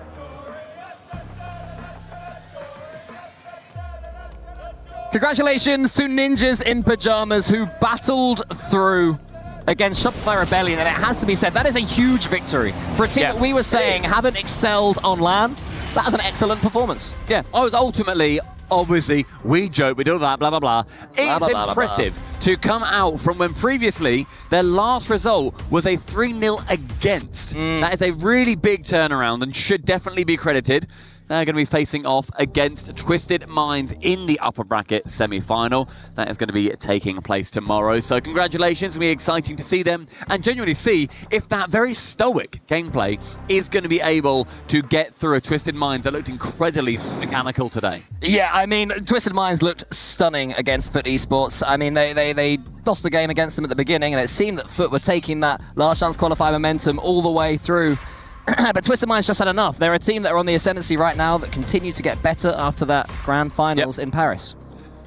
But over in Group B, we obviously had all of that happening right at the start of the day. Carmine Corp had a very, very dominant win over Wildcard. An exciting series with Space Station Gaming. I love that one a lot. Oh, yeah. And Gentlemates with, I think, the most dominant series, one of the most dominant series we have ever seen on LAN. So congratulations to them. The top 4 from Group B so far is going to be Carmine Corp and Space Station Gaming vying for a place in the playoffs, and then Falcons versus Gentlemates. But everybody here, EWC 2026, it has been a pleasure. Day 1 has finished up, so make sure that you all have a wonderful night's sleep and you come back bright and early to join us all in Paris for Day 2.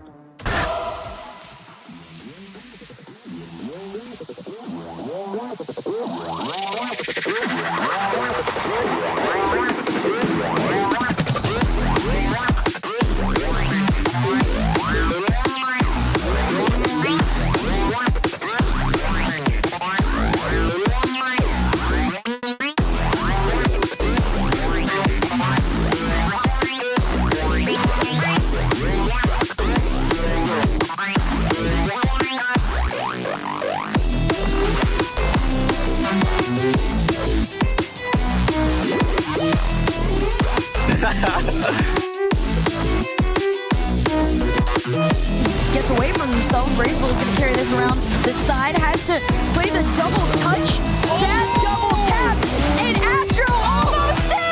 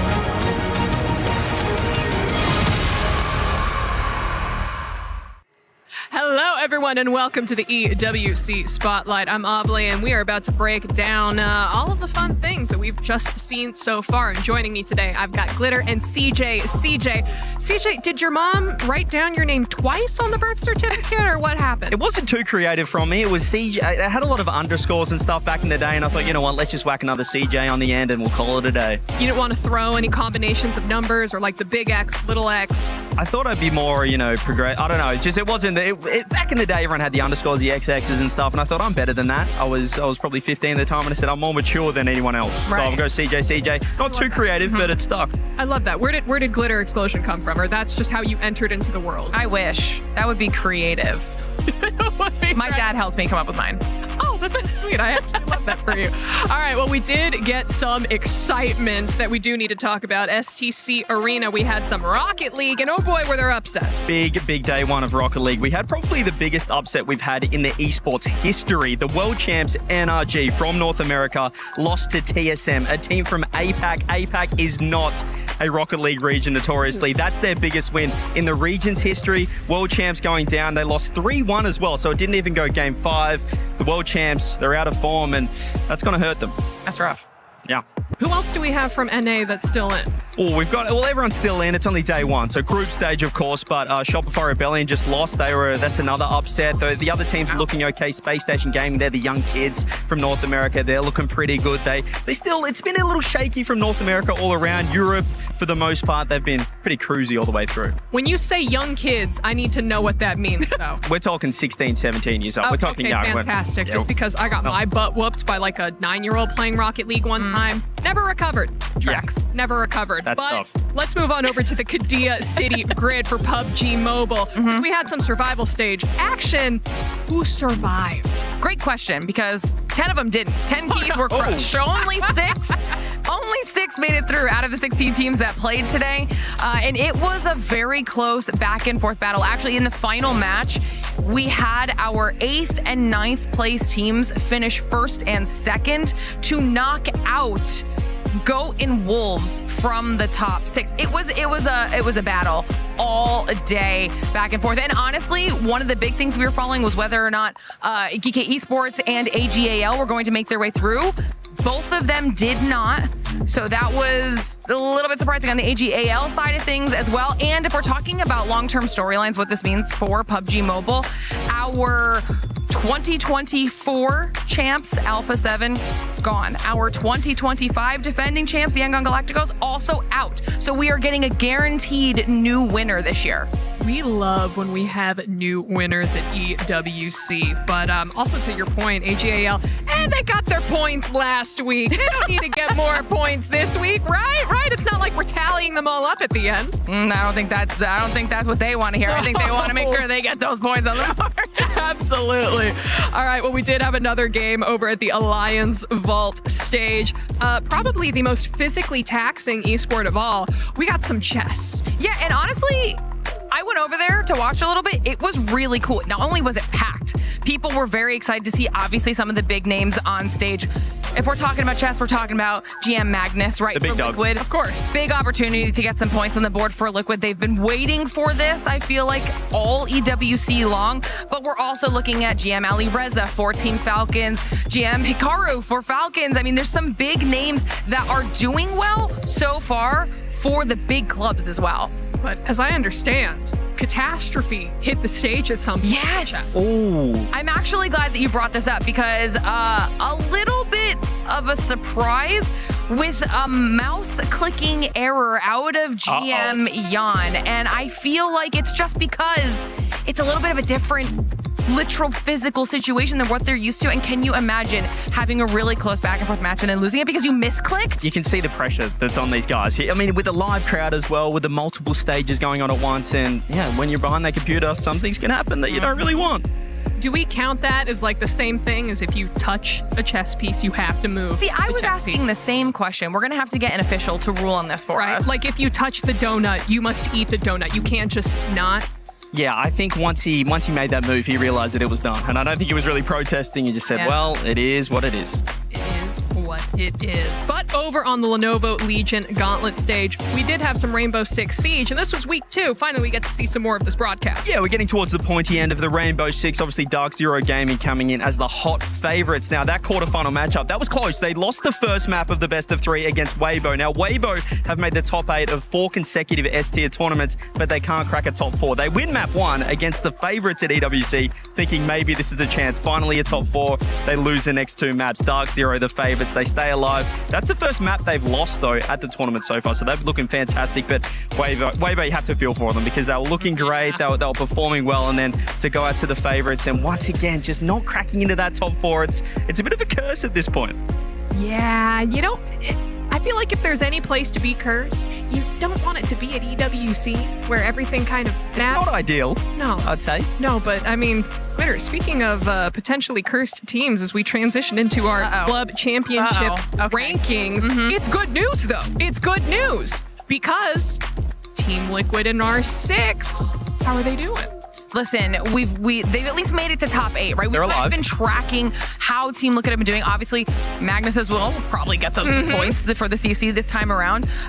It's going to come down to whether or not they can take on FaZe, and they're going to need to do it because there's not a lot of other options for them this week when it comes to points. Yeah, they've secured points getting top 8, but I mean, really, you need to begin winning, I guess, to really climb up the rankings there in the club champs. And there's actually other big teams that we're focusing that are currently in the top side of the leaderboard that really matter for both of our stages, if I'm not mistaken, because we have Vitality, who are a big player when it comes to our PUBG Mobile Grand Finals. They could potentially take the whole thing home, and I think they're doing, or potentially going to do well in Rocket League, right? I mean, they're looking good. You can lock it in. It's almost like with the chess, with Liquid, with Magnus, they know they're going to get points. With Rocket League, Vitality, they know they're going to get at least a top 4. They could definitely win the tournament as well, but Falcons are looking fantastic. They were a little bit shaky online, but they picked up Drali, who's one of the best players in the world. He's moved to the MENA region, and once you get that guy on land, he's won 2 Esports World Cups in Rocket League. And the European side of things, he's looking to win his 3rd EWC, which would be absolutely insane with different rosters every single time. So Vitality and Falcons, it's looking good. Love the repeats. All right, well, before I ask you two for your final thoughts for today, have you gotten a chance to walk around yet? A walk around FanFest? What have you seen? I don't know how good you guys are at crane games, but there's a Vitality booth, and I have won that crane game every single time. Oh, so it's rigged? Or I'm just good.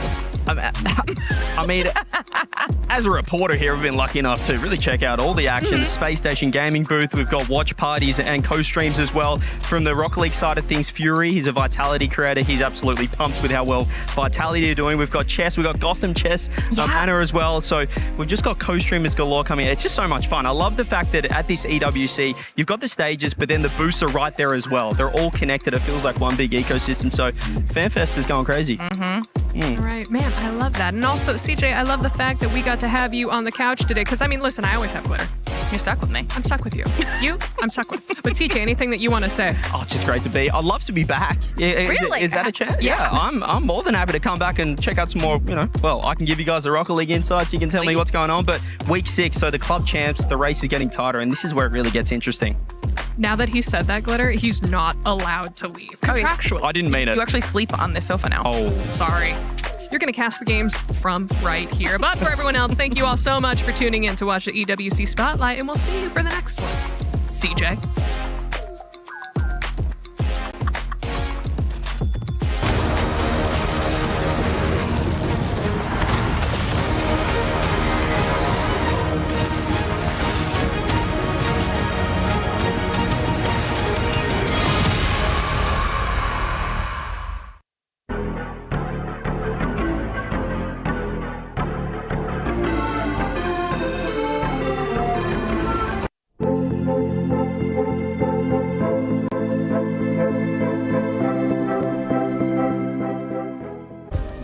Play is in our DNA.